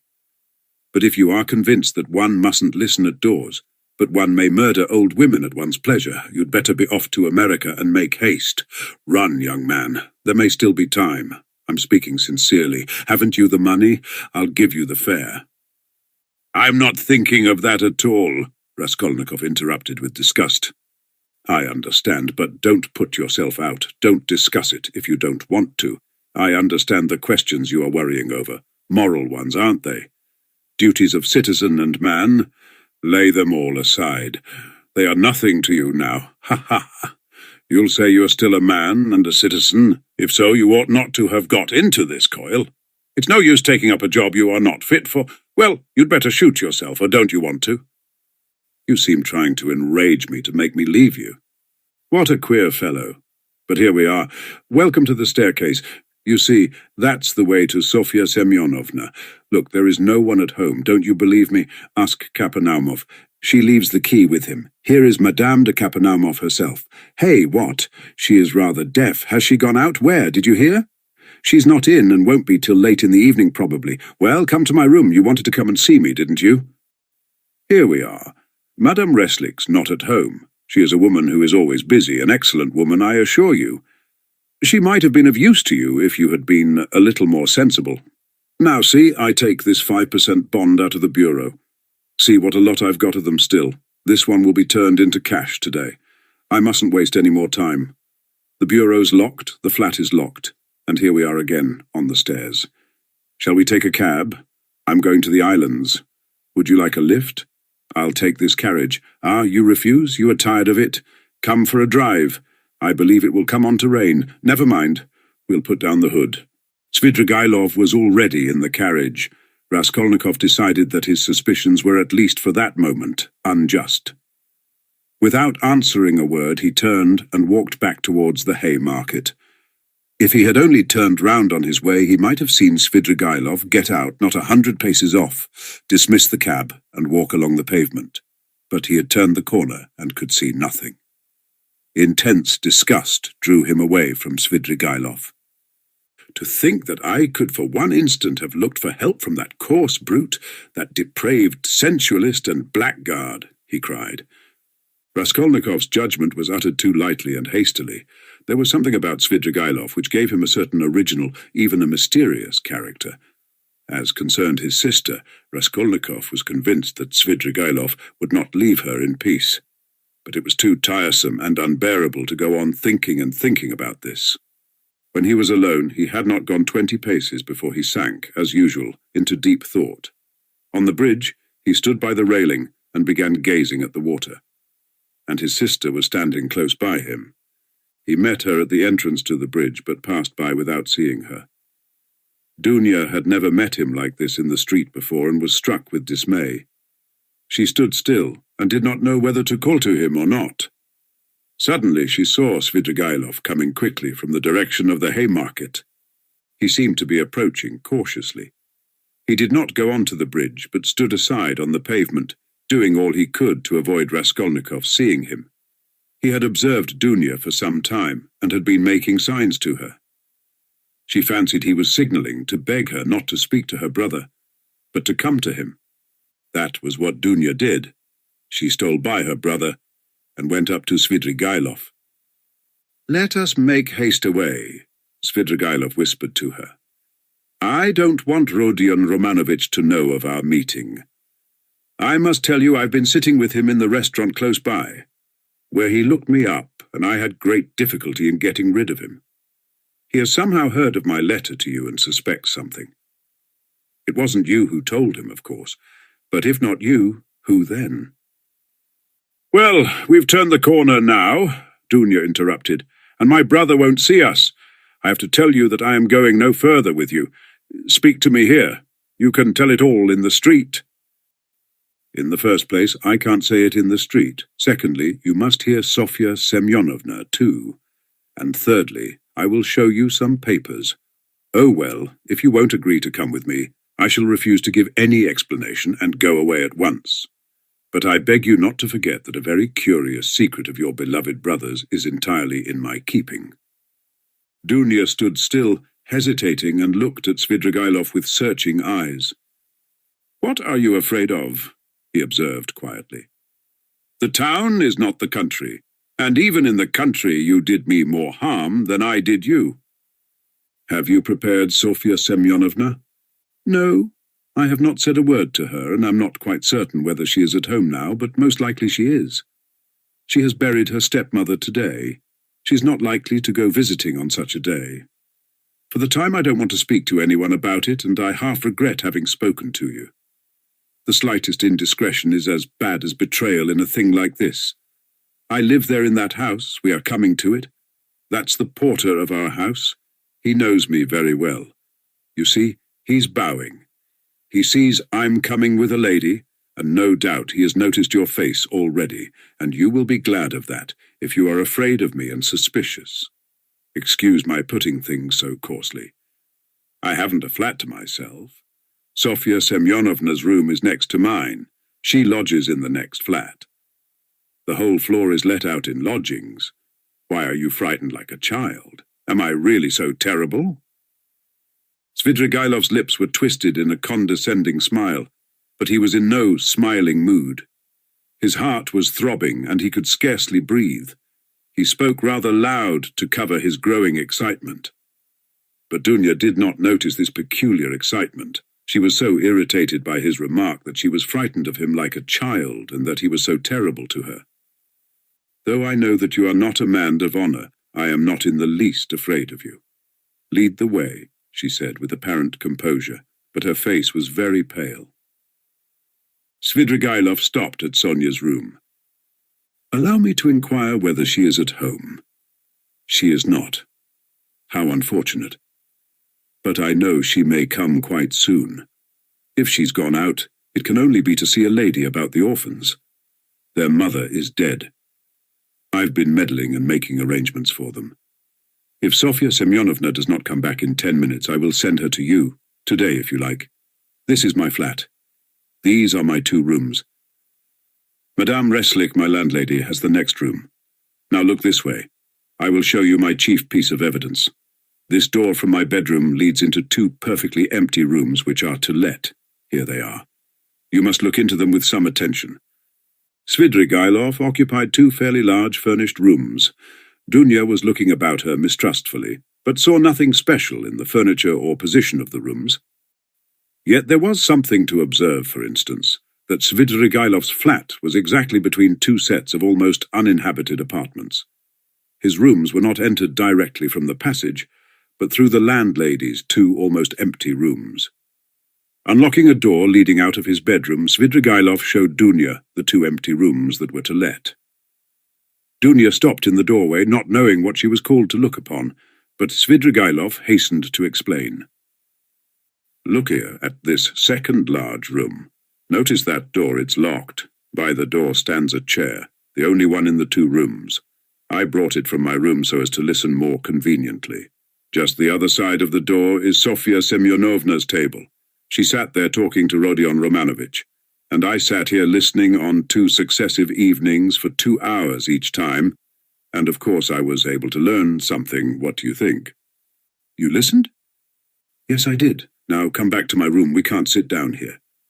He brought Avdotia Romanovna back into his sitting room and offered her a chair. He sat down at the opposite side of the table, at least 7 feet from her, But probably there was the same glow in his eyes which had once frightened Dunya so much. She shuddered, and once more looked about her distrustfully. It was an involuntary gesture. She evidently did not wish to betray her uneasiness. But the secluded position of Svidrigailov's lodging had suddenly struck her.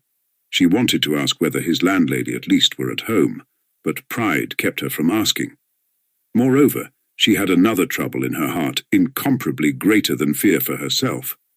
She was in great distress. "Here is your letter," she said, laying it on the table. "Can it be true what you write? You hint at a crime committed, you say, by my brother. You hint at it too clearly. You daren't deny it now. I must tell you that I'd heard of this stupid story before you wrote, and don't believe a word of it. It's a disgusting and ridiculous suspicion. I know the story and why and how it was invented. You can have no proofs. You promised to prove it. Speak, but let me warn you that I don't believe you. I don't believe you." Dunya said this, speaking hurriedly, and for an instant the colour rushed to her face. "If you didn't believe it, how could you risk coming alone to my rooms? Why have you come? Simply from curiosity. Don't torment me. Speak, speak. There's no denying that you are a brave girl. Upon my word, I thought you would have asked Mr. Razumikhin to escort you here, but he was not with you nor anywhere near. I was on the lookout. It's spirited of you. It proves you wanted to spare Rodion Romanovich. But everything is divine in you. About your brother, what am I to say to you? You've just seen him yourself. What did you think of him? Surely that's not the only thing you're building on? No, not on that, but on his own words. He came here on 2 successive evenings to see Sofya Semyonovna. I've shown you where they sat. He made a full confession to her. He is a murderer. He killed an old woman, a pawnbroker, with whom he had pawned things himself. He killed her sister too, a peddler woman called Lizaveta, who happened to come in while he was murdering her sister. He killed them with an axe he brought with him. He murdered them to rob them, and he did rob them. He took money and various things. He told all this, word for word, to Sofya Semyonovna, the only person who knows his secret, but she has had no share by word or deed in the murder. She was as horrified at it as you are now. Don't be anxious. She won't betray him. It cannot be, muttered Dunya with white lips. She gasped for breath. It cannot be. There was not the slightest cause, no sort of ground. It's a lie. A lie! He robbed her. That was the cause. He took money and things. It's true that by his own admission he made no use of the money or things, but hid them under a stone, where they are now. But that was because he dared not make use of them. But how could he steal, Rob? How could he dream of it? Cried Dunya, and she jumped up from the chair. Why, you know him, and you've seen him. Can he be a thief? She seemed to be imploring Svidrigailov. She had entirely forgotten her fear. There are thousands and millions of combinations and possibilities, Avdotia Romanovna. A thief steals and knows he is a scoundrel, but I've heard of a gentleman who broke open the mail. Who knows? Very likely he thought he was doing a gentlemanly thing. Of course, I should not have believed it myself if I'd been told of it as you have, but I believe my own ears. He explained all the causes of it to Sofya Semyonovna too, but she did not believe her ears at first, yet she believed her own eyes at last. What were the causes? It's a long story, Avdotia Romanovna. Here's, how shall I tell you, a theory of a sort, the same one by which I, for instance, consider that a single misdeed is permissible if the principal aim is right, a solitary wrongdoing and hundreds of good deeds. It's galling too, of course, for a young man of gifts and overweening pride to know that if he had, for instance, a paltry 3,000, his whole career, his whole future, would be differently shaped, and yet not to have that 3,000. Add to that nervous irritability from hunger, from lodging in a hole, from rags, from a vivid sense of the charm of his social position, and his sister's and mother's position too. Above all, vanity, pride and vanity, though goodness knows he may have good qualities too. I am not blaming him, please don't think it. Besides, it's not my business. A special little theory came in too. A theory of a sort, dividing mankind, you see, into material and superior persons, that is, persons to whom the law does not apply owing to their superiority, who make laws for the rest of mankind. The material, that is. It's all right as a theory, une théorie comme une autre. Napoleon attracted him tremendously. That is, what affected him was that a great many men of genius have not hesitated at wrongdoing, but have overstepped the law without thinking about it. He seems to have fancied that he was a genius too. That is, he was convinced of it for a time.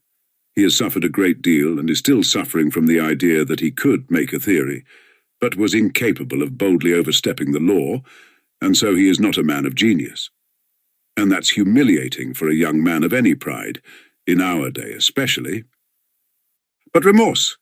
You deny him any moral feeling then? Is he like that? Ah, Avdotia Romanovna, everything is in a muddle now. Not that it was ever in very good order. Russians in general are broad in their ideas, Avdotia Romanovna, broad like their land, and exceedingly disposed to the fantastic, the chaotic. But it's a misfortune to be broad without a special genius. Do you remember what a lot of talk we had together on this subject, sitting in the evenings on the terrace after supper? Why, you used to reproach me with breadth. Who knows? Perhaps we were talking at the very time when he was lying here thinking over his plan. There are no sacred traditions amongst us, especially in the educated class, Avdotia Romanovna. At the best, someone will make them up somehow for himself out of books or from some old chronicle, but those are for the most part the learned and all old fogies, so that it would be almost ill-bred in a man of society. You know my opinions in general, though. I never blame anyone. I do nothing at all, I persevere in that. But we've talked of this more than once before. I was so happy indeed as to interest you in my opinions. You are very pale, Avdotia Romanovna. I know his theory. I read that article of his about men to whom all is permitted.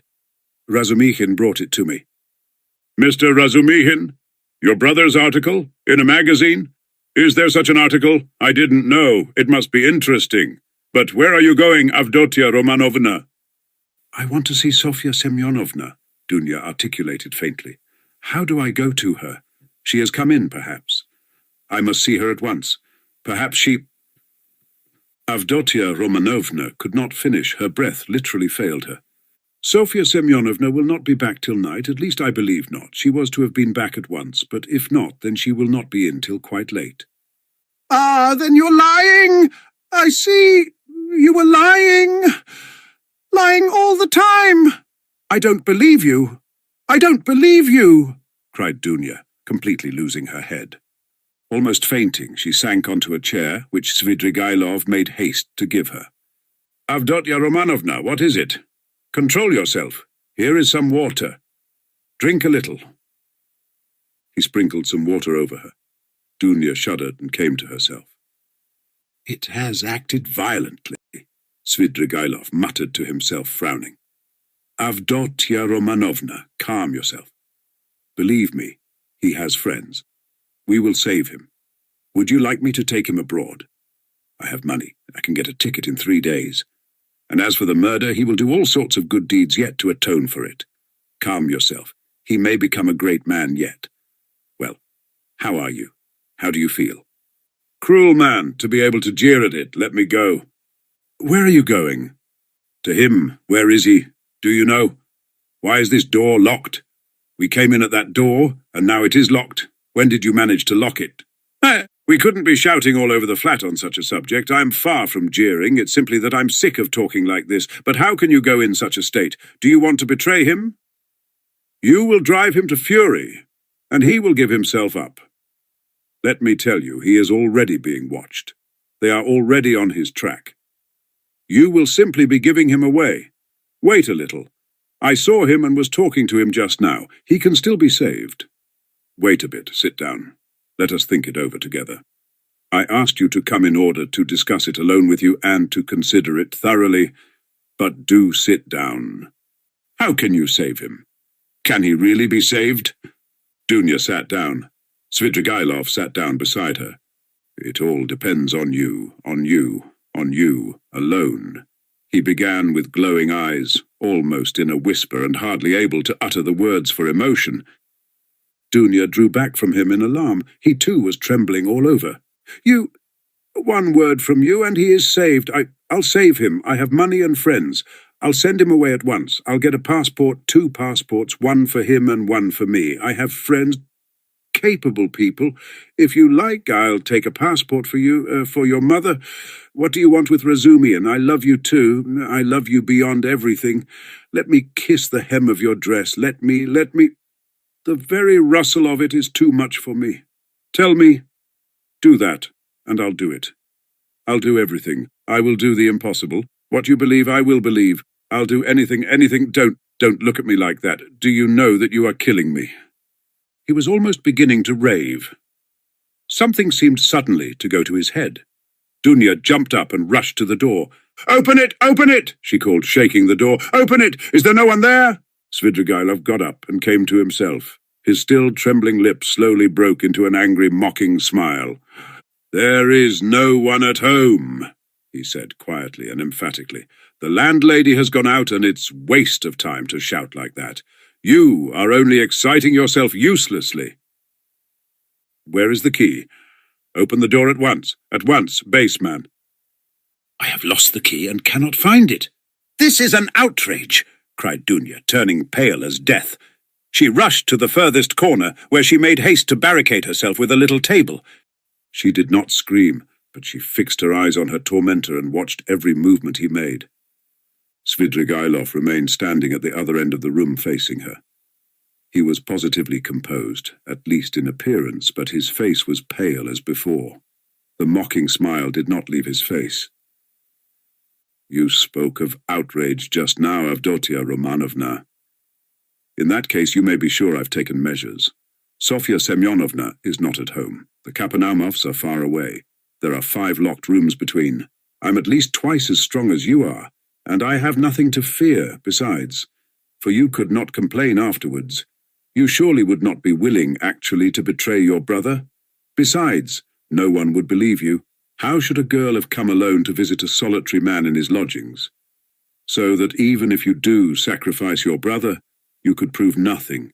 It is very difficult to prove an assault, Avdotia Romanovna. Scoundrel! Whispered Dunya indignantly. As you like, but observe I was only speaking by way of a general proposition. It's my personal conviction that you are perfectly right. Violence is hateful. I only spoke to show you that you need have no remorse, even if you were willing to save your brother of your own accord, as I suggest to you. You would be simply submitting to circumstances, to violence, in fact, if we must use that word. Think about it. Your brother's and your mother's fate are in your hands. I will be your slave, all my life. I will wait here. Svidrigailov sat down on the sofa about 8 steps from Dunya.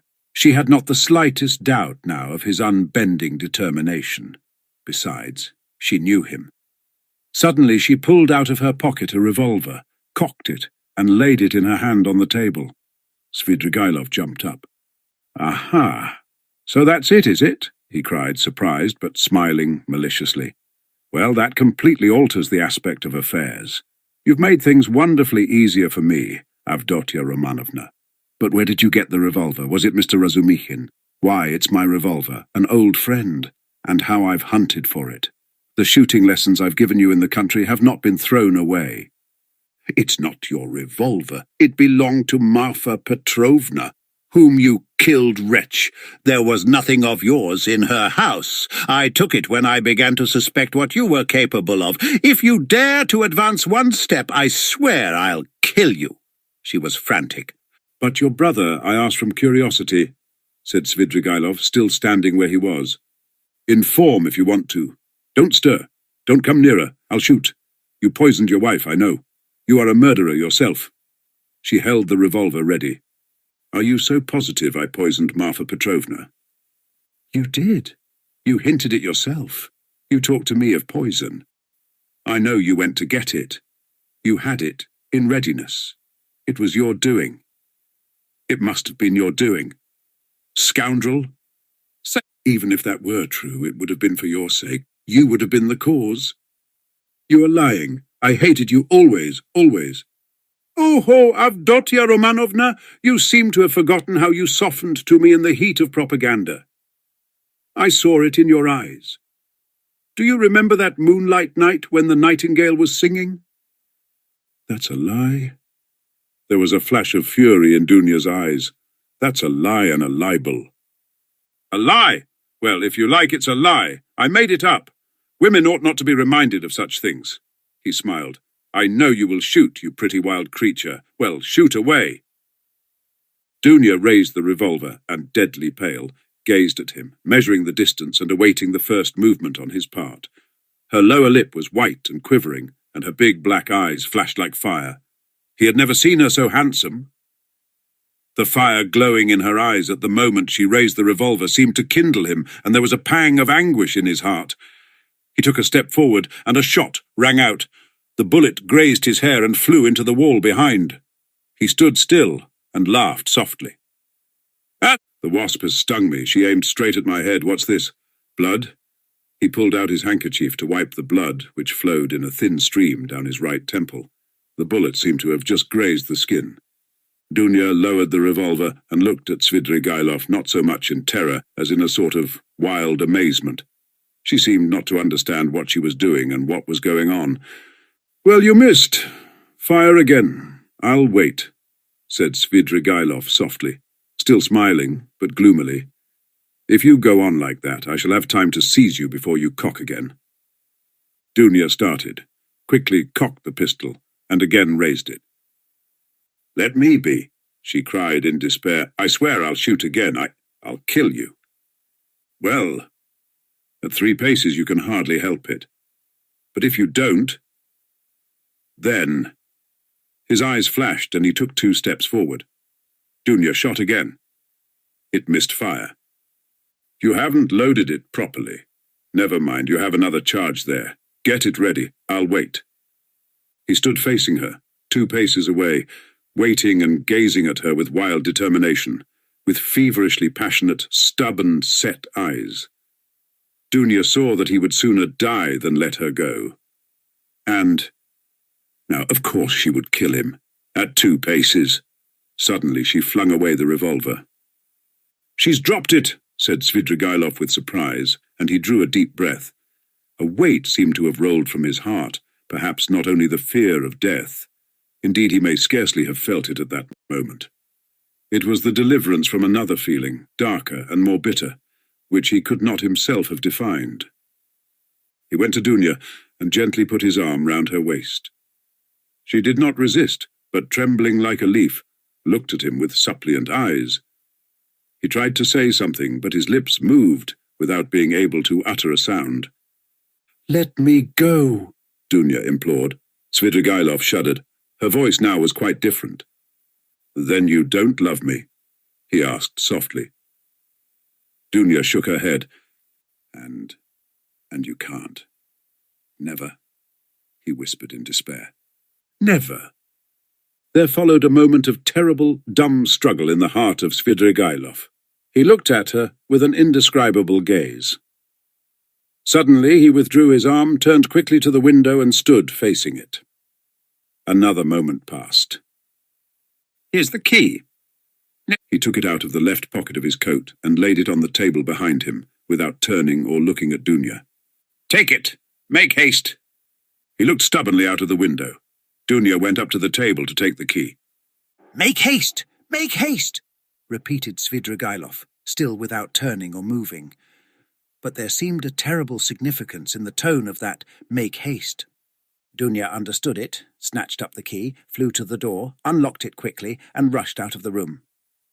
A minute later, beside herself, she ran out onto the canal bank in the direction of X Bridge. Svidrigailov remained 3 minutes, standing at the window. At last he slowly turned, looked about him and passed his hand over his forehead. A strange smile contorted his face. A pitiful, sad, weak smile. A smile of despair. The blood, which was already getting dry, smeared his hand. He looked angrily at it, then wetted a towel and washed his temple. The revolver which Dunya had flung away lay near the door, and suddenly caught his eye. He picked it up and examined it. It was a little pocket 3-barrel revolver of old-fashioned construction. There were still 2 charges and 1 capsule left in it. It could be fired again. He thought a little, put the revolver in his pocket, took his hat, and went out. Chapter 6. He spent that evening till 10 o'clock, going from one low haunt to another. Katia too turned up and sang another gutter song, how a certain villain and tyrant began kissing Katia. Svidrigailov treated Katia and the organ grinder and some singers, and the waiters and 2 little clerks. He was particularly drawn to these clerks by the fact that they both had crooked noses, one bent to the left and the other to the right. They took him finally to a pleasure garden, where he paid for their entrance. There was one lanky 3-year-old pine tree and 3 bushes in the garden, besides a vauxhall, which was in reality a drinking bar where tea too was served, and there were a few green tables and chairs standing round it. A chorus of wretched singers and a drunken, but exceedingly depressed German clown from Munich with a red nose entertained the public. The clerks quarrelled with some other clerks, and a fight seemed imminent. Svidrigailov was chosen to decide the dispute.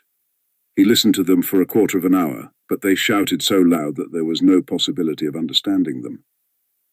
The only fact that seemed certain was that one of them had stolen something, and had even succeeded in selling it on the spot to a Jew, but would not share the spoil with his companion. Finally, it appeared that the stolen object was a teaspoon belonging to the Vauxhall.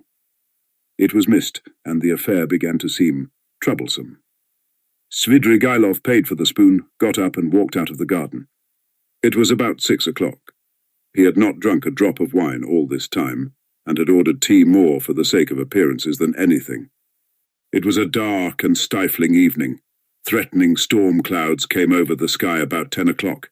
There was a clap of thunder, and the rain came down like a waterfall. The water fell not in drops, but beat on the earth in streams. There were flashes of lightning every minute, and each flash lasted while one could count 5. Drenched to the skin, he went home, locked himself in, opened the bureau, took out all his money, and tore up 2 or 3 papers. Then, putting the money in his pocket, he was about to change his clothes, but looking out of the window and listening to the thunder and the rain, he gave up the idea, took up his hat, and went out of the room without locking the door. He went straight to Sonia. She was at home. She was not alone. The 4 Kapanamov children were with her. She was giving them tea. She received Svidrigailov in respectful silence, looking wonderingly at his soaking clothes. The children all ran away at once in indescribable terror. Svidrigailov sat down at the table and asked Sonia to sit beside him. She timidly prepared to listen. "I may be going to America, Sofya Semyonovna," said Svidrigailov, "and as I am probably seeing you for the last time, I have come to make some arrangements. Well, did you see the lady today? I know what she said to you. You need not tell me." Sonia made a movement and blushed. "Those people have their own way of doing things. As to your sisters and your brother, they are really provided for, and the money assigned to them I've put into safekeeping and have received acknowledgments. You had better take charge of the receipts, in case anything happens. Here, take them. Well, now that's settled. Here are 3 5% bonds to the value of 3,000 rubles. Take those for yourself, entirely for yourself, and let that be strictly between ourselves, so that no one knows of it, whatever you hear. You will need the money, for to go on living in the old way, Sofya Semyonovna, is bad, and besides there is no need for it now." "I am so much indebted to you, and so are the children and my stepmother," said Sonia hurriedly, "and if I've said so little, please don't consider—" "That's enough! That's enough!" "But as for the money, Arkady Ivanovitch, I'm very grateful to you, but I don't need it now. I can always earn my own living. Don't think me ungrateful. If you are so charitable, that money—" "It's for you, Sofya Semyonovna, and please don't waste words over it. I haven't time for it. You will want it. Rodion Romanovich has 2 alternatives, a bullet in the brain or Siberia." Sonia looked wildly at him and started. "Don't be uneasy. I know all about it from himself, and I am not a gossip. I won't tell anyone. It was good advice when you told him to give himself up and confess. It would be much better for him. Well, if it turns out to be Siberia, he will go, and you will follow him. That's so, isn't it? And if so, you'll need money. You'll need it for him, do you understand? Giving it to you is the same as my giving it to him. Besides, you promised Amalia Ivanovna to pay what's owing. I heard you. How can you undertake such obligations so heedlessly, Sofya Semyonovna? It was Katerina Ivanovna's debt, and not yours, so you ought not to have taken any notice of the German woman. You can't get through the world like that. If you are ever questioned about me, tomorrow or the day after you will be asked. Don't say anything about my coming to see you now, and don't show the money to anyone or say a word about it. Well, now goodbye. He got up. My greetings to Rodion Romanovich. By the way, you'd better put the money for the present in Mr. Razumikhin's keeping. You know Mr. Razumikhin? Of course you do. He's not a bad fellow. Take it to him tomorrow, or when the time comes. Until then, hide it carefully. Sonia, too, jumped up from her chair and looked in dismay at Svidrigailov. She longed to speak, to ask a question, but for the first moments she did not dare and did not know how to begin. How can you be going now in such rain? Why, be starting for America and be stopped by rain. Ha! Goodbye, Sofya Semyonovna. My dear, live and live long. You will be of use to others. By the way, tell Mr. Razumikhin I send my greetings to him. Tell him Arkady Ivanovich Svidrigailov sends his greetings. Be sure to. He went out, leaving Sonia in a state of wondering anxiety and vague apprehension. It appeared afterwards that on the same evening, at 11:20, he made another very eccentric and unexpected visit. The rain still persisted. Drenched to the skin, he walked into the little flat where the parents of his betrothed lived in 3rd Street in Vasilyevsky Island. He knocked some time before he was admitted, and his visit at first caused great perturbation. But Svidrigailov could be very fascinating when he liked, so that the first and indeed very intelligent surmise of the sensible parents that Svidrigailov had probably had so much to drink that he did not know what he was doing vanished immediately. The decrepit father was wheeled in to see Svidrigailov by the tender and sensible mother, who as usual began the conversation with various irrelevant questions. She never asked a direct question, but began by smiling and rubbing her hands, and then, if she were obliged to ascertain something, for instance, when Svidrigailov would like to have the wedding, she would begin by interested and almost eager questions about Paris and the court life there, and only by degrees brought the conversation round to 3rd Street. On other occasions this had, of course, been very impressive. But this time, Arkady Ivanovich seemed particularly impatient, and insisted on seeing his betrothed at once, though he had been informed, to begin with, that she had already gone to bed. The girl, of course, appeared. Svidrigailov informed her at once that he was obliged by very important affairs to leave Petersburg for a time, and therefore brought her 15,000 roubles, and begged her accept them as a present from him, as he had long been intending to make her this trifling present before their wedding. The logical connection of the present with his immediate departure, and the absolute necessity of visiting them for that purpose in pouring rain at midnight was not made clear. But it all went off very well. Even the inevitable ejaculations of wonder and regret, the inevitable questions were extraordinarily few and restrained. On the other hand, the gratitude expressed was most glowing, and was reinforced by tears from the most sensible of mothers. Svidrigailov got up, laughed, kissed his betrothed, patted her cheek, declared he would soon come back, and noticing in her eyes, together with childish curiosity, a sort of earnest, dumb inquiry, reflected and kissed her again, though he felt sincere anger inwardly at the thought that his present would be immediately locked up in the keeping of the most sensible of mothers. He went away, leaving them all in a state of extraordinary excitement, but the tender mamma, speaking quietly in a half-whisper, settled some of the most important of their doubts, concluding that Svidrigailov was a great man, a man of great affairs and connections and of great wealth. There was no knowing what he had in his mind. He would start off on a journey and give away money just as the fancy took him, so that there was nothing surprising about it. Of course, it was strange that he was wet through, but Englishmen, for instance, are even more eccentric, and all these people of high society didn't think of what was said of them, and didn't stand on ceremony. Possibly, indeed, he came like that on purpose to show that he was not afraid of anyone, above all, Not a word should be said about it, for God knows what might come of it, and the money must be locked up, and it was most fortunate that Fedosia, the cook, had not left the kitchen. And above all, not a word must be said to that old cat, Madame Reslik, and so on and so on. They sat up whispering till 2 o'clock, but the girl went to bed much earlier, amazed and rather sorrowful. Svidrigailov, meanwhile, exactly at midnight, crossed the bridge on the way back to the mainland. The rain had ceased and there was a roaring wind. He began shivering, and for one moment he gazed at the black waters of the little Neva with a look of special interest, even inquiry. But he soon felt it very cold, standing by the water. He turned and went towards Y Prospect. He walked along that endless street for a long time, almost half an hour, more than once stumbling in the dark on the wooden pavement, but continually looking for something on the right side of the street. He had noticed, passing through this street lately, that there was a hotel somewhere towards the end, built of wood but fairly large, and its name, he remembered, was something like Adrianople. He was not mistaken. The hotel was so conspicuous in that God-forsaken place that he could not fail to see it, even in the dark. It was a long, blackened wooden building, and in spite of the late hour there were lights in the windows and signs of life within. He went in and asked a ragged fellow who met him in the corridor for a room. The latter, scanning Svidrigailov, pulled himself together and led him at once to a close and tiny room in the distance, at the end of the corridor, under the stairs. There was no other. All were occupied. The ragged fellow looked inquiringly.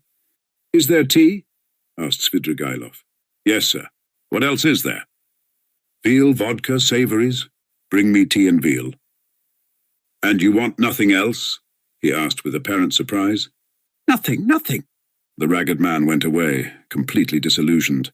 It must be a nice place, thought Svidrigailov. How was it I didn't know it? I expect I look as if I came from a café chantant and have had some adventure on the way. It would be interesting to know who stayed here. He lighted the candle and looked at the room more carefully. It was a room so low-pitched that Svidrigailov could only just stand up in it. It had one window. The bed, which was very dirty, and the plain-stained chair and table almost filled it up. The walls looked as though they were made of planks, covered with shabby paper, so torn and dusty that the pattern was indistinguishable. Though the general colour, yellow, could still be made out. One of the walls was cut short by the sloping ceiling, though the room was not an attic, but just under the stairs. Svidrigailov set down the candle, sat down on the bed, and sank into thought. But a strange, persistent murmur, which sometimes rose to a shout in the next room, attracted his attention. The murmur had not ceased from the moment he entered the room. He listened. Someone was upbraiding and almost tearfully scolding, but he heard only one voice. Svidrigailov got up, shaded the light with his hand, and at once he saw light through a crack in the wall. He went up and peeped through. The room, which was somewhat larger than his, had 2 occupants. One of them, a very curly-headed man with a red inflamed face, was standing in the pose of an orator, without his coat, with his legs wide apart to preserve his balance, and smiting himself on the breast. He reproached the other with being a beggar, with having no standing whatever. He declared that he had taken the other out of the gutter, and he could turn him out when he liked, and that only the finger of Providence sees it all. The object of his reproaches was sitting in a chair, and had the air of a man who wants dreadfully to sneeze, but can't. He sometimes turned sheepish and befogged eyes on the speaker, but obviously had not the slightest idea what he was talking about and scarcely heard it. A candle was burning down on the table. There were wine glasses, a nearly empty bottle of vodka, bread and cucumber, and glasses with the dregs of stale tea. After gazing attentively at this, Svidrigailov turned away indifferently and sat down on the bed. The ragged attendant, returning with the tea, could not resist asking him again whether he didn't want anything more, and again receiving a negative reply, finally withdrew. Svidrigailov made haste to drink a glass of tea to warm himself, but could not eat anything. He began to feel feverish. He took off his coat, and wrapping himself in the blanket, lay down on the bed. He was annoyed. It would have been better to be well for the occasion, he thought with a smile. The room was close. The candle burnt dimly. The wind was roaring outside. He heard a mouse scratching in the corner, and the room smelt of mice and of leather. He lay in a sort of reverie. One thought followed another. He felt a longing to fix his imagination on something. It must be a garden under the window, he thought. There's a sound of trees. How I dislike the sound of trees on a stormy night in the dark. They give one a horrid feeling. He remembered how he had disliked it when he passed Petrovsky Park just now. This reminded him of the bridge over the Little Neva, and he felt cold again as he had when standing there. I never have liked water, he thought, even in a landscape, and he suddenly smiled again at a strange idea. Surely now all these questions of taste and comfort ought not to matter, but I've become more particular, like an animal that picks out a special place. For such an occasion, I ought to have gone into the Petrovsky Park. I suppose it seemed dark, cold, ha-ha, as though I was seeking pleasant sensations. By the way, why haven't I put out the candle? He blew it out. They've gone to bed next door, he thought, not seeing the light at the crack. Well now, Marfa Petrovna, now is the time for you to turn up. It's dark and the very time and place for you, but now you won't come. He suddenly recalled how an hour before carrying out his design on Dunya, he had recommended Raskolnikov to trust her to Razumikhin's keeping. I suppose I really did say it, as Raskolnikov guessed, to tease myself. But what a rogue that Raskolnikov is. He's gone through a good deal. He may be a successful rogue in time when he's got over his nonsense. But now he's too eager for life. These young men are contemptible on that point.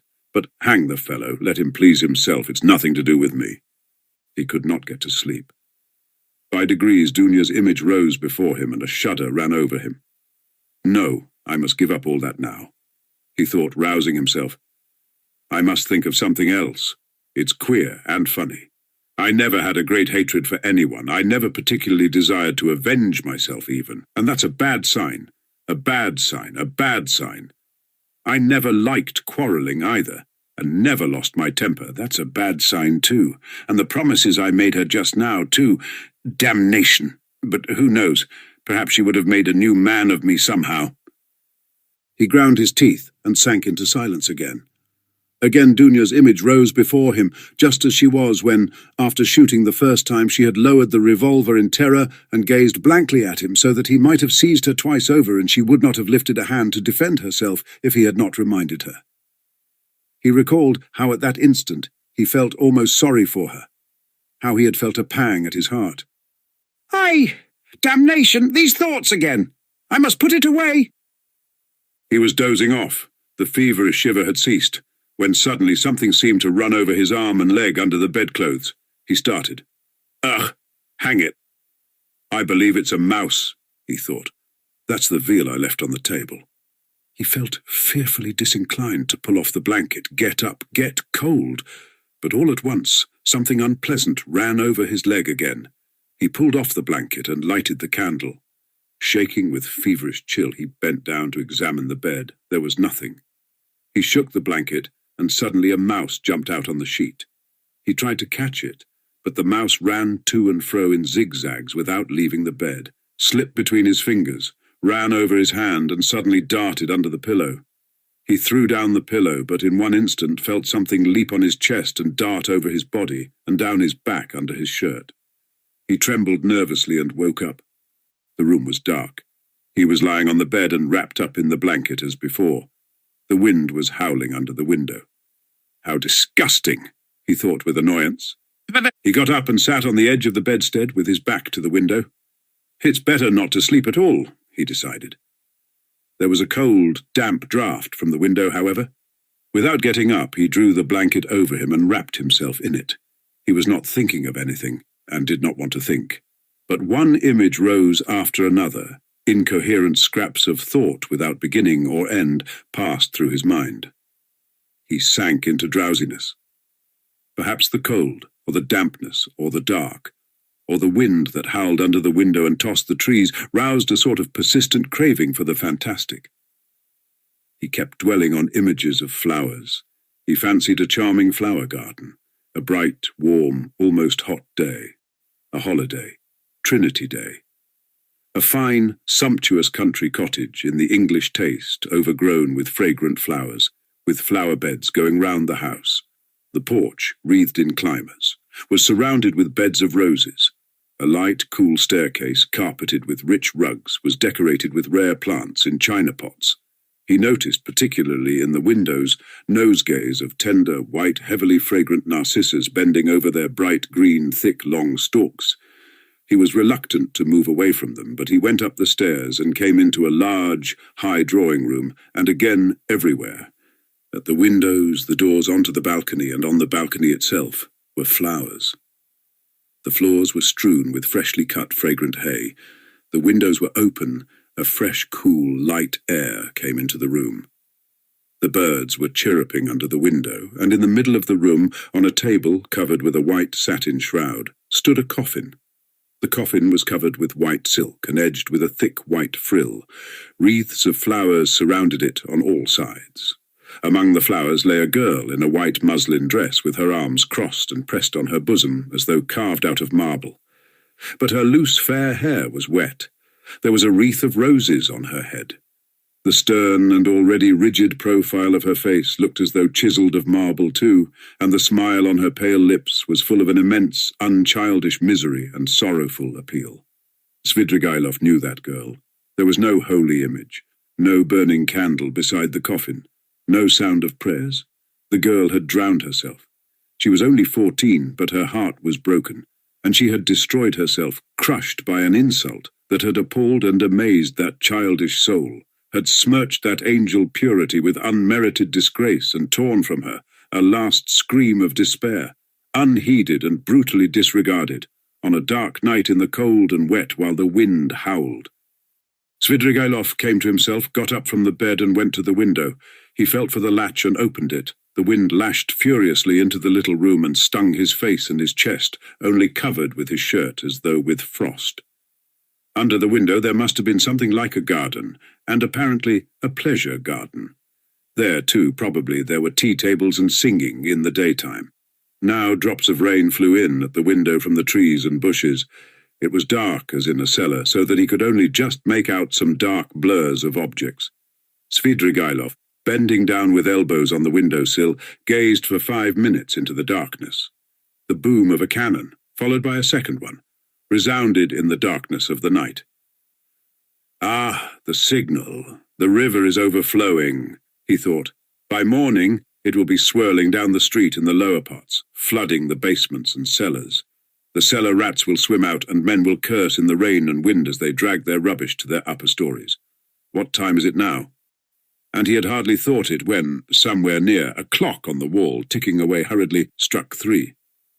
Aha! It will be light in an hour. Why wait? I'll go out at once, straight to the park. I'll choose a great bush there drenched with rain, so that as soon as one's shoulder touches it, millions of drops drip on one's head. He moved away from the window, shut it, lighted the candle, put on his waistcoat, his overcoat, and his hat, and went out, carrying the candle, into the passage to look for the ragged attendant, who would be asleep somewhere in the midst of candle ends and all sorts of rubbish, to pay him for the room and leave the hotel. It's the best minute. I couldn't choose a better. He walked for some time through a long, narrow corridor without finding anyone, and was just going to call out, when suddenly in a dark corner between an old cupboard and the door, he caught sight of a strange object which seemed to be alive. He bent down with the candle and saw a little girl, not more than 5 years old, shivering and crying, with her clothes as wet as a soaking house flannel. She did not seem afraid of Svidrigailov, but looked at him with blank amazement out of her big black eyes. Now and then she sobbed as children do when they have been crying a long time, but are beginning to be comforted. The child's face was pale and tired. She was numb with cold. How can she have come here? She must have hidden here and not slept all night. He began questioning her. The child, suddenly becoming animated, chattered away in her baby language, something about Mammy and that Mammy would beat her, and about some cup that she had broken. The child chattered on without stopping. He could only guess from what she said that she was a neglected child, whose mother, probably a drunken cook in the service of the hotel, whipped and frightened her. That the child had broken a cup of her mother's and was so frightened that she had run away the evening before, had hidden for a long while somewhere outside in the rain, at last had made her way in here, hidden behind the cupboard, and spent the night there, crying and trembling from the damp, the darkness and the fear that she would be badly beaten for it. He took her in his arms, went back to his room, sat her on the bed, and began undressing her. The torn shoes which she had on her stockingless feet were as wet as if they had been standing in a puddle all night. When he had undressed her, he put her on the bed, covered her up, and wrapped her in the blanket from her head downwards. She fell asleep at once. Then he sank into dreary musing again. What folly to trouble myself, he decided suddenly, with an oppressive feeling of annoyance. What idiocy! In vexation he took up the candle to go and look for the ragged attendant again, and make haste to go away. Damn the child, he thought as he opened the door. But he turned again to see whether the child was asleep. He raised the blanket carefully. The child was sleeping soundly. She had got warm under the blanket, and her pale cheeks were flushed. But strange to say that flush seemed brighter and coarser than the rosy cheeks of childhood. It's a flush of fever, thought Svidrigailov. It was like the flush from drinking, as though she had been given a full glass to drink. Her crimson lips were hot and glowing, but what was this? He suddenly fancied that her long black eyelashes were quivering, as though the lids were opening, and a sly, crafty eye peeped out with an unchildlike wink, as though the little girl were not asleep but pretending. Yes, it was so. Her lips parted in a smile. The corners of her mouth quivered, as though she were trying to control them. But now she quite gave up all effort. Now it was a grin, a broad grin. There was something shameless, provocative in that quite unchildish face. It was depravity.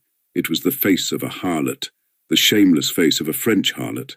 Now both eyes opened wide. They turned a glowing, shameless glance upon him. They laughed, invited him. There was something infinitely hideous and shocking in that laugh, in those eyes, in such nastiness in the face of a child. What, at 5 years old? Svidrigailov muttered in genuine horror. What does it mean? And now she turned to him, her little face all aglow, holding out her arms. Accursed child! Svidrigailov cried, raising his hand to strike her. But at that moment he woke up. He was in the same bed, still wrapped in the blanket. The candle had not been lighted, and daylight was streaming in at the windows. I've had nightmare all night. He got up angrily, feeling utterly shattered. His bones ached. There was a thick mist outside, and he could see nothing. It was nearly 5. He had overslept himself. He got up, put on his still damp jacket and overcoat. Feeling the revolver in his pocket, he took it out, and then he sat down, took a notebook out of his pocket, and in the most conspicuous place on the title page wrote a few lines in large letters. Reading them over, he sank into thought with his elbows on the table. The revolver and the notebook lay beside him. Some flies woke up and settled on the untouched veal which was still on the table. He stared at them, and at last with his free right hand began trying to catch one. He tried till he was tired, but could not catch it. At last, realizing that he was engaged in this interesting pursuit, he started, got up, and walked resolutely out of the room. A minute later he was in the street. A thick, milky mist hung over the town. Svidrigailov walked along the slippery, dirty wooden pavement towards the Little Never. He was picturing the waters of the Little Never, swollen in the night, Petrovsky Island, the wet paths, the wet grass, the wet trees and bushes, and at last the bush. He began ill-humouredly staring at the houses, trying to think of something else. There was not a cabman or a passer-by in the street. The bright yellow, wooden little houses looked dirty and dejected with their closed shutters. The cold and damp penetrated his whole body, and he began to shiver. From time to time he came across shop signs, and read each carefully. At last he reached the end of the wooden pavement and came to a big stone house. A dirty, shivering dog crossed his path with its tail between its legs. A man in a greatcoat lay face downwards, dead drunk, across the pavement. He looked at him and went on.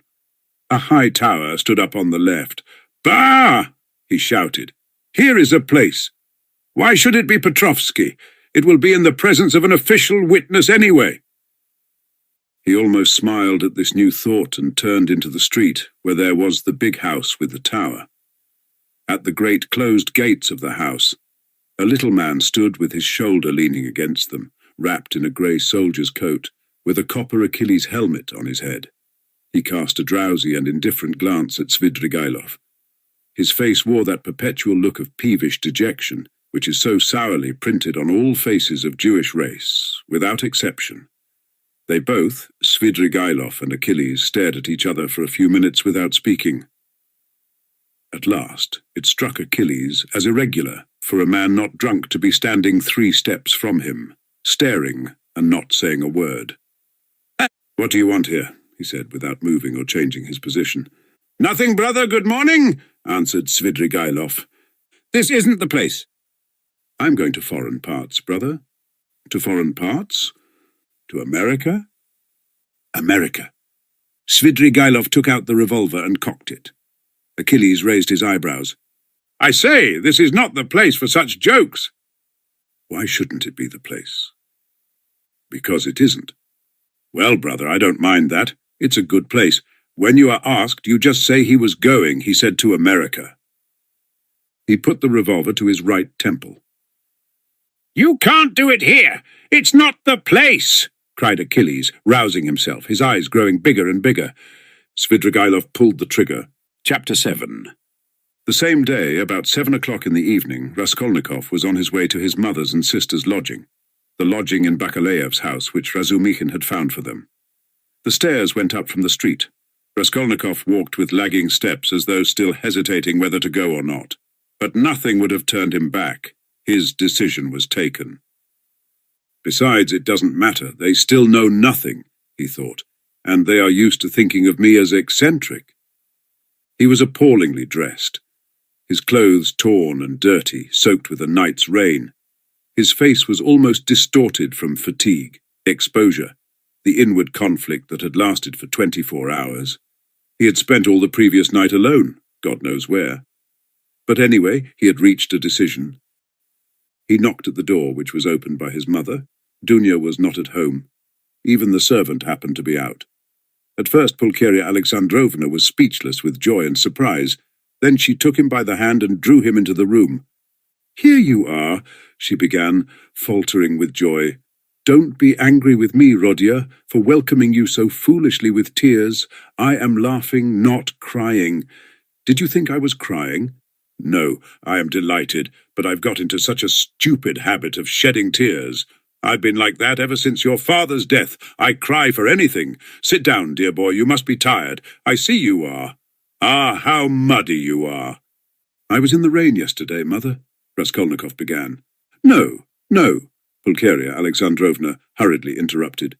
"You thought I was going to cross-question you in the womanish way I used to. Don't be anxious, I understand it all. Now I've learned the ways here, and truly I see for myself that they are better. I've made up my mind once for all. How could I understand your plans and expect you to give an account of them? God knows what concerns and plans you may have, or what ideas you are hatching, so it's not for me to keep nudging your elbow asking you what you're thinking about. But my goodness, why am I running to and fro as though I were crazy? I'm reading your article in the magazine for the 3rd time, Rodya. Dmitri Prokofitch brought it to me. Directly I saw it, I cried out to myself, 'There, foolish one,' I thought. 'That's what he is busy about. That's the solution of the mystery. Learned people are always like that. He may have some new ideas in his head just now. He's thinking them over, and I worry him and upset him.' I read it, my dear, and of course there was a great deal I did not understand, but that's only natural. How should I?" "Show me, Mother." Raskolnikov took the magazine and glanced at his article. Incongruous as it was with his mood and his circumstances, he felt that strange and bitter-sweet sensation that every author experiences the first time he sees himself in print. Besides, he was only 23. It lasted only a moment. After reading a few lines, he frowned and his heart throbbed with anguish. He recalled all the inward conflict of the preceding months. He flung the article on the table with disgust and anger. "But, however foolish I may be, Rodya, I can see for myself that you will very soon be one of the leading, if not the leading man, in the world of Russian thought. And they dared to think you were mad. You don't know, but they really thought that. Ah, the despicable creatures, how could they understand genius? And Dunya was all but believing it. What do you say to that? Your father sent twice to magazines, the first time poems. I've got the manuscript and will show you. And the second time, a whole novel. I begged him to let me copy it out. And how we prayed that they should be taken. They weren't. I was breaking my heart, Rodya, 6 or 7 days ago, over your food and your clothes and the way you are living. But now I see again how foolish I was, for you can attain any position you like by your intellect and talent. No doubt you don't care about that for the present, and you are occupied with much more important matters. Dunya's not at home, Mother. No, Rodya. I often don't see her. She leaves me alone. Dmitri Prokofitch comes to see me. It's so good of him, and he always talks about you. He loves you and respects you, my dear. I don't say that Dunya is very wanting in consideration. I am not complaining. She has her ways, and I have mine. She seems to have got some secrets of late, and I never have any secrets from you two. Of course, I am sure that Dunya has far too much sense, and besides, she loves you and me. But I don't know what it will all lead to. You've made me so happy by coming now, Rodya, but she has missed you by going out. When she comes in, I'll tell her. Your brother came in while you were out. Where have you been all this time? You mustn't spoil me, Rodya, you know. Come when you can, but if you can't, it doesn't matter. I can wait. I shall know, anyway, that you are fond of me. That will be enough for me. I shall read what you write. I shall hear about you from everyone, and sometimes you'll come yourself to see me. What could be better? Here you've come now to comfort your mother. I see that. Here Pulcheria Alexandrovna began to cry. Here I am again. Don't mind my foolishness. My goodness, why am I sitting here? She cried, jumping up. There is coffee, and I don't offer you any. Ah, that's the selfishness of old age. I'll get it at once. Mother, don't trouble. I'm going at once. I haven't come for that. Please listen to me. Pulcheria Alexandrovna went up to him timidly. Mother, whatever happens, whatever you hear about me, whatever you are told about me, will you always love me as you do now?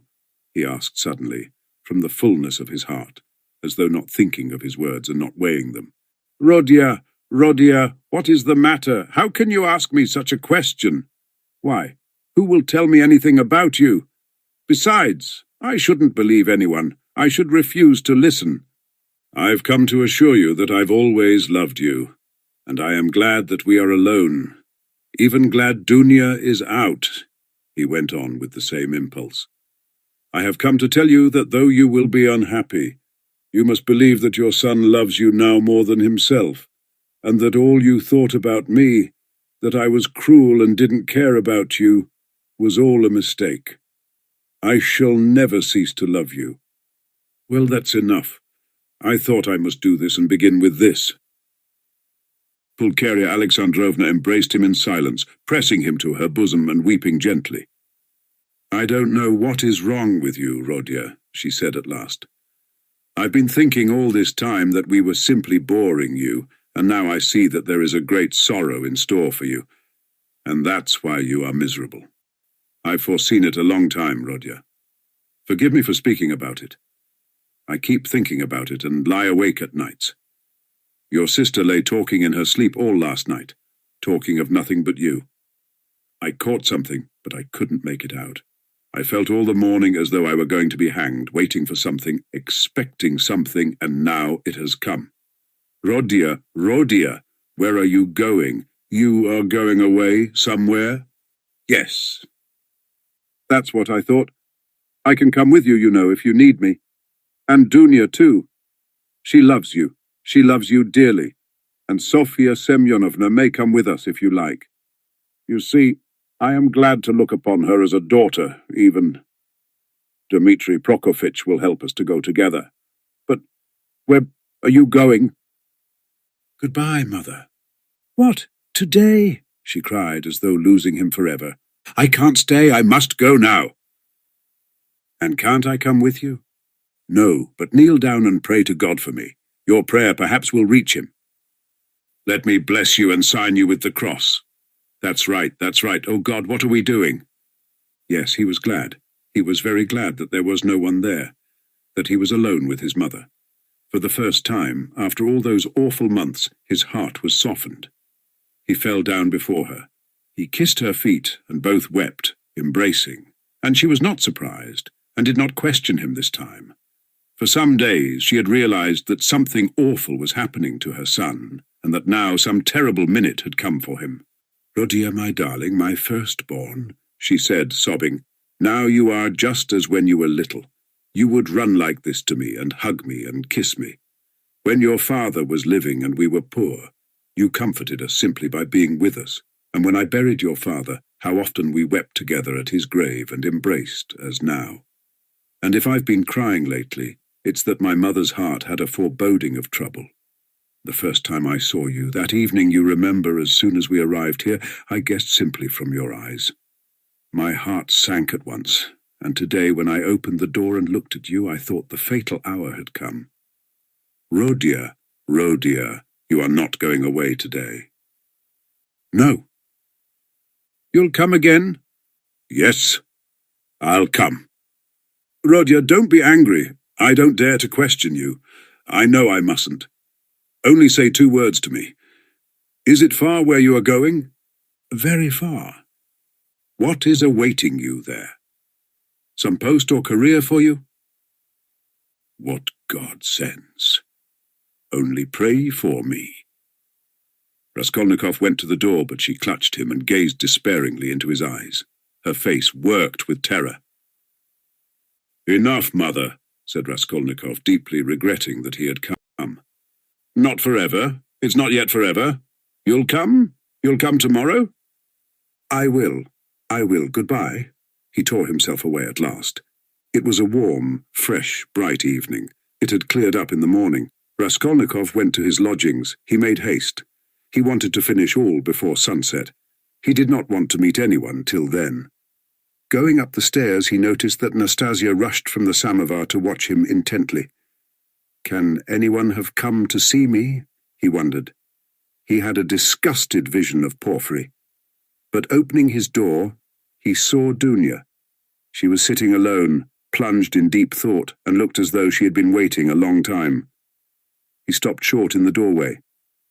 She rose from the sofa in dismay and stood up facing him. Her eyes, fixed upon him, betrayed horror and infinite grief. And from those eyes alone he saw at once that she knew. "Am I to come in or go away?" he asked uncertainly. "I've been all day with Sofya Semyonovna. We were both waiting for you. We thought that you would be sure to come there." Raskolnikov went into the room and sank exhausted on a chair. "I feel weak, Dunya. I am very tired, and I should have liked at this moment to be able to control myself." He glanced at her mistrustfully. "Where were you all night?" "I don't remember clearly. You see, sister, I wanted to make up my mind once for all, and several times I walked by the Neva. I remember that I wanted to end it all there, but—" "I couldn't make up my mind," he whispered, looking at her mistrustfully again. "Thank God! That was just what we were afraid of, Sofya Semyonovna and I. Then you still have faith in life? Thank God, thank God!" Raskolnikov smiled bitterly. "I haven't faith, but I have just been weeping in Mother's arms. I haven't faith, but I have just asked her to pray for me. I don't know how it is, Dunya. I don't understand it." "Have you been at Mother's? Have you told her?" cried Dunya, horror-stricken. "Surely you haven't done that?" "No, I didn't tell her. In words, but she understood a great deal. She heard you talking in your sleep. I'm sure she half understands it already. Perhaps I did wrong in going to see her. I don't know why I did go. I'm a contemptible person, Dunya." "A contemptible person, but ready to face suffering. You are, aren't you?" "Yes, I am going. At once. Yes, to escape the disgrace I thought of drowning myself, Dunya. But as I looked into the water, I thought that if I had considered myself strong till now, I'd better not be afraid of disgrace," he said, hurrying on. "It's pride, Dunya." "Pride, Rodia." There was a gleam of fire in his lustreless eyes. He seemed to be glad to think that he was still proud. You don't think, sister, that I was simply afraid of the water? He asked, looking into her face with a sinister smile. Oh, Rodya, hush! Cried Dunya bitterly. Silence lasted for 2 minutes. He sat with his eyes fixed on the floor. Dunya stood at the other end of the table and looked at him with anguish. Suddenly he got up. It's late. It's time to go. I am going at once to give myself up, but I don't know why I am going to give myself up. Big tears fell down her cheeks. And you are crying, sister, but can you hold out your hand to me? You doubted it? She threw her arms round him. Aren't you half expiating your crime by facing the suffering? She cried, holding him close and kissing him. Crime? What crime? He cried in sudden fury. That I killed a vile, noxious insect, an old pawnbroker woman of use to no one. Killing her was atonement for 40 sins. She was sucking the life out of poor people. Was that a crime? I am not thinking of it, and I am not thinking of expiating it, and why are you all rubbing it in on all sides? A crime! A crime! Only now I see clearly the imbecility of my cowardice, now that I have decided to face this superfluous disgrace. It's simply because I am contemptible and have nothing in me that I have decided to, perhaps too for my advantage, as that porphyry suggested. Brother, what are you saying? Why, you have shed blood? Cried Dunya in despair. Which all men shed, he put in almost frantically, which flows and has always flowed in streams, which is spilt like champagne, and for which men are crowned in the capital and are called afterwards benefactors of mankind. Look into it more carefully and understand it. I too wanted to do good to men and would have done hundreds, thousands of good deeds to make up for that one piece of stupidity. Not stupidity even, simply clumsiness, for the idea was by no means so stupid as it seems now that it has failed. Everything seems stupid when it fails. By that stupidity, I only wanted to put myself into an independent position, to take the first step to obtain means, and then everything would have been smoothed over by benefits immeasurable in comparison. But I couldn't carry out even the first step. Because I am contemptible, that's what's the matter. And yet I won't look at it as you do. If I had succeeded, I should have been crowned with glory, but now I'm trapped. But that's not so, not so. Brother, what are you saying? It's not picturesque, not aesthetically attractive. I fail to understand why bombarding people by regular siege is more honourable. The fear of appearances is the first symptom of impotence. I've never recognized this more clearly than now, and I am further than ever from seeing that what I did was a crime. I've never been stronger and more convinced than now. The colour had rushed into his pale, exhausted face, but as he uttered his last explanation, he happened to meet Dunya's eyes, and he saw such anguish in them that he could not help being checked. He felt that he had anyway made these 2 poor women miserable, that he was anyway the cause. Dunya, darling, if I am guilty, forgive me, though I cannot be forgiven if I am guilty. Goodbye. We won't dispute. It's time, high time to go. Don't follow me, I beseech you. I have somewhere else to go. But you go at once, and sit with Mother. I entreat you to. It's my last request of you. Don't leave her at all. I left her in a state of anxiety that she is not fit to bear. She will die or go out of her mind. Be with her. Razumikhin will be with you. I've been talking to him. Don't cry about me. I'll try to be honest and manly all my life, even if I am a murderer. Perhaps I shall someday make a name. I won't disgrace you. You will see. I'll still show.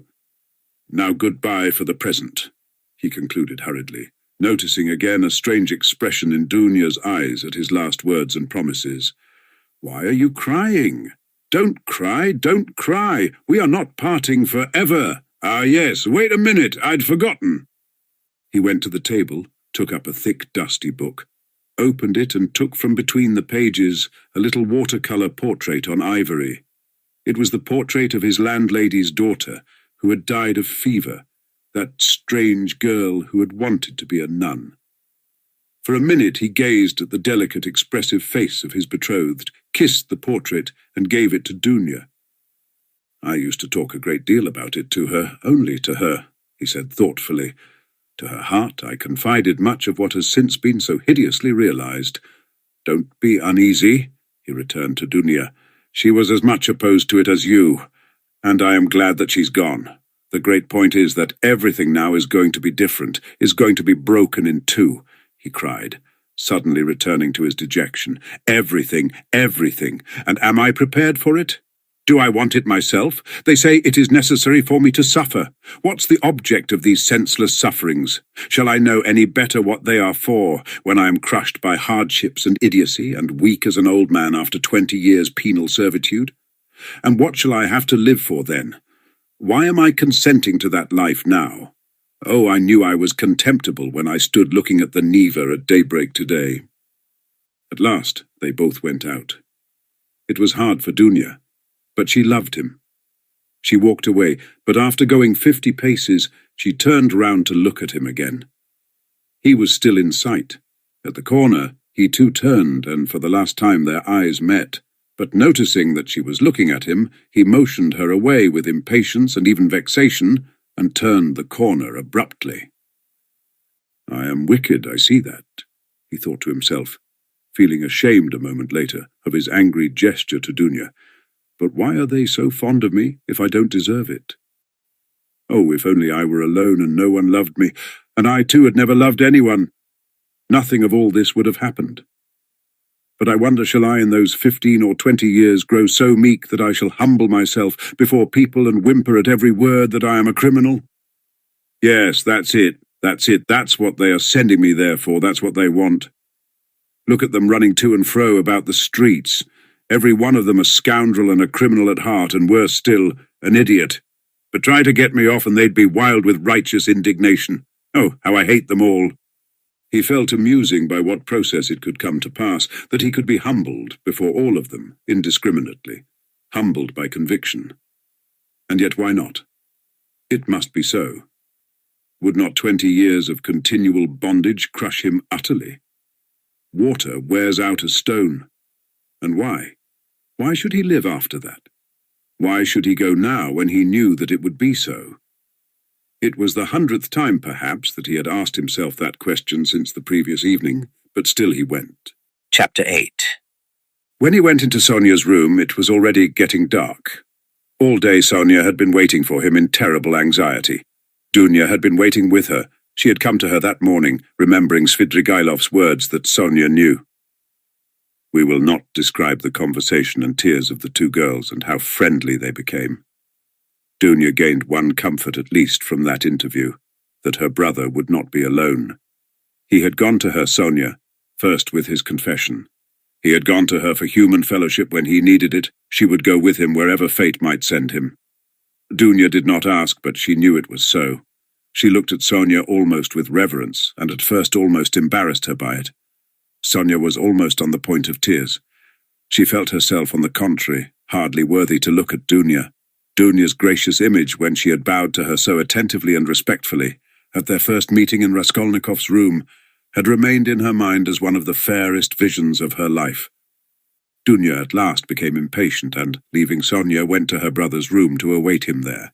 She kept thinking that he would come there first. When she had gone, Sonia began to be tortured by the dread of his committing suicide, and Dunya, too, feared it.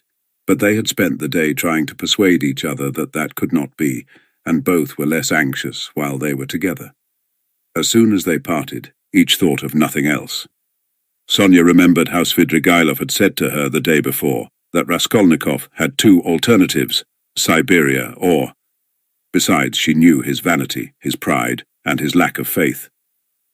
Is it possible that he has nothing but cowardice and fear of death to make him live?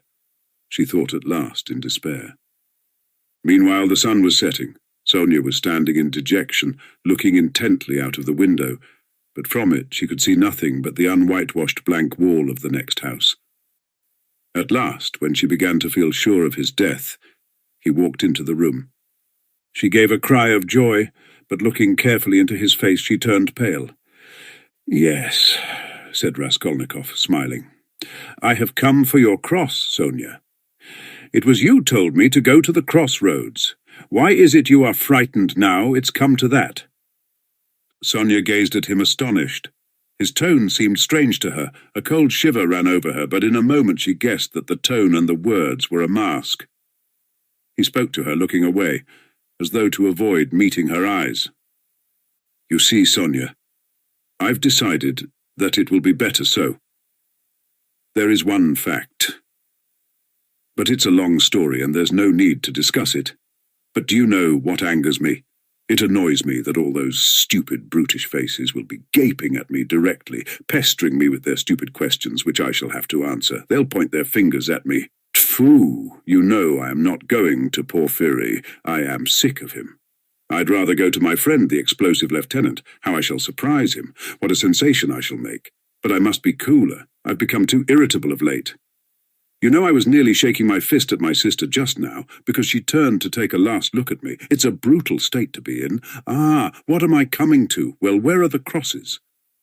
He seemed hardly to know what he was doing. He could not stay still or concentrate his attention on anything. His ideas seemed to gallop after one another. He talked incoherently. His hands trembled slightly. Without a word, Sonia took out of the drawer 2 crosses, one of cypress wood and one of copper. She made the sign of the cross over herself and over him, and put the wooden cross on his neck. "It's the symbol of my taking up the cross," he laughed, "as though I had not suffered much till now. The wooden cross, that is the peasant one. The copper one, that is Lizavetta's. You will wear yourself, show me." So she had it on, at that moment. I remember 2 things like these too, a silver one and a little icon. I threw them back on the old woman's neck. Those would be appropriate now, really. Those are what I ought to put on now. But I am talking nonsense and forgetting what matters. I'm somehow forgetful. You see, I have come to warn you, Sonia, so that you might know. That's all. That's all I came for. But I thought I had more to say. You wanted me to go yourself. Well, now I'm going to prison, and you'll have your wish. Well, what are you crying for? You too? Don't leave off. Oh, how I hate it all. But his feeling was stirred, his heart ached as he looked at her. Why is she grieving too? He thought to himself. What am I to her? Why does she weep? Why is she looking after me like my mother or Dunya? She'll be my nurse. Cross yourself. Say at least one prayer, Sonia begged in a timid, broken voice. Oh, certainly, as much as you like, and sincerely, Sonia, sincerely. But he wanted to say something quite different. He crossed himself several times. Sonia took up her shawl and put it over her head. It was the green drap de dame's shawl of which Marmeladov had spoken. The family shawl. Raskolnikov thought of that, looking at it, but he did not ask. He began to feel himself that he was certainly forgetting things and was disgustingly agitated. He was frightened at this. He was suddenly struck, too, by the thought that Sonia meant to go with him. What are you doing? Where are you going? Stay here. Stay. I'll go alone. He cried in cowardly vexation, and almost resentful he moved towards the door. What's the use of going in procession? He muttered, going out. Sonia remained standing in the middle of the room. He had not even said goodbye to her. He had forgotten her. A poignant and rebellious doubt surged in his heart. Was it right? Was it right, all this? He thought again as he went down the stairs. Couldn't he stop and retract it all? And not go? But still he went. He felt suddenly, once for all, that he mustn't ask himself questions. As he turned into the street, he remembered that he had not said goodbye to Sonia, that he had left her in the middle of the room in her green shawl, not daring to stir after he had shouted at her, and he stopped short for a moment. At the same instant another thought dawned upon him, as though it had been lying in wait to strike him then. Why, with what object did I go to her just now? I told her. On business. On what business? I had no sort of business. To tell her I was going. But where was the need? Do I love her? No, I drove her away just now like a dog. Did I want her crosses? Oh, how low I've sunk. No, I wanted her tears. I wanted to see her terror, to see how her heart ached. I had to have something to cling to, something to delay me, some friendly face to see. And I dared to believe in myself, to dream of what I would do. I am a beggarly, contemptible wretch. Contemptible. He walked along the canal bank, and he had not much further to go. But on reaching the bridge, he stopped, and turning out of his way along it, went to the Haymarket. He looked eagerly to right and left, gazed intently at every object, and could not fix his attention on anything. Everything slipped away. In another week, another month, I shall be driven in a prison van over this bridge. How shall I look at the canal then? I should like to remember this, slipped into his mind. Look at this sign. How shall I read those letters then? It's written here, Campany. That's a thing to remember, that letter A, and to look at it again in a month. How shall I look at it then? What shall I be feeling and thinking then? How trivial it all must be, what I am fretting about now. Of course, it must all be interesting. In its way. Ha ha ha! What am I thinking about? I'm becoming a baby, I'm showing off to myself. Why am I ashamed? Phoo, how people shove. That fat man, a German he must be, who pushed against me, does he know whom he pushed? There's a peasant woman with a baby begging. It's curious that she thinks me happier than she is. I might give her something, for the incongruity of it. Here's a 5-kopeck piece left in my pocket. Where did I get it? Here, here, take it, my good woman. God bless you, the beggar chanted in a lachrymose voice. He went into the Haymarket.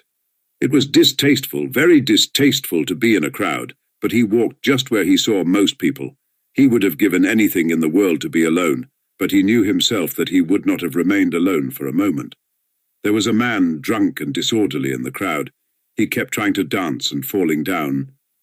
There was a ring round him. Raskolnikov squeezed his way through the crowd, stared for some minutes at the drunken man, and suddenly gave a short, jerky laugh. A minute later he had forgotten him, and did not see him, though he still stared. He moved away at last, not remembering where he was. But when he got into the middle of the square, an emotion suddenly came over him, overwhelming him body and mind. He suddenly recalled Sonia's words. Go to the crossroads, bow down to the people, kiss the earth, for you have sinned against it too, and say aloud to the whole world, I'm a murderer. He trembled, remembering that. And the hopeless misery and anxiety of all that time, especially of the last hours, had weighed so heavily upon him that he positively clutched at the chance of this new unmixed, complete sensation. It came over him like a fit. It was like a single spark kindled in his soul and spreading fire through him. Everything in him softened at once, and the tears started into his eyes. He fell to the earth on the spot. He knelt down in the middle of the square, bowed down to the earth, and kissed that filthy earth with bliss and rapture. He got up and bowed down a second time. He's boozed, a youth near him observed. There was a roar of laughter. He's going to Jerusalem, brothers, and saying goodbye to his children and his country. He's bowing down to all the world and kissing the great city of Saint Petersburg and its pavement, added a workman who was a little drunk. Quite a young man, too, observed a third. And a gentleman, someone observed soberly. There's no knowing who's a gentleman and who isn't nowadays. These exclamations and remarks checked Raskolnikov, and the words, I am a murderer, which were perhaps on the point of dropping from his lips, died away. He bore these remarks quietly, however, and, without looking round, he turned down a street leading to the police office. He had a glimpse of something on the way which did not surprise him. He had felt that it must be so. The second time he bowed down in the Haymarket, he saw, standing 50 paces from him on the left, Sonia. She was hiding from him behind one of the wooden shanties in the marketplace. She had followed him then on his painful way. Raskolnikov at that moment felt, and knew once for all, that Sonia was with him forever, and would follow him to the ends of the earth, wherever fate might take him. It wrung his heart, but he was just reaching the fatal place. He went into the yard fairly resolutely. He had to mount to the 3rd story. I shall be sometime going up, he thought. He felt as though the fateful moment was still far off, as though he had plenty of time left for consideration. Again the same rubbish, the same eggshells lying about on the spiral stairs, again the open doors of the flats, again the same kitchens and the same fumes and stench coming from them. Raskolnikov had not been here since that day, His legs were numb and gave way under him, but still they moved forward. He stopped for a moment to take breath, to collect himself so as to enter like a man. But why? What for? He wondered, reflecting. If I must drink the cup, what difference does it make? The more revolting, the better. He imagined for an instant the figure of the explosive lieutenant, Ilya Petrovich. Was he actually going to him? Couldn't he go to someone else? To Nikodim Fomitch? Couldn't he turn back and go straight to Nikodim Fomitch's lodgings? At least then it would be done privately. No, to the explosive lieutenant. If he must drink it off at once. Turning cold and hardly conscious, he opened the door of the office. There were very few people in it this time, only a house porter and a peasant. The doorkeeper did not even peep out from behind his screen. Raskolnikov walked into the next room. Perhaps I still need not speak, passed through his mind. Some sort of clerk not wearing a uniform was settling himself at a bureau to write. In a corner another clerk was seating himself.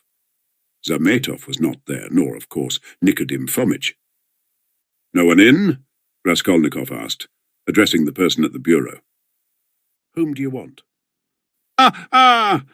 Not a sound was heard, not a sight was seen, but I sent the Russian— How does it go on in the fairy tale? I've forgotten. "At your service!" a familiar voice cried suddenly. Raskolnikov shuddered. The explosive lieutenant stood before him. He had just come in from the third room. "It is the hand of fate," thought Raskolnikov. "Why is he here?" "You've come to see us? What about?" cried Ilya Petrovich. He was obviously in an exceedingly good humour and perhaps a trifle exhilarated. "If it's on business, you are rather early. It's only a chance that I am here. However, I'll do what I can. I must admit, What is it? What is it? Excuse me." "Raskolnikov." "Of course, Raskolnikov. You didn't imagine I'd forgotten. Don't think I am like that. Rodion Rodionovich, that's it, isn't it?" "Rodion Romanovich."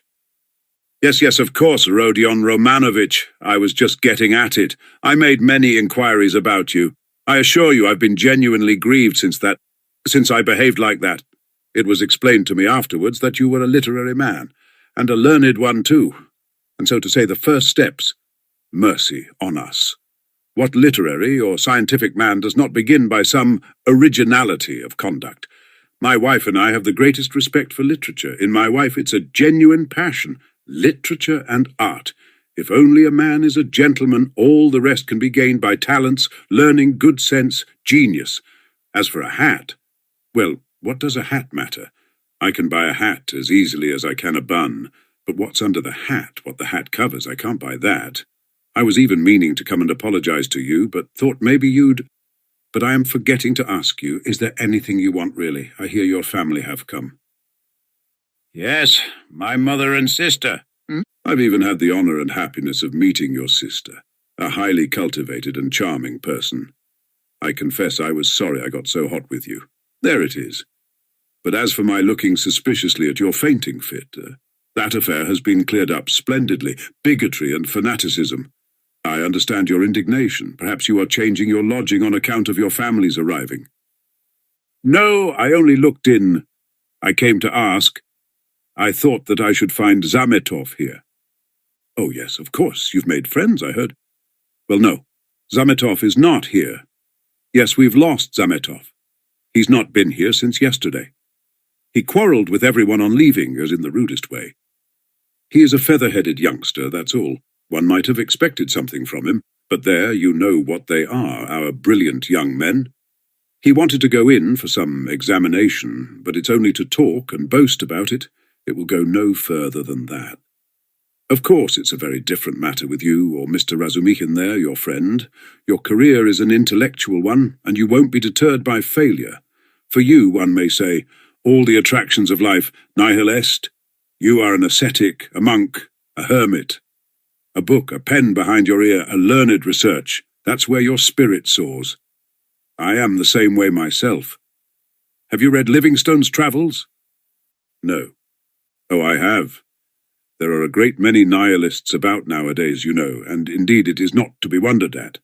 What sort of days are they, I ask you? But we thought, you are not a nihilist, of course. Answer me, openly, openly. No. Believe me, you can speak openly to me as you would to yourself. Official duty is one thing, but you are thinking I meant to say friendship is quite another? No, you're wrong. It's not friendship, but the feeling of a man and a citizen, the feeling of humanity and of love for the Almighty. I may be an official, but I am always bound to feel myself a man and a citizen. You were asking about Zametov. Zametov will make a scandal in the French style in a house of bad reputation over a glass of champagne. That's all your Zametov is good for.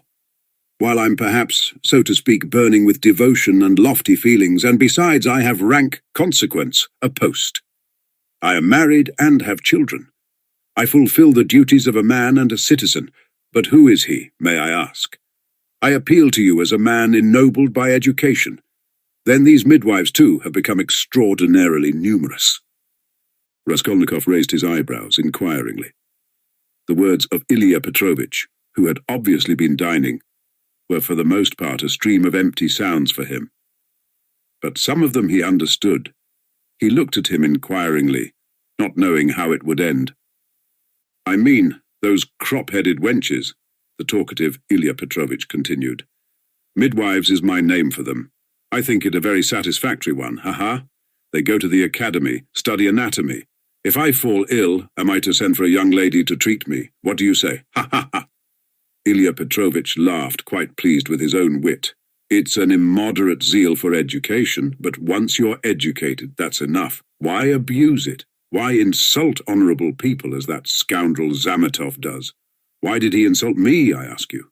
Look at these suicides too, how common they are, you can't fancy. People spend their last halfpenny and kill themselves, boys and girls and old people. Only this morning we heard about a gentleman who had just come to town. Neil Pavlich, I say. What was the name of that gentleman who shot himself? Svidrigailov, someone answered from the other room with drowsy listlessness. Raskolnikov started. Svidrigailov has shot himself, he cried. What, do you know Svidrigailov? Yes, I knew him. He hadn't been here long. Yes, that's so. He had lost his wife, was a man of reckless habits, and all of a sudden shot himself, and in such a shocking way. He left in his notebook a few words, that he dies in full possession of his faculties, and that no one is to blame for his death. He had money, they say. How did you come to know him? I was acquainted. My sister was governess in his family. Bah, bah, bah. Then no doubt you can tell us something about him. You had no suspicion? I saw him yesterday. He was drinking wine. I knew nothing. Raskolnikov felt as though something had fallen on him and was stifling him. You've turned pale again. It's so stuffy here. Yes, I must go, muttered Raskolnikov. Excuse my troubling you. Oh, not at all. As often as you like. It's a pleasure to see you, and I am glad to say so.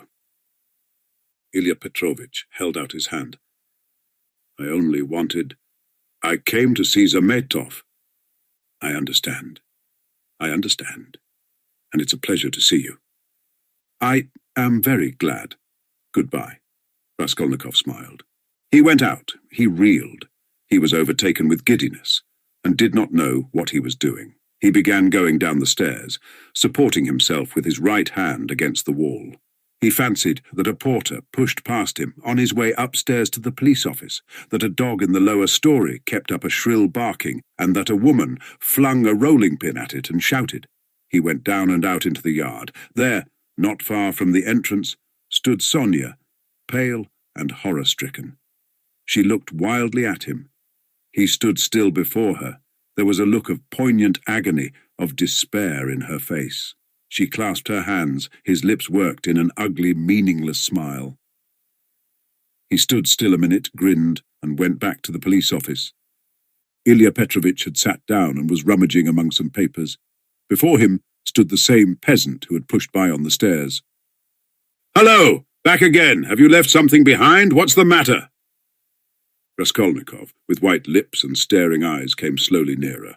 He walked right to the table, leaned his hand on it, tried to say something, but could not. Only incoherent sounds were audible. You are feeling ill, a chair. Here, sit down, some water. Raskolnikov dropped onto a chair, but he kept his eyes fixed on the face of Ilya Petrovitch, which expressed unpleasant surprise. Both looked at one another for a minute and waited. Water was brought. "It was I," began Raskolnikov. "Drink some water." Raskolnikov refused the water with his hand, and softly and brokenly, but distinctly said, "It was I killed the old pawnbroker woman and her sister Lizaveta with an axe and robbed them." Ilya Petrovitch opened his mouth. People ran up on all sides. Raskolnikov repeated his statement. Epilogue. Part 1. Siberia. On the banks of a broad solitary river stands a town, one of the administrative centres of Russia. In the town there is a fortress. In the fortress there is a prison. In the prison the second-class convict Rodion Raskolnikov has been confined for 9 months. Almost a year and a half has passed since his crime. There had been little difficulty about his trial. The criminal adhered exactly, firmly and clearly to his statement. He did not confuse, nor misrepresent the facts, nor soften them in his own interest, nor omit the smallest detail. He explained every incident of the murder, the secret of the pledge, the piece of wood with a strip of metal, which was found in the murdered woman's hand. He described minutely how he had taken her keys, what they were like, as well as the chest and its contents. He explained the mystery of Lizaveta's murder, described how Koch and, after him, the student knocked, and repeated all they had said to one another, how he afterwards had run downstairs and heard Nikolai and Dmitri shouting, how he had hidden in the empty flat and afterwards gone home. He ended by indicating the stone in the yard off the Voznesensky Prospect under which the purse and the trinkets were found. The whole thing, in fact, was perfectly clear. The lawyers and the judges were very much struck, among other things, by the fact that he had hidden the trinkets and the purse under a stone, without making use of them, and that, what was more, he did not now remember what the trinkets were like, or even how many there were. The fact that he had never opened the purse and did not even know how much was in it seemed incredible. There turned out to be in the purse 317 roubles and 60 kopecks. From being so long under the stone, some of the most valuable notes lying uppermost had suffered from the damp. They were a long while trying to discover why the accused man should tell a lie about this, when about everything else he had made a truthful and straightforward confession. Finally, some of the lawyers more versed in psychology admitted that it was possible he had really not looked into the purse, and so didn't know what was in it when he hid it under the stone. But they immediately drew the deduction that the crime could only have been committed through temporary mental derangement, through homicidal mania without object or the pursuit of gain. This fell in with the most recent fashionable theory of temporary insanity, so often applied in our days in criminal cases. Moreover, Raskolnikov's hypochondriacal condition was proved by many witnesses, by Dr. Zosimov, his former fellow students, his landlady, and her servant. All this pointed strongly to the conclusion that Raskolnikov was not quite like an ordinary murderer and robber, but that there was another element in the case. To the intense annoyance of those who maintained this opinion, the criminal scarcely attempted to defend himself. To the decisive question as to what motive impelled him to the murder and the robbery, he answered very clearly with the coarsest frankness that the cause was his miserable position, his poverty and helplessness, and his desire to provide for his first steps in life by the help of the 3,000 roubles he had reckoned on finding. He had been led to the murder through his shallow and cowardly nature, exasperated moreover by privation and failure. To the question what led him to confess, he answered that it was his heartfelt repentance. All this was almost coarse. The sentence, however, was more merciful than could have been expected, perhaps partly because the criminal had not tried to justify himself, but had rather shown a desire to exaggerate his guilt. All the strange and peculiar circumstances of the crime were taken into consideration. There could be no doubt of the abnormal and poverty-stricken condition of the criminal at the time. The fact that he had made no use of what he had stolen was put down partly to the effect of remorse, partly to his abnormal mental condition at the time of the crime. Incidentally, the murder of Lizaveta served indeed to confirm the last hypothesis. A man commits 2 murders and forgets that the door is open. Finally, the confession at the very moment when the case was hopelessly muddled by the false evidence given by Nikolai through melancholy and fanaticism, and when, moreover, there were no proofs against the real criminal, no suspicions even, Porfiry Petrovitch fully kept his word. All this did much to soften the sentence. Other circumstances, too, in the prisoner's favour came out quite unexpectedly. Razumikhin somehow discovered and proved that while Raskolnikov was at the university, he had helped a poor consumptive fellow student and had spent his last penny on supporting him for 6 months, and when this student died, leaving a decrepit old father whom he had maintained almost from his 13th year, Raskolnikov had got the old man into a hospital and paid for his funeral when he died. Raskolnikov's landlady bore witness, too, that when they had lived in another house at 5 Corners, Raskolnikov had rescued 2 little children from a house on fire and was burnt in doing so. This was investigated and fairly well confirmed by many witnesses. These facts made an impression in his favour. And in the end the criminal was, in consideration of extenuating circumstances, condemned to penal servitude in the 2nd class for a term of 8 years only.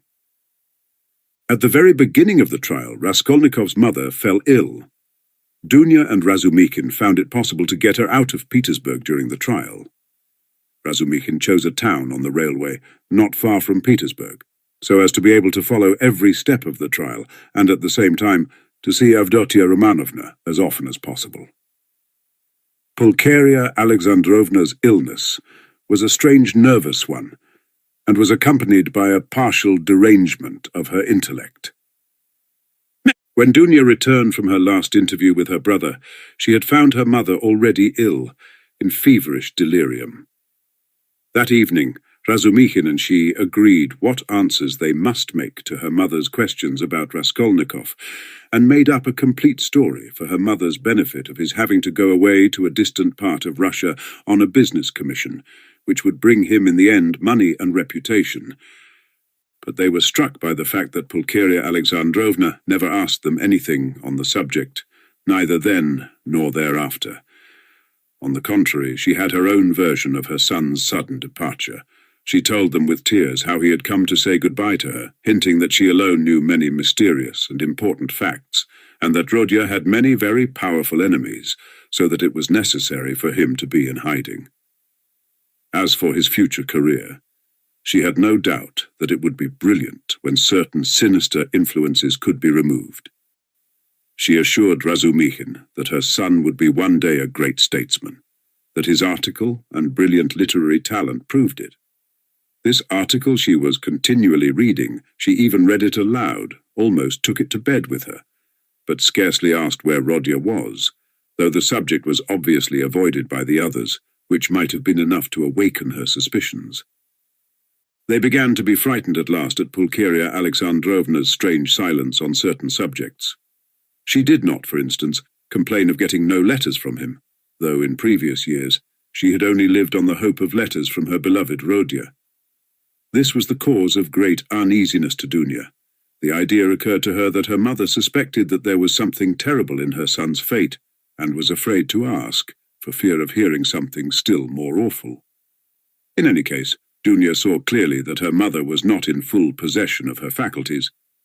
It happened once or twice, however, that Pulcheria Alexandrovna gave such a turn to the conversation that it was impossible to answer her without mentioning where Rodya was, and on receiving unsatisfactory and suspicious answers, she became at once gloomy and silent, and this mood lasted for a long time.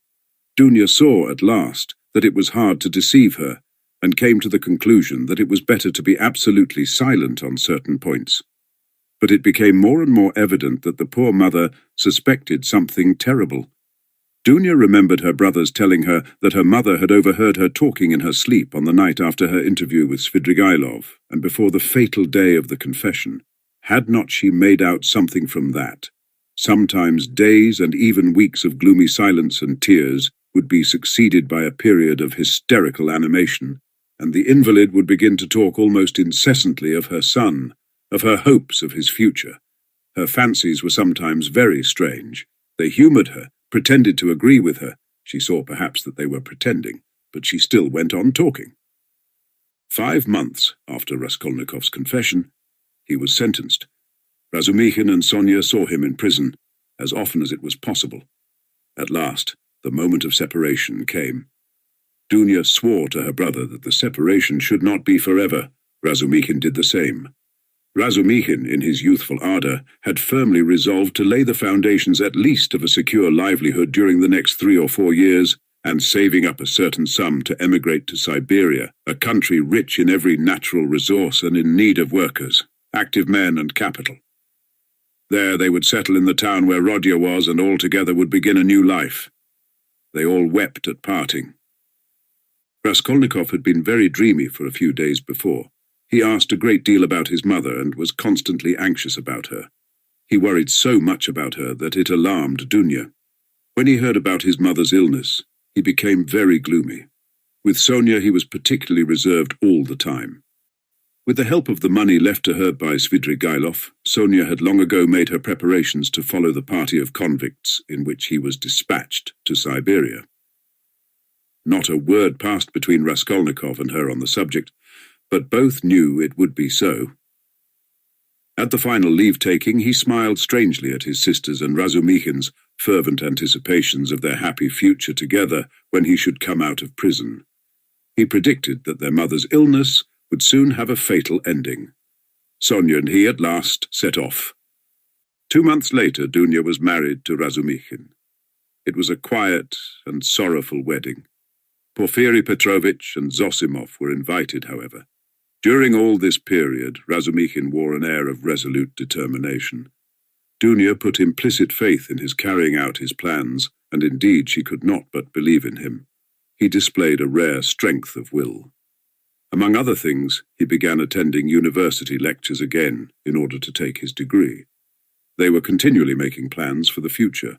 Both counted on settling in Siberia within 5 years at least. Till then they rested their hopes on Sonia.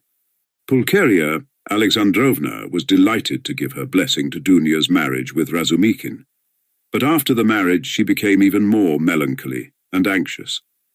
To give her pleasure, Razumikhin told her how Raskolnikov had looked after the poor student and his decrepit father, and how a year ago he had been burnt and injured in rescuing 2 little children from a fire. These 2 pieces of news excited Pulcheria Alexandrovna's disordered imagination almost to ecstasy. She was continually talking about them, even entering into conversation with strangers in the street, though Dunya always accompanied her. In public conveyances and shops, wherever she could capture a listener, she would begin the discourse about her son, his article, how he had helped the student, how he had been burnt at the fire, and so on. Dunya did not know how to restrain her. Apart from the danger of her morbid excitement, there was the risk of someone's recalling Raskolnikov's name and speaking of the recent trial. Pulcheria Alexandrovna found out the address of the mother of the 2 children her son had saved and insisted on going to see her. At last, her restlessness reached an extreme point. She would sometimes begin to cry suddenly, and was often ill and feverishly delirious. One morning, she declared that by her reckoning Rodion ought soon to be home, that she remembered when he said goodbye to her. He said that they must expect him back in 9 months. She began to prepare for his coming, began to do up her room for him, to clean the furniture, to wash and put up new hangings, and so on. Dunya was anxious, but said nothing, and helped her to arrange the room. After a fatiguing day spent in continual fancies, in joyful daydreams and tears, Pulcheria Alexandrovna was taken ill in the night, and by morning she was feverish and delirious. It was brain fever. She died within a fortnight. In her delirium she dropped words which showed that she knew a great deal more about her son's terrible fate than they had supposed. For a long time Raskolnikov did not know of his mother's death, though a regular correspondence had been maintained from the time he reached Siberia. It was carried on by means of Sonia, who wrote every month to the Razumians and received an answer with unfailing regularity. At first they found Sonia's letters dry and unsatisfactory, but later on they came to the conclusion that the letters could not be better, for from these letters they received a complete picture of their unfortunate brother's life. Sonia's letters were full of the most matter-of-fact detail, the simplest and clearest description of all Raskolnikov's surroundings as a convict. There was no word of her own hopes, no conjecture as to the future, no description of her feelings. Instead of any attempt to interpret his state of mind and inner life, she gave the simple facts, that is, his own words, an exact account of his health, what he asked for at their interviews, what commission he gave her, and so on. All these facts she gave with extraordinary minuteness. The picture of their unhappy brother stood out at last with great clearness and precision. There could be no mistake because nothing was given but facts. But Dunya and her husband could get little comfort out of the news, especially at first.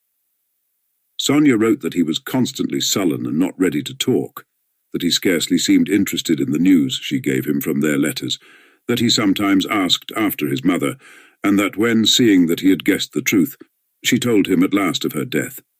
She was surprised to find that he did not seem greatly affected by it, not externally at any rate. She told them that, although he seemed so wrapped up in himself, and as it were shut himself off from everyone, he took a very direct and simple view of his new life, that he understood his position, expected nothing better for the time, had no ill-founded hopes, as is so common in his position, and scarcely seemed surprised at anything in his surroundings, so unlike anything he had known before.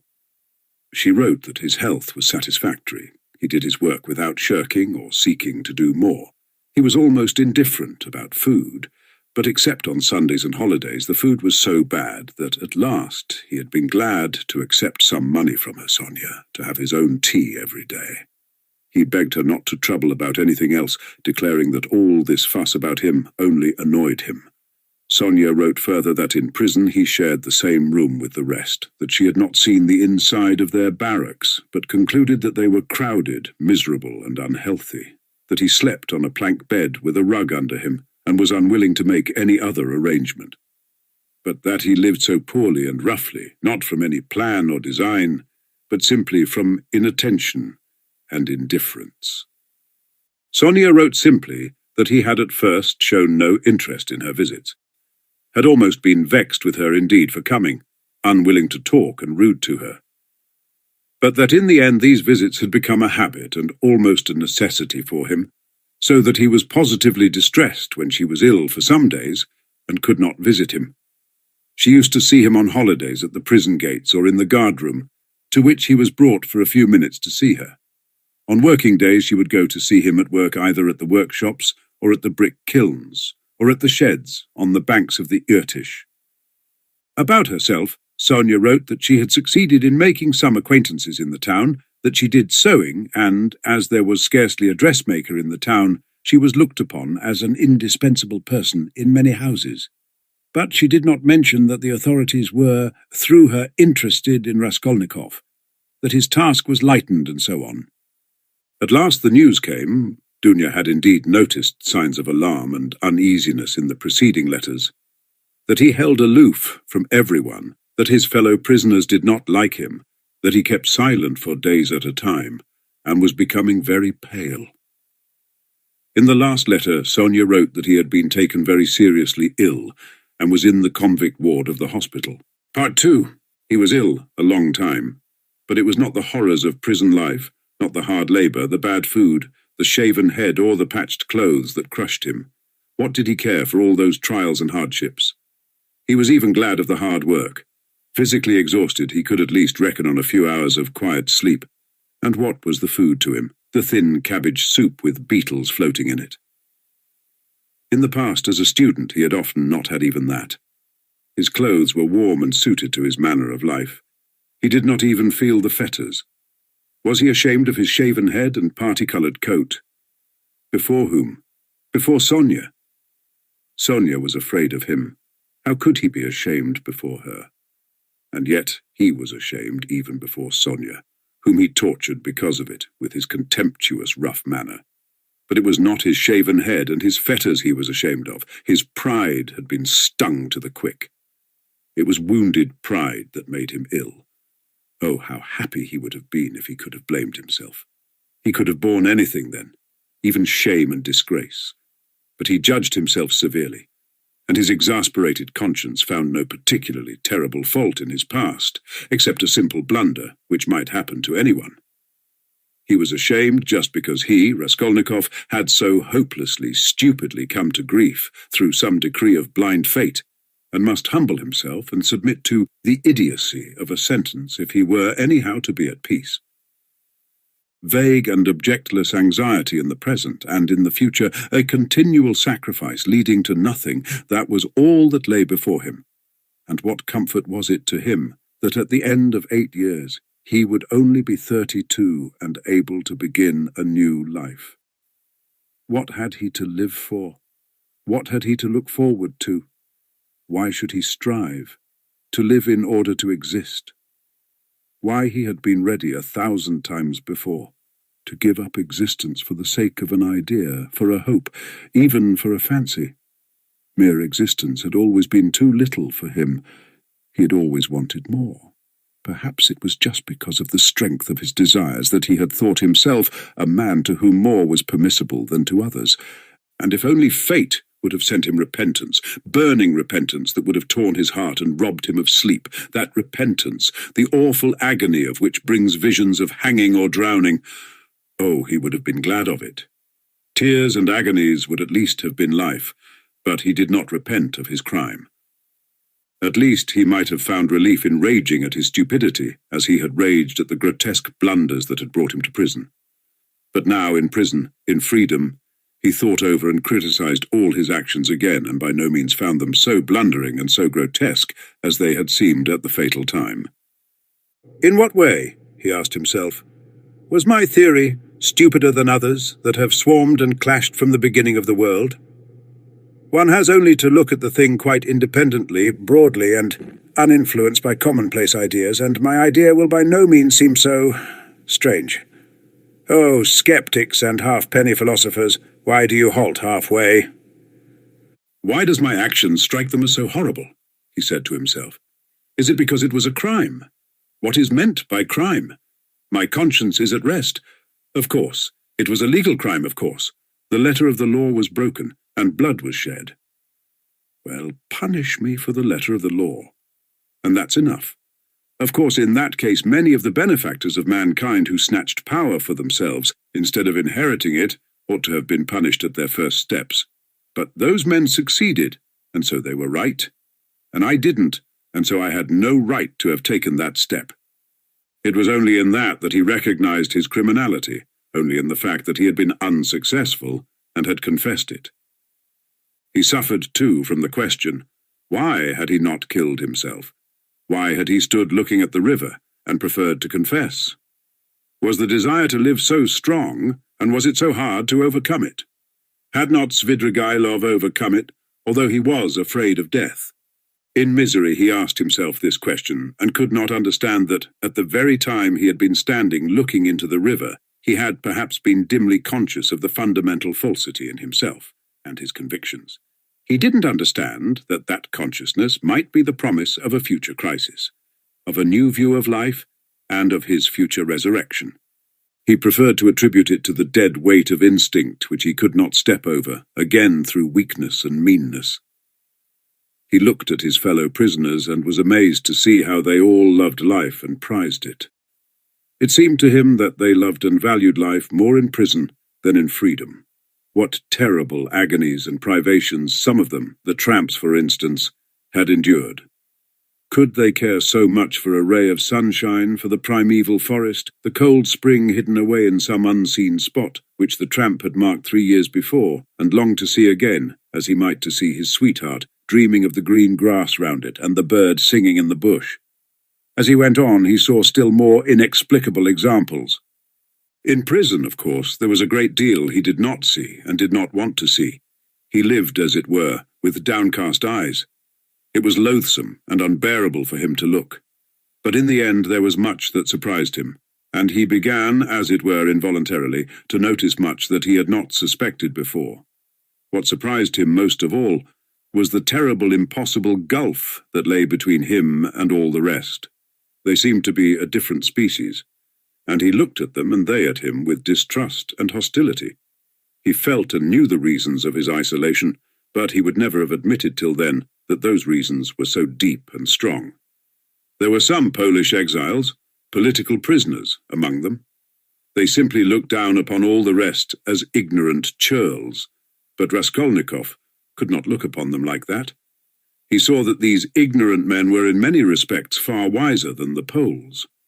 There were some Russians who were just as contemptuous, a former officer and 2 seminarists. Raskolnikov saw their mistake as clearly. He was disliked and avoided by everyone. They even began to hate him at last. Why, he could not tell. Men who had been far more guilty despised and laughed at his crime. "You're a gentleman," they used to say. "You shouldn't hack about with an axe. That's not a gentleman's work." The second week in Lent, his turn came to take the sacrament with his gang. He went to church and prayed with the others. A quarrel broke out one day, he did not know how. All fell on him at once in a fury. "You're an infidel. You don't believe in God," they shouted. "You ought to be killed." He had never talked to them about God nor his belief, but they wanted to kill him as an infidel. He said nothing. One of the prisoners rushed at him in a perfect frenzy. Raskolnikov awaited him calmly and silently. His eyebrows did not quiver, his face did not flinch. The guard succeeded in intervening between him and his assailant, or there would have been bloodshed. There was another question he could not decide. Why were they all so fond of Sonia? She did not try to win their favor. She rarely met them. Sometimes only she came to see him at work for a moment. And yet everybody knew her. They knew that she had come out to follow him, knew how and where she lived. She never gave them money, did them no particular services. Only once at Christmas, she sent them all presents of pies and rolls. But by degrees closer relations sprang up between them and Sonia. She would write and post letters for them to their relations. Relations of the prisoners who visited the town at their instructions, left with Sonia presents and money for them. Their wives and sweethearts knew her and used to visit her. And when she visited Raskolnikov at work, or met a party of the prisoners on the road, they all took off their hats to her. "Little Mother Sofya Semyonovna, you are our dear, good little mother," coarse-branded criminals said to that frail little creature. She would smile and bow to them, and everyone was delighted when she smiled. They even admired her gait and turned round to watch her walking. They admired her too for being so little, and in fact did not know what to admire her most for. They even came to her for help in their illnesses. He was in the hospital from the middle of Lent till after Easter. When he was better, he remembered the dreams he had had while he was feverish and delirious. He dreamt that the whole world was condemned to a terrible new, strange plague that had come to Europe from the depths of Asia. All were to be destroyed except a very few chosen. Some new sorts of microbes were attacking the bodies of men, but these microbes were endowed with intelligence and will. Men attacked by them became at once mad and furious, but never had men considered themselves so intellectual and so completely in possession of the truth as these sufferers. Never had they considered their decisions, their scientific conclusions, their moral convictions so infallible. Whole villages, whole towns and peoples went mad from the infection. All were excited and did not understand one another.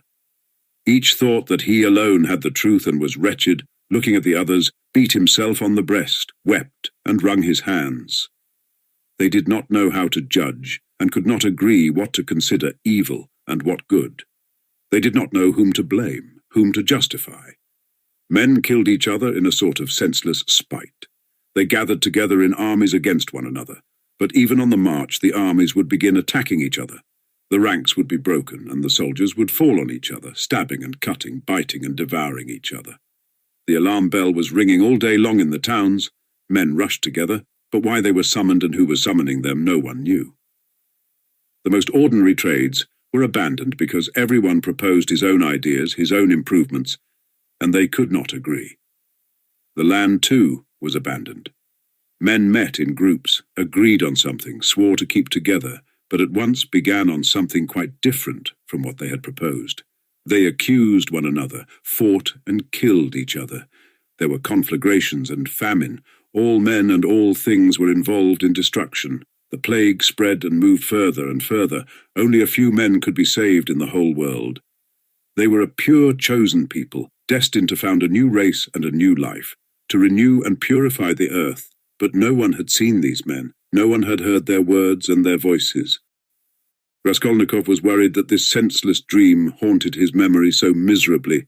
The impression of this feverish delirium persisted so long. The second week after Easter had come. There were warm, bright spring days. In the prison ward, the grating windows under which the sentinel paced were opened. Sonia had only been able to visit him twice during his illness. Each time she had to obtain permission, and it was difficult. But she often used to come to the hospital yard, especially in the evening, sometimes only to stand a minute and look up at the windows of the ward. One evening, when he was almost well again, Raskolnikov fell asleep. On waking up, he chanced to go to the window, and at once saw Sonia in the distance, at the hospital gate. She seemed to be waiting for someone. Something stabbed him to the heart at that minute. He shuddered and moved away from the window. Next day, Sonia did not come, nor the day after. He noticed that he was expecting her uneasily. At last he was discharged. On reaching the prison, he learnt from the convicts that Sofya Semyonovna was lying ill at home and was unable to go out. He was very uneasy and sent to inquire after her. He soon learnt that her illness was not dangerous. Hearing that he was anxious about her, Sonia sent him a penciled note, telling him that she was much better, that she had a slight cold, and that she would soon, very soon, come and see him at his work. His heart throbbed painfully as he read it. Again it was a warm, bright day. Early in the morning at 6 o'clock he went off to work on the river bank, where they used to pound alabaster, and where there was a kiln for baking it in a shed. There were only 3 of them sent. One of the convicts went with the guard to the fortress to fetch a tool. The other began getting the wood ready and laying it in the kiln. Raskolnikov came out of the shed onto the river bank, sat down on a heap of logs by the shed, and began gazing at the wide, deserted river. From the high bank, a broad landscape opened before him. The sound of singing floated faintly audible from the other bank. In the vast steppe, bathed in sunshine, he could just see, like black specks, the nomads' tents. There was freedom. There other men were living, utterly unlike those here. There time itself seemed to stand still, as though the age of Abraham and his flocks had not passed. Raskolnikov sat gazing. His thoughts passed into daydreams, into contemplation. He thought of nothing, but a vague restlessness excited and troubled him. Suddenly he found Sonia beside him. She had come up noiselessly and sat down at his side. It was still quite early. The morning chill was still keen. She wore her poor old burnous and the green shawl. Her face still showed signs of illness. It was thinner and paler. She gave him a joyful smile of welcome, but held out her hand with her usual timidity. She was always timid of holding out her hand to him, and sometimes did not offer it at all, as though afraid he would repel it. He always took her hand, as though with repugnance, always seemed vexed to meet her, and was sometimes obstinately silent throughout her visit. Sometimes she trembled before him, and went away deeply grieved. But now their hands did not part. He stole a rapid glance at her and dropped his eyes on the ground without speaking. They were alone. No one had seen them. The guard had turned away for the time. How it happened, he did not know. But all at once something seemed to seize him and fling him at her feet. He wept and threw his arms round her knees. For the first instant she was terribly frightened, and she turned pale. She jumped up and looked at him, trembling. But at the same moment she understood, and a light of infinite happiness came into her eyes. She knew and had no doubt that he loved her beyond everything, and that at last the moment had come. They wanted to speak but could not. Tears stood in their eyes. They were both pale and thin, but those sick, pale faces were bright with the dawn of a new future, of a full resurrection into a new life. They were renewed by love. The heart of each held infinite sources of life for the heart of the other. They resolved to wait and be patient. They had another 7 years to wait, and what terrible suffering and what infinite happiness before them. But he had risen again, and he knew it, and felt it in all his being, while she only lived in his life. On the evening of the same day, when the barracks were locked, Raskolnikov lay on his plank bed and thought of her. He had even fancied that day that all the convicts who had been his enemies looked at him differently. He had even entered into talk with them, and they answered him in a friendly way. He remembered that now, and thought it was bound to be so. Wasn't everything now bound to be changed? He thought of her. He remembered how continually he had tormented her and wounded her heart. He remembered her pale and thin little face. But these recollections scarcely troubled him now. He knew with what infinite love he would now repay all her sufferings. And what were all the agonies of the past? Everything, even his crime, his sentence and imprisonment, seemed to him now in the first rush of feeling an external strange fact with which he had no concern. But he could not think for long together of anything that evening, and he could not have analysed anything consciously. He was simply feeling. Life had stepped into the place of theory, and something quite different would work itself out in his mind. Under his pillow lay the New Testament. He took it up mechanically. The book belonged to Sonia. It was the one from which she had read the raising of Lazarus to him. At first he was afraid that she would worry him about religion, would talk about the gospel and pester him with books. But to his great surprise, she had not once approached the subject and had not even offered him the Testament. He had asked her for it himself not long before his illness, and she brought him the book without a word. Till now he had not opened it. He did not open it now, but one thought passed through his mind. Can her convictions not be mine now? Her feelings, her aspirations at least? She, too, had been greatly agitated that day, and at night she was taken ill again. But she was so happy, and so unexpectedly happy, that she was almost frightened of her happiness. 7 years, only 7 years. At the beginning of their happiness, at some moments, they were both ready to look on those 7 years as though they were 7 days. He did not know that the new life would not be given him for nothing, that he would have to pay dearly for it, that it would cost him great striving, great suffering. But that is the beginning of a new story, the story of the gradual renewal of a man, the story of his gradual regeneration, of his passing from one world into another, of his initiation into a new, unknown life. That might be the subject of a new story, but our present story is ended. You have been listening to Crime and Punishment by Fyodor Dostoevsky.